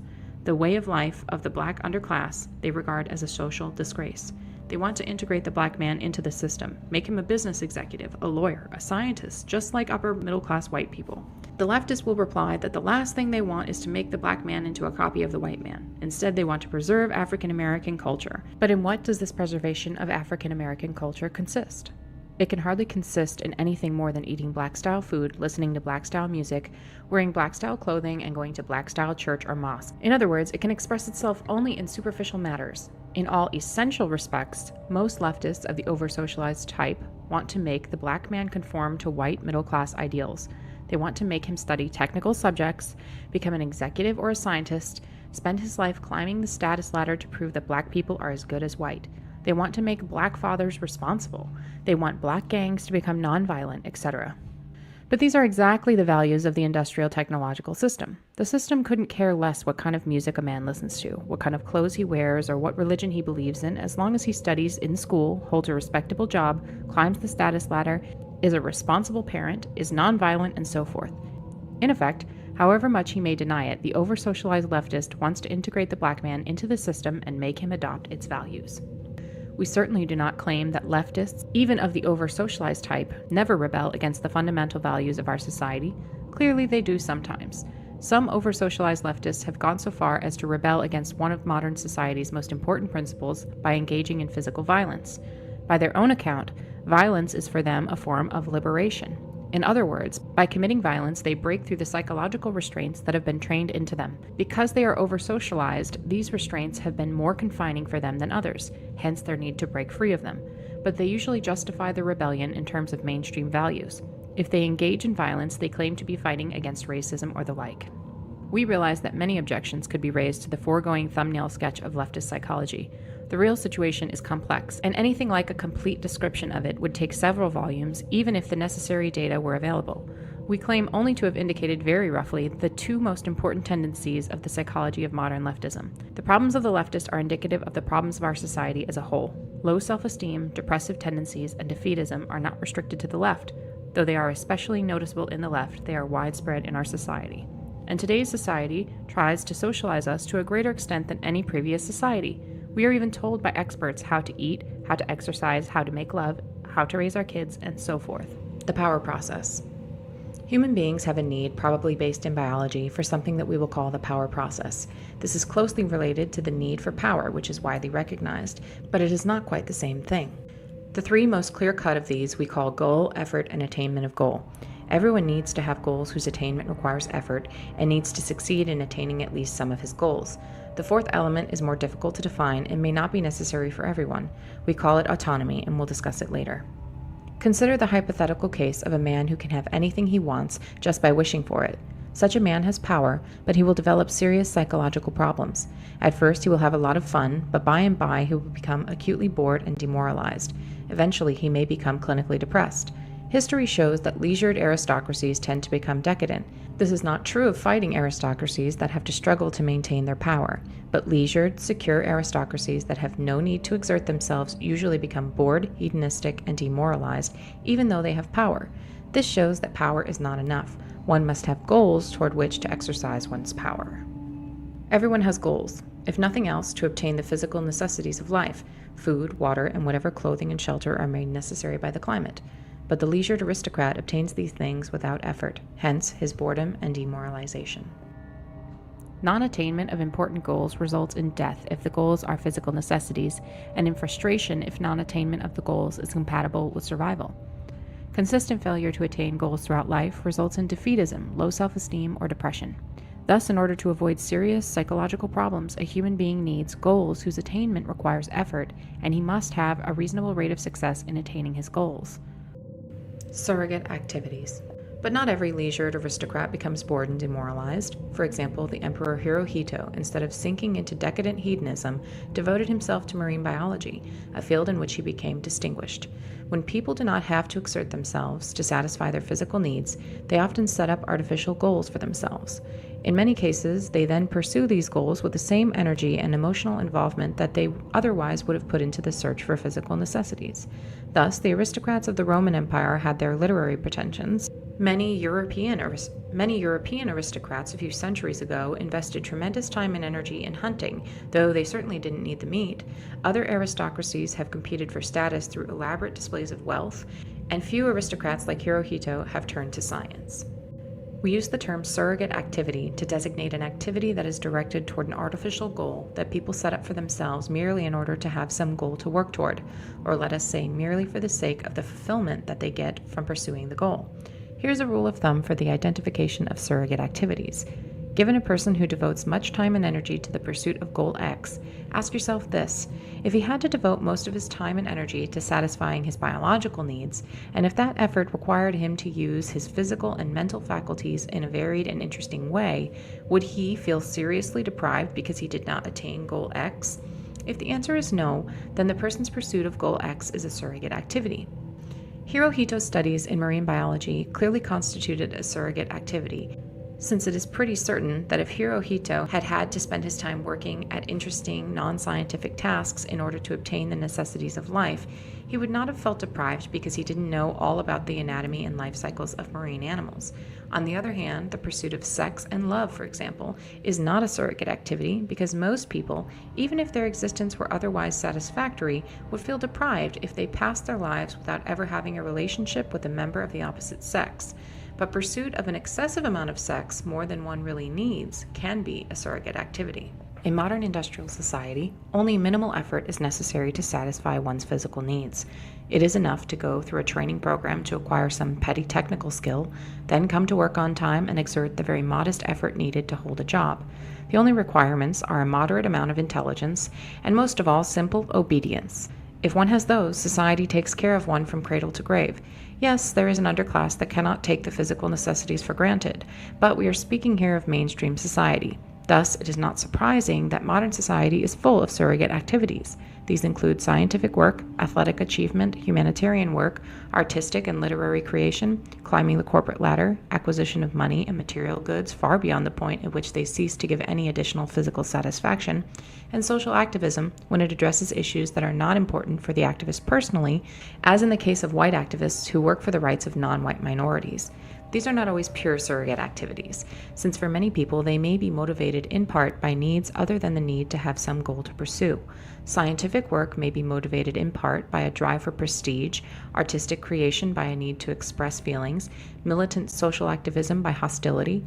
But for most people who pursue them, these activities are in large part surrogate activities. For example, the majority of scientists will probably agree that the fulfillment they get from their work is more important than the money and the prestige they earn. For many, if not most people, surrogate activities are less satisfying than the pursuit of real goals, that is, goals that people would want to attain even if their need for the power process were already fulfilled. One indication of this is the fact that in many or most cases, people who are deeply involved in surrogate activities are never satisfied, never at rest. Thus, the moneymaker constantly strives for more and more wealth. The scientist no sooner solves one problem than he moves on to the next. The long-distance runner drives himself to run always further and faster. Many people who pursue surrogate activities will say that they get far more fulfillment from these activities than they do from the mundane business of satisfying their biological needs. But that is because in our society, the effort needed to satisfy the biological needs has been reduced to triviality. More importantly, in our society, people do not satisfy their biological needs autonomously, but by functioning as parts of an immense social machine. In contrast, people generally have a great deal of autonomy in pursuing their surrogate activities. Autonomy. Autonomy as part of the power process may not be necessary for every individual, but most people need a greater or lesser degree of autonomy in working toward their goals. Their effort must be undertaken on their own initiative and must be under their own direction and control. Yet most people do not have to exert this initiative, direction, and control as single individuals. It is usually enough to act as a member of a small group. Thus, if half a dozen people discuss a goal among themselves and make a successful joint effort to attain that goal, their need for the power process will be served. But if they work under rigid orders handed down from above that leave them no room for autonomous decision and initiative, then their need for the power process will not be served. The same is true when decisions are made on a collective basis if the group making the collective decision is so large that the role of each individual is insignificant. It is true that some individuals seem to have little need for autonomy. Either their drive for power is weak or they satisfy it by identifying themselves with some powerful organization to which they belong. And then there are unthinking animal types who seem to be satisfied with a purely physical sense of power, the good combat soldier who gets his sense of power by developing fighting skills that he is quite content to use in blind obedience to his superiors. But for most people, it is through the power process, having a goal, making an autonomous effort, and attaining the goal, that self-esteem, self-confidence, and a sense of power are acquired. When one does not have adequate opportunity to go through the power process, the consequences are, depending on the individual and on the way the power process is disrupted, boredom, demoralization, low self-esteem, inferiority feelings, defeatism, depression, anxiety, guilt, frustration, hostility, spouse or child abuse, insatiable hedonism, abnormal sexual behavior, sleep disorders, eating disorders, etc. Sources of social problems.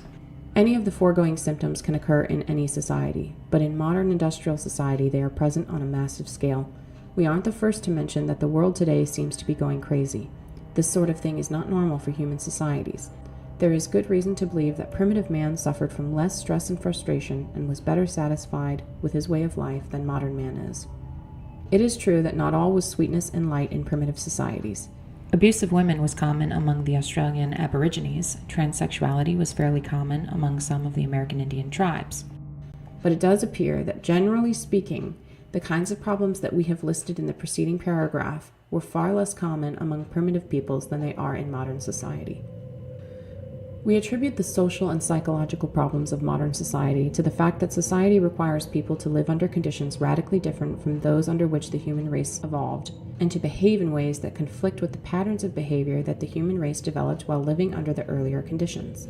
It is clear from what we have already written that we consider lack of opportunity to properly experience the power process as the most important of the abnormal conditions to which modern society subjects people. But it is not the only one. Before dealing with disruption of the power process as a source of social problems, we will discuss some of the other sources. Among the abnormal conditions present in modern industrial society are excessive density of population, isolation of man from nature, excessive rapidity of social change, and the breakdown of natural small-scale communities such as the extended family, the village, or the tribe. It is well known that crowding increases stress and aggression. The degree of crowding that exists today and the isolation of man from nature are consequences of technological progress. All pre-industrial societies were predominantly rural.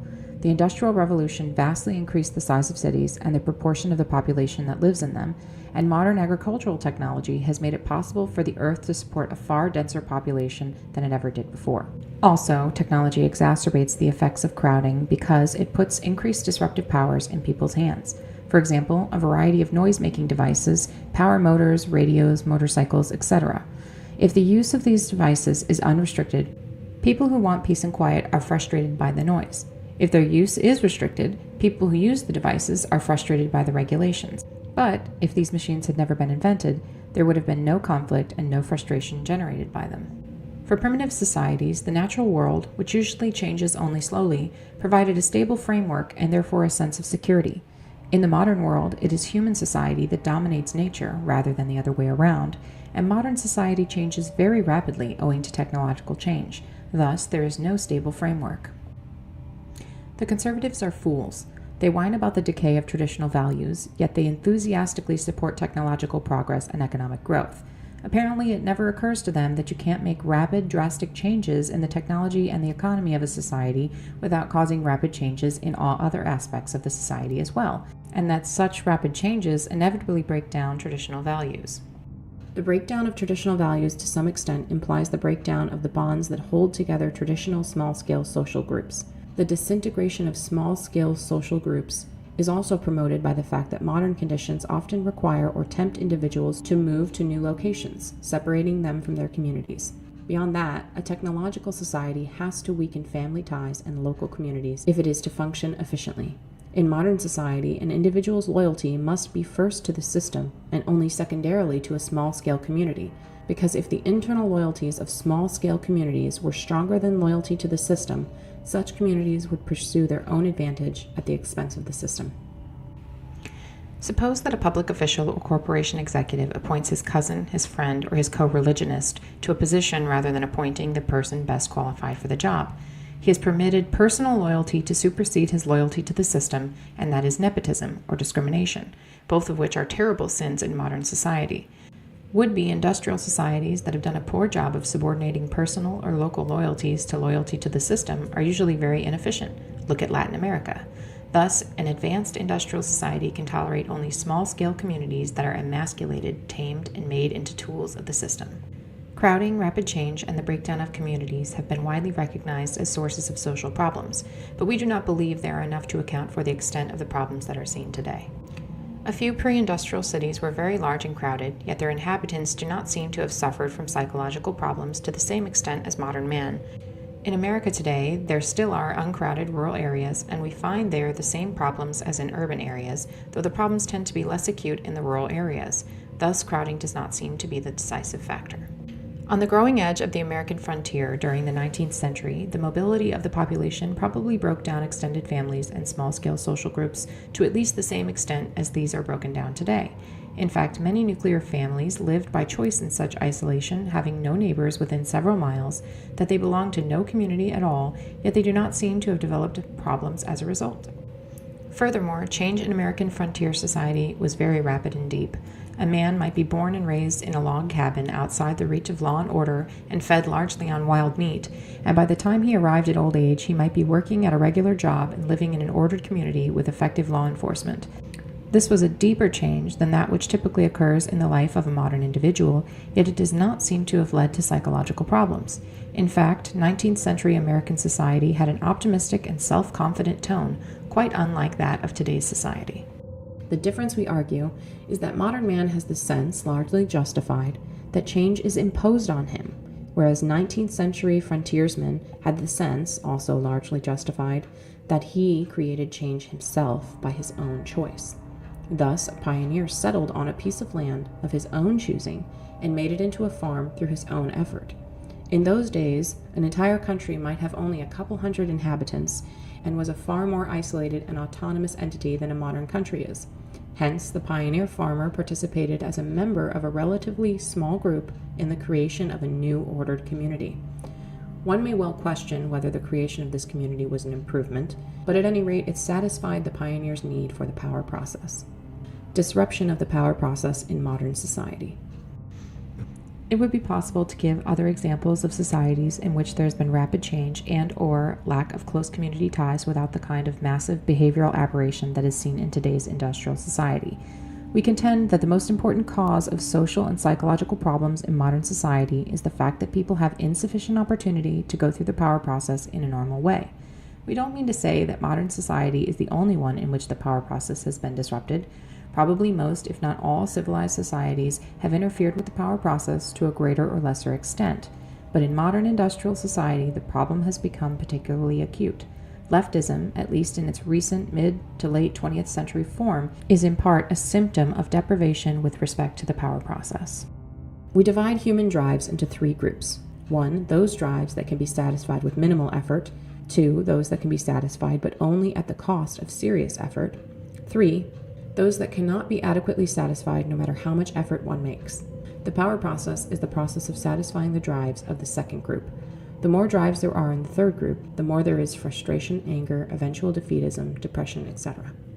In modern industrial society, natural human drives tend to be pushed into the first and third groups, and the second group tends to consist increasingly of artificially created drives. In primitive societies, physical necessities generally fall into group 2. They can be obtained, but only at the cost of serious effort.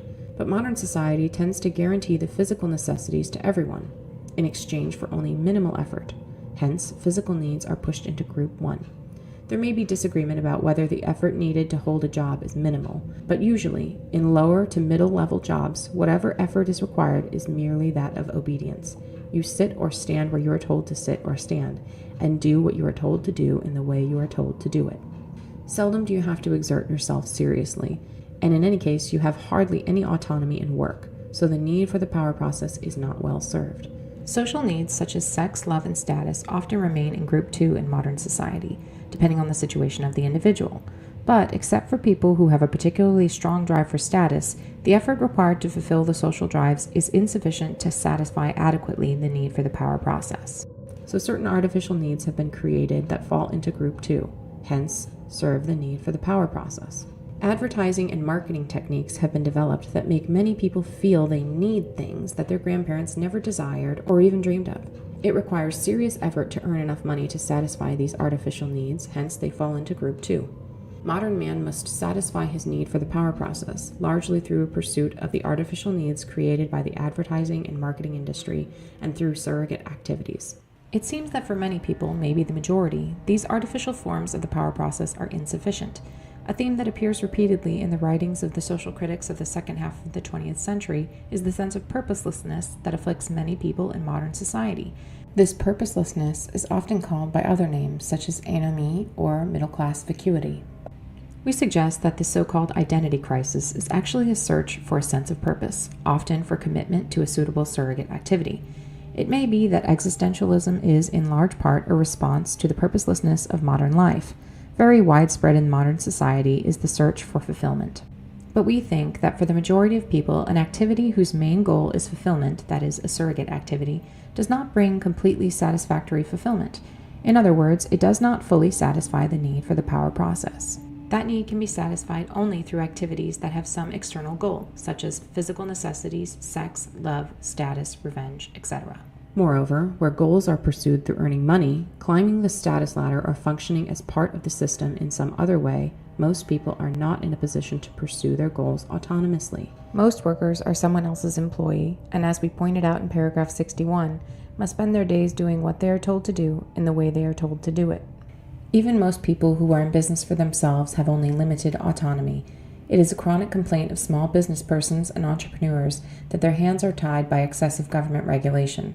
Some of these regulations are doubtless unnecessary, but for the most part, government regulations are essential and inevitable parts of our extremely complex society. A large portion of small businesses today operate on the franchise system. It was reported in the Wall Street Journal a few years ago that many of the franchise-granting companies require applicants for franchises to take a personality test that is designed to exclude those who have creativity and initiative, because such persons are not sufficiently docile to go along obediently with the franchise system. This excludes from small business many of the people who most need autonomy. Today, people live more by virtue of what the system does for them or to them than by virtue of what they do for themselves. And what they do for themselves is done more and more along channels laid down by the system. Opportunities tend to be those that the system provides. The opportunities must be exploited in accord with the rules and regulations, and techniques prescribed by the experts must be followed if there is to be a chance of success. Thus, the power process is disrupted in our society through a deficiency of real goals and a deficiency of autonomy in pursuit of goals. But it is also disrupted because of those human drives that fall into Group 3, the drives that one cannot adequately satisfy no matter how much effort one makes. One of these drives is the need for security. Our lives depend on decisions made by other people. We have no control over these decisions, and we usually do not even know the people who make them. We live in a world in which relatively few people, maybe 500 or 1,000, make the important decisions. Philip B. Hayman of Harvard Law School, quoted by Anthony Lewis in the New York Times, April 21, 1995. Our lives depend on whether safety standards of a nuclear power plant are properly maintained, or how much pesticide is allowed to get into our food, or how much pollution into our air, on how skillful or incompetent our doctor is. Whether we lose or get a job may depend on decisions made by government economists or corporation executives, and so forth. Most individuals are not in a position to secure themselves against these threats to more than a very limited extent. The individual's search for security is therefore frustrated, which leads to a sense of powerlessness. It may be objected that primitive man is physically less secure than modern man, as is shown by his shorter life expectancy. Hence, modern man suffers from less, not more, than the amount of insecurity that is normal for human beings. But psychological security does not closely correspond with physical security. What makes us feel secure is not so much objective security as a sense of confidence in our ability to take care of ourselves. Primitive man, threatened by a fierce animal or by hunger, can fight in self-defense or travel in search of food. He has no certainty of success in these efforts, but he is by no means helpless against the things that threaten him. The modern individual, on the other hand, is threatened by many things against which he is helpless: nuclear accidents, carcinogens in food, environmental pollution, war, increasing taxes, invasion of his privacy by large organizations, nationwide social or economic phenomena that may disrupt his way of life. It is true that primitive man is powerless against some of the things that threaten him, disease for example, but he can accept the risk of disease stoically. It is part of the nature of things. It is no one's fault unless it's the fault of some imaginary impersonal demon. But threats to the modern individual tend to be man-made. They are not the results of chance, but are imposed upon him by other persons whose decisions he, as an individual, is unable to influence. Consequently, he feels frustrated, humiliated, and angry. Thus, primitive man, for the most part, has his security in his own hands, either as an individual or a member of a small group, whereas the security of modern man is in the hands of persons or organizations that are too remote or too large for him to be able to personally influence them. So modern man's drive for security tends to fall into groups 1 and 3. In some areas, food, shelter, etc., his security is assured at the cost of only trivial effort, whereas in other areas he cannot attain security. The foregoing greatly simplifies the real situation, but it does indicate in a rough general way how the condition of modern man differs from that of primitive man. People have many transitory drives or impulses that are necessarily frustrated in modern life, hence fall into group 3. One may become angry, but modern society cannot permit fighting. In many situations, it does not even permit verbal aggression. When going somewhere, one may be in a hurry, or one may be in a mood to travel slowly, but one generally has no choice but to move with the flow of traffic and obey the signals. One may want to do one's work in a different way, but usually one can only work according to the rules laid down by one's employer. In many other ways as well, modern man is strapped down by a network of rules and regulations, explicit or implicit, that may frustrate many of his impulses and thus interfere with the power process. Most of these regulations cannot be dispensed with because they are necessary for the functioning of industrial society. Modern society is, in certain respects, extremely permissive.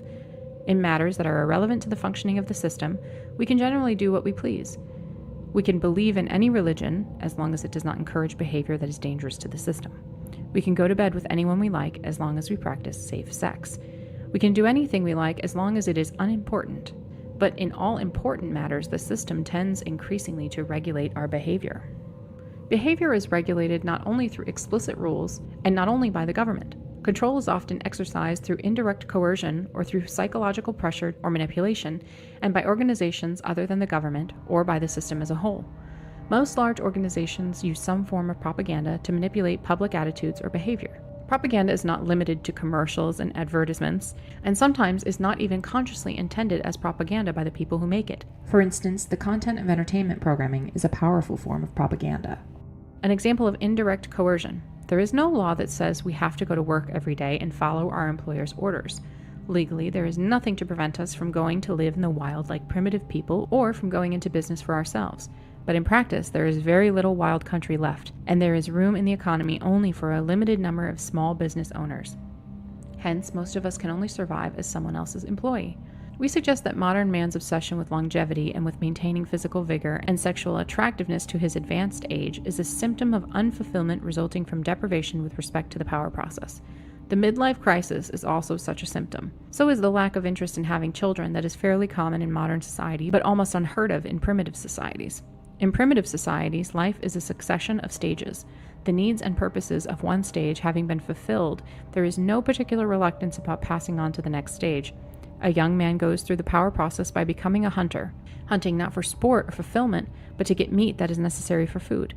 In young women, the process is more complex with greater emphasis on social power. We won't discuss that here. This phase having been successfully passed through, the young man has no reluctance about settling down to the responsibilities of raising a family. In contrast, some modern people indefinitely postpone having children because they are too busy seeking some kind of fulfillment.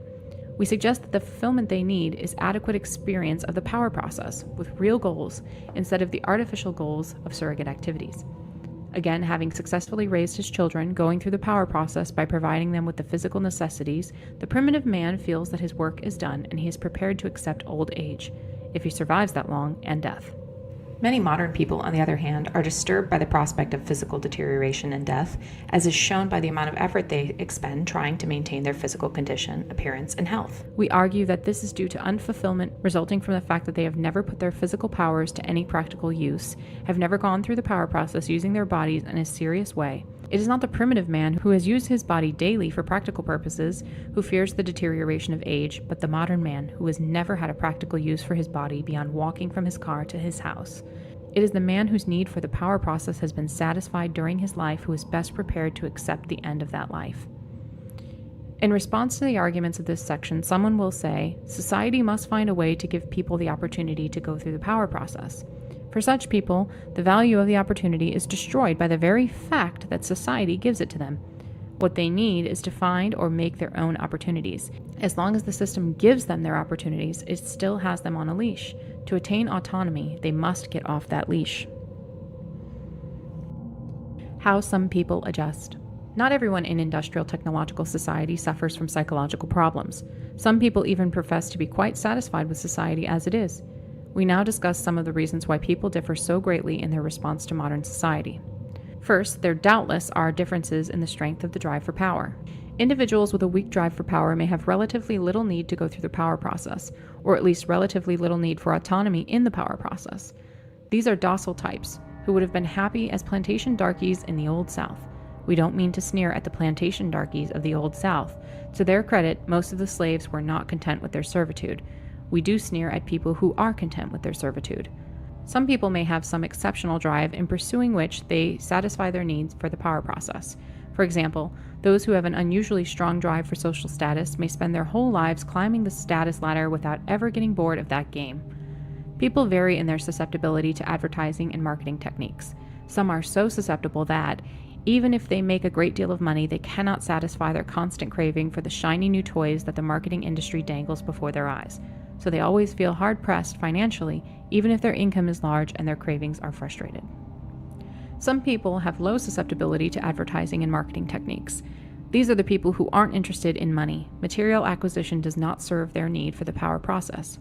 People who have medium susceptibility to advertising and marketing techniques are able to earn enough money to satisfy their cravings for goods and services, but only at the cost of serious effort, putting in overtime, taking a second job, earning promotions, etc. Thus, material acquisition serves their needs for the power process, but it does not necessarily follow that their need is fully satisfied. They may have insufficient autonomy in the power process. Their work may consist of following orders, and some of their drives may be frustrated. For example, security, aggression. We are guilty of oversimplification in paragraphs 80 through 82 because we've assumed that the desire for material acquisition is entirely a creation of the advertising and marketing industry. Of course, it's not that simple. Some people partly satisfy their need for power by identifying themselves with a powerful organization or mass movement. An individual lacking goals or power joins a movement or organization, adopts its goals as his own, then works towards those goals. When some of the goals are attained, the individual, even though his personal efforts have played only an insignificant part in the attainment of the goals, feels, through his identification with the movement and organization, as if he had gone through the power process. This phenomenon was exploited by the fascists, Nazis, and communists. Our society uses it too, though less crudely. Example, Manuel Noriega was an irritant to the U.S. Goal, punish Noriega. The U.S. invaded Panama, effort, and punished Noriega, attainment of goal. Thus, the U.S. went through the power process, and many Americans, because of their identification with the U.S., experienced the power process vicariously, hence the widespread public approval of the Panama invasion. It gave people a sense of power. We see the same phenomenon in armies, corporations, political parties, humanitarian organizations, religious or ideological movements. In particular, leftist movements tend to attract people who are seeking to satisfy their need for power. But for most people, identification with a large organization or a mass movement does not fully satisfy the need for power.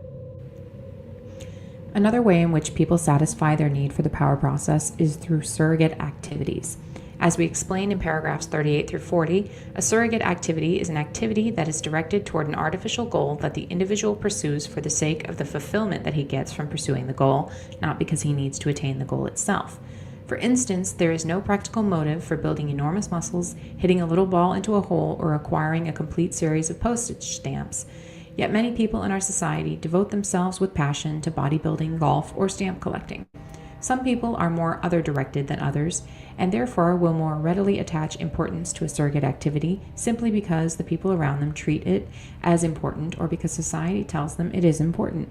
That is why some people get very serious about essentially trivial activities such as sports or bridge or chess or arcane scholarly pursuits, whereas others who are more clearly sighted never see these things as anything but the surrogate activities that they are, and consequently never attach enough importance to them to satisfy their need for the power process in that way.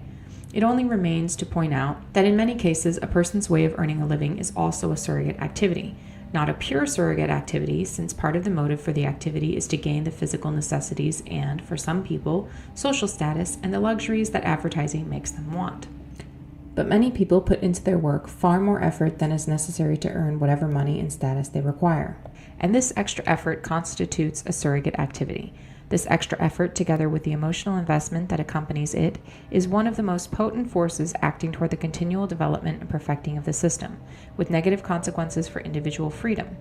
Especially for the most creative scientists and engineers, work tends to be largely a surrogate activity. This point is so important that it deserves a separate discussion, which we shall give in a moment. In this section, we have explained how many people in modern society do satisfy their need for the power process to a greater or lesser extent, but we think that for the majority of people, the need for the power process is not fully satisfied. In the first place, those who have an insatiable drive for status, or those who get firmly hooked on a surrogate activity, or who identify strongly enough with a movement or organization to satisfy their need for power in that way, are exceptional personalities. Others are not fully satisfied with surrogate activities or by identification with an organization. In the second place, too much control is imposed by the system through explicit regulation or through socialization, which results in a deficiency of autonomy and in frustration due to the impossibility of attaining certain goals and the necessity of restraining too many impulses. But even if most people in industrial technological society were well satisfied, we would still be opposed to that form of society because, among other reasons, we consider it demeaning to fulfill one's need for the power process through surrogate activities or through identification with an organization rather than through pursuit of real goals. The motives of scientists. Science and technology provide the most important examples of surrogate activities. Some scientists claim that they are motivated by curiosity or by a desire to benefit humanity, but it is easy to see that neither of these can be the principal motive of most scientists. As for curiosity, that notion is simply absurd. Most scientists work on highly specialized problems that are not the object of any normal curiosity. For example, is an astronomer, a mathematician, or an entomologist curious about the properties of isopropyl trimethylmethane? Of course not. Only a chemist is curious about such a thing, and he is curious about it only because chemistry is his surrogate activity. Is the chemist curious about the appropriate classification of a new species of beetle? No, that question is of interest only to the entomologist, and he is interested in it only because entomology is his surrogate activity. If the chemist and the entomologist had to exert themselves seriously to obtain the physical necessities, and if that effort exercised their abilities in an interesting way, but in some non-scientific pursuit, then they wouldn't give a damn about isopropyl trimethylmethane or the classification of beetles. Suppose that lack of funds for postgraduate education had led the chemist to become an insurance broker instead of the chemist. In that case, he would have been very interested in insurance matters, but would have cared nothing about isopropyl trimethylmethane. In any case, it is not normal to put into the satisfaction of mere curiosity the amount of time and effort that scientists put into their work. The curiosity explanation for the scientist's motive just doesn't stand up.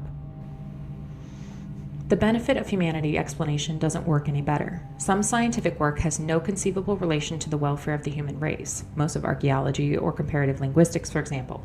Some other areas of science present obviously dangerous possibilities, yet scientists in these areas are just as enthusiastic about their work as those who develop vaccines or study air pollution. Consider the case of Dr. Edward Teller, who had an obvious emotional involvement in promoting nuclear power plants. Did this involvement stem from a desire to benefit humanity? If so, then why didn't Dr. Teller get emotional about other humanitarian causes? If he was such a humanitarian, then why did he help to develop the H-bomb? As with many other scientific achievements, it is very much open to question whether nuclear power plants actually do benefit humanity. Does the cheap electricity outweigh the accumulating waste and the risk of accidents? Dr. Teller saw only one side of the question. Clearly, his emotional involvement with nuclear power arose not from a desire to benefit humanity, but from a personal fulfillment he got from his work and from seeing it put to practical use. The same is true of scientists generally. With possible rare exceptions, their motive is neither curiosity nor a drive to benefit humanity, but the need to go through the power process, to have a goal, a scientific problem to solve, to make an effort, research, and attain the goal, solution of the problem. Science is a surrogate activity because scientists work mainly for the fulfillment they get out of the work itself. Of course, it's not that simple. Other motives do play a role for many scientists. Money and status, for example. Some scientists may be persons of the type who have an insatiable drive for status, and this may provide much of the motivation for their work. No doubt the majority of scientists, like the majority of the general population, are more or less susceptible to advertising and marketing techniques and need money to satisfy their craving for goods and services. Thus, science is not a pure surrogate activity, but it is in large part a surrogate activity. Also, science and technology constitute a power mass movement, and many scientists gratify their need for power through identification with this mass movement. Thus, science marches on blindly without regard to the real welfare of the human race or to any other standard, obedient only to the psychological needs of the scientists and the government officials and corporation executives who provide the funds for research. The nature of freedom. We are going to argue that industrial technological society cannot be reformed in such a way as to prevent it from progressively narrowing the sphere of human freedom. But because freedom is a word that can be interpreted in many ways, we must first make clear what kind of freedom we are concerned with. By freedom, We mean the opportunity to go through the power process with real goals, not the artificial goals of surrogate activities, and without interference, manipulation, or supervision from anyone, especially from any large organization.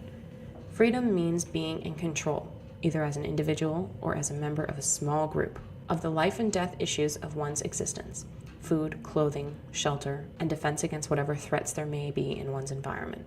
Freedom means having power, not the power to control other people, but the power to control the circumstances of one's own life.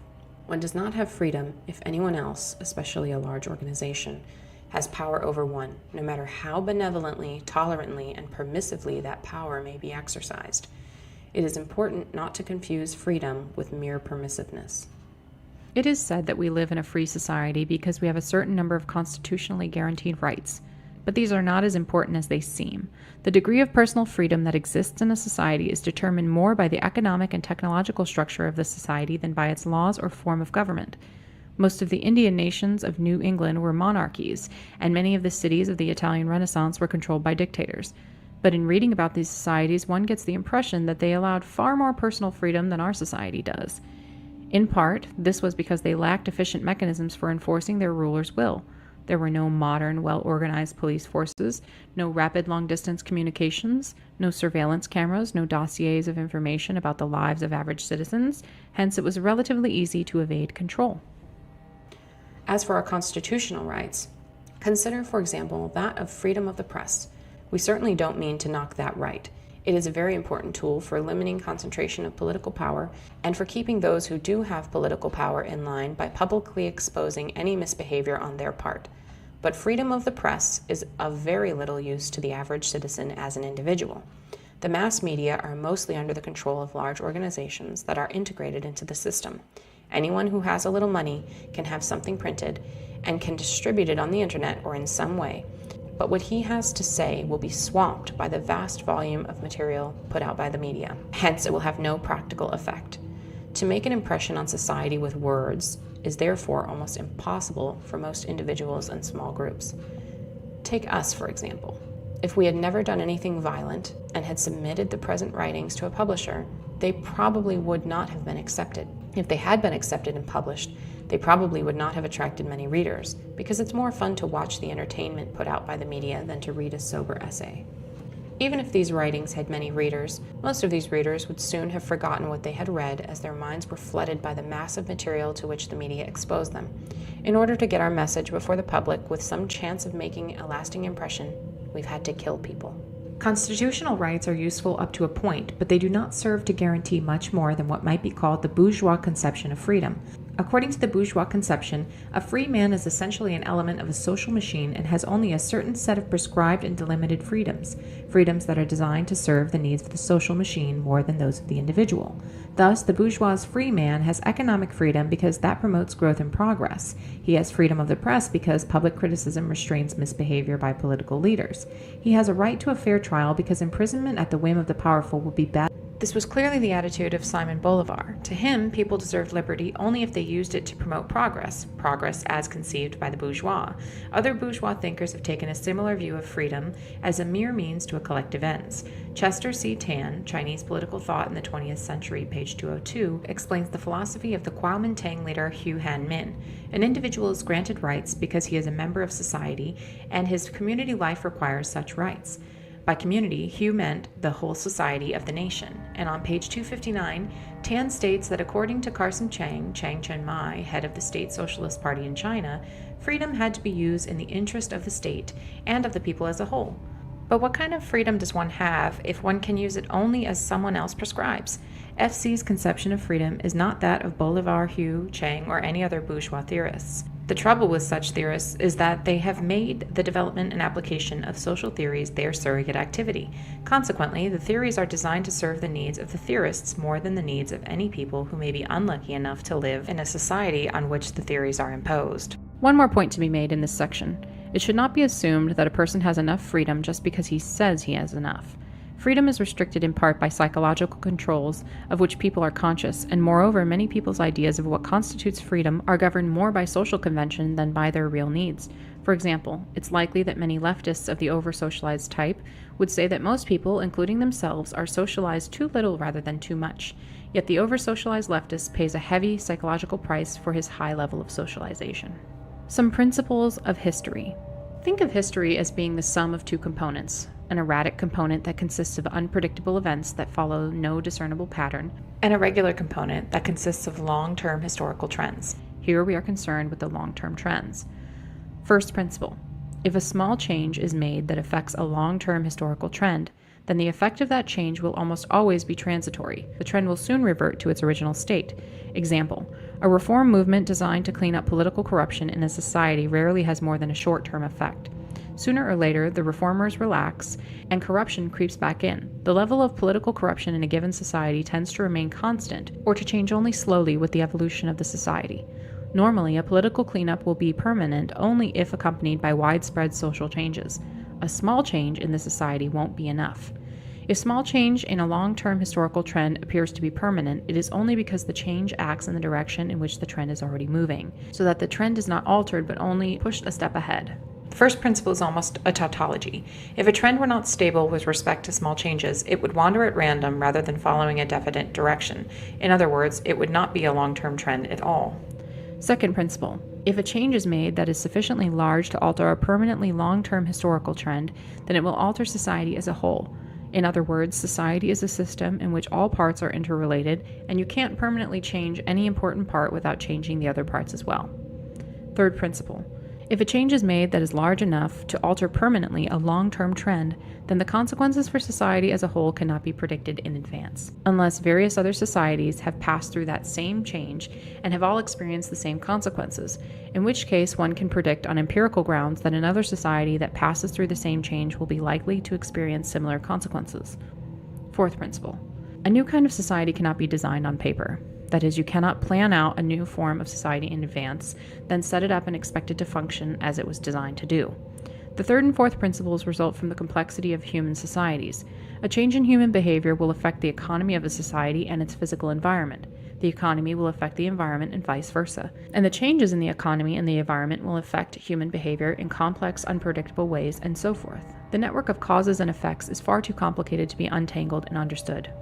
Fifth principle: people do not consciously and rationally choose the form of their society. Societies develop through processes of social evolution that are not under rational human control. The fifth principle is a consequence of the other four. To illustrate, by the first principle, generally speaking, an attempt at social reform either acts in the direction in which the society is developing anyway, so that it merely accelerates a change that would have occurred in any case, or else it has only a transitory effect, so that the society soon slips back into its old groove. To make a lasting change in the direction of development of any important aspect of society, reform is insufficient and revolution is required. A revolution does not necessarily involve an armed uprising or the overthrow of a government.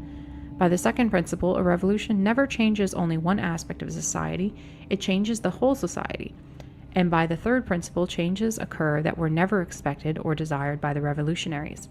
By the fourth principle, when revolutionaries or utopians set up a new kind of society, it never works out as planned. The American Revolution does not provide a counterexample. The American Revolution was not a revolution in our sense of the word, but a war of independence followed by a rather far-reaching political reform. The Founding Fathers did not change the direction of American society, nor did they aspire to do so. They only freed the development of American society from the retarding effects of British rule. Their political reform did not change any basic trend, but only pushed American political culture along its natural direction of development. British society, of which American society was an offshoot, had been moving for a long time in the direction of representative democracy, and prior to the War of Independence, the Americans were already practicing a significant degree of representative democracy in the colonial assemblies. The political system established by the Constitution was modeled on the British system and on the colonial assemblies. With major alteration to be sure, there is no doubt that the Founding Fathers took a very important step, but it was a step along the road that English-speaking world was already traveling. Proof is that Britain and all of its colonies that were populated predominantly by people of British descent ended up with systems of representative democracy essentially similar to that of the United States. If the Founding Fathers had lost their nerve and declined to sign the Declaration of Independence, our way of life today would not have been significantly different. Maybe we would have had somewhat closer ties to Britain, and we would have had a parliament and a prime minister instead of a Congress and a president. No big deal. Thus, the American Revolution provides not a counterexample to our principles, but a good illustration of them. Still, one has to use common sense in applying the principles. They are expressed in imprecise language that allows latitude for interpretation, and exceptions to them can be found. So we present these principles not as inviolable laws, but as rules of thumb or guides to thinking that may provide a partial antidote to naive ideas about the future of society. The principles should be borne constantly in mind, and whenever one reaches a conclusion that conflicts with them, one should carefully re-examine one's thinking and retain the conclusion only if one has good, solid reasons for doing so. Industrial technological society cannot be reformed. The foregoing principles help to show how hopelessly difficult it would be to reform the industrial system in such a way as to prevent it from progressively narrowing our sphere of freedom. There has been a consistent tendency going back at least to the Industrial Revolution for technology to strengthen the system at a high cost in individual freedom and local autonomy. Hence, any change designed to protect freedom from technology would be contrary to a fundamental trend in the development of our society. Consequently, such a change either would be a transitory one soon swamped by the tide of history, or, if large enough to be permanent, would alter the nature of our whole society. This by the first and second principles. Moreover, since society would be altered in a way that could not be predicted in advance, third principle, there would be great risk. Changes large enough to make a lasting difference in favor of freedom would not be initiated because it would be realized that they would gravely disrupt the system, so any attempts at reform would be too timid to be effective. Even if changes large enough to make a lasting difference were initiated, they would be retracted when their disruptive effects became apparent. Thus, permanent changes in favor of freedom could be brought about only by persons prepared to accept radical, dangerous, and unpredictable alteration of the entire system. In other words, by revolutionaries, not reformers. People anxious to rescue freedom without sacrificing the supposed benefits of technology will suggest naive schemes for some new form of society that would reconcile freedom with technology. Apart from the fact that people who make such suggestions seldom propose any practical means by which the new form of society could be set up in the first place, it follows from the fourth principle that even if the new form of society could be once established, it either would collapse or would give results very different from those expected. So even on very general grounds, it seems highly improbable that any way of changing society could be found that would reconcile freedom with modern technology. In the next few sections, we will give more specific reasons for concluding that freedom and technological progress are incompatible. As explained in paragraphs 65 through 67, 70 through 73, modern man is strapped down by a network of rules and regulations, and his fate depends on the actions of persons remote from him whose decisions he cannot influence. This is not accidental or a result of the arbitrariness of arrogant bureaucrats. It is necessary and inevitable in any technologically advanced society. The system has to regulate human behavior closely in order to function. At work, people have to do what they are told. Otherwise, production would be thrown into chaos. Bureaucracies have to be run according to rigid rules. To allow any substantial personal discretion to lower-level bureaucrats would disrupt the system and lead to charges of unfairness due to differences in the way the individual bureaucrats exercise their discretion. It is true that some restrictions on our freedom could be eliminated, but generally speaking, the result is a sense of powerlessness on the part of the average person. It may be, however, that formal regulations will tend increasingly to be replaced by psychological tools that make us want to do what the system requires of us. Propaganda, educational techniques, mental health programs, etc. The system has to force people to behave in ways that are increasingly remote from the natural pattern of human behavior. For example, the system needs scientists, mathematicians, and engineers. It can't function without them, so heavy pressure is put on children to excel in these fields. It isn't natural for an adolescent human being to spend the bulk of his time sitting at a desk absorbed in study. A normal adolescent wants to spend his time in active contact with the real world. Among primitive peoples, the things that children are trained to do tend to be in reasonable harmony with natural human impulses. Among the American Indians, for example, boys were trained in active outdoor pursuits, just the sort of thing that boys like. But in our society, children are pushed into studying technical subjects, which most do grudgingly. Because of the constant pressure that the system exerts to modify human behavior, there is a gradual increase in the number of people who cannot or will not adjust to society's requirements. Welfare leeches, youth gang members, cultists, anti-government rebels, radical environmentalist saboteurs, dropouts, and resistors of various kinds. In any technologically advanced society, the individual's fate must depend on decisions that he personally cannot influence to any great extent. A technological society cannot be broken down into small autonomous communities because production depends on the cooperation of very large numbers of people. When a decision affects, say, 1 million people, then each of the affected individuals has on average only 1/millionth share in making the decision. What usually happens in practice is that decisions are made by public officials or corporation executives or by technical specialists. But even when the public votes on a decision, the number of voters ordinarily is too large for the vote of any one individual to be significant. Thus, most individuals are unable to influence measurably the major decisions that affect their lives. There is no conceivable way to remedy this in a technologically advanced society. The system tries to solve this problem by using propaganda to make people want the decisions that have been made for them. But even if this solution were completely successful in making people feel better, it would be demeaning. Conservatives and some others advocate more local autonomy.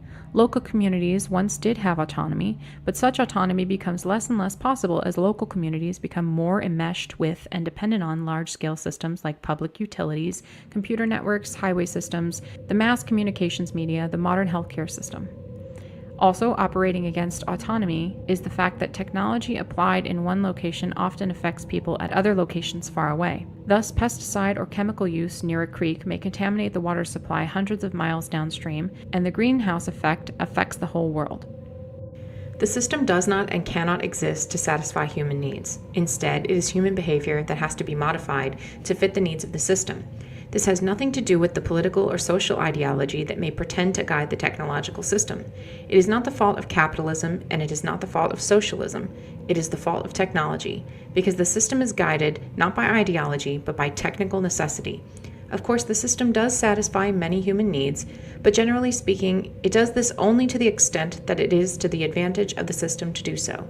It is the needs of the system that are paramount, not those of the human being. For example, the system provides people with food because the system couldn't function if everyone starved.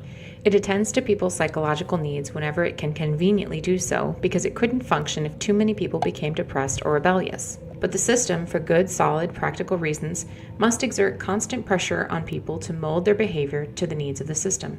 Too much waste accumulating? The government, the media, the educational system, environmentalists, everyone inundates us with a massive propaganda about recycling. Need more technical personnel? A chorus of voices exhorts kids to study science. No one stops to ask whether it is inhumane to force adolescents to spend the bulk of their time studying subjects most of them hate. When skilled workers are put out of a job by technical advances and have to undergo retraining, no one asks whether it's humiliating for them to be pushed around in this way. Efforts to make room for a sense of purpose and for autonomy within the system are no better than a joke. For example, one company, instead of having each of its employees assemble only one section of a catalog, had each assemble a whole catalog, and this was supposed to give them a sense of purpose and achievement.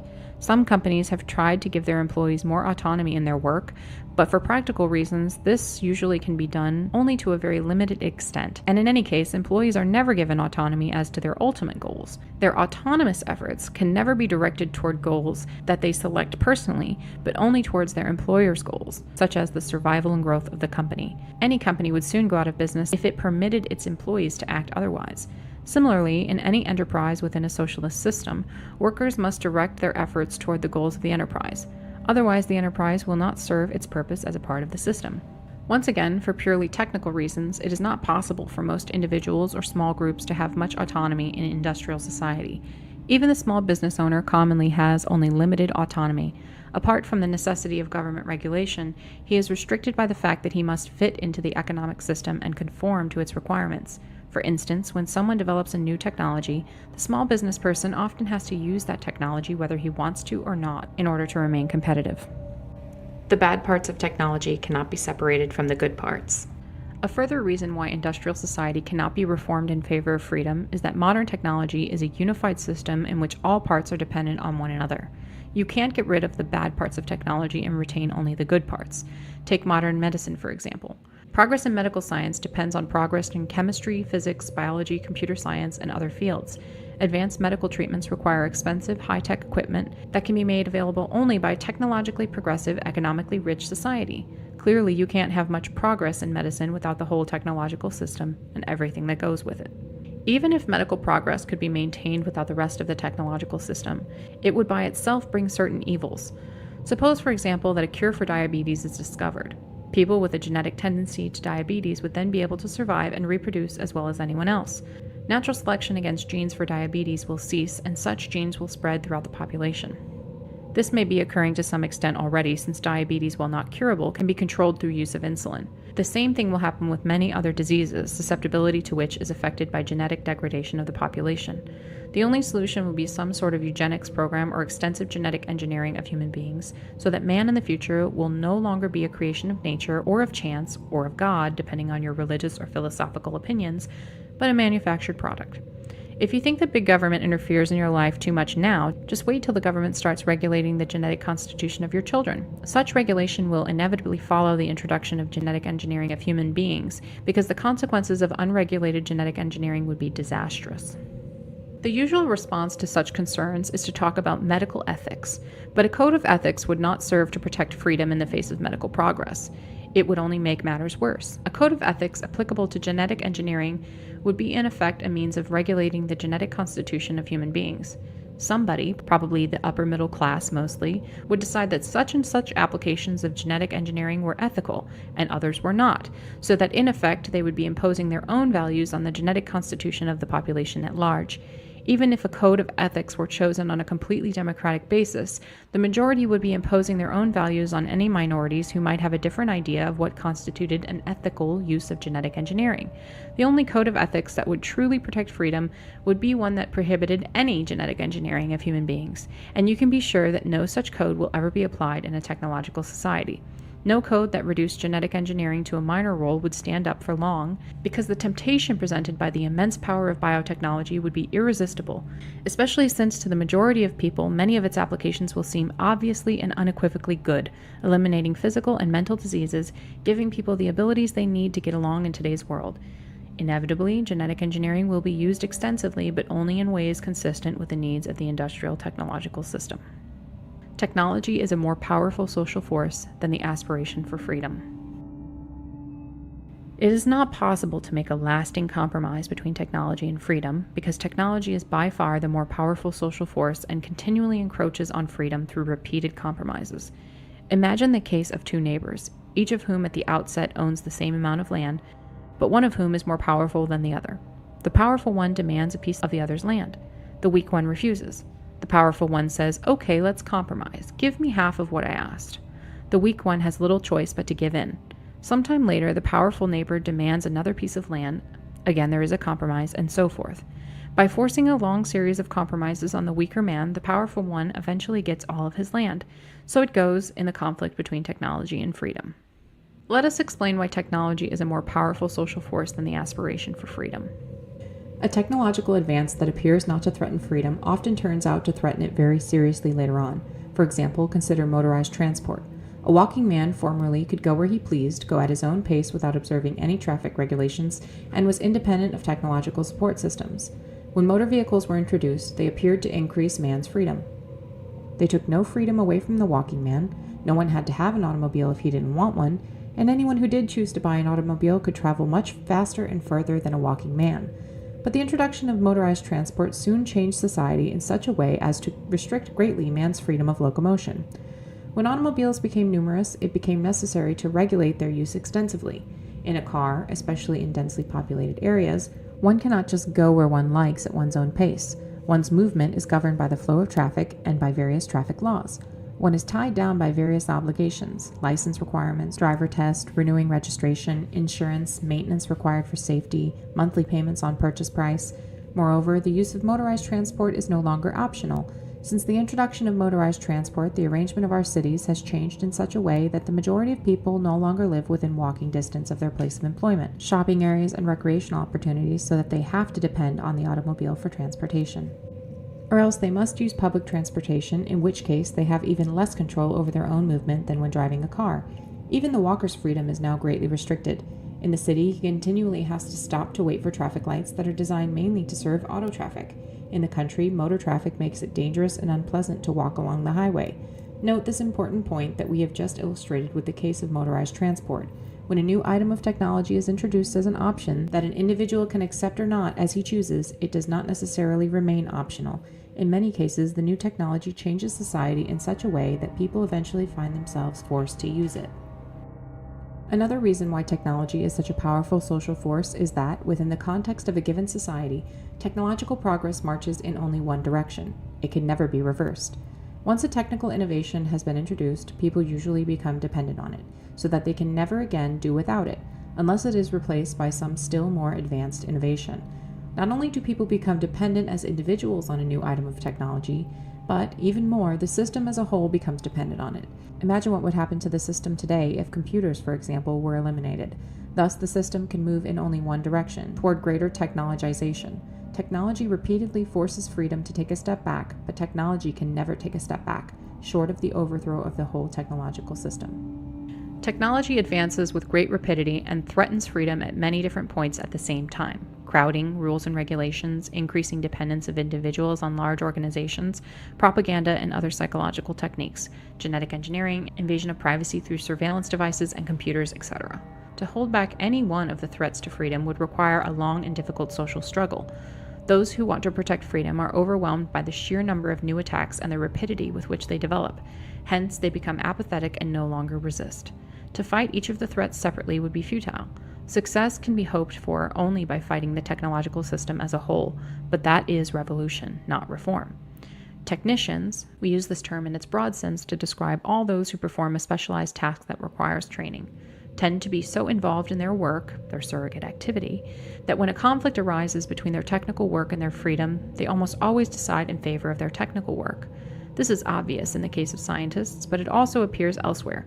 Educators, humanitarian groups, conservation organizations do not hesitate to use propaganda or other psychological techniques to help them achieve their laudable ends. Corporations and government agencies, when they find it useful, do not hesitate to collect information about individuals without regard to their privacy. Law enforcement agencies are frequently inconvenienced by the constitutional rights of suspects, and often of completely innocent persons, and they do whatever they can do legally, or sometimes illegally, to restrict or circumvent those rights. Most of these educators, government officials, and law officers believe in freedom, privacy, and constitutional rights, but when these conflict with their work, they usually feel that their work is more important. It is well known that people generally work better and more persistently when striving for a reward than when attempting to avoid punishment or a negative outcome. Scientists and other technicians are motivated mainly by the rewards they get through their work, but those who oppose technological invasions of freedom are working to avoid a negative outcome. Consequently, there are few who work persistently and well at this discouraging task. If reformers ever achieved a signal victory that seemed to set up a solid barrier against further erosion of freedom through technical progress, most would tend to relax and turn their attention to more agreeable pursuits. But the scientists would remain busy in their laboratories, and technology, as it progresses, would find ways, in spite of any barriers, to exert more and more control over individuals and make them always more dependent on the system. No social arrangements, whether laws, institutions, customs, or ethical codes, can provide permanent protection against technology. History shows that all social arrangements are transitory. They all change or break down eventually, but technological advances are permanent within the context of a given civilization. Suppose, for example, that it were possible to arrive at some social arrangements that would prevent genetic engineering from being applied to human beings, or prevent it from being applied in such a way as to threaten freedom and dignity. Still, the technology would remain waiting. Sooner or later, the social arrangement would break down, probably sooner given the pace of change in our society. Then genetic engineering would begin to invade our sphere of freedom, and this invasion would be irreversible, short of a breakdown of technological civilization itself. Any illusions about achieving anything permanent through social arrangements should be dispelled by what is currently happening with environmental legislation. A few years ago, it seemed that there were secure legal barriers preventing at least some of the worst forms of environmental degradation. A change in the political wind, and those barriers begin to crumble. For all the foregoing reasons, technology is a more powerful social force than the aspiration for freedom. But this statement requires an important qualification. It appears that during the next several decades, the industrial technological system will be undergoing severe stresses due to economic and environmental problems, and especially due to problems of human behavior, alienation, rebellion, hostility, a variety of social and psychological difficulties. We hope that the stresses through which the system is likely to pass will cause it to break down, or at least will weaken it sufficiently so that a revolution against it becomes possible. If such a revolution occurs and is successful, then at that particular moment the aspiration for freedom will have proved more powerful than technology. In paragraph 125, we used an analogy of a weak neighbor who is left destitute by a strong neighbor who takes all his land by forcing him on a series of compromises. But suppose now that the strong neighbor gets sick so that he is unable to defend himself. The weak neighbor can force the strong one to give him his land back, or he can kill him. If he lets the strong man survive and only forces him to give the land back, he is a fool, because when the strong man gets well again, he will take all the land for himself. The only sensible alternative for the weaker man is to kill the strong one while he has the chance. In the same way, while the industrial system is sick, we must destroy it. If we compromise with it and let it recover from its sickness, it will eventually wipe out all of our freedom. Simpler social problems have proved intractable. If anyone still imagines that it would be possible to reform the system in such a way as to protect freedom from technology, let him consider how clumsily and for the most part unsuccessfully our society has dealt with other social problems that are far more simple and straightforward. Among other things, the system has failed to stop environmental degradation, political corruption, drug trafficking, or domestic abuse. Take our environmental problems, for example. Here, the conflict of values is straightforward. Economic expedience now versus saving some of our natural resources for our grandchildren. But on this subject, we only get a lot of blather and obfuscation from people who have power, and nothing like a clear, consistent line of action. And we keep piling up environmental problems that our grandchildren will have to live with. Attempts to resolve the environmental issue consist of struggles and compromises between different factions, some of which are ascendant at one moment, others at another moment. The line of struggle changes with the shifting currents of public opinion. This is not a rational process, nor is it one that is likely to lead to a timely and successful solution to the problem. Major social problems, if they get solved at all, are rarely or never solved through any rational, comprehensive plan. They just work themselves out through a process in which various competing groups pursuing their own, usually short-term, self-interest arrive, mainly by luck, at some more or less stable modus vivendi. In fact, these principles we formulated in paragraphs 100 through 106 make it seem doubtful that rational long-term social planning can ever be successful. Thus, it is clear that the human race has at best a very limited capacity for solving even relatively straightforward social problems. How then is it going to solve the far more difficult and subtle problem of reconciling freedom with technology? Technology presents clear-cut material advantages, where freedom is an abstraction that means different things to different people, and its loss easily obscured by propaganda and fancy talk. And note this important difference. It is conceivable that our environmental problems, for example, may someday be settled through a rational, comprehensive plan. But if this happens, it will be only because it is in the long-term interest of the system to solve these problems. But it is not in the interest of the system to preserve freedom or small group autonomy. On the contrary, it is in the interest of the system to bring human behavior under control to the greatest extent possible. Thus, while practical considerations may eventually force the system to take rational, prudent approach to environmental problems, equally practical considerations will force the system to regulate human behavior ever more closely, preferably by indirect means that will disguise the encroachment on freedom. This isn't just our opinion. Eminent social scientists, for example James Q. Wilson, have stressed the importance of socializing people more effectively. Revolution is easier than reform. We hope we've convinced the reader that the system cannot be reformed in such a way as to reconcile freedom with technology. The only way out is to dispense with the industrial technological system altogether. This implies revolution, not necessarily an armed uprising, but certainly a radical and fundamental change in the nature of society. People tend to assume that because revolution involves a much greater change than reform does, it is more difficult to bring about than reform is. Actually, under certain circumstances, revolution is much easier than reform. The reason is that a revolutionary movement can inspire an intensity of commitment that a reform movement cannot inspire. A reform movement merely offers to solve a particular social problem. A revolutionary movement offers to solve all problems at one stroke and create a whole new world. It provides the kind of ideal for which people will take great risks and make great sacrifices. For this reason, it would be much easier to overthrow the whole technological system than to put effective permanent restraints on the development or application of any one segment of technology, such as genetic engineering, for example. Not many people will devote themselves with a single-minded passion to imposing and maintaining restraints on genetic engineering, but under suitable conditions, large numbers of people may devote themselves passionately to a revolution against the industrial technological system. As we noted in paragraph 132, reformers seeking to limit certain aspects of technology would be working to avoid a negative outcome, but revolutionaries work to gain a powerful reward, fulfillment of their revolutionary vision, and therefore work harder and more persistently than reformers do. Reform is always restrained by the fear of painful consequences if change goes too far. But once a revolutionary fever has taken hold of society, people are willing to undergo unlimited hardships for the sake of their revolution.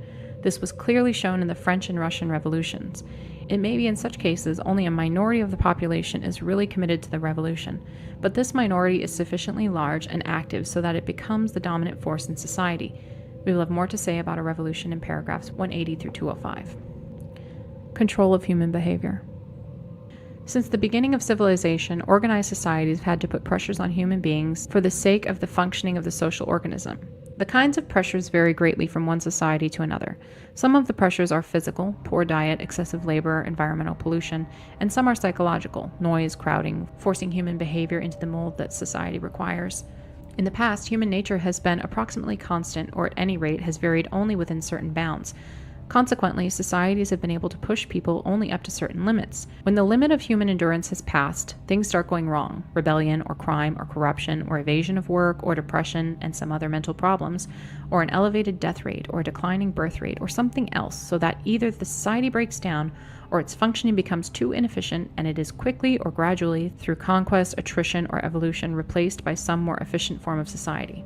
Thus, human nature has in the past put certain limits on the development of societies. People could be pushed only so far and no farther. But today, this may be changing because modern technology is developing ways of modifying human beings. Imagine a society that subjects people to conditions that make them terribly unhappy, then gives them drugs to take away their unhappiness. Science fiction? It's already happening to some extent in our own society. It is well known that the rate of clinical depression has been greatly increasing in recent decades. We believe that this is due to disruption of the power process, as explained in paragraphs 59 through 76. But even if we are wrong, the increasing rate of depression is certainly the result of some conditions that exist in today's society. Instead of removing the conditions that make people depressed, modern society gives them antidepressant drugs. In effect, antidepressants are a means of modifying an individual's internal state in such a way as to enable him to tolerate social conditions that he would otherwise find intolerable. Yes, we know that depression is often of purely genetic origin. We are referring here to the cases in which environment plays the predominant role. Drugs that affect the mind are only one example of the new methods of controlling human behavior that modern society is developing. Let us look at some of the other methods. To start, there are techniques of surveillance. Hidden video cameras are now used in most stores, and in many other places, computers are used to collect and process vast amounts of information about individuals. Information so obtained greatly increases the effectiveness of physical coercion, in other words, law enforcement. Then there are methods of propaganda for which the mass communication media provide effective vehicles. Efficient techniques have been developed for winning elections, selling products, influencing public opinion. The entertainment industry serves as an important psychological tool of the system, possibly even when it is dishing out large amounts of sex and violence. Entertainment provides modern man with an essential means of escape. While absorbed in television, videos, etc., he can forget stress, anxiety, frustration to satisfaction. Many primitive peoples, when they don't have work to do, are quite content to sit for hours at a time doing nothing at all because they are at peace with themselves and their world. But most modern people must be constantly occupied or entertained, otherwise they get bored. In other words, they get fidgety, uneasy, irritable. Other techniques strike deeper than the foregoing. Education is no longer a simple affair of paddling a kid's behind when he doesn't know his lessons and patting him on the head when he does know them. It is becoming a scientific technique for controlling the child's development. Sylvan Learning Centers, for example, have had great success in motivating children to study, and psychological techniques are also used with more or less success in many conventional schools. Parenting techniques that are taught to parents are designed to make children accept fundamental values of the system and behave in ways that the system finds desirable. Mental health programs, intervention techniques, psychotherapy, and so forth are ostensibly designed to benefit individuals, but in practice, they usually serve as methods for inducing individuals to think and behave as the system requires. There is no contradiction here. An individual whose attitudes or behavior bring him into conflict with the system is up against a force that is too powerful for him to conquer or escape from. Hence, he is likely to suffer from stress, frustration, defeat. His path will be much easier if he thinks and behaves as the system requires. In that sense, the system is acting for the benefit of the individual when it brainwashes him into conformity. Child abuse, in its gross and obvious forms, is disapproved in most, if not all, cultures. Tormenting a child for trivial reasons, or no reason at all, is something that appalls almost everyone. But many psychologists interpret the concept of abuse much more broadly. Is spanking, when used as a part of rational and consistent system of discipline, a form of abuse? The question will ultimately be decided by whether or not spanking tends to produce behavior that makes a person fit in well with the existing system of society. In practice, the word abuse tends to be interpreted to include any method of child rearing that produces behavior inconvenient for the system. Thus, when they go beyond the prevention of obvious senseless cruelty, programs for preventing child abuse are directed toward the control of human behavior on behalf of the system. Presumably, research will continue to increase the effectiveness of psychological techniques for controlling human behavior, but we think it is unlikely that psychological techniques alone will be sufficient to adjust human beings to the kind of society that technology is creating. Biological methods probably will have to be used. We have already mentioned the use of drugs in this connection. Neurology may provide other avenues for modifying the human mind. Genetic engineering of human beings is already beginning to occur in the form of gene therapy, and there is no reason to assume that such methods will not eventually be used to modify those aspects of the body that affect mental functioning. As we mentioned in paragraph 134, industrial society seems likely to be entering a period of severe stress, due in part to the problems of human behavior and in part to economic and environmental problems. And a considerable proportion of the system's economic and environmental problems result from the way human beings behave. Alienation, low self-esteem, depression, hostility, rebellion, children who won't study, youth gangs, illegal drug use, rape, child abuse, other crimes, unsafe sex, teen pregnancy, population growth, political corruption, race hatred, ethnic rivalry, bitter ideological conflict, for example, pro-choice versus pro-life, political extremism, terrorism, sabotage, anti-government groups, hate groups. All these threaten the very survival of the system. The system will therefore be forced to use every practical means of controlling human behavior. The social disruption that we see today is certainly not the result of mere chance. It can only be a result of the conditions of life that the system imposes on people. We have argued that the most important of these conditions is disruption of the power process. If the system succeeds in imposing sufficient control over human behavior to assure its own survival, a new watershed in human history will have been passed. Whereas formerly the limits of human endurance have imposed limits on the development of societies, as we explain in paragraphs 143 and 144, industrial technological society will be able to pass those limits by modifying human beings, whether by psychological methods or biological methods or both. In the future, social systems will not be adjusted to suit the needs of human beings. Instead, human beings will be adjusted to suit the needs of the system. Generally speaking, technological control over human behavior will probably not be introduced with a totalitarian intention or even through a conscious desire to restrict human freedom. Each new step in the assertion of control over the human mind will be taken as a rational response to a problem that faces society, such as curing alcoholism, reducing the crime rate, or inducing young people to study science and engineering. In many cases, there will be a humanitarian justification. For example, when a psychiatrist prescribes an antidepressant for a depressed patient, he is clearly doing that individual a favor. It would be inhumane to withhold the drug from someone who needs it. When parents send their children to Sylvan Learning Centers to have them manipulated into becoming enthusiastic about their studies, they do so from concern for their children's welfare. It may be that some of these parents wish that one didn't have to have specialized training to get a job, and that their kid didn't have to be brainwashed into becoming a computer nerd. But what can they do? They can't change society, and their child may be unemployable if he doesn't have certain skills, so they send him to Sylvan. Thus, control over human behavior will be introduced not by a calculated decision of the authorities, but through a process of social evolution, rapid evolution, however. The process will be impossible to resist because each advance, considered by itself, will appear to be beneficial, or at least the evil involved in making the advance will appear to be beneficial. Or, at least the evil involved in making the advance will seem to be less than that which would result from not making it. Propaganda, for example, is used for many good purposes, such as discouraging child abuse or race hatred. Sex education is obviously useful, yet the effect of sex education, to the extent that it is successful, is to take the shaping of sexual attitudes away from the family and put it in the hands of the state as represented by the public school system. Suppose a biological trait is discovered that increases the likelihood that a child will grow up to be a criminal, and suppose some sort of gene therapy can remove this trait. Of course, most parents whose children possess the trait will have them undergo the therapy. It would be inhumane to do otherwise, since the child would probably have a miserable life if he grew up to be a criminal. But many or most primitive societies have a low crime rate in comparison with that of our society, even though they have neither high-tech methods of child rearing nor harsh systems of punishment. Since there is no reason to suppose that more modern men than primitive men have innate predatory tendencies, the high crime rate of our society must be due to the pressures that modern conditions put on people, to which many cannot or will not adjust. Thus, a treatment designed to remove potential criminal tendencies is at least in part a way of re-engineering people so that they suit the requirements of the system. Our society tends to regard as a sickness any mode of thought or behavior that is inconvenient for the system. And this is plausible because when an individual doesn't fit into the system, it causes pain to the individual as well as problems for the system. Thus, the manipulation of an individual to adjust him to the system is seen as a cure for a sickness and therefore as good.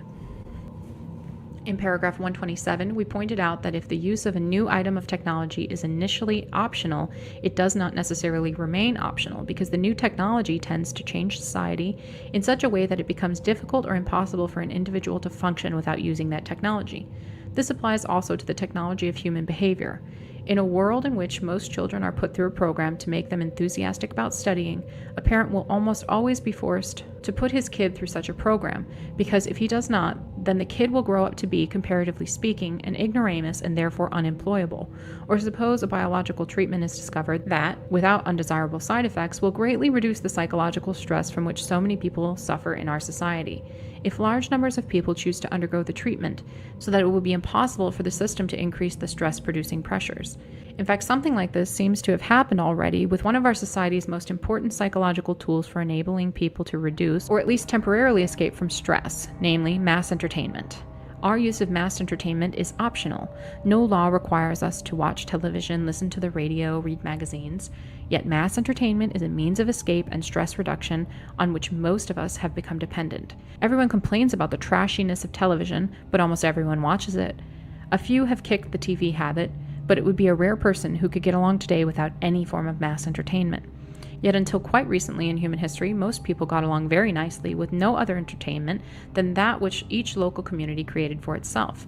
Without the entertainment industry, the system probably would not have been able to get away with putting as much stress-producing pressure on us as it does. Assuming the industrial society survives, it is likely that technology will eventually acquire something approaching a complete control over human behavior. It has been established beyond any rational doubt that human thought and behavior have a largely biological basis.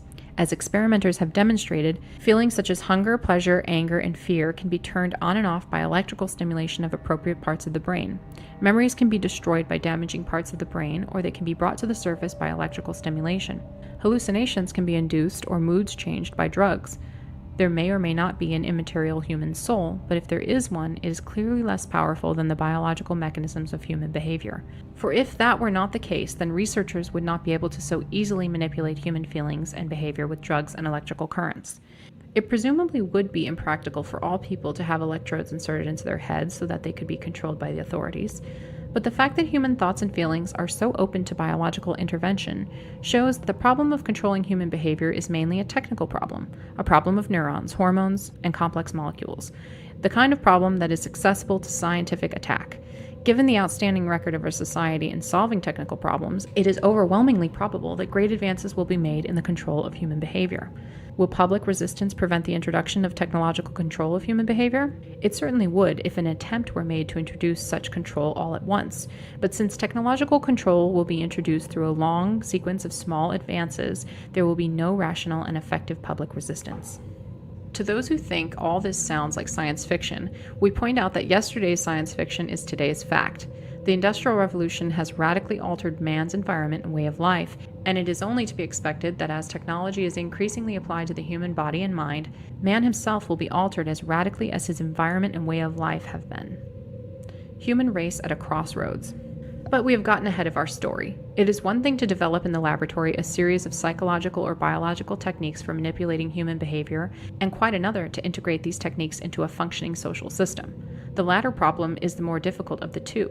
For example, while the techniques of educational psychology doubtless work quite well in the lab schools where they were developed, it is not necessarily easy to apply them effectively throughout our educational system. We all know what many of our schools are like. The teachers are too busy taking knives and guns away from the kids to subject them to the latest techniques for making them into computer nerds. Thus, in spite of all its technical advances relating to human behavior, the system to date has not been impressively successful in controlling human beings. The people whose behavior is fairly well under the control of the system are those of the type that might be called bourgeois. But there are growing numbers of people who in one way or another are rebels against the system. Welfare leeches, youth gangs, cultists, Satanists, Nazis, radical environmentalists, militiamen, etc.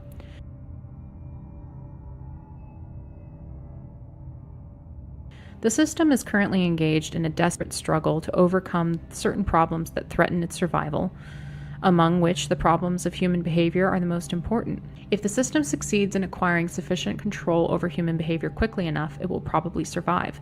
Otherwise, it will break down.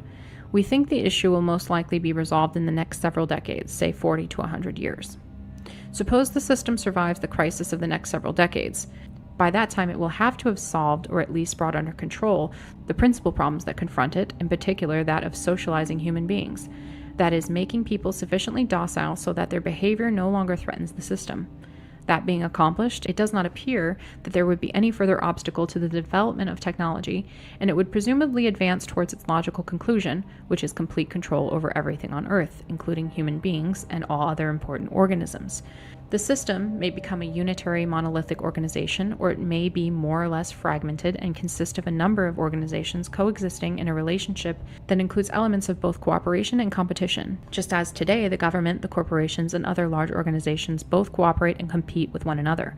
Human freedom will mostly have vanished because individuals and small groups will be impotent vis-a-vis large organizations armed with super technology and an arsenal of advanced psychological and biological tools for manipulating human beings, besides instruments of surveillance and physical coercion. Only a small number of people will have any real power, and even these probably will have only very limited freedom, because their behavior too will be regulated.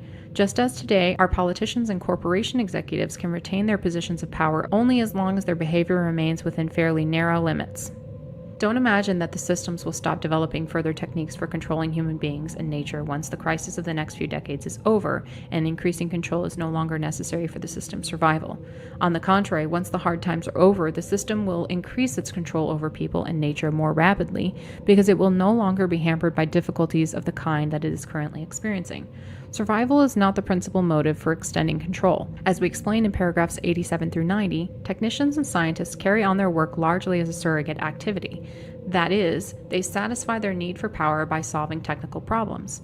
They will continue to do this with unabated enthusiasm, and among the most interesting and challenging problems for them to solve will be those of understanding the human body and mind and intervening in their development, for the good of humanity, of course. But suppose, on the other hand, that the stresses of the coming decades prove to be too much for the system. If the system breaks down, there may be a period of chaos, a time of troubles such as those that history has recorded at various epochs in the past. It is impossible to predict what would emerge from such a time of troubles, but at any rate the human race would be given a new chance. The greatest danger is that the industrial society may begin to reconstitute itself within the first few years after the breakdown. Certainly there will be many people, power-hungry types especially, who will be anxious to get the factories running again. Therefore, two tasks confront those who hate the servitude to which the industrial system is reducing the human race. First, we must work to heighten the social stresses within the system so as to increase the likelihood that it will break down or be weakened sufficiently so that a revolution against it becomes possible. Second, it is necessary to develop and propagate an ideology that opposes technology and the industrial society if and when the system becomes sufficiently weakened. And such an ideology will help to assure that if and when industrial society breaks down, its remnants will be smashed beyond repair so that the system cannot be reconstituted.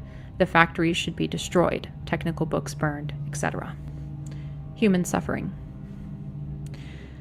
The industrial system will not break down purely as a result of revolutionary action. It will not be vulnerable to revolutionary attack unless its own internal problems of development lead it into very serious difficulties.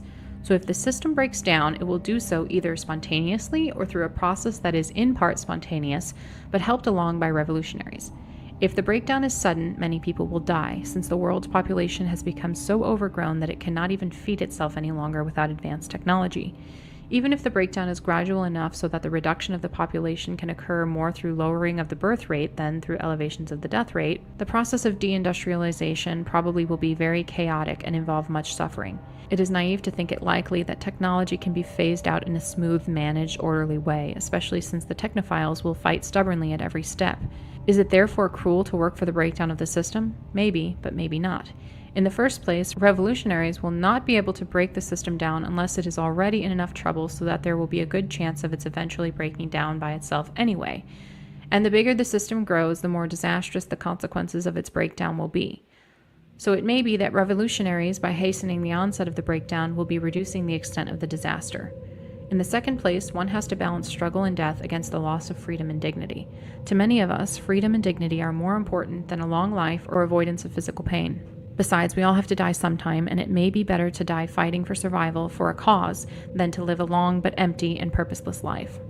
In the third place, it is not certain that the survival of the system will lead to less suffering than the breakdown of the system would. The system has already caused and is continuing to cause immense suffering all over the world.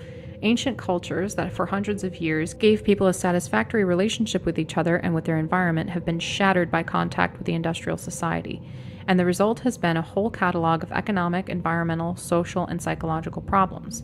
One of the effects of the intrusion of industrial society has been that over much of the world, traditional controls on population have been thrown out of balance. Hence the population explosion with all that that implies. Then there is the psychological suffering that is widespread throughout the supposedly fortunate countries of the West. No one knows what will happen as a result of ozone depletion, the greenhouse effect, and other environmental problems that cannot yet be foreseen. And, as nuclear proliferation has shown, new technology cannot be kept out of the hands of dictators and the irresponsible third world nations. Would you like to speculate about what Iraq or North Korea will do with genetic engineering? Oh, say the technophiles, science is going to fix all that. We will conquer famine, eliminate psychological suffering, and make everybody healthy and happy. Yeah, sure. That's what they said 200 years ago. The Industrial Revolution was supposed to eliminate poverty, make everybody happy, etc. The actual result has been quite different. The technophiles are hopelessly naive or self-deceiving in their understanding of social problems. They are unaware or choose to ignore the fact that when large changes, even seemingly beneficial ones, are introduced into society, they lead to a long consequence of other changes, most of which are impossible to predict. The result is disruption of the society. So it is very probable that in their attempts to end poverty and disease, engineer docile, happy personalities, and so forth, the technophiles will create social systems that are terribly troubled, even more so than the present ones. For example, scientists boast that they will end famine by creating new genetically engineered food plants. But this will allow the human population to keep expanding indefinitely, and it is well known that crowding leads to increased stress and aggression. This is merely one example of the predictable problems that will arise. We emphasize that, as past experience has shown, technical progress will lead to other new problems that cannot be predicted in advance. In fact, ever since the Industrial Revolution, technology has been creating new problems for society far more rapidly than it has been solving old ones. Thus, it will take a long and difficult period of trial and error for the technophiles to work the bugs out of their brave new world, if they ever do. In the meantime, there will be great suffering. So it is not at all clear that the survival of industrial society would involve less suffering than the breakdown of that society would. Technology has gotten the human race into a fix from which there is not likely to be any escape. The future. But suppose now that industrial society does survive the next several decades, and that the bugs do eventually get worked out of the system so that it functions smoothly. What kind of system will it be? We will consider several possibilities. First, let us postulate that the computer scientists succeed in developing intelligent machines that can do all things better than human beings can do them. In that case, presumably, all work will be done by vast, highly organized systems of machines, and no human effort will be necessary. Either of two cases might occur. The machines might be permitted to make all of their own decisions without human oversight, or else human control over the machines might be retained. If the machines are permitted to make all their own decisions, we can't make any conjectures as to the results, because it is impossible to guess how such machines might behave. We only point out that the fate of the human race would be at the mercy of the machines. It might be argued that the human race would never be foolish enough to hand over all power to the machines, but we are suggesting neither that the human race would voluntarily turn power over to the machines, nor that the machines would willfully seize power. What we do suggest is that the human race might easily permit itself to drift into a position of such dependence on the machines that it would have no practical choice but to accept all of the machines' decisions. As society and the problems that face it become more and more complex, and as machines become more and more intelligent, people will let machines make more and more of their decisions for them, simply because machine-made decisions will bring better results than man-made ones. Eventually, a stage may be reached at which the decisions necessary to keep the system running will be so complex that human beings will be incapable of making them intelligently. At that stage, the machines will be in effective control. People won't be able to just turn the machine off, because they will be so dependent on them that turning them off would amount to suicide. On the other hand, it is possible that human control over the machines may be retained. In that case, the average man may have control over certain private machines of his own, such as his car or his personal computer. But control over large systems of machines would be in the hands of a tiny elite, just as it is today, but with two differences. Due to improved techniques, the elite will have greater control over the masses. Because human work will no longer be necessary, the masses will be superfluous, a useless burden on the system. If the elite is ruthless, they may decide to exterminate the mass of humanity. If they are humane, they may use propaganda or other psychological or biological techniques to reduce the birth rate until the mass of humanity has become extinct, leaving the world to the elite. Or, if the elite consists of soft-hearted liberals, they may decide to play the role of good shepherds to the rest of the human race. They will see to it that everyone's physical needs are satisfied, that all children are raised under psychologically hygienic conditions, that everyone has a wholesome hobby to keep him busy, and that anyone who may become dissatisfied undergoes treatment to cure his problem. Of course, life will be so purposeless that people will have to be biologically or psychologically engineered, either to remove their need for the power process or to make them sublimate their drive for power into some harmless hobby. These engineered human beings may be happy in such a society, but they will most certainly not be free. They will have been reduced to the status of domestic animals. But suppose now that the computer scientists do not succeed in developing artificial intelligence, so that human work remains necessary. Even so, machines will take care of more and more of the simpler tasks so that there will be an increasing surplus of human workers at the lower levels of ability. We see this happening already. There are many people who find it difficult or impossible to get work because, for intellectual or psychological reasons, they cannot acquire the level of training necessary to make themselves useful in the present system. On those who are employed, ever-increasing demands will be placed. They will need more and more training, more and more ability, and will have to be more reliable, conforming, and docile, because they will be more and more like cells of a giant organism. Their tasks will be increasingly specialized so that their work will be, in a sense, out of touch with the real world, being concentrated on one tiny slice of reality. The system will have to use any means that it can, whether psychological or biological, to engineer people to be docile, to have the abilities that the system requires, and to sublimate their drive for power into some specialized task. But the statement that the people of such a society will have to be docile may require qualification.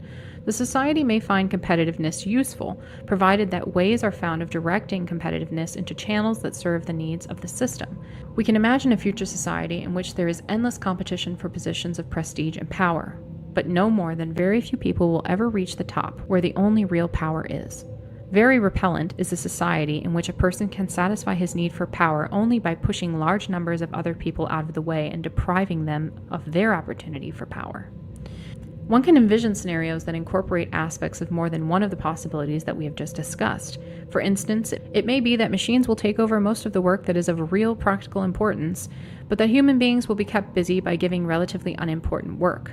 It has been suggested, for example, that a great development of the service industries might provide work for human beings. Thus, people would spend their time shining each other's shoes, driving each other around in taxicabs, making handicrafts for one another, waiting on each other's tables, etc. This seems to us a thoroughly contemptible way for the human race to end up, and we doubt that many people would find fulfilling lives in such pointless busy work. They would seek other dangerous outlets, drugs, crime, cults, hate groups, unless they were biologically or psychologically engineered to adapt them to such a way of life. Needless to say, the scenarios outlined above do not exhaust all the possibilities. They only indicate the kinds of outcomes that seem to us most likely. But we can envision no plausible scenarios that are any more palatable than the ones we've just described. It is overwhelmingly probable that if the industrial technological system survives the next 40 to 100 years, it will by that time have developed certain general characteristics. Individuals, at least those of the bourgeois type who are integrated into the system and make it run, and who therefore have all the power, will be more dependent than ever on large organizations. They will become more socialized than ever, and their physical and mental qualities, to a significant extent, possibly to a very great extent, will be those that are engineered into them rather than being the result of chance or God's will or whatever. And whatever may be left of wild nature will be reduced to remnants preserved for scientific study and kept under the supervision and management of scientists. Hence it will no longer be truly wild. In the long run, say a few centuries from now, it is likely that neither the human race nor any other important organisms will exist as we know them today. because once you start modifying organisms through genetic engineering, there is no reason to stop at any particular point, so that the modifications will probably continue until man and other organisms have been utterly transformed. Whatever else may be the case, it is certain that technology is creating for human beings a new physical and social environment radically different from the spectrum of environments to which natural selection has adapted the human race physically and psychologically. If man is not adjusted to this new environment by being artificially re-engineered, then he will be adapted to it through a long and painful process of natural selection. The former is far more likely than the latter. It would be better to dump the whole stinking system and take the consequences. Strategy. The technophiles are taking us all on an utterly reckless ride into the unknown. Many people understand something of what technological progress is doing to us, yet take a passive attitude towards it because they think it is inevitable. But we don't think it is inevitable. We think it can be stopped, and we will give here some indications of how to go about stopping it. As we stated in paragraph 166, the two main tasks for the present are to promote social stress and instability in industrial society and to develop and propagate an ideology that opposes technology and the industrial system. When the system becomes sufficiently stressed and unstable, a revolution against technology may be possible. The pattern would be similar to that of the French and Russian revolutions. French society and Russian society, for several decades prior to their respective revolutions, showed increasing signs of stress and weakness. Meanwhile, ideologies were being developed that offered a new worldview that was quite different from the old one. In the Russian case, revolutionaries were actively working to undermine the old order. Then, when the old system was put under sufficient additional stress by financial crisis in France, by military defeat in Russia, it was swept away by revolution. What we propose is something along the same lines. It will be objected that the French and Russian revolutions were failures, but most revolutions have two goals. One is to destroy an old form of society, and the other is to set up a new form of society envisioned by the revolutionaries. The French and Russian revolutionaries failed, fortunately, to create the new kind of society of which they dreamed, but they were quite successful in destroying the old society. We have no illusions about the feasibility of creating a new ideal form of society. Our goal is only to destroy the existing form of society. But an ideology, in order to gain enthusiastic support, must have a positive ideal as well as a negative one. It must be for something as well as against something. The positive ideal that we propose is nature, that is, wild nature. Those aspects of the functioning of the earth and its living things that are independent of human management and free of human interference and control. And with wild nature, we include human nature, by which we mean those aspects of the functioning of the human individual that are not subject to regulation by organized society, but are products of chance or free will or God, depending on your philosophical or religious opinions. Nature makes a perfect counter-ideal to technology for several reasons. Nature, which is outside the power of the system, is the opposite of technology, which seeks to expand indefinitely the power of the system. Most people will agree that nature is beautiful. Certainly, it has tremendous popular appeal. The radical environmentalists already hold an ideology that exalts nature and opposes technology. It is not necessary for the sake of nature to set up some chimerical utopia or any new kind of social order. Nature takes care of itself. It was a spontaneous creation that existed long before any human society, and for countless centuries, many different kinds of human societies coexisted with nature without doing it an excessive amount of damage. Only with the Industrial Revolution did the effect of human society on nature become really devastating. To relieve the pressure on nature, it is not necessary to create some special kind of social system. It is only necessary to get rid of industrial society. Granted, this will not solve all problems. Industrial society has already done tremendous damage to nature and will take a very long time for the scars to heal. Besides, even pre-industrial societies can do significant damage to nature. Nevertheless, getting rid of industrial society will accomplish a great deal. It will relieve the worst of the pressure on nature so that the scars can begin to heal. It will remove the capacity of organized society to keep increasing its control over nature, including human nature. Whatever kind of society may exist after the demise of the industrial system, it is certain that most people will live close to nature, because in the absence of advanced technology, there is no other way people can live. To feed themselves, they must be peasants, or herdsmen, or fishermen, or hunters, etc. And generally speaking, local autonomy should tend to increase, because lack of advanced technology and rapid communications will limit the capacity of governments or other large organizations to control local communities.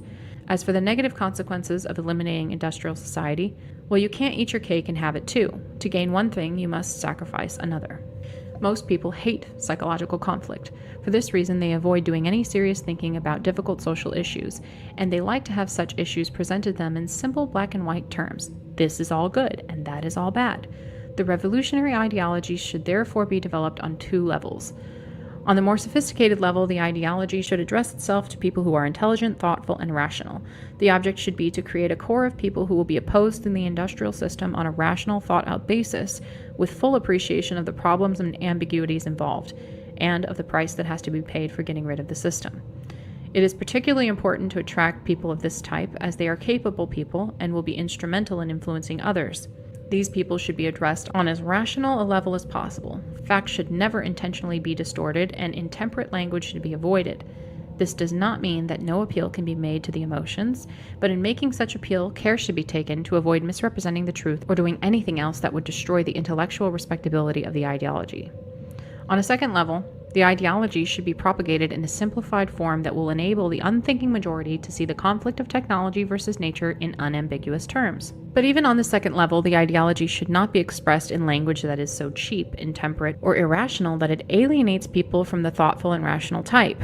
Cheap, intemperate propaganda sometimes achieves impressive short-term gains, but it will be more advantageous in the long run to keep the loyalty of a small number of intelligently committed people than to arouse the passions of an unthinking, fickle mob who will change their attitude as soon as someone comes along with a better propaganda gimmick.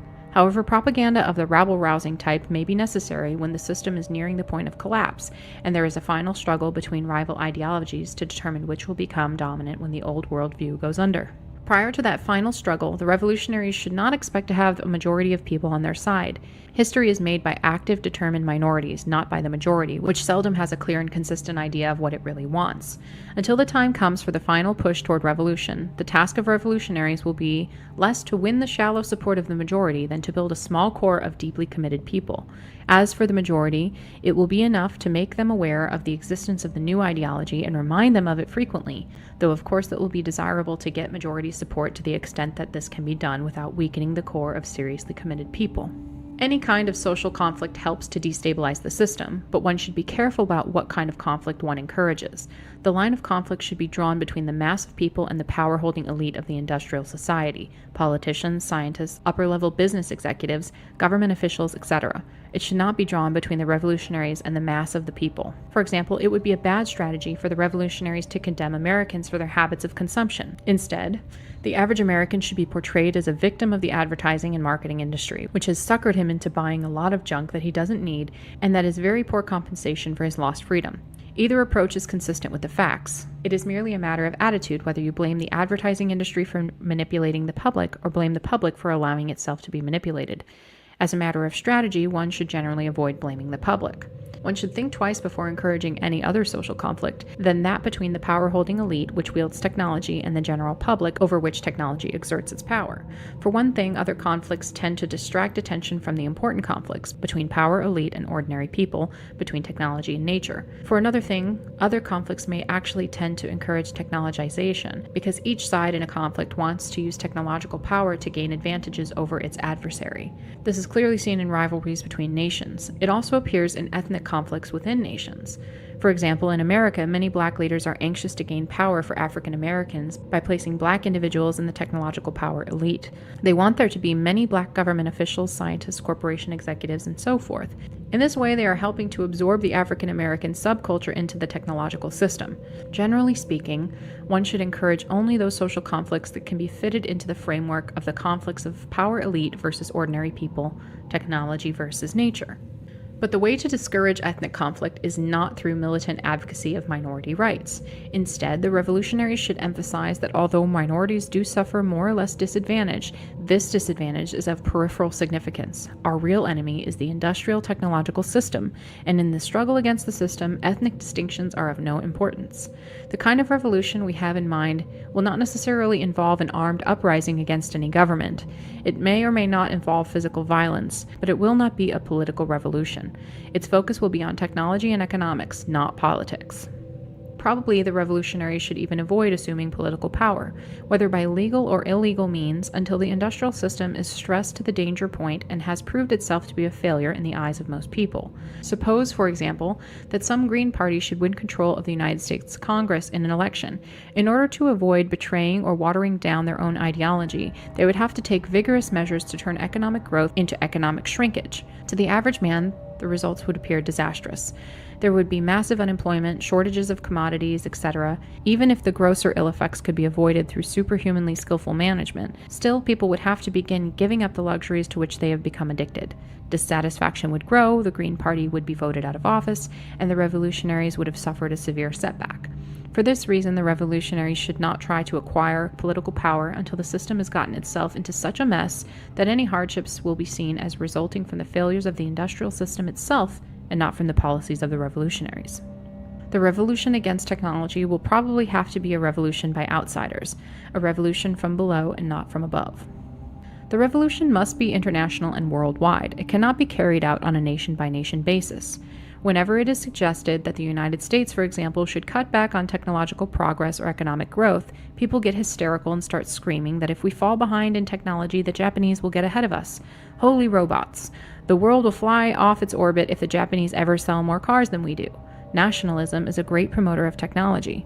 More reasonably, it is argued that if the relatively democratic nations of the world fall behind in technology while nasty dictatorial nations like China, Vietnam, and North Korea continue to progress, eventually the dictators may come to dominate the world. That is why the industrial system should be attacked in all nations simultaneously to the extent that this may be possible. True, there is no assurance that the industrial system can be destroyed at approximately the same time all over the world, and it is even conceivable that the attempt to overthrow the system could lead, instead, to the domination of the system by dictators. That is a risk that has to be taken, and it is worth taking, since the difference between a democratic industrial system and one controlled by dictators is small compared with the difference between an industrial system and a non-industrial one. It might even be argued that an industrial system controlled by dictators would be preferable, because dictator-controlled systems usually have proved inefficient, hence they are presumably more likely to break down. Look at Cuba. Some people take the line that modern man has too much power, too much control over nature. They argue for a more passive attitude on the part of the human race. At best, these people are expressing themselves unclearly because they fail to distinguish between power for large organizations and power for individuals and small groups. It is a mistake to argue for powerlessness and passivity because people need power. Modern man is a collective entity, that is, the industrial system has immense power over nature, and we regard this as evil. But modern individuals and small groups of individuals have far less power than primitive man ever did. Generally speaking, the vast power of modern man over nature is exercised not by individuals or small groups, but by large organizations.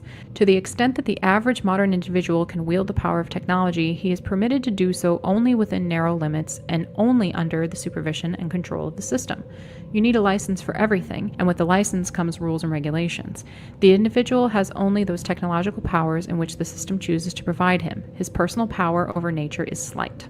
Primitive individuals and small groups actually had considerable power over nature, or maybe it would be better to say power within nature.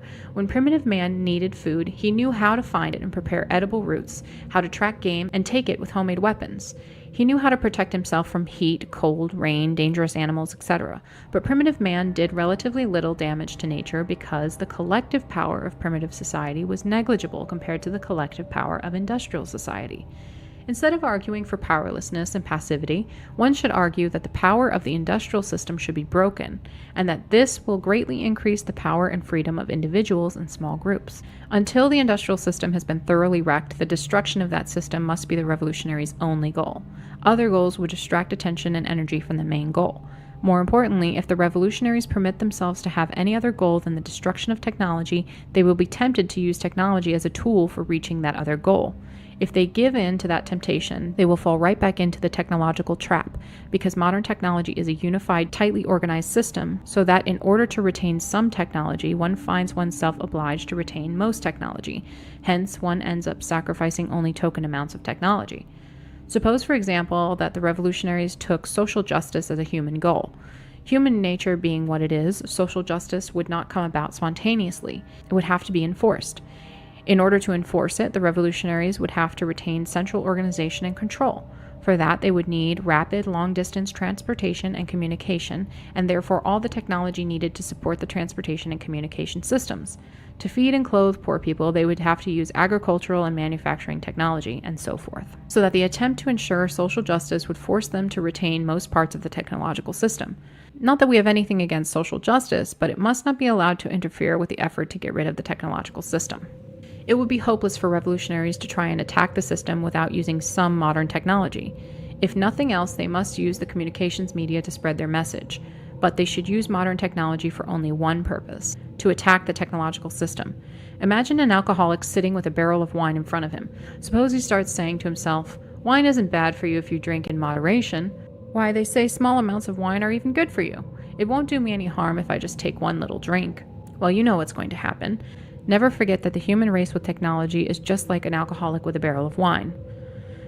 Revolutionaries should have as many children as they can. There is strong scientific evidence that social attitudes are to a significant extent inherited. No one suggests that a social attitude is a direct outcome of a person's genetic constitution, but it appears that personality traits are partly inherited and that certain personality traits tend, within the context of our society, to make a person more likely to hold this or that social attitude. Objections to these findings have been raised, but the objections are feeble and seem to be ideologically motivated. In any event, no one denies that children tend, on the average, to hold social attitudes similar to those of their parents. From our point of view, it doesn't matter all that much whether the attitudes are passed on genetically or through childhood training. In either case, they are passed on. The trouble is that many of the people who are inclined to rebel against the industrial system are also concerned about the population problems. Hence, they are apt to have few or no children. In this way, they may be handing the world over to the sort of people who support or at least accept the industrial system. To ensure the strength of the next generation of revolutionaries, the present generation should reproduce itself abundantly. In doing so, they will be worsening the population problem only slightly. And the important problem is to get rid of the industrial system, because once the industrial system is gone, the world's population necessarily will decrease. Whereas, if the industrial system survives, it will continue developing new techniques of food production that may enable the world's population to keep increasing almost indefinitely. With regard to revolutionary strategy, the only points on which we absolutely insist are that the single overriding goal must be the elimination of modern technology, and that no other goal can be allowed to compete with this one. For the rest, revolutionaries should take an empirical approach.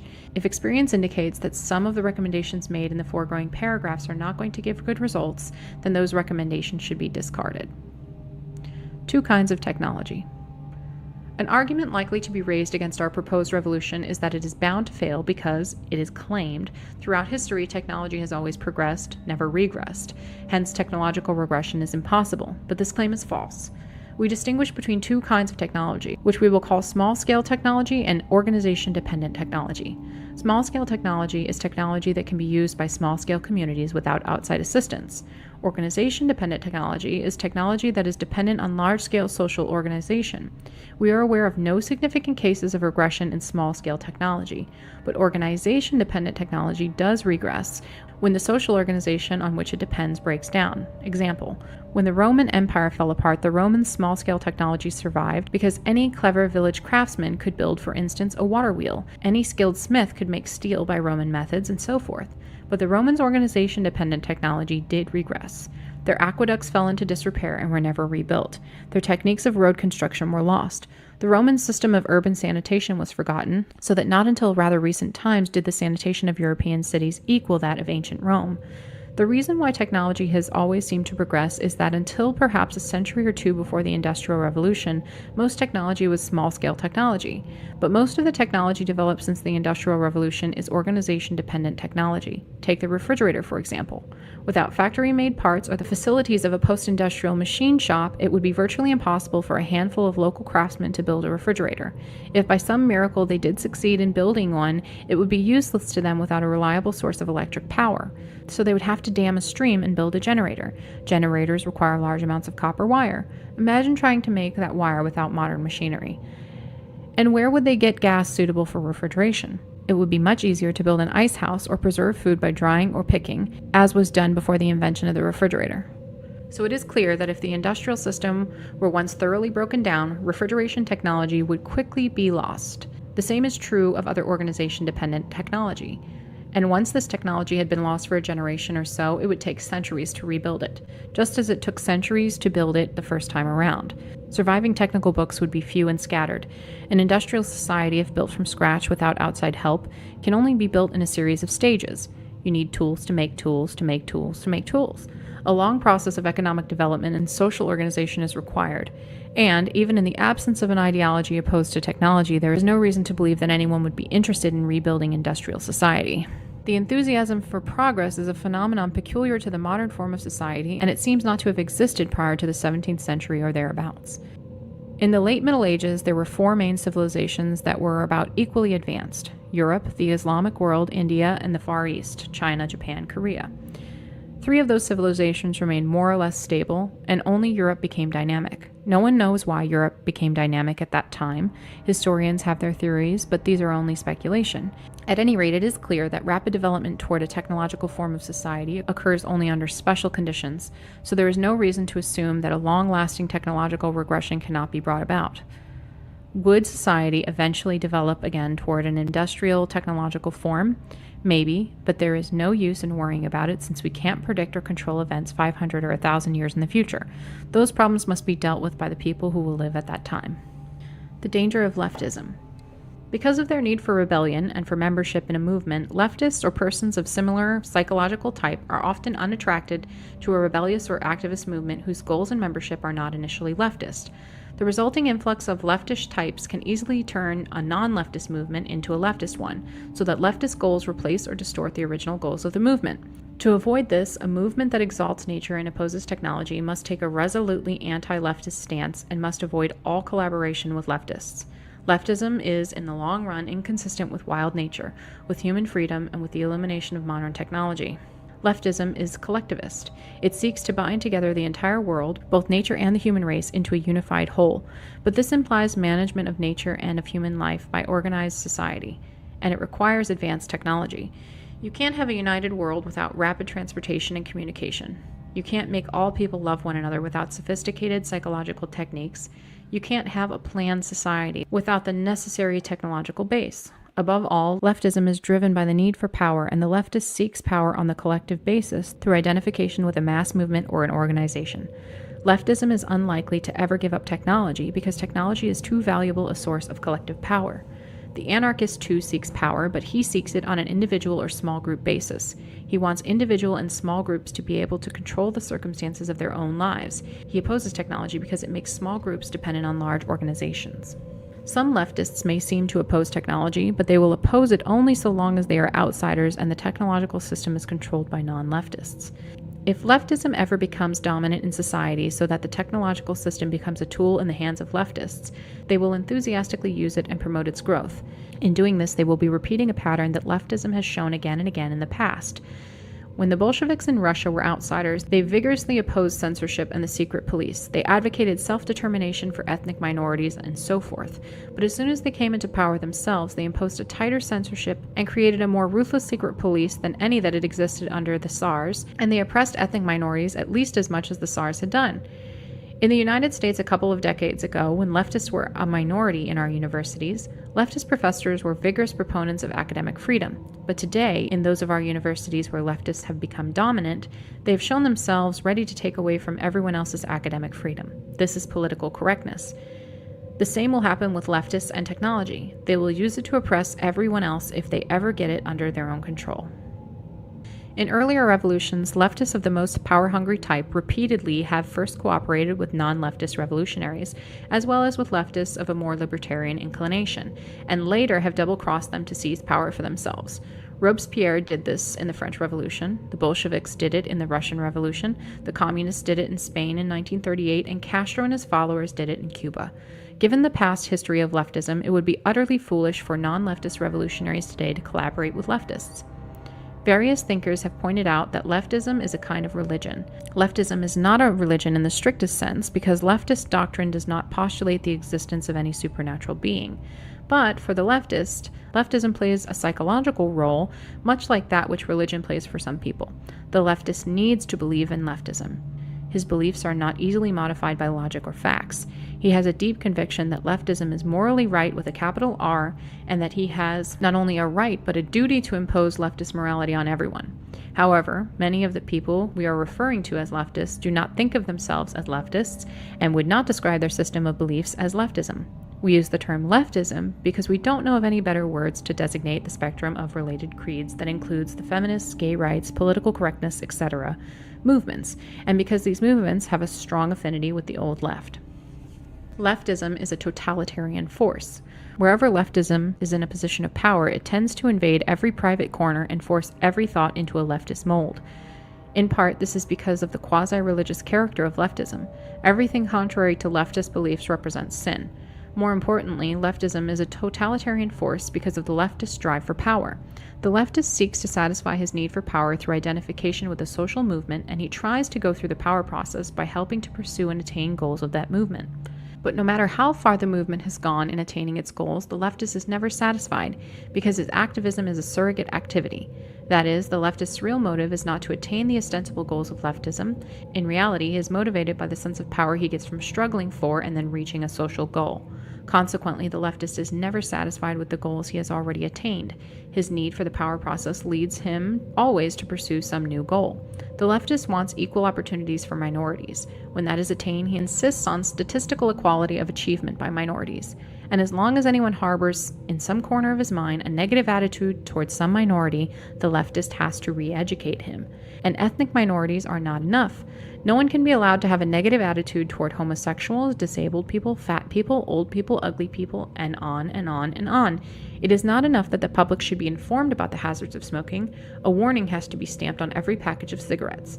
Then cigarette advertising has to be restricted, if not banned. The activists will never be satisfied until tobacco is outlawed, and after that it will be alcohol, then junk food, etc. Activists have fought gross child abuse, which is reasonable, but now they want to stop all spanking. When they've done that, they will want to ban something else they consider unwholesome, and then another thing, and then another.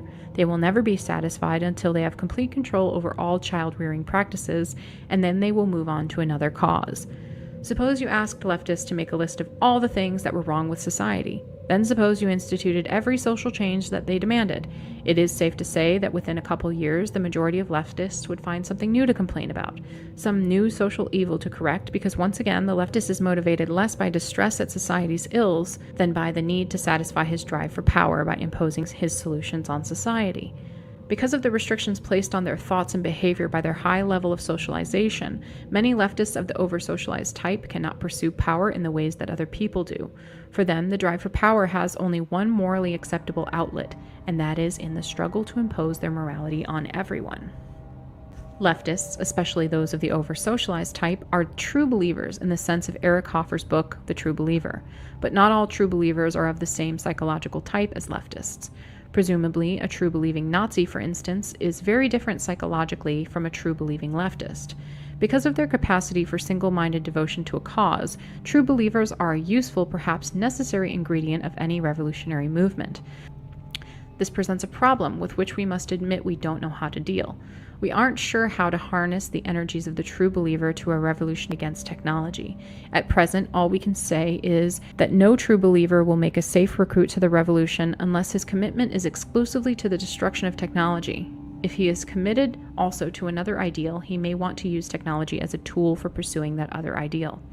Some readers may say, this stuff about leftism is a lot of crap. I know John and Jane who are leftish types, and they don't have all these totalitarian tendencies. It's quite true that many leftists, possibly even a numerical majority, are decent people who sincerely believe in tolerating others' values, up to a point, and wouldn't want to use high-handed methods to reach their social goals.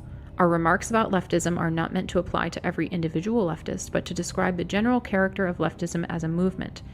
And the general character of a movement is not necessarily determined by the numerical proportions of the various kinds of people involved in the movement. The people who rise to positions of power in leftist movements tend to be leftists of the most power-hungry type, because power-hungry people are those who strive hardest to get into positions of power.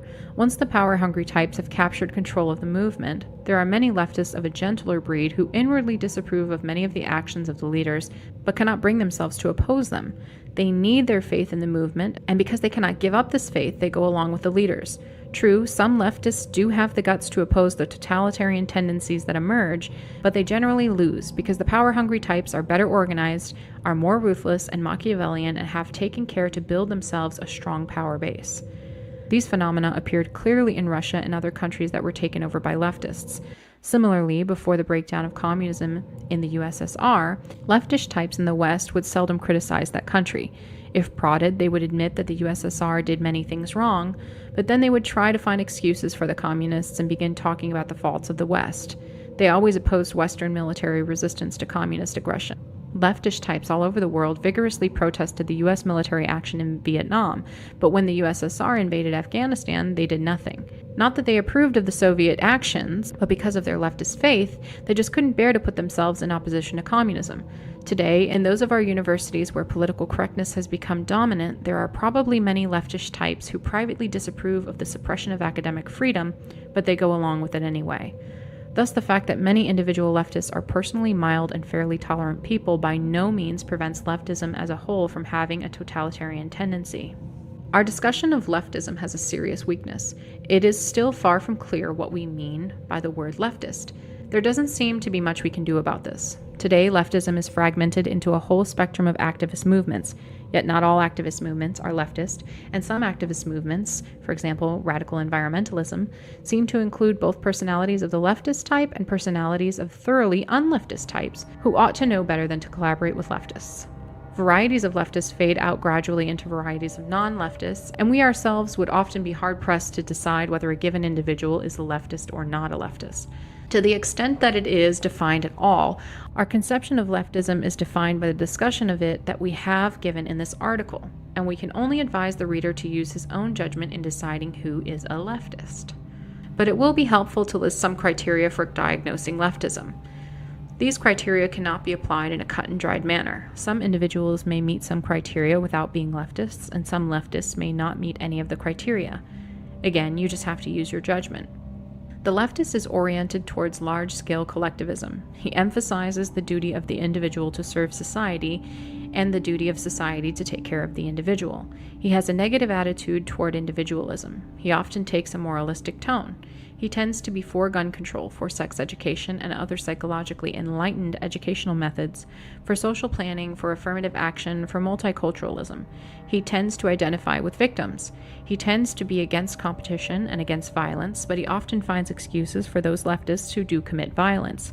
He is fond of using the common catchphrases of the left like racism, sexism, homophobia, capitalism, imperialism, neocolonialism, genocide, social change, social justice, social responsibility. Maybe the best diagnostic trait of the leftist is his tendency to sympathize with the following movements: feminism, gay rights, ethnic rights, disability rights, animal rights, political correctness. Anyone who strongly sympathizes with all of these movements is most certainly a leftist. The more dangerous leftists, that is, those who are most power-hungry, are often characterized by arrogance or a dogmatic approach to ideology. However, the most dangerous leftists of all may be certain over-socialized types who avoid irritating displays of aggressiveness and refrain from advertising their leftism, but work quietly and unobtrusively to promote collectivist values, enlightened psychological techniques for socializing children, dependence of the individual on the system, and so forth. These crypto-leftists, as we may call them, approximate certain bourgeois types as far as practical action is concerned, but differ from them in psychology, ideology, and motivation. The ordinary bourgeois tries to bring people under the control of the system in order to protect his way of life, or he does so simply because his attitudes are conventional. The crypto-leftist tries to bring people under control of the system because he is a true believer in a collectivist ideology. The crypto-leftist is differentiated from the average leftist of the over-socialized type by the fact that his rebellious impulse is weaker and he is more securely socialized. He is differentiated from the ordinary well-socialized bourgeois by the fact that there is some deep lack within him that makes it necessary for him to devote himself to a cause and immerse himself in a collectivity. And maybe his well-sublimated drive for power is stronger than that of the average bourgeois. Final note. Throughout this article, we've made imprecise statements, and statements that ought to have had all sorts of qualifications and reservations attached to them. And some of our statements may be flatly false. Lack of sufficient information and the need for brevity made it impossible for us to formulate our assertions more precisely or add all the necessary qualifications. And of course, in a discussion of this kind, one must rely heavily on intuitive judgment, and that can sometimes be wrong. So we don't claim that this article expresses more than a crude approximation of the truth. All the same, we are reasonably confident that the general outlines of the picture we have painted here are roughly correct. Just one weak point needs to be mentioned. We have portrayed leftism in its modern form as a phenomenon peculiar to our time and as a symptom of the disruption of the power process. But we might possibly be wrong about this. Over-socialized types who try to satisfy their drive for power by imposing their morality on everyone have certainly been around for a long time, but we think that the decisive role played by feelings of inferiority, low self-esteem, powerlessness, identification with victims by people who are not themselves victims, is a peculiarity of modern leftism. Identification with victims by people not themselves victims can be seen to some extent in 19th century leftism, and in early Christianity, but as far as we can make out, symptoms of low self-esteem, etc., were not nearly so evident in these movements, or in any other movements, as they are in modern leftism. But we are not in a position to assert confidently that no such movements have existed prior to modern leftism. This is a significant question to which historians ought to give their attention. Be sure to check out Syllogism Podcast Episode 5 for our analysis on this manuscript. And if you enjoyed this reading, do me a solid, like and subscribe.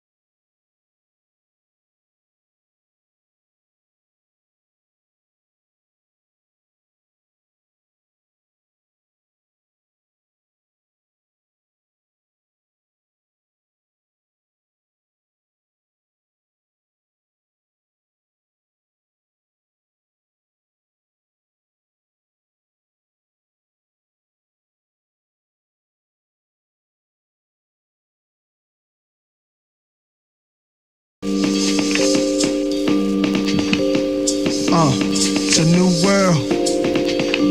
It's a new world. It's a new world. It's a new world. It's a new world. It's a new world. Yo, celebrate the new life. New ways to make money. New ways to break dummies. Forge they name and take money. Computers ain't that smart. Whatever man built to be taken apart. Anything new can get old. Like dudes started rocking platinum. Some stopped wearing gold. Solar energized rides. No steering wheel telling how to drive. No propellers in the sky. Airplanes like mini rockets. Waiting lists for the rich to get tickets to visit Mars. While the poor people starve. Computers taking over their jobs. A man's forced to live off land. Now it's back to the caveman era. When we made fire by two sticks rubbing together. The truth is many are too scared of new data. America online, cut off, see you later. Yo, welcome to the new world, new beginning. A new way to play, a new way of living. Past is the past, a new way of spending. New life for men, children and women. Welcome to the new world, new beginning. A new way to play, a new way of living. Cash is the past, a new way of spending. A new life for men, children and women. Yo, the new Mike Tyson's Roy Jones. Bill Clinton is the new JFK. Without the hole in his dome. The new Don Trump is Bill Gates. Not because his occupation is cause we respect his cake. The cake meaning stock, net gross. Young kids step it up, go for the most. New cameras and police cars taking pictures. New hustlers getting new street figures. And US embassies overseas. Almost every foreign country's under siege. Covertly starting wars. CIA, Navy SEALs commit larcenies that be worth over mills. Oil in the earth spills. Girls blow their body up, birth control pills. Africans pick diamonds out of dark caves. Then we wear it on our necks just so we can light up the stage. Yo, welcome to the new world, new beginning. A new way to play, a new way of living. Cash is the past, a new way of spending. New life for men, children and women. Welcome to the new world, new beginning. A new way to play, a new way of living. Cash is the past, a new way of spending. A new life for men, children and women. Say goodbye to the brainwashed. Say goodbye to the young kids who not smart. Say goodbye to the toasters and Pop-Tarts. Yo, it's real. Swallow a little pill is a full-course meal. Say hello to the one world. Say hello to the sky. Something's out there watching you and I. More Tyson than Star Trek. Star Trek phones. Your genes and DNA is used to make clones. You got CD-ROM. Everything operates by computers. Then what happens when circuit breaks? Y2K's the big scare. Scientists say we ain't prepared. What I feel is contrary. Alexander Graham Bell made telephones, yes, but now we request for your email address. I might be old-fashioned, stuck in my ways, but nothing make me more happier than seeing today. Yo, welcome to the new world, new beginning, a new way to play, a new way of living. Cash is the past, a new way of spending. New life for men, children and women. Welcome to the new world, new beginning, a new way to play, a new way of living. Cash is the past, a new way of spending. A new life for men, children and women. Welcome to the new world, new beginning, a new way to play, a new way of living. Cash is the past, a new way of spending. New life for men, children and women. Welcome to the new world, new beginning, a new way to play, a new way of living. Cash is the past, a new way of spending. A new life for men, children and women. It's a new world. It's a new world. It's a new world.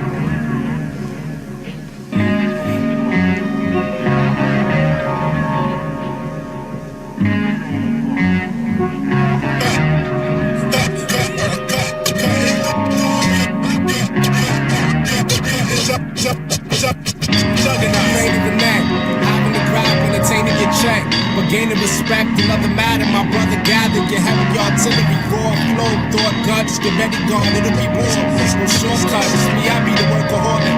Unless the verb could turn the herb, I'm stressed, berserk, I'm all sick. Till every bit of my person is driven hell bent. When every bit of exertion is given, well spent. Some of y'all bring about a strong and shack. With the acting, my steel for real. Might go otherwise, strike y'all brother size XL. Shrinking them like Rick Moranis. Bring it baddest, I prove it literal. I prove it's pitiful, my movement critical. The blood of this I transfuse to mad crews. From bad news to utter bliss. If you're checking the beyond, aiming for deeper otherness, disrespecting the peons, aiming to keep y'all brothers pissed. So what's the word, Mr. Land? So what's the word, Mr. Land?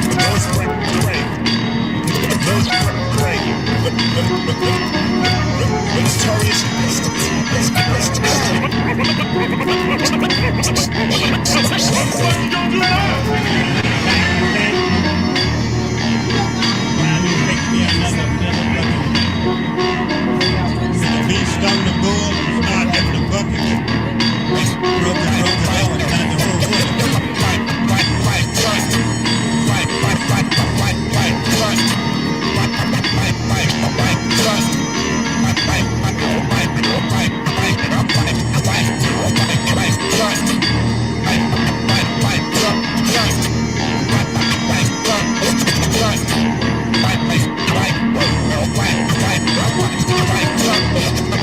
See the scenario from aerial planes. I rain terrains in modules and monsoon. My mental lyrical style BC to Mongol. Physical beings, a vehicle. Fiends glean my freestyle. Meanwhile, my degrees wild exceeding normal range. Caustic gauge writtens. Sitting in deja vu, spitting seeds from numerous breeds of verses. Vintage that existed in vineyards. Past tense, intense, immense like internet. Syndicate juggernauts. Not lyrics that stop traffic in your whip. When your audio clit is broke, you take deck chokes. causing vehicular wrecks at intersex grande. Flip sponde style, selective sonnets. Caribbean out goddess possess a process that cause stress to your harvest, providing the antidote for your prowess.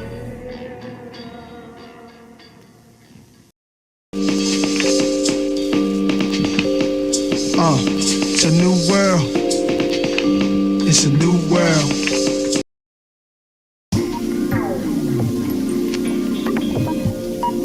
Queen Heroin, B Sleaze, Breeze Boomer Juggernauts, y'all. Come on. Good looking out, B Money. Sparking the ambition for your man's mission. Yeah. It's kinda crazy to question. My team ain't on smash like an ATM message, so please take your cash. Should be understood. Look, we done some good work in the past. Still, I feel kinda burnt when I ask. Y'all know me, I could connect with OC. That I'd rather be broken, have a whole lot of respect for homie. But I gotta choose. I'm like, nah, my dues all paid up. I'm telling y'all straight up now, I'm Dow Jones and fiending, I'm bow owning. Motherfucker crack rock, what? I'm for the caps lock, all for the capital, brother. You ballin' ass for real. Yes, the squad wanna eat restaurants, we tryna see after meals. Yes, indeed. Yes, some D's, bless the seeds. See, it ain't a few. So we best to push our plan strong, try to play it through. Hope we get to put our fam on like the weighing stool. Not too funny style with plots, capers, stunts, talking to money now. Watch for paper cuts, slow and steadily wanna get it. We best to get it. Minty fresh from the freshly minted, that's that. We sticking together like new money. We getting whatever we do, lovely. Get your green, crisp and clean. Live your dream with your team. We sticking together like new money. We getting whatever we'll do, lovely. Yeah. Get your green. It's all about crisp this. and clean. Check it out. Live your dream. Check it out. With your team. Yo, I wants paper, y'all, like a mountain of loot, like the fountain of youth to Ponce de Leon Bank, but not piggy trying to lock city real estate, feeling great. Annie up, family, come rock with me. Bomb burst for commerce till I'm first national. Mean joints to the green point, smashing through. Drop a few bars, cop a new car. A little in the bank, you be oh so popular. The chase is on for the faces all bigger, like caricatures. I'm grabbing galore. Listen, you clowning, you gon' get an L. You think small, you gon' sink, y'all. End up drowning in the wishing well. Never nickel and dime. Trying to coin a phrase that pays. Get on my grind now, enjoy later days. Long range or rather the stretch, hummer humming. Maxwell beyond a little something something. So fortunate with emphasis on the fortune I ought to get. Cause fuck it, my style scorches. Done it for straight love. Yet in my gut thoughts be trying to stop pay stubs, looking like they cut short. We sticking together like new money. We getting whatever we'll do it up. Get your green, crisp and clean. Live your dream with your team. We sticking together like new money, y'all. We getting whatever we'll do, lovely. Get your green, crisp and clean. Live your dream. Sometimes you carry the old money. Looking at us brothers coming up like that's so funny. And I'm thinking like, come on, what, you got jokes? Surely I wasn't going fuss, but you got dope early. When a lot of y'all sold us, still you hurry to worry how we got some cash. She got blow stashed, I wouldn't doubt it's glyco blast. Not so fast, I'm clean, I mean, especially now. Ever since Cochran passed, brothers watch your ass. We sticking together like new money. We getting whatever we do, lovely, yeah. Get your green, crisp and clean. Live your dream with your team. We sticking together like new money. We getting whatever we'll do, lovely. Get your green, crisp and clean. Live your dream with your team. Yeah.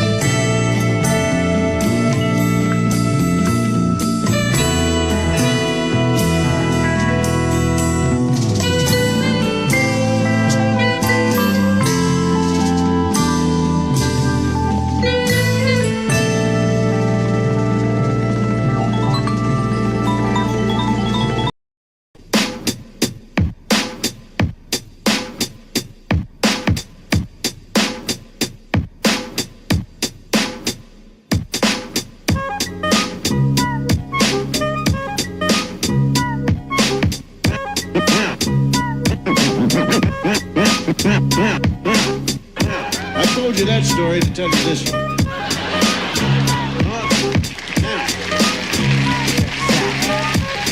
Out to my G. Love sick like a dog, canine sensitivity. Developing this new theory of relativity. Connecting a soul's rest into captivity.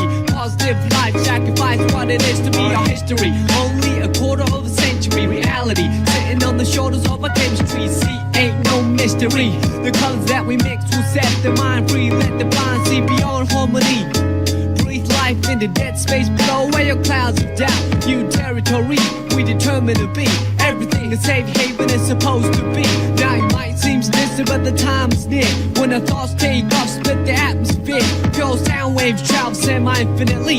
Plus I see you there up most definitely. Cause a beat plus a melody makes me speak of L-O-V-E eloquently, so evidently. I mean that from my heart, cause you make me feel good as a person. Cause a beat plus a melody makes me speak of L-O-V-E eloquently, so evidently.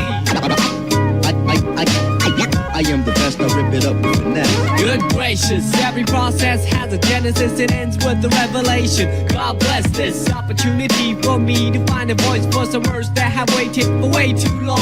No wages, small tips on the avenue, never wasted, all hits for a revenue. Haven't you heard the news lately? Seems we've been living for some times in a purgatory. But yo, I thought I knew what a love song sound like, but I felt a warmer tune in the sunlight. I can still hear it in my room past midnight. Gotta move, take us on a cruise in the moonlight. Sometimes I do forget, oh how much we could ease our lives lead if we learn to let go. The reins that we hold, return to our soul and the spirit that flows. So you see upon everyday face there's a million change to express definition of grace, but the method I choose my prerogative. There's so much love in me I got to give. Cause a beat plus a melody makes me speak of L-O-V-E eloquently, so evidently. I mean that from my heart, cause you make me feel good as a person. Cause a beat plus a melody makes me speak of L-O-V-E eloquently, so evidently. I hope that you listen. Oh, how I could write a book on how you make me feel. But how about the song that I wrote for you? What I feel like, I wanna put my trust in these simple words for you to feel what I'm saying, what you feel like. Reminisce about the little episodes that we shared together. Remember the time that you told me in the cold night to relax when all I knew was to hold tight. Remember the time that I spoke to a crowd in a full house, realized that you was my ace, I was the joker on the stage singing the blues. All eyes on me and had nothing to prove. But yo, I thought I knew what a diamond shine like, but I felt a sharper love in the limelight from the Queen of Hearts, watching me quietly from the upper deck balcony. Sometimes I do suspect I'm an actor in a well-scripted lie, divine comedy. When I look back, that frozen slice of time, it tried to defrost the senses lost. Now enough with the metaphors, the motivation that I wrote this letter for you to know that the music helps carry on. Like you see, a new day will bring us tomorrow.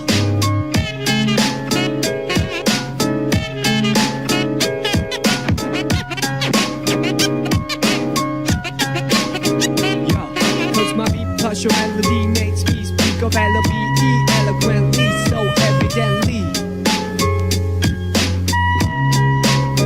Yeah, cause your beat plus my melody makes me speak of L-O-V-E eloquently, so evidently. Cause my beat plus your melody makes me speak of L-O-V-E eloquently, so evidently. I mean that from my heart, cause you make me feel good as a person. Cause your beat plus my melody makes me speak of L-O-V-E eloquently, so evidently. I mean that. Right now, we'd like to continue with the composition by yours truly.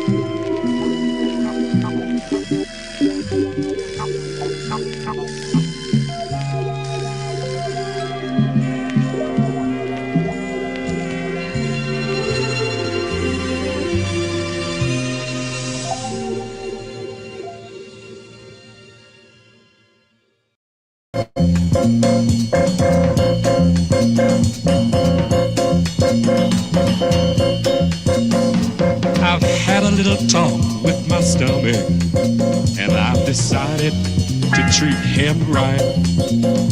We've made a mutual agreement, and I think at last we both seen the light.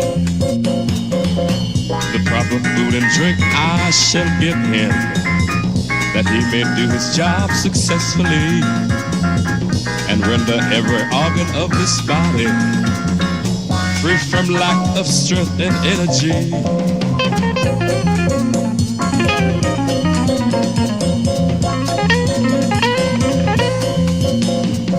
I've had a little talk with my lungs, and I've decided to treat them right.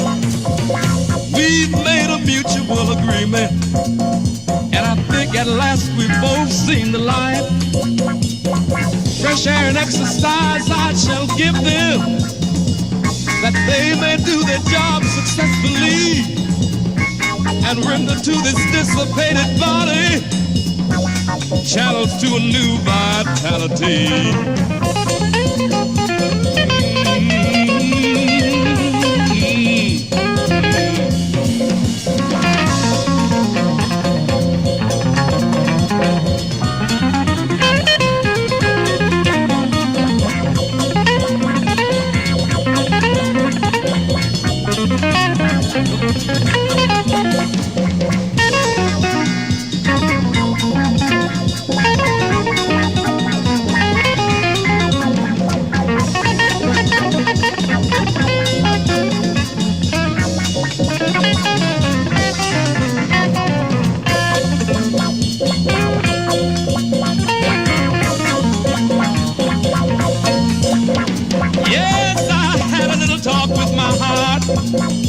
And I've decided to treat him right. We've made a mutual agreement, and I think at last we've both seen the light.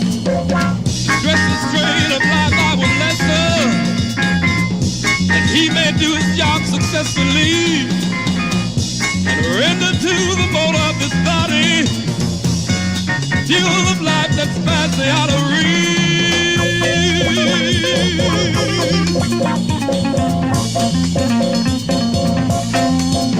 So have a little talk with your organs, and you will find that they treat you right. Just make a mutual agreement that you never more shall fuss or fight till you have gone into contract. And you may do the job successfully, bring about the union of this body, and it soon may know totality.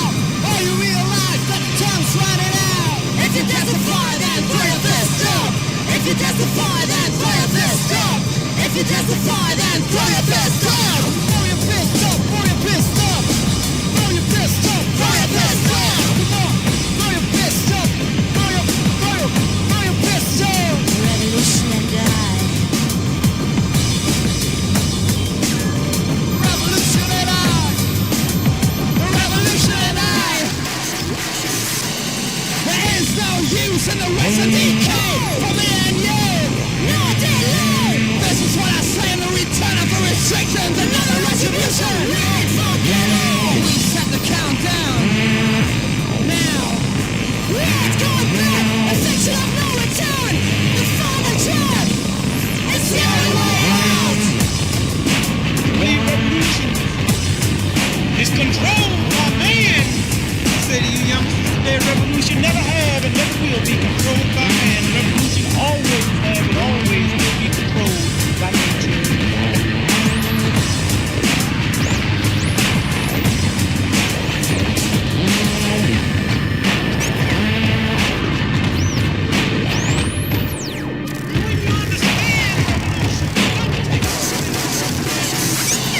The year 2000, but what have we got? I am in position to the sun. The heat too strong to feel.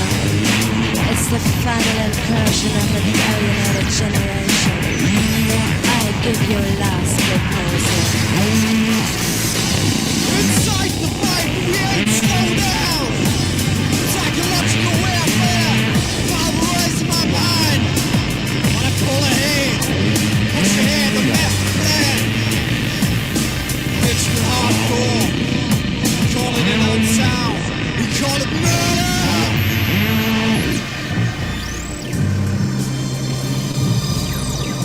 Revolution is nothing more but an extension of evolution. The revolution and I. The revolution and I. Back to back, and we ain't forgetting. Back to back, and we ain't believing. Revolution and I. Come on, stop. Roll back. Back to back, and we ain't forgetting. Stop. Roll back. Stop the roll back. Stop. Roll back. Revolution and I. Stop. Roll back. Reverse the process now. Reverse the process now. Reverse the process now. Reverse the process now. Stop. Roll back. Stop the roll back. The revolution and I. The revolution and I. Stop the roll back. If that's all you realize, if that's all you do, if that's all you realize, if that's all you can realize, if that's all you do, that's all you realize, if that's all you do, if that's all you realize, stop the roll back. If that's all you realize, if that's all you do, revolution and I. We'll never stop. When you keep on pushing, you'll never stop. You'll never stop. You'll never stop. You'll never stop. Never stop. Don't stop. Don't stop. The revolution and I. Stop. The revolution and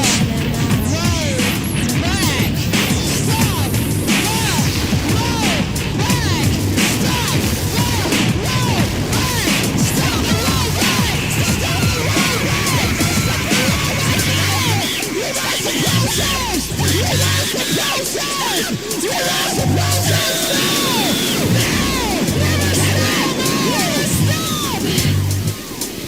Keep on pushing. And your time is running out. It's about the time. Revolution and I will take over your fucking life. We're gonna take over your fucking life.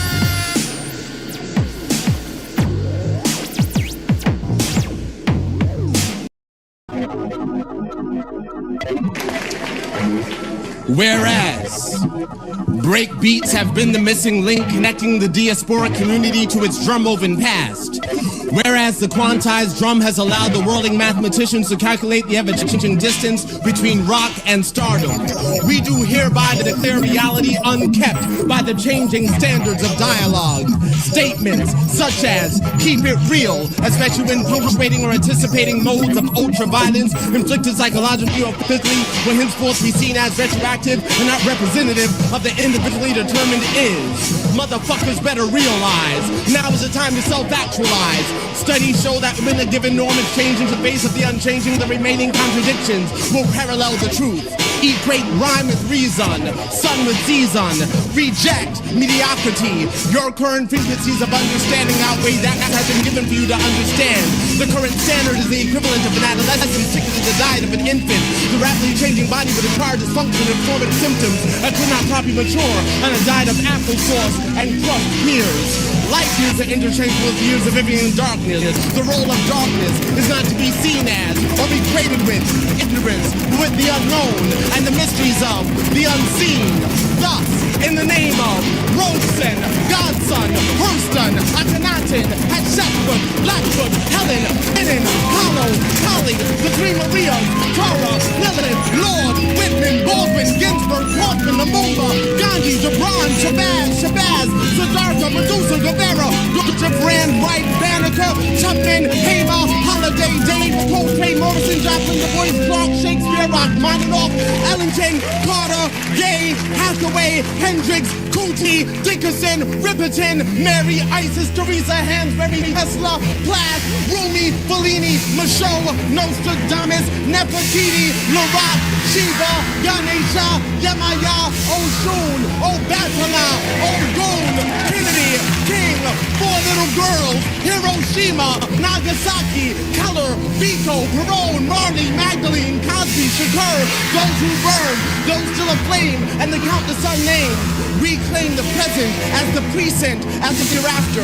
We are unraveling our neighbors so that we may ingest the sun. We are not afraid of the darkness. We trust that the moon shall guide us. We are determining the future at this very moment. We know that the heart is the philosopher's stone. Our music is our alchemy. We stand as the manifested equivalent to 3 buckets of water and a handful of minerals, thus realizing that those very buckets turned upside down supply the percussive factor of forever. Let your children name themselves and claim themselves as the new day. For today, we are determined to be the channelers of these changing frequencies into songs, paintings, writings, dance, drama, photography, carpentry, crafts, love, and love.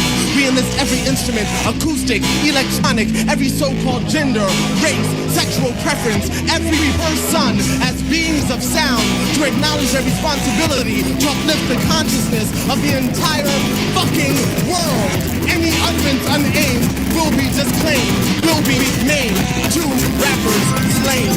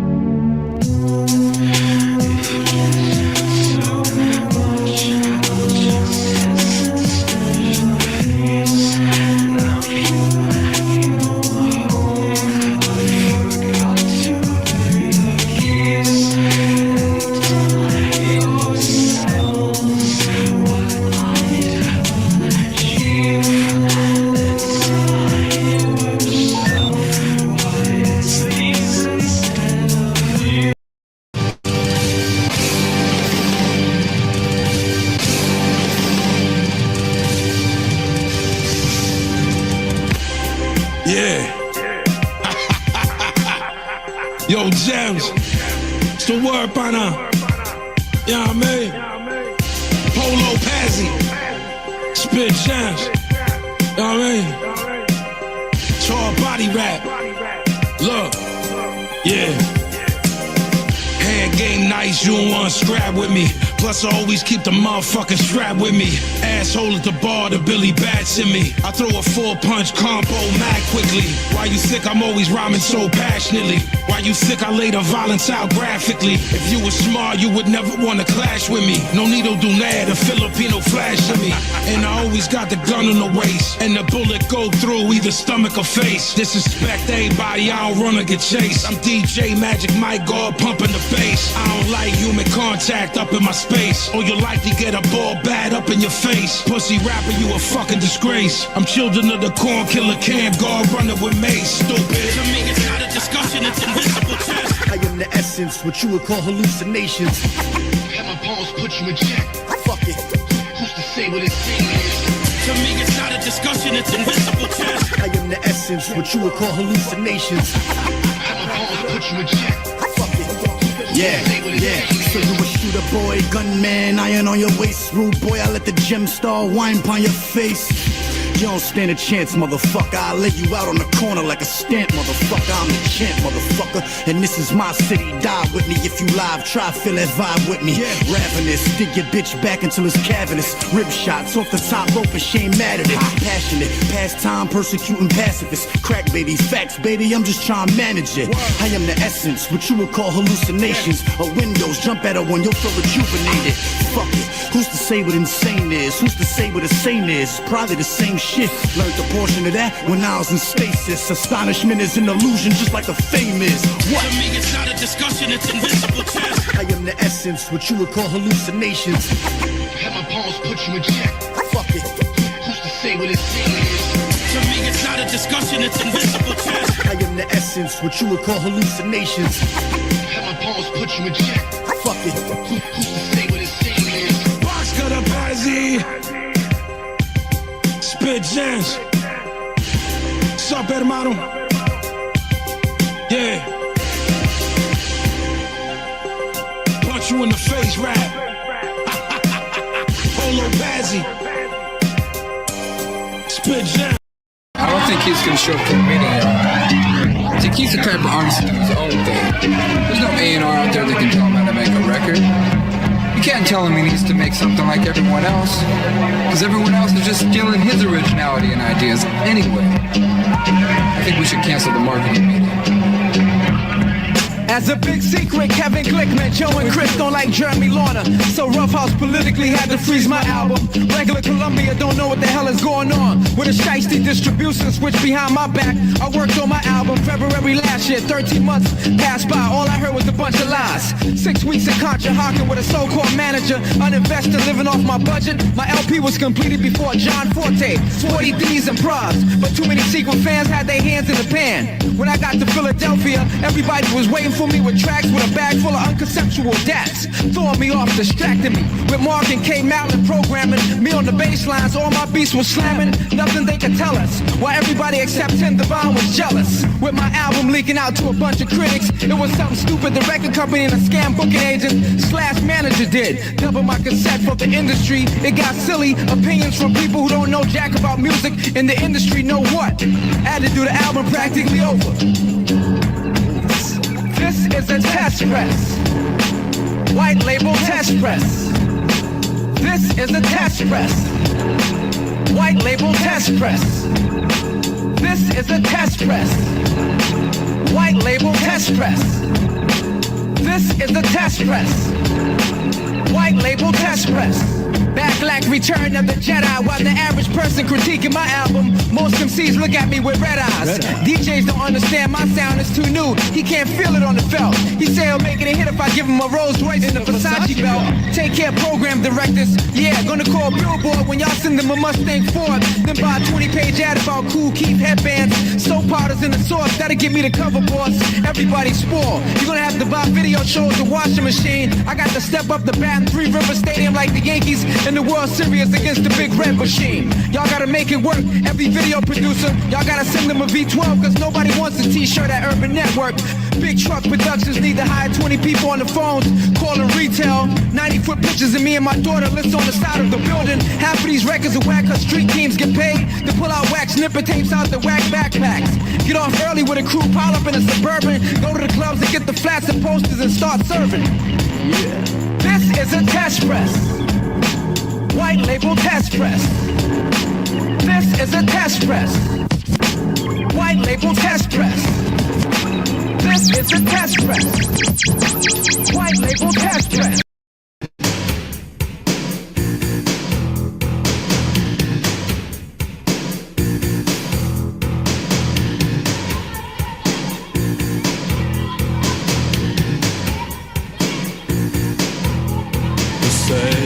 God is dead, but you're still wearing it on your chest. You say that God is dead, but he's still living in your head.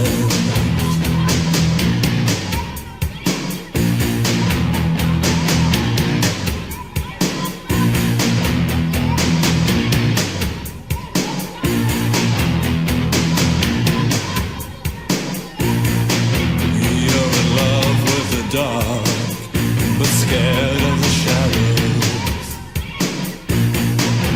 You're scared of yourself. You're scared of yourself.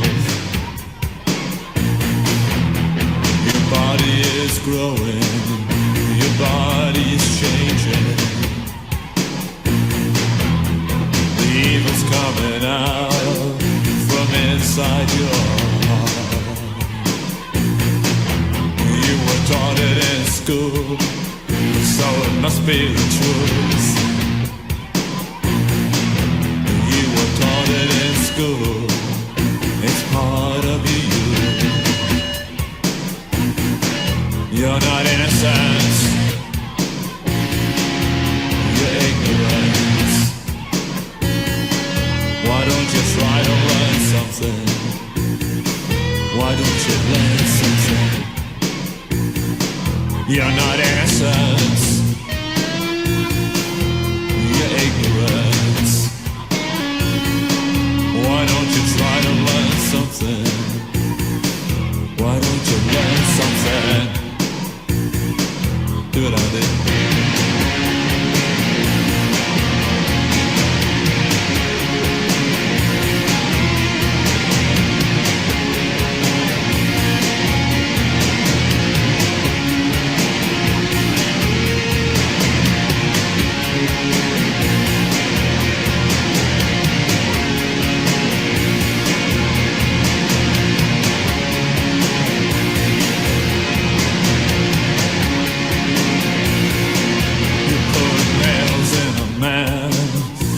Think that is good.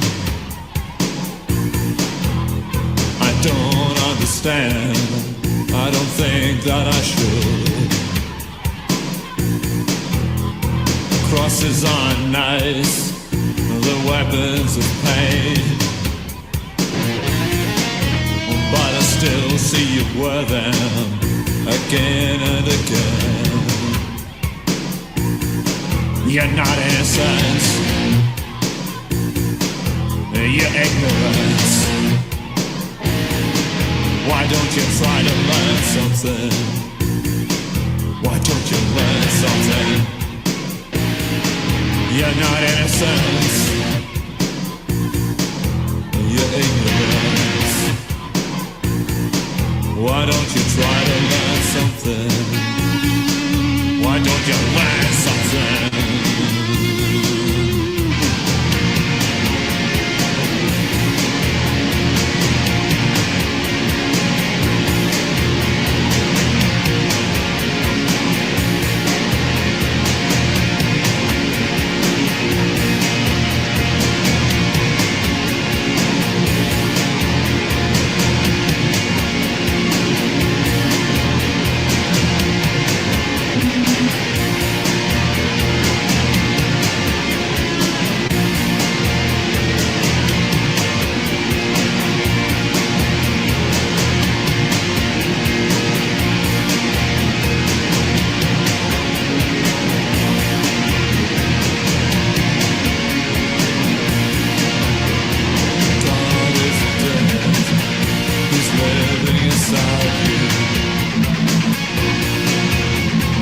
God is dead.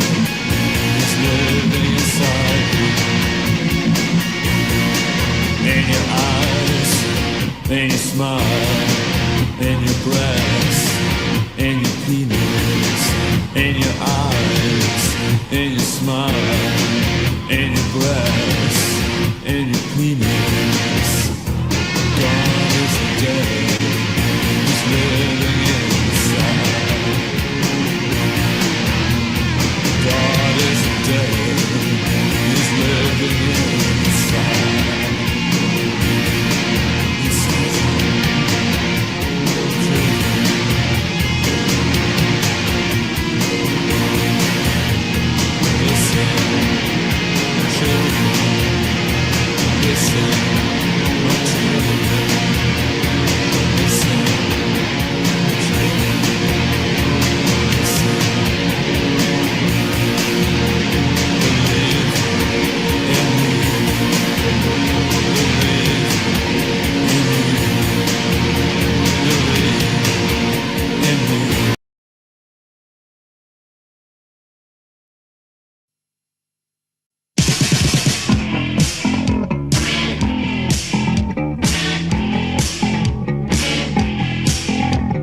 Mary be so proud if I got out allowed to take your own life, stab it with a knife, they put you in a box, they send you up to heaven, heaven.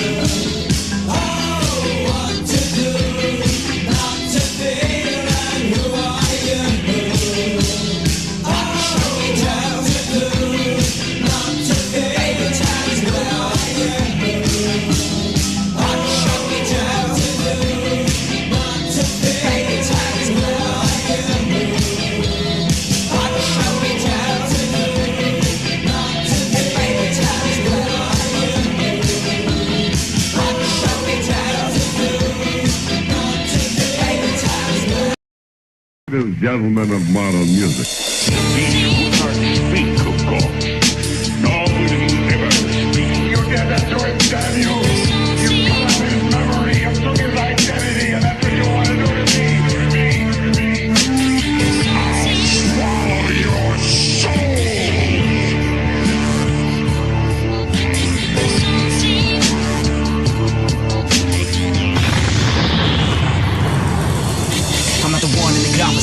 safe in your phone, getting low, let's go to show face. I'm moving to the base of dip with no brake lights. And nobody save this business, don't pay right. I remain tight, it's the same news, goose, so fuck a truce. From a god of Zeus, rhyme of revolution. Not at your head to your noggin, let loose. I pay dues, 6 days of J-Rule was able to lay it across the table. No label, no cash on my life unstable. I'm helping out the fly cause the songs enable. The world full of hate, full of A's and K's. They don't change, so strange to the top of the vein. With no brains, full of pain, break the cycle of change. With more strain on the reins to your shit in your hands. You don't fit in the game, you don't fit in the gang. You don't twang, but the slang is a regular thing to us. In a van from the York to Los Angeles. With the fans cause they wanted to hang with us. Loving and thanking us, show the love back. Matter of fact, attack that rap track with that so fat. It's a rap to pass that to jab. Don't scrap, take a nap cause you're feeling the trap. You know better than that, you know better than nothing. I won't quit till I make all this nothing and something. In the room all alone, it's a president button. In the booth in the spot when I'm doing this number. You see you doing the company. Hot and you're loving that original flow like a slice from Rage. We know the rhyme for days, did it 1,000 ways. There's no way for you guys to the ball of braids, yeah.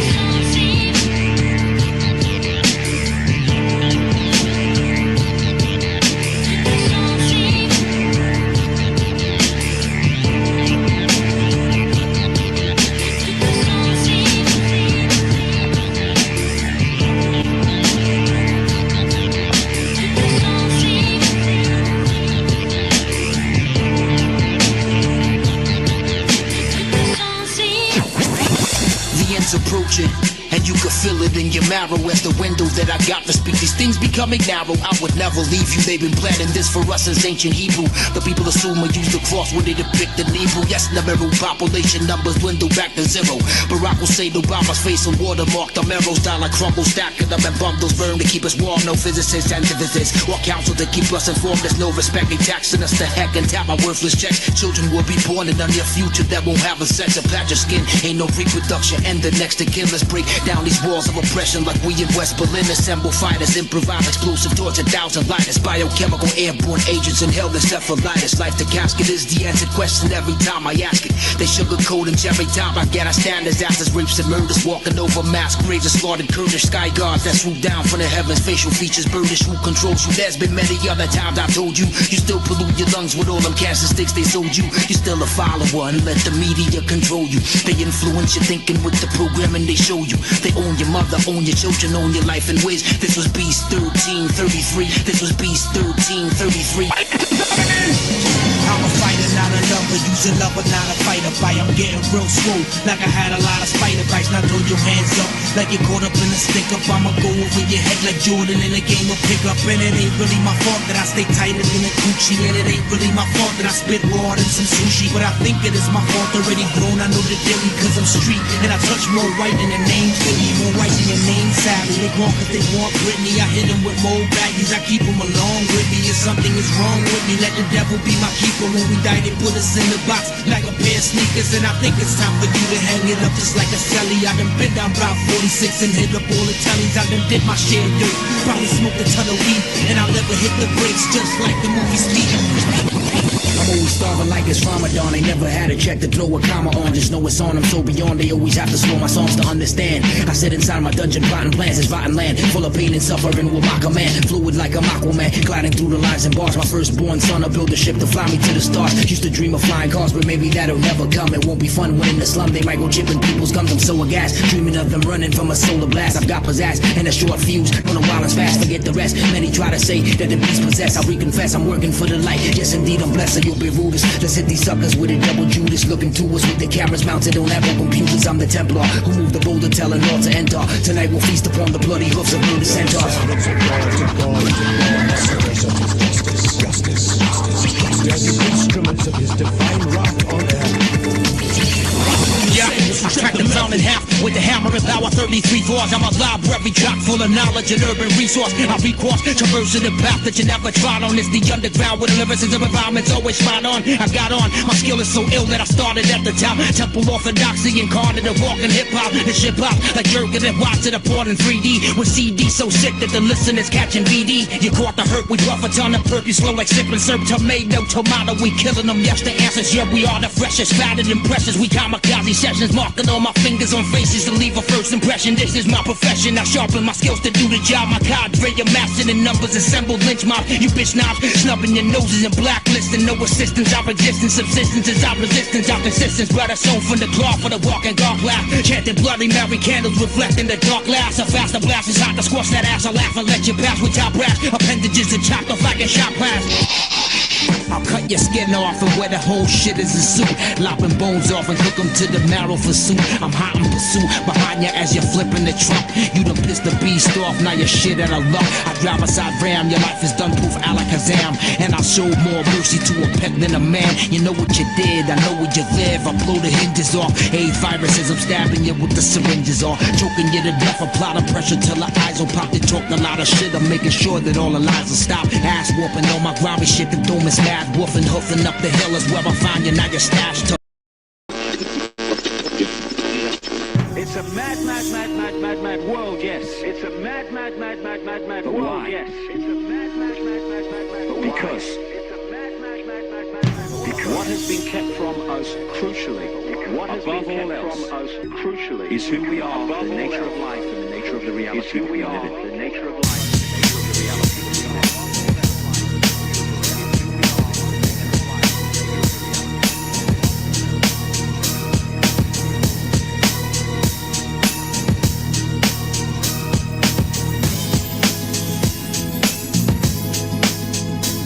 Yo, back the fuck up, out of my way before I crush you. I might be nice to your face, but don't trust you. The earth is the deadliest planet to live and troop on. These sheep will oblivious women that clipping coupons and they beer drinking, me consuming overtime and men. You're the children that they bear and I'm doing this all for them. This real medicine ain't pretend. I'm causing a massive shock. I can't got blocked by a block while possessed by the soul of pop. Possessed by the soul of big, possessed by the soul of pun. I never run from none of them. Paid for the things I've done. I even cock back and let a few go with the name of justice. Came to conquer the scene like a rapping Caesar Augustus. Here's the battle plan. Resist and assemble a massive caravan. They brainwash our children that train in a fight to tell a man. So shall a man, the woman you're loving's about the money. If you got none, guarantee honey be acting funny cause she programmed early through Disney and Prince Charming. While a second amendment dissolving it, disarming all the idiots believing the hype that are watching news. I refuse to infuse with their fuse all of asses view. This is the worst time ever in history to be living. It's a cold world in general, people. It's unforgiving. It's a hell of a place where a race of the most is also might sight. Fools are gradually changed into two apostles, left a legacy behind all the music and things I've written. Cause I seek out the occult, cause a coast only means it's hidden. Pure of heart, ain't no malice or hate. Just simple logic, give 100% of myself in musical projects, rhyming handstand. Nigga, you're nice. That's why I thank fans. Bases are loaded with soldiers. It's time to grand slam and bring them home. I hope this penetrates and sinks into your dome. Don't feel ostracized, you my brother. Believe you're not alone, you never were. The way that your feelings the same and I concur. Develop a taste for truths of the world. Became a connoisseur and I prefer to be treated equally, treated civil. Fuck the biases and spewers of ignorant races dribble. We've inherited a merited mess, more or less repetitive, competitive, no sedative. Opinions argumentative and the clock ticking. Greedy politicians leave us slim pickings. This the type of knowledge always having, always been kicking.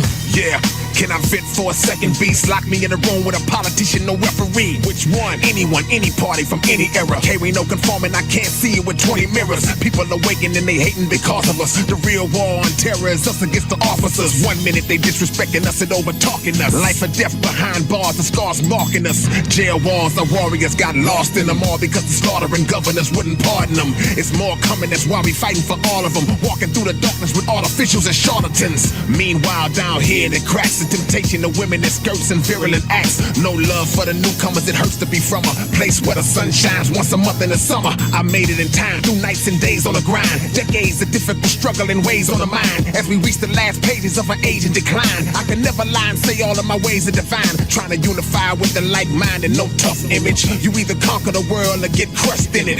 It's a long, hard fight, but we must win it. There can never be trust without us in it. Who are we? Where are we? What is reality? What is life? Where are we? How many people in the world actually are that? In their entire lifetime, in the world actually are that? And when you ask those questions, you realize it's all. When you ask those questions, physical world we take so seriously. Smoke the joke. Word up. The joke, straight coming from brothers next. The joke, you know what I'm saying? Roll see the whole smoke. The joke,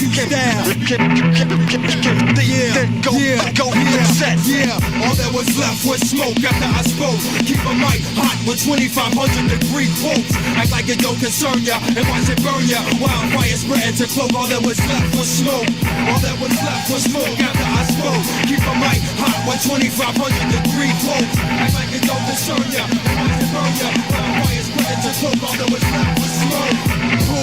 Shut the roof on fire when Austin style lyrics lyrics are tired and inflamed. Hit the mic, wire name of the game. Keep it tight, inadequate rappers lose sight and call it a night. Write a rhyme in Fahrenheit on a gasoline dip sheet to bring the heat.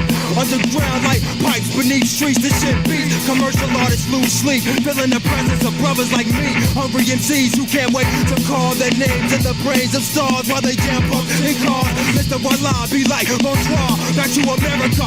Contact is black on the cellular. Never ease up. Promoter give the green up so we can be up, but never get this venue cleaned up. Capture the essence like Gordon Pauls. Let all spawns and speaking the sharp. My rap seem to glow in the dark. Check the art, engulfed by the growth of the culture. While this game cluttered, I still kick diamond studded rap to leave a track. Got it, notice the sound. Rubber room still focus the pound.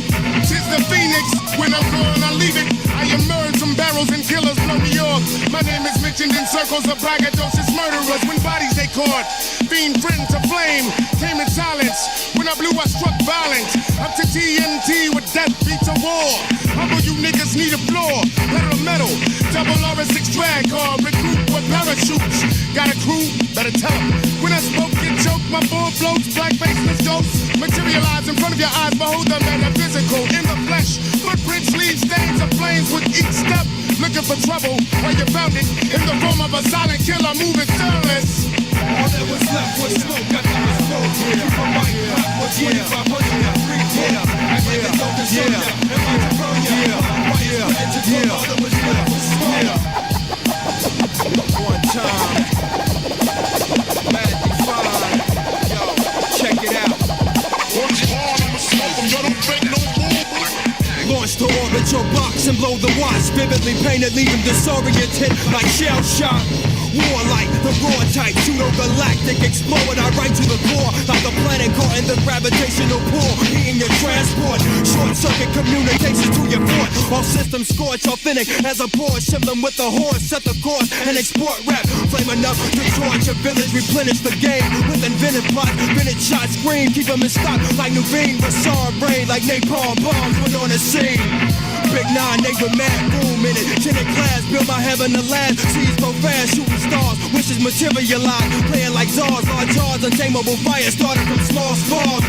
Those cats don't provoke, they choke. Flammable caps rope, take a token cloud with shrouds of smoke. In the clutch, pack the cargo. Captain contraband, invade brigades with midnight swoops and sweeps on any elite. Rap fleet, on Fishburne they fled. Raging bull, seeing red horns ready to give them. Bunch of holes in careers and bled many alter ego to death. Suffocated who's ever left. You inhale, I infiltrate, no escape. Rubber crash is set, armor clad on the bet. Tis thou a feast of MCs before we. Your fame's a victim acclaim. In the night I came, for every city and state that slept. My background flashed out in fury. Now you motherfuckers smell me, so I'm serious. Strike a match, kid. You summon my stage presence. Dimension double Lawrence experience. All that was left was smoke after I spoke. Keep a mic hot with 2,500 degree quotes. Act like it don't concern ya and watch it burn ya. Wildfire spreading to cloak. All that was left was smoke. All that was left was smoke after I spoke. Keep a mic hot with 2,500 degree quotes. Act like it don't concern ya and watch it burn ya. Wildfire spreading to cloak. All that was left was smoke. I'm smoking, leaving all the punk rappers broken. Name Brian Hines, aka Meta. I'm smoking, leaving all the punk rappers broken. I'm smoking, leaving all the punk rappers broken. Rolling too hard when he launched the bomb. I'm smoking, leaving all the punk rappers.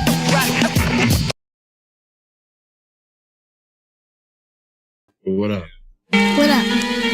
What's my name? My name is Elijah Frank. Say Sean P. Sean P. That's how we do it, yo. Hey, yo. Yeah. Yeah. Yeah. Yeah. Yeah. Yeah. Yeah. Yeah. Yeah.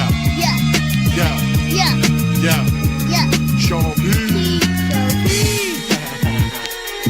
Act along. Act along. Bassar Royale, game and bloodline. Straight music. Straight music. Yo. Yeah, we all cool, Paul, anybody can get it. Winchesters, Remingtons, any shot it, I hit it, yo. Dress sloppy, but my rap is dapper. Watch Rosewood go outside and slap a cracker. Yo, various styles and various hot shit. Killed a nigga on the train with Barry Slotnick, Duke. Bottom line, you ain't ready for rock.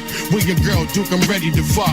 Due to knowledge, I'm ill. Especially when the guard swallowing pills. Spaz out on your bitch while she gobble my deals. All my niggas with the drama for real. Rough dread, Aguilar, body armor and steel. Suave in the field, untouchable. Sean Connor's got killed. Y'all niggas chill for your mama get killed. Yo, what? Untouchable. Sean Connor got killed. Y'all niggas chill for your mama get killed. Yeah, we gon' give this all that we got. Blow the spot, keep rising to the top. My niggas keep rising to the top. And we gon' give this all that we got. Blow the spot, keep rising to the top. All my niggas keep rising to the top. All my Everyone, welcome to the gangster world of Aguilar, where it's me and my niggas, my bitches, my guns, and my cars. My dogs don't kill, they'll kill these rap stars. I like riding around with a gangster broad. I'm a gangster dog. Go with the shotty, yo, I'm shanking y'all. Wind up in prison, no thanks to y'all. Come back to the block, then I'll break your balls. Get murked right on the spot so we don't have to brawl. Listen up, Paul, don't fuck with Aguilar. None of these niggas can never see the catalog. I don't give a fuck if it's digital or analog. I flip to any style, Paul, press record. Give me $1 million, that's how you bless the Lord. Bullshit me, I won't even step to y'all. Consider this shit, this is what I left with y'all. Look at all the hot shit that I kept from y'all. We gon' give this all that we got. Blow the spot, keep rising to the top. My niggas keep rising to the top. And we gon' give this all that we got. Blow the spot, keep rising to the top. All my niggas keep rising to the top. All my There's music in the air, lots of loving everywhere. Everybody get it right. Everybody get it right. There's smoke all in the air. Everybody wanna share. Niggas is getting high. Niggas is getting high. I love spitting raps and flows. I love getting stacks of dough. Like I love hitting raps and hoes. I'm in the club with a stash of yo. Why you bumping me, God? Acting up in front of company guard. Got some shit up in the trunk of my car. We can. What up? What up? What's my name? My name is Elijah Frank. Say Sean P. Sean P. That's how we do it, yo. Hey, yo. Yeah. Yeah. Yeah. Yeah. Yo. Yeah. Yeah. Yeah. Yeah. Yeah. Yeah. Yeah. Yeah. Yeah. Sean P. Sean P. Aguilar. Aguilar. The Song Royale, game and bloodline. Straight music. Great music. Yo. Yeah, we all cool, Paul, anybody can get it. Winchesters, Remingtons, any shot it, I hit it, yo. Dress sloppy, but my rap is dapper. Watch Rosewood go outside and slap a cracker. Yo, various styles and various hot shit. Killed a nigga on the train with Barry Slotnick, Duke. Bottom line, you ain't ready for rock. With your girl, Duke, I'm ready to fuck. Due to knowledge, I'm ill. Especially when the guard swallowing pills. Spaz out on your bitch while she gobble my deals. All my niggas with the drama for real. Rough dread, Aguilar, body armor and steel. Suave in the field, untouchable. Sean Connor's got killed. Y'all niggas chill for your mama get killed. Yo, what? Untouchable. Sean Connor got killed. Y'all niggas chill for your mama get killed. Yeah, we gon' give this all that we got. Blow the spot, keep rising to the top. My niggas keep rising to the top. And we gon' give this all that we got. Blow the spot, keep rising to the top. All my niggas keep rising to the top. All my Everyone, welcome to the gangster world of Aguilar, where it's me and my niggas, my bitches, my guns, and my cars. My dogs don't kill, they'll kill these rap stars. I like riding around with a gangster broad. I'm a gangster dog. Go with the shotty, yo, I'm shanking y'all. Wind up in prison, no thanks to y'all. Come back to the block, then I'll break your balls. Get murked right on the spot so we don't have to brawl. Listen up, Paul, don't fuck with Aguilar. None of these niggas can never see the catalog. I don't give a fuck if it's digital or analog. I flip to any style, Paul, press record. Give me $1 million, that's how you bless the Lord. Bullshit me, I won't even step to y'all. Consider this shit, this is what I left with y'all. Look at all the hot shit that I kept from y'all. We gon' give this all that we got. blow the spot, keep rising to the top. My niggas keep rising to the top. And we gon' give this all that we got. Blow the spot, keep rising to the top. All my niggas keep rising to the top. All my niggas. There's music in the air, lots of loving everywhere. Everybody get it right. Everybody get it right. There's smoke all in the air. Everybody wanna share. Niggas is getting high. Niggas is getting high. I love spitting raps and flows. I love getting stacks of dough. Like I love hitting rats and hoes. I'm in the club with a stash of yo. While you bumping me, guard, acting up in front of company guard. Got some shit up in the trunk of my car. We can fight right now. You get lumped in the bar. Bottom line, Duke, fucking you all. Spit 2 gym stars out my mouth, give you a couple of scars. The flame from Ruckin' Aguilar and Lennon and Spitley. We come through like this from Brooklyn, my niggas. Hope for Shitley. My niggas like Blick Street, that be reppin' with me. My nigga Ike guys, y'all, I call him Ike Italy. It's Agalitly, featuring Sean Pritley. We don't waste no time, we take care of this quickly. For real, my nigga, it's about to get off the Hitley. For Shitley, you know where I'm at, my nigga hit me. They got me with me. Through the streets, I move swiftly. You want war with a nigga hard and come and get me. And we gon' give this all that we got. Blow the spot, keep rising to the top. My niggas keep rising to the top. And we gon' give this all that we got. Blow the spot, keep rising to the top. All my niggas keep rising to the top. All my niggas. Music in the air, lots of loving everywhere. Everybody get it right. Everybody get it right. There's smoke all in the air. Everybody wanna share. Everybody get it high. Everybody get it high. There's music. 9mm, plate 8, make them 8. That's 38 revolver. It really hurts. I had 6 of them in me. It hurts real bad. Real bad. That's why right now I issue it out. It's receiving. I ships it. Guys don't fight anymore. They don't use the. We used to fight, but they don't do that anymore. Guns. All about shooting, taking them out, taking them off the game. When they come to the home front, that's when we use it. Yes. And when they come shoot us, we go back and shoot them. Pistol grip, pump on my lap, it's an armed robbery. My Aki did 3 in the feds like he Ron Osley. You wanna go gun for gun, then come party. And if this gon' be a jihad, then bomb wisely. Bati my homie, you the walking definition. Allah know I'd rather ask forgiveness and permission. I'm on my square, ain't no one can knock me out position. This ain't a rhyme, Aki, this a fucking demolition. I'm from Philly, homie, everywhere it's gunfire. Glock 40 cripple you, I'm out before the blood dry. Every living thing grow from a seed, and these bullets got your name on them, I hope you can read. See the semi-auto ugly, but it definitely jammed. So it's 2 revolvers on me like Yosemite Sam. Camouflage machine, what the fuck you expect? I ain't asking, homie, just give me my fucking respect. Toma. 5-star Oregon bars, elite Akbar. Lines harder than penitentiary bars just to beat the odds. Splash you in bodily parts, your organs getting scarred. Young God, I've been a dawn, no rapper can hold him on. Any track I impact and spit my whole gorilla on. Do more than just kill a song. Physically, I murder the track till the beat soul is gone. Intense heat inside of my lines, hot as the sun core. Look what I'm riding for. Basically was born to score. Boss, you should honor more. Just a dominant force clapping your whole squadron off. Yeah, whack rappers would cross. Mockty never endorsed. I just pay to knock them off and enforcing the Holocaust. QB the Philly inside the booth, tossing Molotovs. Black Mikhail Gorbachev, the hood Hyman Roth. Narcotic lines are raw. Watch how I just get them off. If I stepped away, the whole rap game be at a total loss. They said loss. Iron Sheik hotter than hell, but the soul thirsty. The game over, you can hang it up like the old derbies. Blow perpy, holds curvy like Nicole Murphy. The chrome herky, but the clip long like the old Slurpees. Flow murky, hold Slurpee on his gold journey. My heroin is medicine, who gone cold turkey? You'll die alone and buy a moan. Eating firestones and supply the bros, supply the bros. I buy the clothes for the flyers, hoes, it's a lot of dope. I supply the bros, I supply the bros, it's a lot of dope. I gotta go, pina colada floats, Prada coats, custom made Gabbana boats with a lot of dope. No tears dripping for beer sippers. Ancient prayer scriptures, Gucci flare zippers with weird slippers.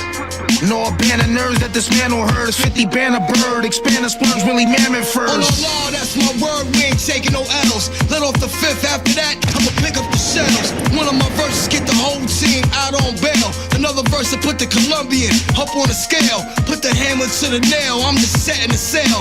Make me do time, but nah, man, the mind won't fail. Close to this lifestyle, you gotta follow the grail. Sloppy with your gun work, I see you leaving the trail. Past tragedy and Aguilar, hell of a combo. Mafia type niggas, no Sammy Cavanos. Gambino shit, nigga, it's mono we mono. Multiple gunshot wounds like Paul Castellano. Yeah, it's my niggas, they wanna kill, kill, kill. I still try to tell them niggas, chill, chill, chill. Niggas thirsty, you wanna see the blood on spill. You a vampire, nigga, you should sharpen your grill. Cats for the 3D printer, man, we like Gamora. I can tell the killer by his looks and his aura. Lecoq Sportif, catch me in some Theodoras. And stand my ground like the whole state of Florida. What?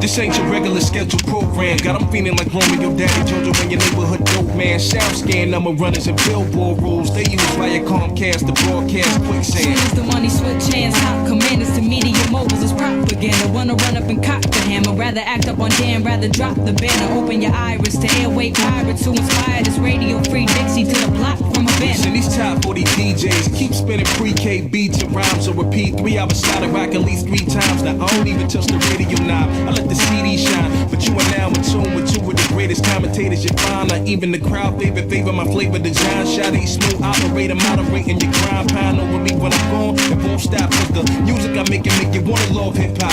New dab, yeah, me off the wall. Hit them hard as a fist and face at a piston pace of raw. Who wanna smoke them no cardboards and so forth? We in transit metropolis, watching play mobster come up short. Like George Papadopoulos speaking Greek to me like the area round clock. And you delusional silence, violence, amplify revolution. See no evil, hear no evil, speak no evil, feel this truth right here. Hear the rocket send a shock to your system, detox, get rid of your addiction. Listen, won't change if I don't sound off. It's no movement if I don't move. We hear the rocket send a shock to your system, detox, get rid of your addiction. Listen, I would like to deliver this tape upstairs. How fast you gonna take nothing upstairs? We're gonna deliver that tape right now. Don't make a move and you won't get hurt. You hear me? Okay, punch up VCR3. Do it, fucker! Ready on VCR3. We interrupting this message during the State of the Union addressing. You couldn't fix a picture on your antenna's reception with aluminum foil on it. Blood money broadcast, I'm assuming it's oil on it. The call of a serpent, circumvention of a sermon, rattle off hate in urban landscapes. They worship inanimate, man-made. Poor people marketed brand names and aim to get the hand-to-hand exchange. They got them trained. We the reversal of commercial breaks. So pre-recorded dress rehearsal takes. Murder rates rise for higher ratings. A hearse awaits. Take it to the opposite of the pearly gates. We moving at a turtle's pace. I'm trying to get the world away before the circuit breaks. Distortion, information out of proportion. Often misfortune, often somebody's making a fortune. Conquer the monster, not living under your bed skirt. Monopoly your mobsters and sponsors a network. Shoes fitting, dress shirt, suits linen. Never experts or truths hidden. Behind the curtain, you can find it if you're searching. Still my mind is certain that they lying with a purpose. Never fair and balance, your bias, prepare to challenge. Don't believe the hype, listen to Harry Allen. All the reels lie on the editing room floor. All good, long as they get in your head to consume more. Stay tuned and ignore real life. See no evil, hear no evil, speak no evil, feel this truth right here. Hear the rocket send a shock to your system, detox, get rid of your addiction. Listen, won't change if I don't sound off. It's no movement if I don't move. We hear the rocket send a shock to your system, detox, get rid of your addiction. Listen.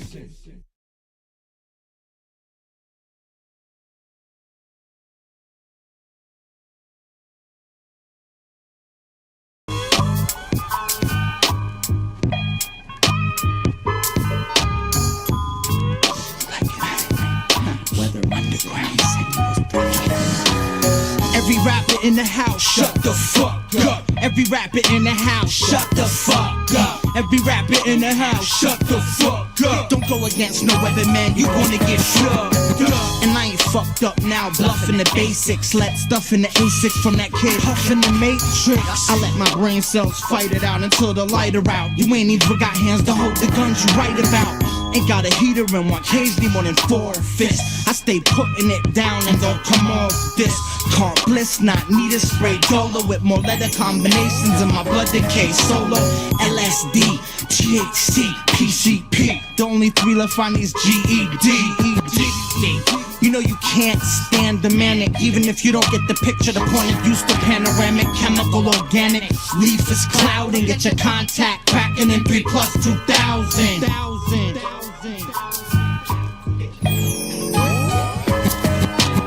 This is federal hate, the dead of awake, the medical's great. This is the life of an underground rap star. Get lots of brain, but the birds are vain and peck at any man. This is the life of an underground rap star. You spit it, you bit it, ain't even got your car kitted, you get it. This is the life of an underground rap star. Travel on somebody else's dime, they can still pull out the nine. This is the life of an underground rap. This is my brain on drugs, these are the drugs in my brain. I stabbed the shit out of Clyde, it's like the blood in his dame. After I fucked her insane, Sax pistol got a chest to spray. The fuck you think my identity was born yesterday? Been the Prince Elite since the purple rain was in the street. I parted the projects for that sea of silver you see. And the beam on my gun matched the drink in my glass. That's incredible hope, they on the incredible ass. Liquid kids, Snake Plissken drifting in terror off. Escape New York and come back when the sheesh wear off. Personality pair off till my skin phrase. Been gone for 10 days, feel like 2, still like blue. The blast Ferrari red, ain't forgiving the hoe for giving up sorry head. Vintage electronic, Atari wet. Labels try to hype you up like you gon' fight Roy. Like that Jeff fucked around and signed the wrong white boy. This is federal hate, the dead of awake, the medical's great. This is the life of an underground rap star. Get lots of brain, but the birds are vain and peck at any man. This is the life of an underground rap star. You spit it, you bit it, ain't even got your car kitted, you get it. This is the life of an underground rap star. Travel on somebody else's dime, man can still pull out the nine. This is the life of an underground rap star. This is the life of an underground rap star. This is the life of an underground rap star. This is the life of an underground rap star.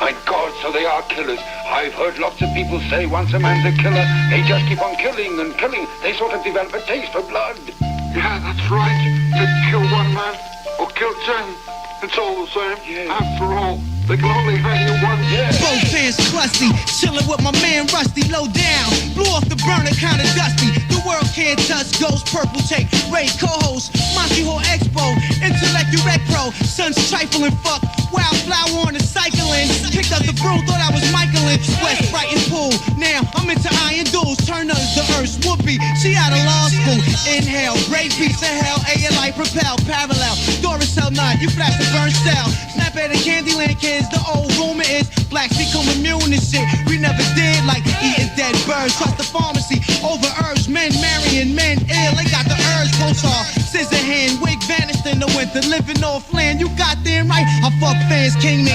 Checkmate, props like the Michael Chip founder. Neck to neck stock with Bill Gates now. When we hug these mics, we get busy. Come and have a good time with G.O.D. Make you snap your fingers or wiggle. Scream, shout, laugh or just giggle. Shake that body, party that body. Don't fuck with ghosts, you feel sorry. That's word, I'm not the herb. Understand what I'm saying? Hit mics like Ted Koppel, rifle expert, let off the Eiffel. Burn a flag in your grass, spiteful. Ringleader, set it off, rap Derek Jeter. Culprit, prince of the game, wish you could see us. We lay low, glitter wax, 4 bangles. Priceless rope, lay around the guard, get tangled, woolly hair. Eyes fiery red, feet made of brass. 12 men following me, it be the guard staff move.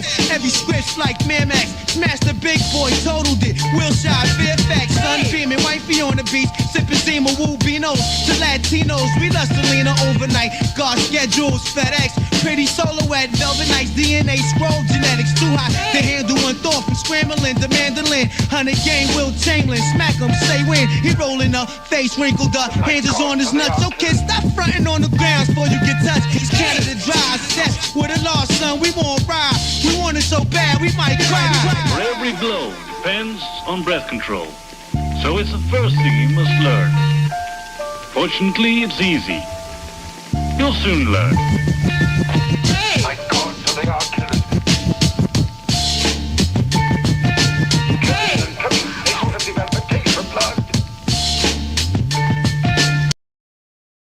That's all right. Supposedly, as Americans, you got the guts to do it. We did it in the past. The United States ain't ever lost a damn war. I don't give a shit what you heard about Vietnam. We didn't lose that sucker. The only thing I like bright beside my name and lights is the back of my head, Mr. One Stripe Red. Open my front door and watch love overrated, hate spread instead as I witness Ed and Ted rob